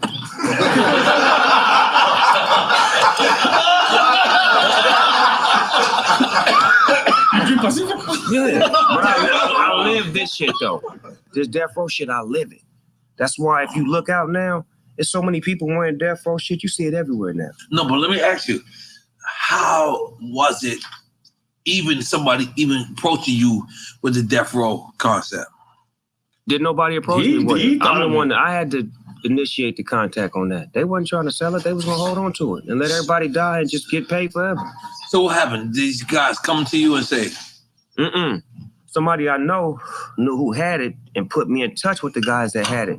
And once we communicated, the guy that had it, one of the guys that had it was a fan of Snoop Dogg. So when I naturally said, hey man, I just want my masters back. He like, man, just your masters. He like, man, I ain't got no problem with that. I want you to have your shit back. This is what it costs. God damn. I'm either a bad motherfucker or you sticking me up. With your shit. Yeah, like I gotta pay for my shit this much. That was like, crazy. Damn. But then it went from that conversation from that to understanding, like I said, I don't need that right now. I need this right now. Because this is that. I can make some new shit to pacify till I get that. Right. And that's what I did with Back on Death Row. So the first record I dropped, your new album, on Def Jam. On Death Row. Don't get it fucked up. Don't get it fucked up. It's called BODR, right? Yeah. It's called BODR. It's called Back on Death Row. So that was I was putting that in everybody's face before the Super Bowl. Then the Super Bowl came, boom, dropped the album the next day. On the Metaverse, it made 21 million the first day. Oh yeah. In the real, oh yeah. It's documented. But in the real world, it streamed like 9 million over here, 7 million over here, and it only got like 34,000 downloads, which only added up to about nothing. So how you feel? How you think I feel about traditional? Yeah, no. Based off of what I did over here, and guess what? The niggas over here ain't even touched the album yet. They don't even know. No, I'm saying they had to wait. It's a situation where we got them. You know, they buy a certain piece in the element, and they get this and that and that. But it's how the system works over here. So while we over here, you know, training the mind on, I need a video, I need radio, I need this, I need all of these streams, and motherfuckers don't add up to no money. I didn't have no streams, no videos, none of that shit, no radio, none of that shit in the Metaverse, and I just told you how many millions it made without none of that shit. So now when I drop the record, everybody like, BODR, what does that mean? So I tell them, back on death row. Oh, I know why you called it back on death row, because you back on death row. No, that ain't why I called it that. Nigga, I own death I'm row. back because I own death row. Try that on for size.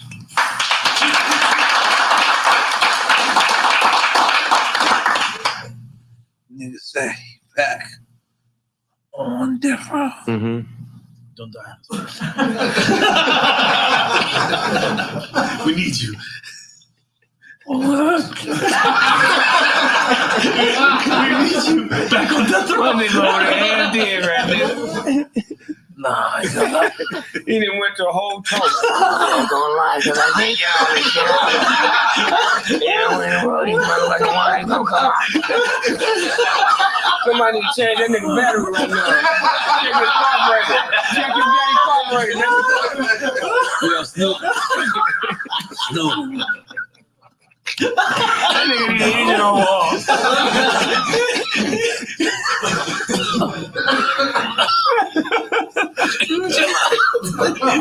Snoop. You wait till you figure out what you would say. Get some oxygen, please. No, I'm outside.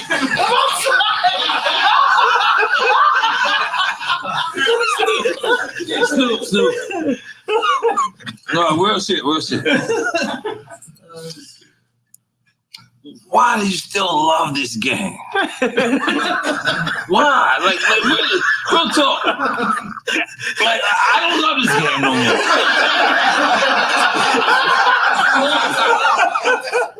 Yeah, I go home at night and I'm like, fuck this game. Why the fuck do you still love this game? Why, Snoop? Why? Real talk. You know what? Because the game loved me back. They don't know what to do without me. You know what I'm saying? So it is what it is. We made for each other. You know what I mean? This is my life. This is my calling. Like, one thing I can say about, like, when you think about rock and roll music, right? The Rolling Stones. Them niggas old as a motherfucker. But you don't put no age on them. You put the fact that they classic, they still do their shit, and they get down and they give you the greatest shit you ever seen since the last time you seen them. We got to get that in our heads that we don't have no time limit on greatness. If we're going to be great, we might as well be great while we're here.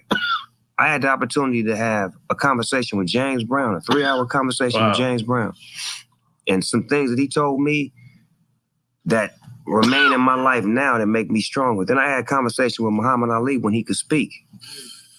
So I didn't have a conversation with some of the great ones, and I understand the object of being in the game. It's not a game. The game is GAME. General amount of money earned. That's the game. Come on, let's make a noise.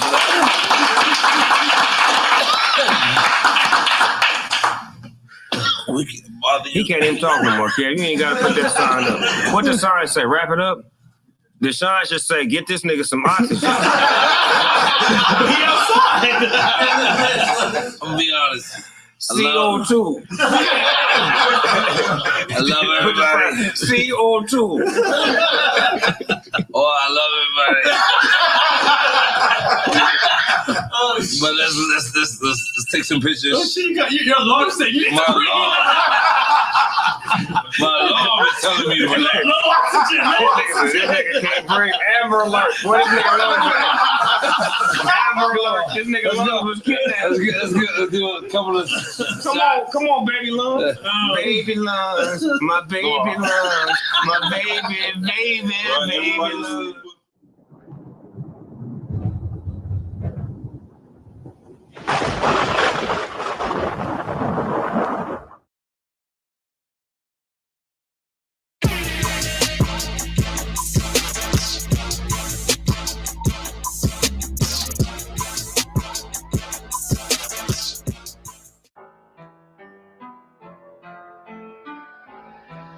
SB Killer. Beat it up.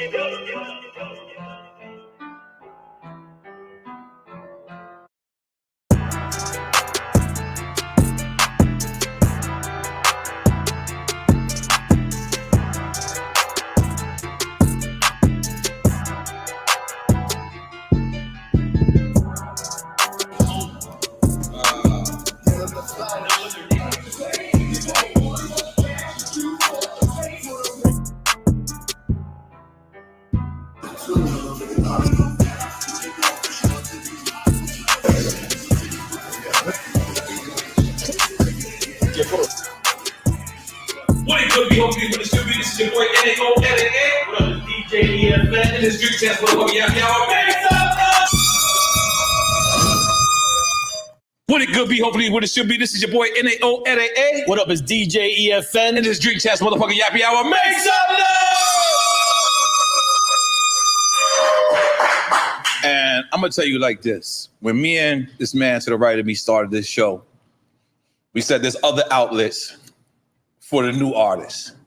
There's other ways, there's radio, there's other ways for the new artists. We wanted to show love and respect to people that came before us, some people that came on the side of us, and some people that came behind us. But today's episode is super special. We've had legends, but this is a new word that I made up yesterday. It's a more legend. He's like an immortal legend. That from the first hip hop record that was commercially released, bit off of him. They stole his bars. This man has been around relentless. He's been there when hip hop was there, and he had control over it. He had a pulse in the game. It wasn't just like he was around just being there. No, he had his own. This man is a legend. He's still here. He deserves his flowers. He deserves some cognac. And we're going to have fun, and we're going to get to his business. This is what I like to call a super legend. In case you don't understand or don't know what the fuck is going on right now, we have Grandmaster motherfucking Caz in the building.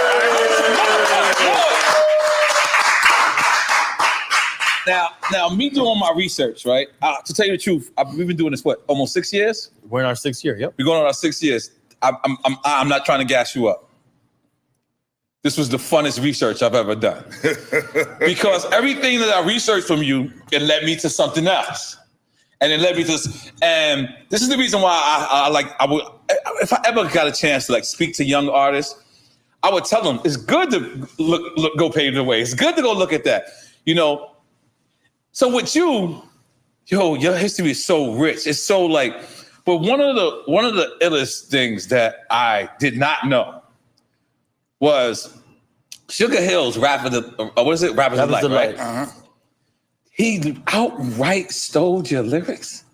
Yeah, pretty much. He said his name in the lyrics. Pretty much. So can you describe for the people who's not listening, the first hip hop, not especially the first hip hop record, but the first hip hop record was released commercially. The first commercial. The first the Went commercial. The first commercial hit for hip hop. Okay, so what happens? Because when this record comes out, which I did not know, the community hated this record. Yeah, pretty much. Like the early hip hop community, you know what I mean? That who is this? What is this?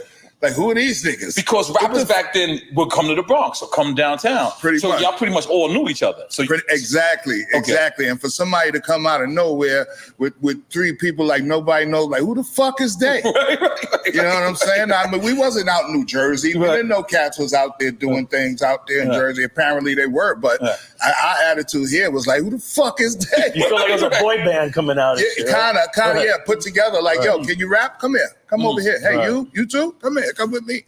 That type of thing. But I mean, how he got the lyrics in the first place, Hank was he was down with me. He was managing my group, which was called the Mighty Force back then. Wow. And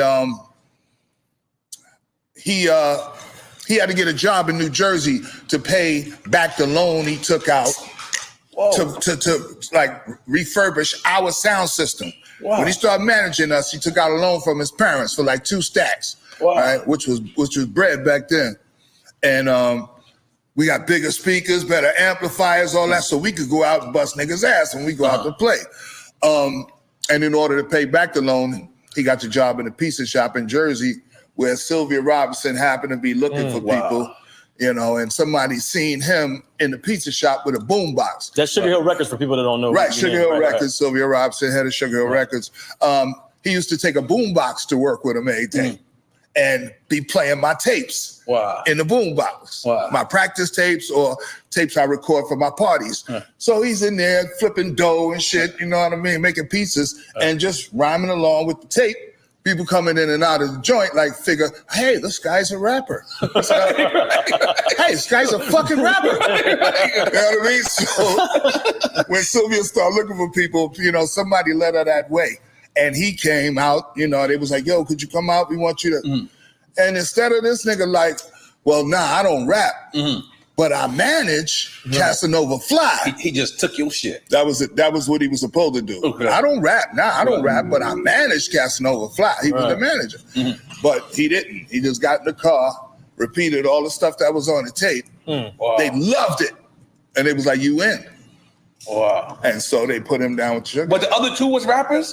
G and Mike was part of like a hit DJ group. You know what I mean? Sound on Sound. Wow, Sound on Sound. I used to go to the studio called Sound on Sound. Sound on Sound out in Jersey. You know what I mean? So yeah, they were, I'm not gonna say Bronx caliber MCs, but they was rappers. You know what I'm saying? And I spoke to them on their podcast and they acknowledged what had happened. He said, y'all are cool now. Oh yeah, we cool now. I mean, we cool. As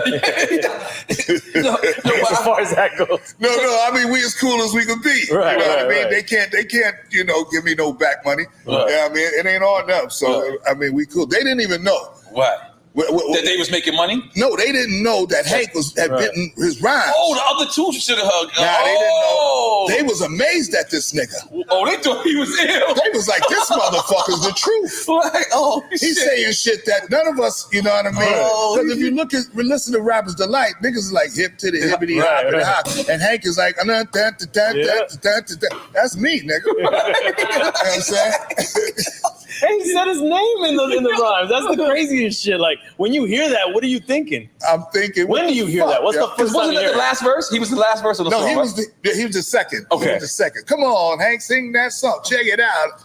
I'm the CASN, the OVA, and the rest. That's your ball. That's It's my his name. He says his name in the verse, and he kept the name in there. Well, back in the day, when you like, I think Love Bug was one of the first people I heard spell out their name, and when cats first start rapping, Love Bug Starsky. Yeah, Love Bug Starsky, rest in peace. Okay, and when cats first start rapping, they were just using whatever cadence was out, whatever, you know what I mean? So actually people were saying I'm the LOVEB, not realizing, nigga, you saying that you somebody else, me included.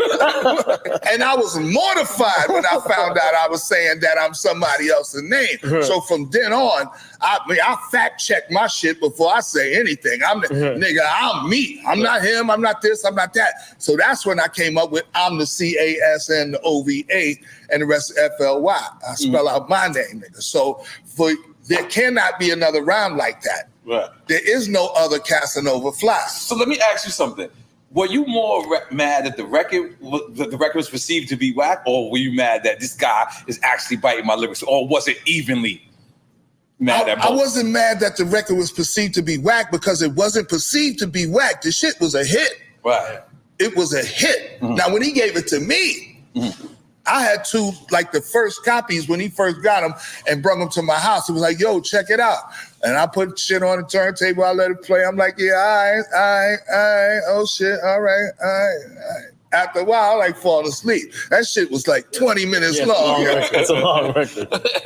Yeah, I mean, and the flyer shit on it, and hey, is the shit I was saying. You know what I mean? So I wait to hear my rhymes, and it'll be like, all right. But nobody thought it was. The hip hop community thought it was whack. Right. Us niggas who think everybody is whack but us. You know what I mean? Right. Type shit. We wasn't open minded like we are today.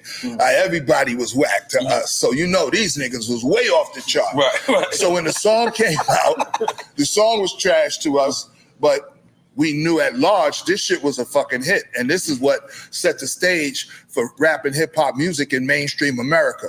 You know what I mean? Wow. Was I bitter about it?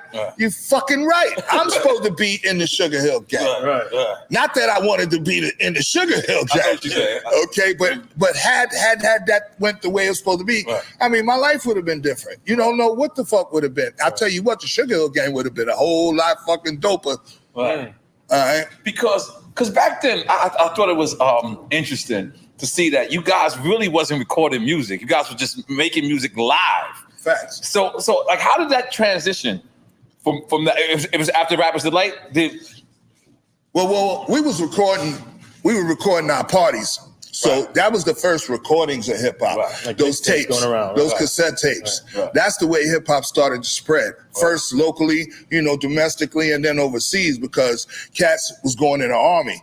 Right. Cats was going into service and stuff and taking their music with them, taking them cassette tapes. So they'll be in Germany, they'll be in wherever they stationed at, and that's what exposed that music to other people. Like, what's that shit you listening to? Yo, this is hip hop from back home, this and this and that. Wow. So that was one of the first vehicles that helped it to spread. And then when the rap music came out, the records came out, that changed the whole motherfucking, the paradigm of what it was. It was like, now you got to do this to be successful. I think we were the last group that performed. Cold Crush? Yeah, the Cold Crush Brothers was the last hip hop group from the first group that could survive without a record, without a hit record. Because once that record thing came into play, you had to have it. It changed everything.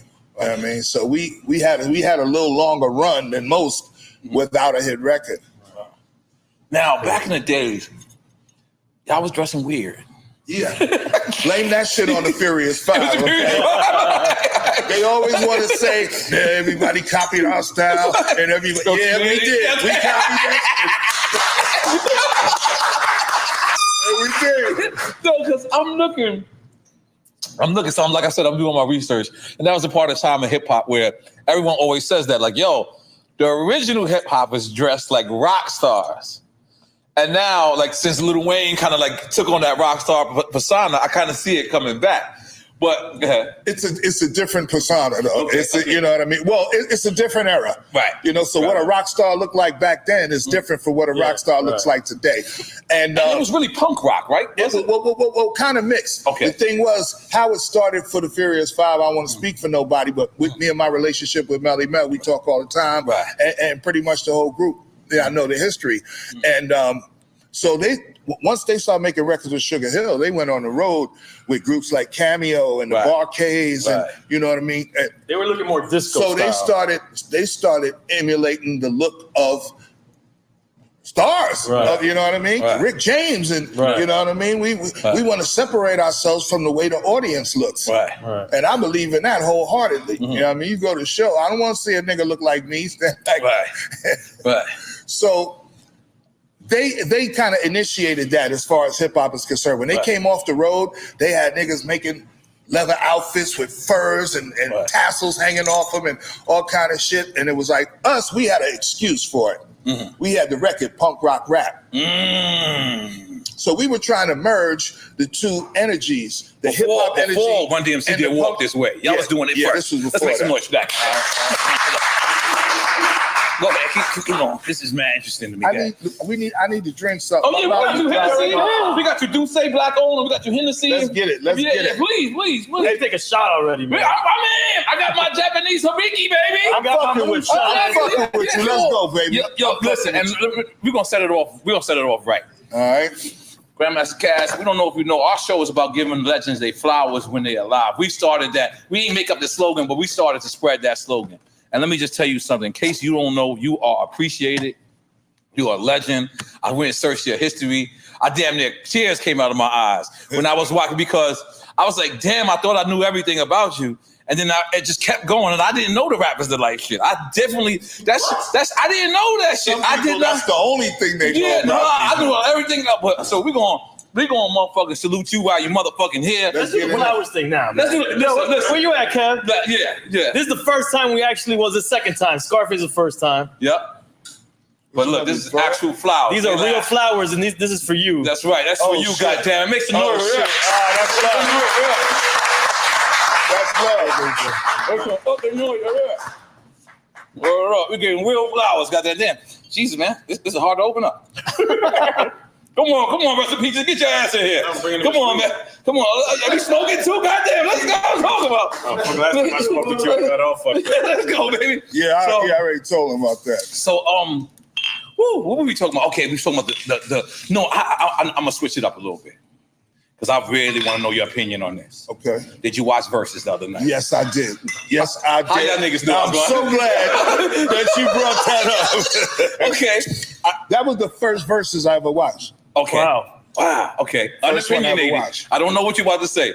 What did you think of it? Listen, this nigga, Jadakiss, put hands and feet on them niggas. Yes, he sure did. He showed you what a real MC is supposed to do.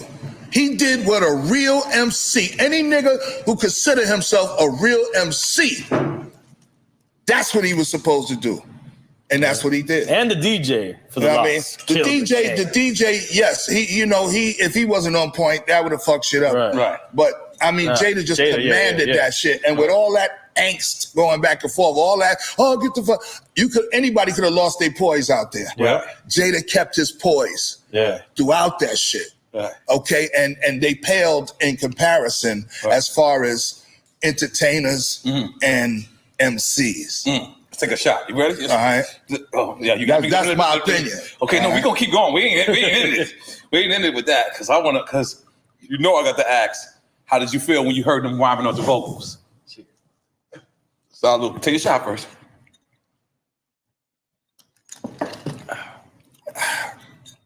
I do a pop-up. Okay. With these cats. It's called Buds and Bars. Mm-hmm. We got vendors, we sell weed, and we have like a rap contest. Mm-hmm. The first thing I tell all these young niggas. What the fuck was that? Hold on. What was that noise? No, that was him. Oh, that's them. I was like a rabbit. You just want a rabbit up there. The first thing I tell these niggas. Don't rhyme on the vocal. Don't rhyme over your motherfucking music. Right. Every last one of them that come up do the same thing over, put their vocal track on and rap over it. Yep. That's the most unprofessional shit that you can do. Even when you ain't a professional. Right. So when you are a professional, you know better than that shit. Especially if you got hit songs, motherfucker. Ain't like nobody know your music and you gotta throw the vocals on to kind of, you got hits already. Right. You got to be able to rock your shit, and that was the main point that killed him. Because like me, I've been in the game 24 years now, right? But I do have records where I never collected the instrumental. I only got two. I got Sometimes. I don't have the instrumental to that, and I don't have the instrumental to I'm Leaving. But so when I perform them, I let the beat play, but when it comes from my vocals, I put the vocals all the way down so everyone knows that I'm rhyming above the shit, and they know that I ain't lip syncing. You either put the vocals down or you bring your vocals up. Right. You know what I mean? If you rhyming over your track, you rhyme over your track. Right. You understand what I'm saying? Because everybody got joints where they ain't got no instrumental to. Right. Yeah. It happens to me all the time, but that's how I learn how to emote and go over my shit. And the flow got to match. Exactly. If it don't match up, it sound like sloppy, two niggas. And you know what I mean? So Yeah, that was important. That was important, and that was a dope point that he made, and that was a big reason for the L. Mm-hmm. I mean, if you would have just played each other's records and nobody got on and performed, it would have been a little closer. Right. But the performance part of it is what took them over the top. Because it was funny because it reminded me of you guys. What was it, the Furious Five? Fantastic Five. Oh, Fantastic Five against you guys, and it reminded me of what you said. You said you thought you lost that night, but you went back and listened to the tape, and you said, according to the tapes, it was different. It wasn't me that thought we lost. But it was we lost to the crowd. In the crowd they said who won. They cheered for them. They cheered for us, but they cheered louder for the Fantastic Five. Mm-hmm. Mostly females. And but because it was the visual, it was the excitement of the moment. They was the last ones on and all that. But when you went home and took that tape home and you just listened without all them visuals, without all that, just listen, you was like, wait, fuck out of here. Them niggas bust their ass. Them niggas don't sound better than them. You know what I mean? Right. So that was on us to get our visuals up. Right. So and they had eyeliner on too. and 4 of them is light skinned. All right, so we didn't have a chance. We didn't have a shot. We talking 1981, my dude. All right. Oh shit, that's some legendary shit right there. Let's go. You get light. You get whatever the hell you want, buddy. Yeah, that's a Super Dog lighter too. Goddamn it, shameless plug. Goddamn. So back then, this record comes out, Rappers of Delight, right? Are everybody saying, is that now what people are saying? Because at first it was important to have your tape circulating throughout the city and things like that. So does that shift? Now everyone wants to be on records now? Yeah. Okay. Yeah, it was a shift that made people, we can make records? We can put this shit on records? Y'all didn't think that was something that was possible. Exactly. Nobody was thinking that way. The closer we got to it, me and my first DJ partner, Disco Wiz, all right? On the first Hispanics in hip hop, and most of the first Hispanics in hip hop was down with me. Wow! By the way, shout out Charlie. Disco That's what I was Wiz, trying to. Disco Wiz, Whipper Whip, Charlie Chase, Joe Conzo. I think make some noise. I fucks with my Boricuas. Right? I mean, in Puerto Rico. Yeah, I mean, I fucks with my Boricuas. So, just that association. Just differentiated, me from. Because I imagine, I'm sorry to cut you off, because I imagine at first, especially with Rappers Delight, and especially even my day, like at first it used to be whack to be on the radio. At first it's like, yo, like you was. You didn't want to be commercial. You wanted to stay underground. That was us with our dumb asses. We didn't want to make a record. We didn't want to go to a label. Really? When Rappers Delight came out, it was labeled. The labels that was out was Enjoy. Enjoy. Wow. Bobby Robinson, may he rest in peace. God bless. Whose son is Ronnie D from the Disco 4. Wow. May he rest in peace. Wow. God bless. Okay. Well, Bobby had the whole roster of early hip hop artists. He had the Furious 5, the Treacherous 3, the Fearless 4, Punkin' and the All Stars. I mean, and the band that he had all the music sounded tight.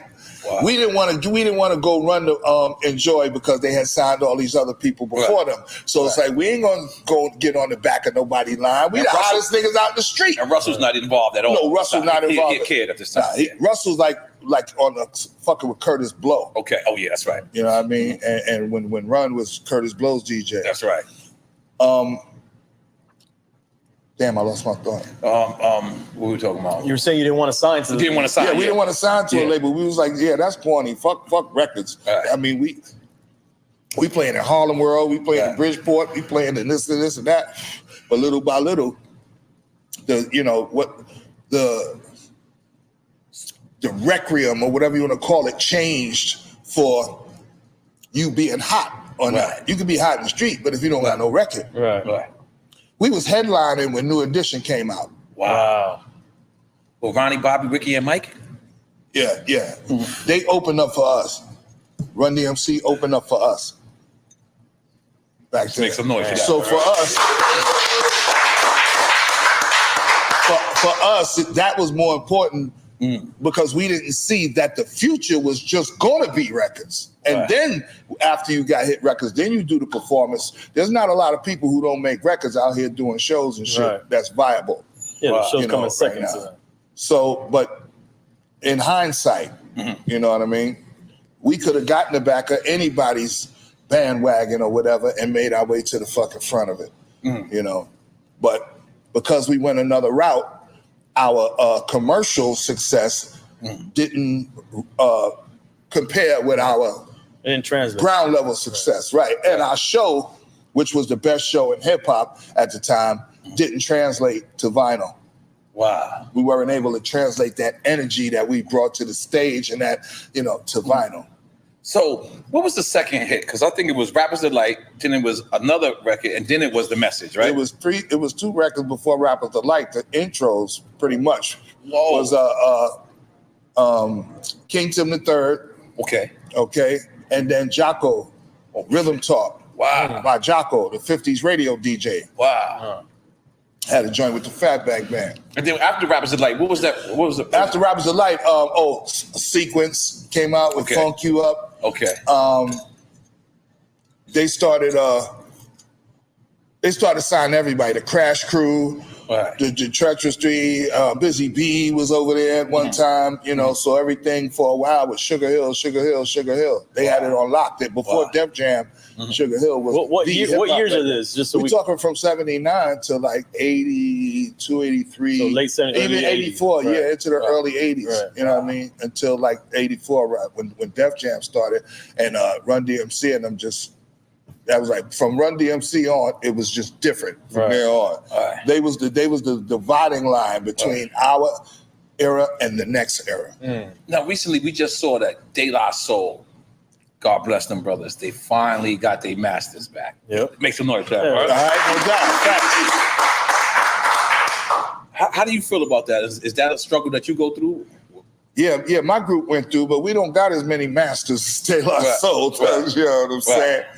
But we had to struggle with the record company and shit like that because they were, you know, doing licensing deals with our music and stuff like that with us not knowing shit about it and all kind of wild shit. And like I said, we don't got the biggest and the longest catalog, but I don't give a fuck if it's one thing, if it's $3, nigga. That's my $3. Right. You understand what I'm saying? And I want it. Right. Goddamn. So we went through the lawyer thing and did what we had to do, you know, to get our shit returned to us. That now we are in control. We don't own it outright yet, but we own. You can't do nothing with it without our say so. Goddamn, that's that type shit. Right.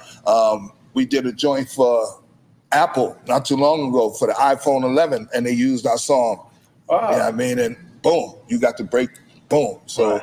That was a good look. Fucking A. Back then, they would have got all that money.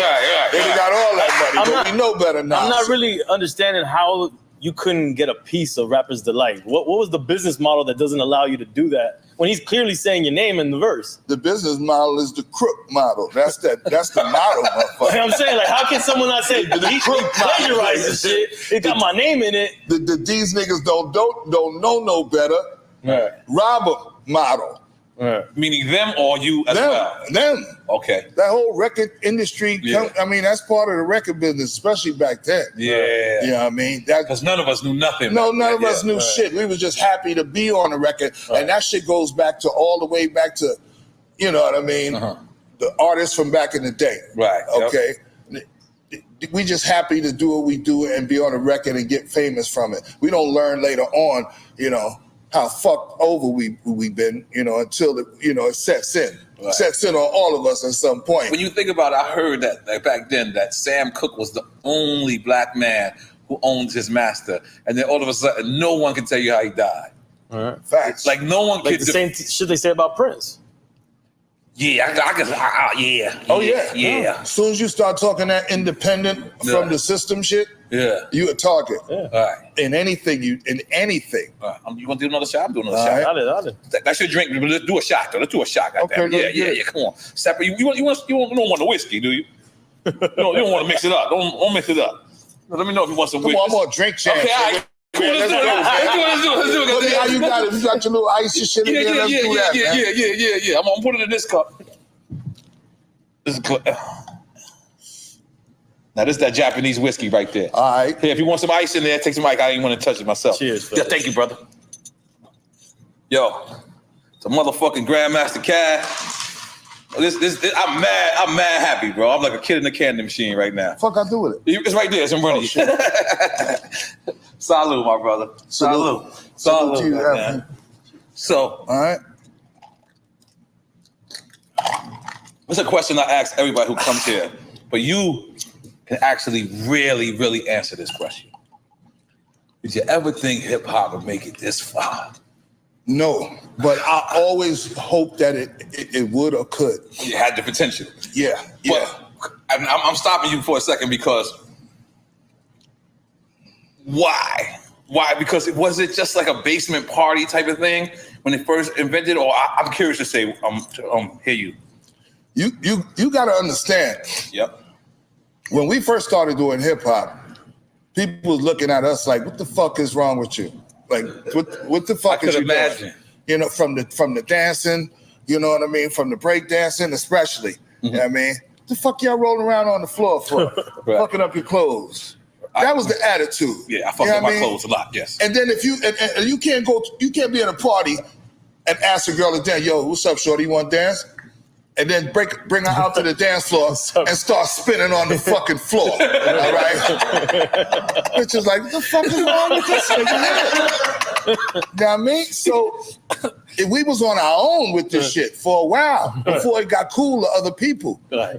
Our parents, our friends, y'all ain't gonna never get nowhere doing that hibbity-hobbity shit. They ain't even take the name of this shit serious. Play with that hibbity-hobbity shit. All right, motherfucking drug dealers. Oh, you gonna fucking with them hip hop niggas, huh? They tell a bitch, oh, yo, you gonna fuck with them hip hop niggas over there, huh? So it wasn't a positive thing for a while, man. I mean, today it's the fucking biggest genre of music in the fucking world. Crazy. Had I known, let me see the lighter. I would be a real dickhead if I sit here and tell you, yeah, I knew it would be this big, and I ain't got this much percent of the shit. Right. If I knew I had an inkling this shit would group to the extent, I would own hip. I would own the name hip hop.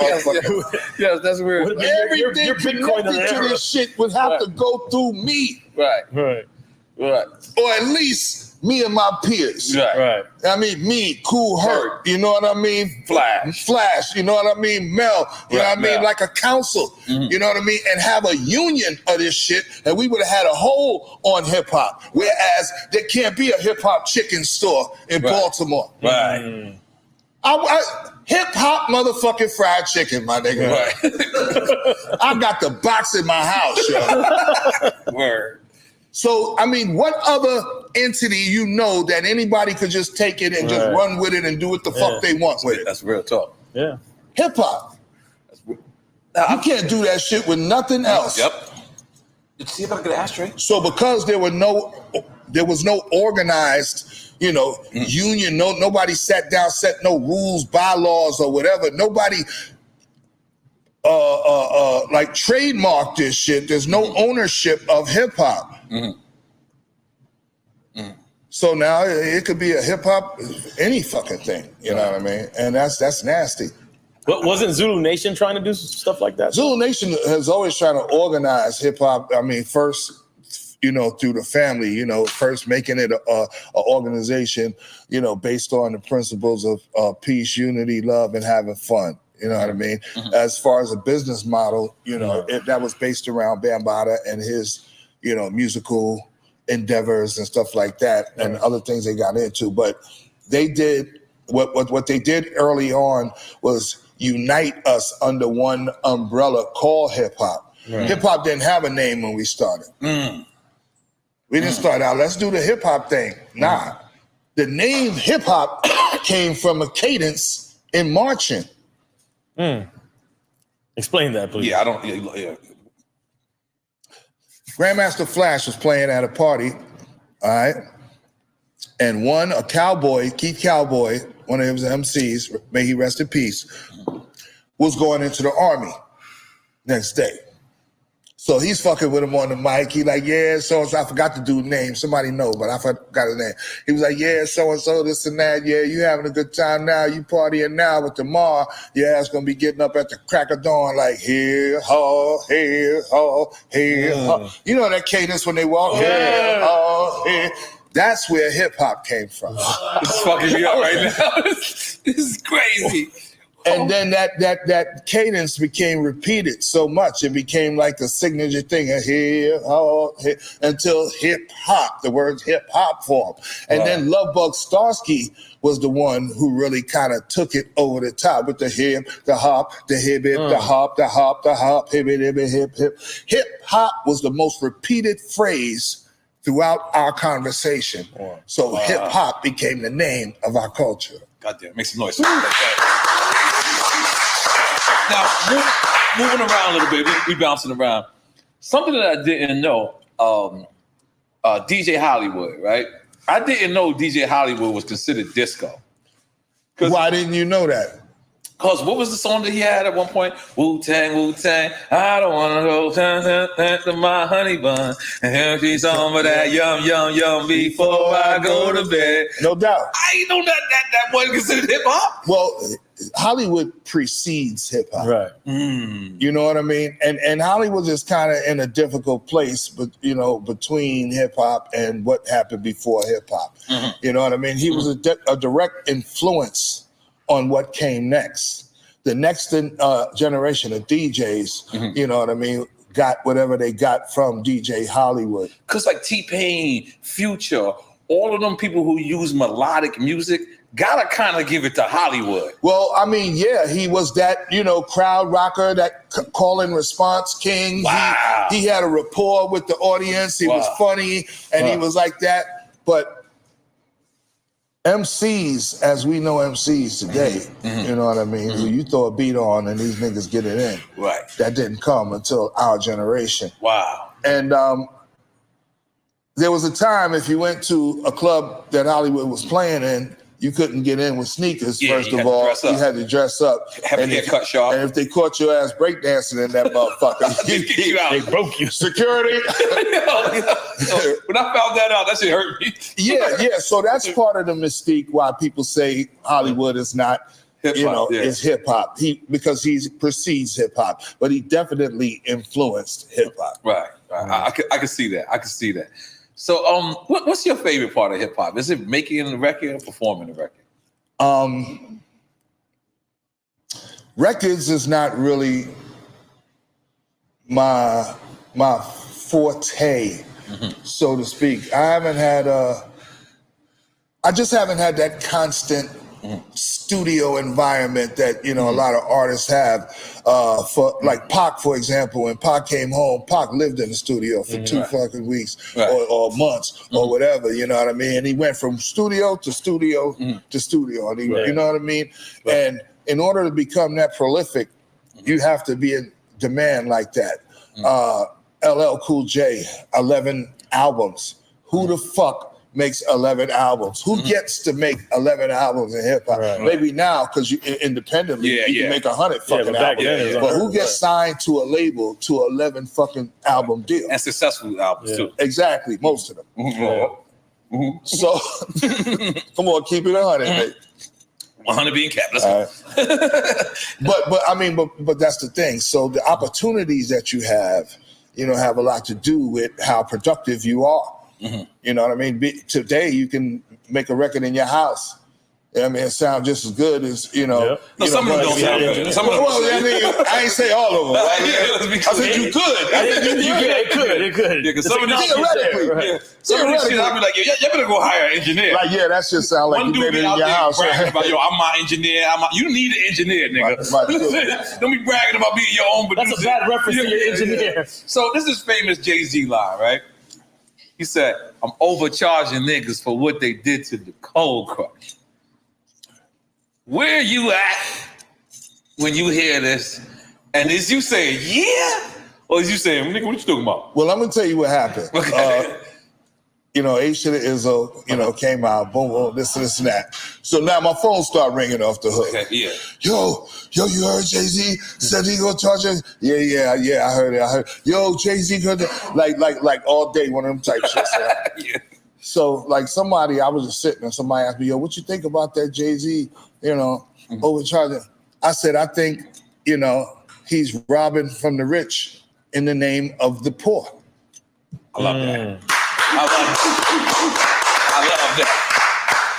Now, Robin Hood robbed from the rich, right, and gave it to the poor. Right. There's a caveat. He robbed from the rich in the name of the poor. Like, I'm gonna tax all you motherfuckers out there extra, okay, for what you didn't give these niggas right here. Mm-hmm. Mm-hmm. But he didn't give these niggas right here. He said it wasn't trickle down economics. Right. So what am I gonna think of it?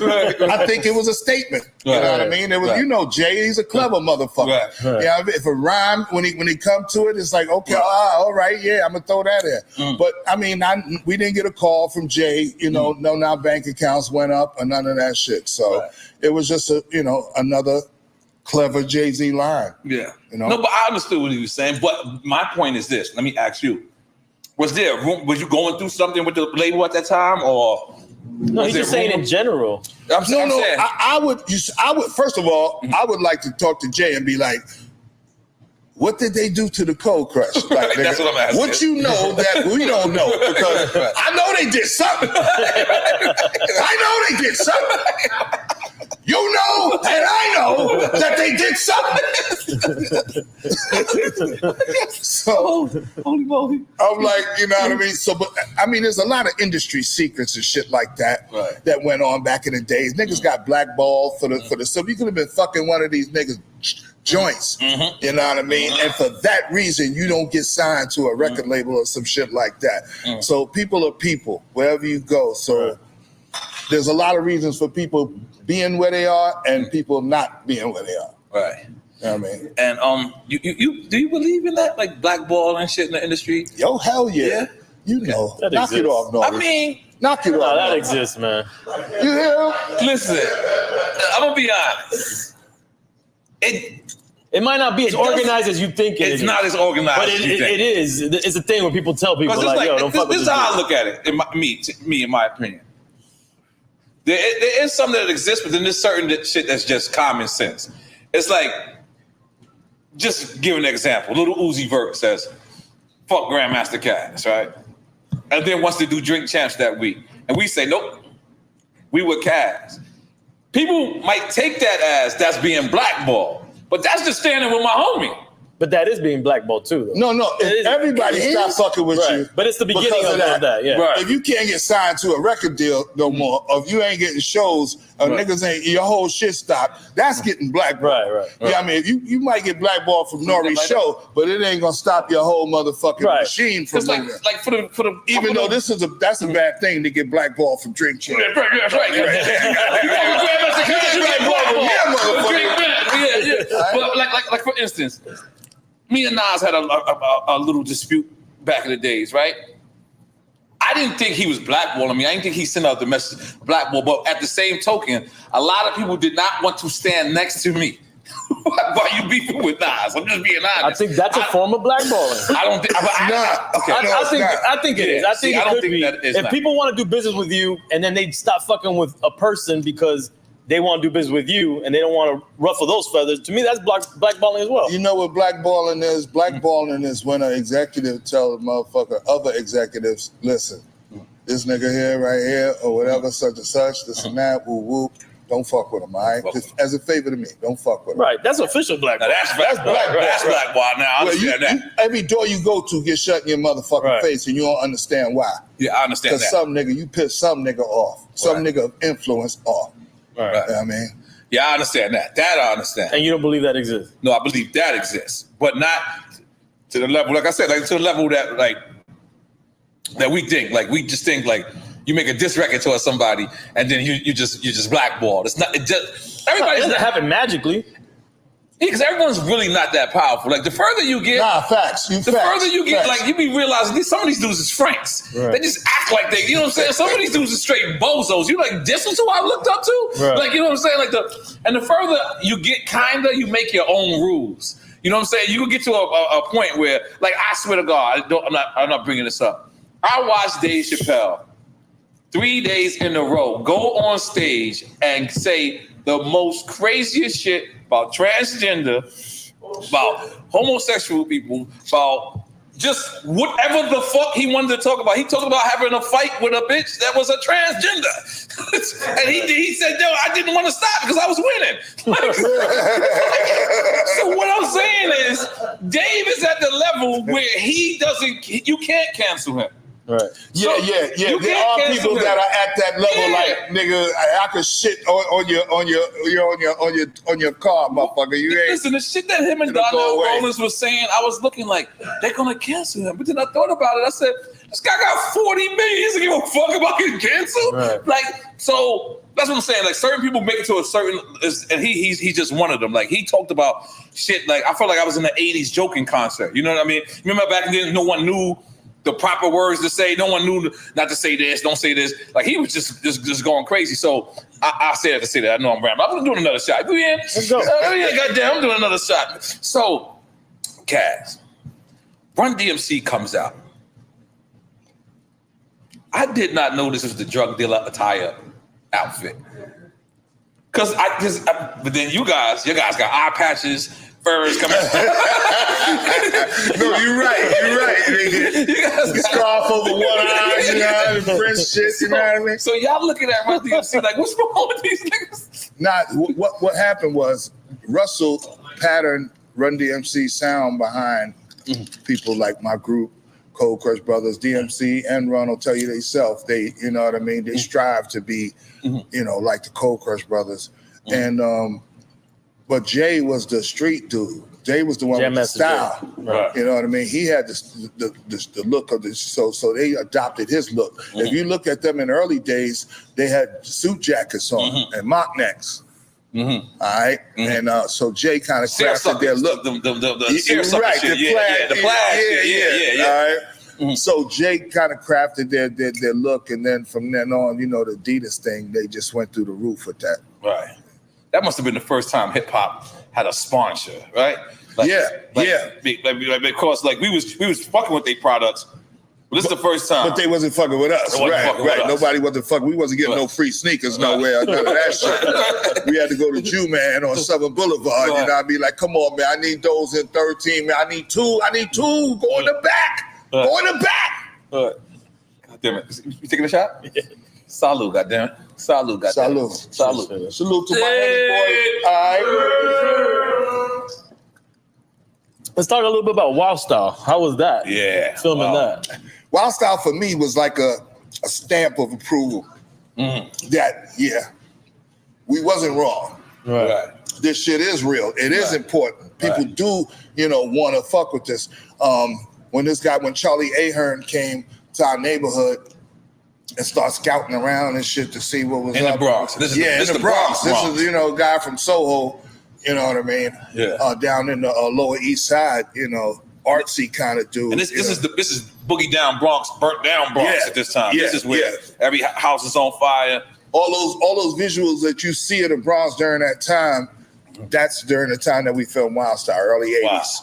Wow. So but that was kind of like a stamp, you know, for us, that a stamp of validation in a sense that the outside world thinks this shit is cool too, not just us. Right. They want to document this shit. Somebody wants to make a movie about this shit. Oh yeah. So And that was the first of, right? Well, there was a documentary about hip hop, but about mainly graffiti, and breakdancing. What was the name of that? Style Wars. But this was like a movie with. This was a movie. This was more of a documentary. Yeah, now watching it feels like a reality show documentary because it was like following you guys doing what you really do. Well, it's all the people that was really doing it. There's no actors except for the non-hip hop people in the movie. Everybody, every graffiti artist, every breakdancer, every DJ, every MC was actually themselves in the movie. Wow.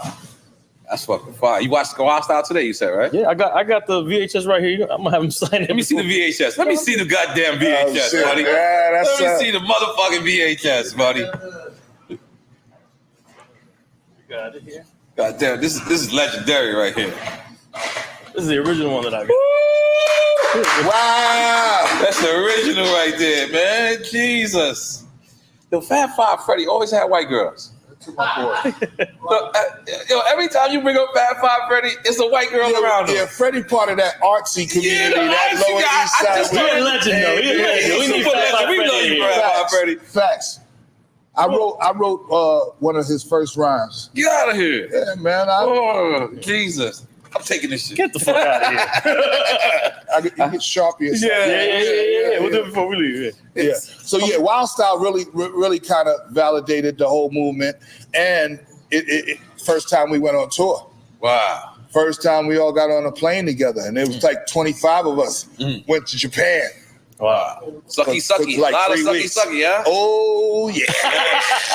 I ain't gonna lie, Japan. Oh yeah, a lot of motherfucking episodes, Yeah. a lot of fun. I mean, the first time we was in front of that kind of press, it was like everywhere we went, it was the cameras following us. You know what I mean? Do it for like overseas love us more. Oh, much more. Much more, right? I think it's because they got a greater appreciation They like to see us. for our art form because they're not connected to it. Wow. You know what I mean? It doesn't come from them. They're like outsiders looking in. So when we come there, it's like, those are the people Like that living did history that for thing. them. I'll give you a perfect example. When we went to Japan in '82, Okinawa. No, we went to Tokyo. And 82. It's a department store called Seibu that sponsored the tour. So we went to. We were just hitting different places. We were doing outdoor venues. They would build like a stage in like an hour, and it's like a big stage and sound system, and we would go on and break dance and rap and DJ, and then they'd take the whole shit down before we left. Like the whole shit be gone. That's how efficient they were back then. And we would. When they showed the movie in the theater, we would come out on the stage after the movie, and the whole place. It was showed okay. Yeah, the whole movie theater just went bananas. So we was like the talk of Tokyo, and we introduced hip hop to Japan. Wow. Personally, just from that movie and that tour. Wow. We went to clubs. DJ still had the big thick rubber mat on the motherfucking turntables. Wow. And we would get on turntable and be like, yo, could because you can't cut with the rubber hell mat no, on. you take that shit off. Yeah, you gotta take it. You gotta put the mat on. Yeah. Boom. These niggas looking in amazement, like, what the fuck is y'all doing? Right. But by the time we left Japan, they was on it. When we revisited those clubs, they was doing that Right. too. Right. Little kids was breakdancing in the street because they saw Crazy Legs and them do an exhibition in the street. So we actually were the first impression on Tokyo for hip hop. That movie, Wild Style, and that tour that took us out there. Wow. That's fucking amazing, yo. Facts. Yeah, that's amazing. You think Wild Style, like before Wild Style, how much do you think the culture really felt that it was all these elements were the culture? Because there's people that argue like these elements were put together to be hip hop. I think they were gathered together because of their continuity between each other. A lot of DJs and graffiti writers or b-boys or MCs or such and such, and so those elements are interwoven within hip hop. And they say that graffiti is not an element of hip hop because graffiti's been going on since the beginning of time. Okay, yes, we do understand that. But like I've said over and over again, my quote, hip hop didn't invent anything. Hip hop reinvented everything. Absolutely. Okay. There's nothing new under the sun. We ain't do nothing new. Right. People played music before us. People danced before us. People talked and rapped before us, just like we do. Did it way before we did. Okay, but this is our generation's reinvention of those elements, and that is what hip hop is. Wow.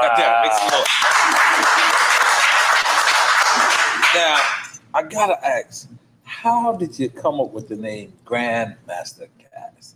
Because like you can, everybody can't call themselves a grandmaster. Nah, I mean you can try,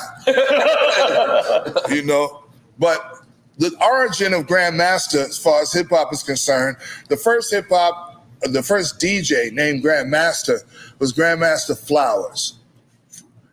And Grandmaster Flowers inspired Grandmaster Flash. Flash was taught by Pete DJ Jones, who was also a legendary DJ in hip hop. Flash adopted Flowers' moniker, Grandmaster Flash. How I became Grandmaster, my original name in hip hop was Casanova Fly. Yeah, we established that. DJ MC Casanova Fly. Now, one night I'm playing in my spot, the Blue Lagoon in the Bronx, Webster Avenue, 108th Fork. Me and my man Disco Wiz, and I got some. By the way, everyone had the dopest names back in the day. Disco Wiz, this. No doubt. I'm sorry. Disco Wiz, Grand Wizard Theodore. Everybody need the baby now. Everybody Baby, little baby guy, big baby, regular baby. So I'm cutting up a record. Now back then, Flash was the fastest DJ. Known throughout hip hop. Right. That's when everybody and their grandmother wasn't a DJ. All right, hip hop community was small. Right. Grandmaster Flash, fastest man on 2 turntables. Right. So one night I'm cutting up a record. I think it was I Can't Stop, and I'm cutting it back and forth. Cat, could do that do cat could do that do cat that do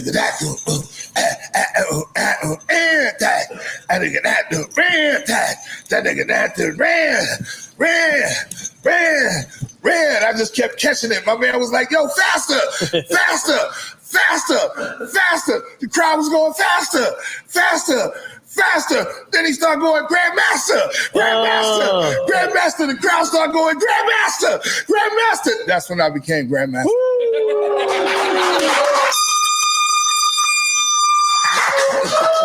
Oh my God, that was mad vivid. That was vivid. I was there. I does this. We got to shout out the Organic Food Kings. Oh yes, I just ate some other guys. Food looks incredible. We got the truck outside at Organic Food Kings. Make sure you check them out. Yeah, that's right. We're gonna be eating them all the time right now. Come on, Master Priest, big ass in there.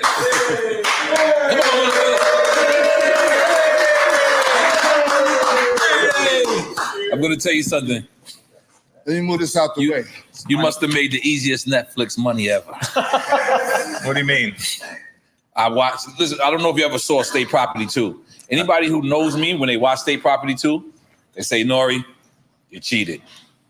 And I'll say, why did I cheat? Because I didn't act at all. I was just me. That's the way. When I watched The Indian Detective, I said, this guy, no, it's true. He got a real show because The Indian is fucking phenomenal. I just told you. I watched the whole season. I said, this guy's just being him. It's the easiest check ever. Come on, keep it real. That's how you gotta do it. You go see your Indian father. It's very cliche. You go see your Indian father. He's sick. They don't want to tell you he's sick. He was fake sick too. He was fake sick. Yeah. It was crazy. I loved it. Come on, make some noise for the Indian Detective. Go see it.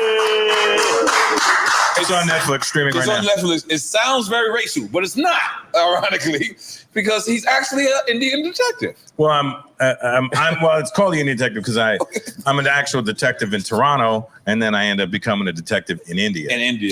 That's why. It's not like I'm walking around going, I am here to solve the crime. It's not that at all.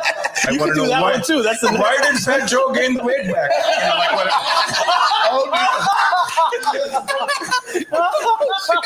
Holy moly, guacamole. So how you know Kaz? Kaz I met from Mel.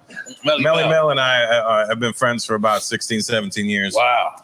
And then he brought Kaz. He goes, hey, man. And he was like, yo, Russ, I'm going to bring, we're going to go out and eat. I go, yeah. He goes, I'll bring Kaz with me. I go, like, fuck yeah. You crazy? Hell yeah. You say Melly Mel's like, Russ? Yeah. I just make him say it for no reason.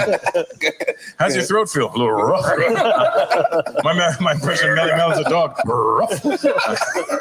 Oh, shit. So you met him through Melly Mel? I met him through Mel, and then we had dinner. We all had a great time. And then it stayed from there. Oh, God damn it. That's and now, Kaz and I are very close, and I know I'd say I know his whole family, but he's got too many kids to know the whole family. But he's working on it. Yeah. He's working his way up the tree. It sounds like he got some kids in Japan he don't know about. He might have somebody. They're breakdancing. You can see his face when he described Japan. I say, you got some noogie? He said, yeah. Big snake on the NK.